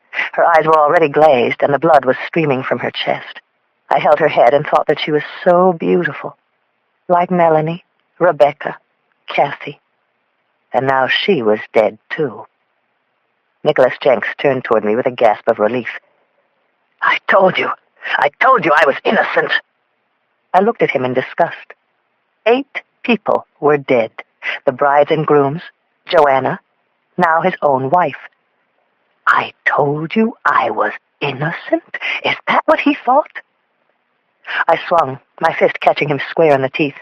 I felt something shatter as Jenks dropped to his knees. "So much for innocence, Jenks." Chapter 125. I was running, and I realized that I no longer knew exactly what I was doing, where I was. Somehow my instincts brought me back to where Chris had been shot. He was still up against the pillar in the same position. He looked as if he'd been waiting for me to return. I rushed up to him, knelt down as close as I could get. I could see police and the EMS medical crew finally arriving. What took them so long? "What happened?" Chris whispered. I could barely hear him. "I got her, Chris. Chessie Jenks was the killer." He managed to nod his head. "That's my girl," he whispered. He whispered. Then Chris smiled faintly, and he died on me. I never would have imagined or dreamed that Chris would be the first to die. That was the most terrible and dreadful shock. I was the sick one, the one whom death had brushed against. I put my head down close to his chest. There was no movement, no breath, just a terrifying stillness. Everything seemed so unreal. Then the medics were working on Chris, doing heroic, useless things, and I just sat there, holding his hand. I felt hollowed out and empty and incredibly sad. I was sobbing, but I had something to say to him. I had to tell Chris one last thing. Medved told me, Chris, I'm going to be okay. Chapter 126. I couldn't go near my office at the hall. I was given a 1-week leave. I figured I'd take another of my own time on top of that. I sat around, watched some videos of old movies, went for my treatments, took a jog or two down by the marina. I even cooked and sat out on the terrace overlooking the bay, just as I had with Chris that first night. On one of those nights, I got really drunk and started playing with my gun. It was Sweet Martha who talked me off the ledge. That, and the fact that if I killed myself, I would be betraying Chris's memory. I couldn't do that. Also, the girls would never have forgiven me, right? I felt a hole tear at my heart, larger and more painful than anything I had ever felt, even with Negley's. I felt a void of connection, of commitment. Claire called me 3 times a day, but I just couldn't speak for very long, not even to her. It wasn't you, Lindsay. There was nothing you could have done, she consoled. I kind of know that, I replied, but I just couldn't convince myself it was true. Mostly I tried to persuade myself I still felt a sense of purpose. The bride and groom murders were solved. Nicholas Jenks was shamelessly milking his celebrity status on Dateline in 2020. My Negleys seemed to be in remission. Chris was gone. I tried to think of what I would do next. Nothing very appealing came to mind. Then I remembered what I had told Claire when my fears of Negley's were the strongest. Nailing this guy was the one clear thing that gave me the strength to go on. It wasn't just about right or wrong. It wasn't about guilt or innocence. It was about what I was good at and what I loved to do. 4 days after the shooting, I went to Chris's funeral. It was in a Catholic church out in Hayward, where he was from. I took my place in the ranks with Roth and Jacoby, with Chief Mercer, who was dressed in blues. But my heart was aching so bad. I wanted to be up near Chris. I wanted to be next to him. I watched his ex-wife and his 2 boys struggling to keep it together. I was thinking about how very close I had come to their lives, and they didn't know it. Hero cop, they were eulogizing him. He was a marketing guy, I thought, smiling. And then I started to cry. Of all people, I felt Jacoby grasp my hand, and of all the improbable things, I found myself holding his back. Go ahead, he seemed to be saying. Go ahead and weep. Afterward, at the graveside, I went up to Chris's ex-wife, Marion. I wanted to meet you, I said. I was with him when he died. She looked at me with the fragile courage only another woman could understand. I know who you are, she said with a compassionate smile. You are pretty. Chris told me you were pretty and smart. I smiled and took her hand. We both squeezed hard. He also said you were very brave. I felt my eyes well up. Then she took my arm and said the one thing that I wanted most to hear. Why don't you stand with us, Lindsay? The department gave Chris a hero's burial. Sad, mournful bagpipers opened the ceremony, row after row of cops in dress blues, a 21-gun salute. When it was over, I found myself walking back to the car, wondering what in God's name I was going to do next. At the cemetery gates, I spotted Cindy and Jill and Claire. They were waiting there for me. I didn't move. I stood there, my legs trembling badly. They could see that if they didn't make the first move, I could break down. "Why don't you ride back with us?" Claire said. My voice cracked. I could barely utter the words. "It was supposed to be me, not him," I said to them. Then one by one, they all hugged me. I put my arms around all of them and melted into their embrace as deeply as I could. All four of us were crying. "Don't ever leave me, guys." "Leave?" Jill said with wide eyes. "None of us," promised Cindy. "We're a team, remember? We will always be together." Claire took hold of my arm. "We love you, sweetie," she whispered. The four of us walked arm in arm out of the cemetery. A cooling breeze was blowing in our faces, drying our tears. At 6 o'clock that night, I was back inside the halls of the Hall of Justice. There was something important I had to do. In the lobby, almost the first thing you see, there's a large marble plaque.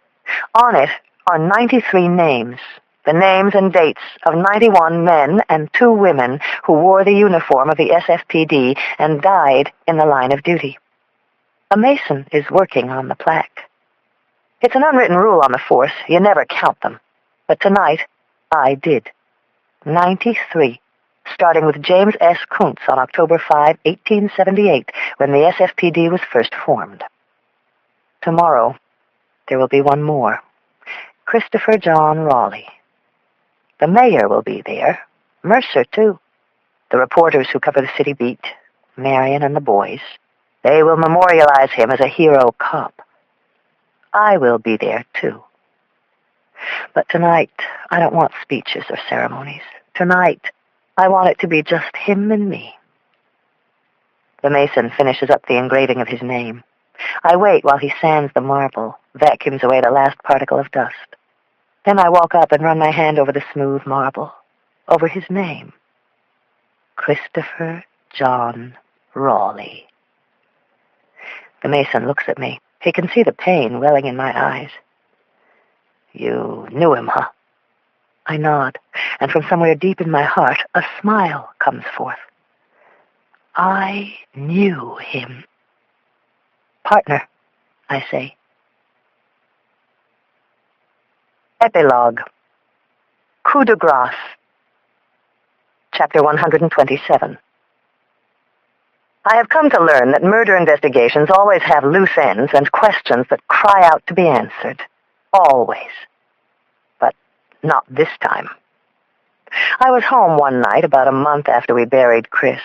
I'd finished dinner for one, fed and walked her sweetness, when there was a knock on the door, a single authoritative rap. I hadn't buzzed anyone up from downstairs, so I went and looked through the peephole before I opened up. I couldn't believe my eyes. It was Nicholas Jenks. He had on a blue blazer over a white shirt and dark gray slacks. He looked as arrogant and obnoxious as ever. "Aren't you going to let me in?" he asked, then smiled as if to say, "Of course you are. You can't resist, can you?" "No, actually, I'm not," I told him. I walked away from the door. "Get lost, asshole." Jenks knocked again, and I stopped walking. "We have nothing to talk about," I called loudly enough for him to hear. "Oh, but we do," Jenks called back. "You blew it, Inspector. I'm here to tell you how." I froze. I could feel my eyes blazing, heat burning the back of my neck. I walked back to the door, paused, then opened it, my heart beating fast. "You blew it." He was smiling, or maybe laughing at me.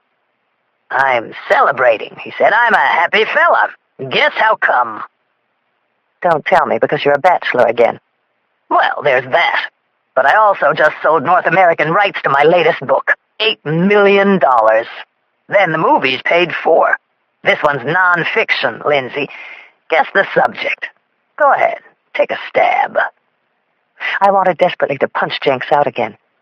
"And I'm the one you have to share your news with? How goddamn sad for you." Jenks continued to grin. "Actually, I came here to share something else. You are the only one I want to share this with. Do I have your attention yet, Lindsay? You blew it. Big time, babe. He was so creepy and inappropriate that he was scaring me. I didn't want him to see it. What did he mean, I blew it? I'd offer you a drink, but I hate your guts, I smirked. He threw up his hands, imitated my smirk. You know, I feel exactly the same thing toward you. That's why I wanted to tell you this, Lindsay. Only you. He lowered his voice to a whisper. Jessie did what I told her to do. Right up until the very end. The murders? We were playing a terrible, wonderful game. Tragic husband and wife kill happy, innocent husbands and wives. We were living out the plot of a novel. My novel. You blew it, Lindsay. I got away clean. I'm free. I'm so free. And now I'm richer than ever. He stared at me. Then he started to laugh. It was probably the most sickening sound I'd heard in my life. It's true. Jessie would do anything I wanted her to do. All of them would. That's why I picked them. I used to play a game where they barked like dogs. They loved it. Want to play, Lindsay? Ruff, ruff. I glared at him. Don't you feel kind of inadequate, playing your father's old games? Joanna told me. I took things way past anything my father ever imagined. I've done it all, Inspector, and I got away with it. I planned every murder. Doesn't that make your fucking skin crawl? Doesn't it make you feel inadequate? Suddenly, Jenks was putting on plastic gloves he took out of his jacket pockets. What the hell? This is perfect, too, he said. I'm not here, Lindsay. I'm with this sweet little liar of a bitch in Tahoe. I have an alibi bought and paid for. Perfect crimes, Lindsay. My specialty. As I turned to run, Jenks took out a knife. I want to feel this going inside you, Lindsay. Deep, the coup de grace. Help! I screamed, but then he hit me hard. I was shocked at how fast he moved and how powerful he was. I slammed into a living room wall and almost went out. Martha instinctively went after him. I'd never seen her bare her teeth before. He lashed out and cut her shoulder. Martha fell over, whining horribly. "Stay away, Martha!" I screamed at her. Jenks picked me up and threw me into my bedroom. He shut the door. There was supposed to be another bride and groom murder while I was in jail. New evidence was going to slowly reveal itself. It would become clear that I was innocent, framed. Then I'd write the book. But Jessie turned around and double-crossed me. I never respected her more, Lindsay. I almost loved her for it. She showed some goddamn guts for once. I crawled away from Jenks, but he could see there was nowhere for me to go in the bedroom. I thought I might have a broken rib. "You'll have to kill me first," I told him in a hoarse whisper. "Okay," he grinned. "Glad to oblige. My pleasure." I crawled hand over hand toward my bed, the side facing a window on the bay. It was hard to breathe. Jenks came after me. "Stop, Jenks!" I yelled at the top of my voice. "Stop right there, Jenks!" He didn't stop. Why should he? He slashed back and forth with the knife. Christ, he was enjoying this. He was laughing. Another perfect murder. I reached under the bed to where I'd fastened a holster and revolver, my home security system. I didn't have time to aim, but I didn't have to. Nicholas Jenks was stunned, the knife poised over his left shoulder. I fired 3 times. Jenks screamed, his gray eyes bulged in disbelief. Then he collapsed dead on top of me. "Burn in hell," I whispered. I called Claire first, the medical examiner. Then Cindy, the best crime reporter in San Francisco. Then Jill, my lawyer. The girls came running.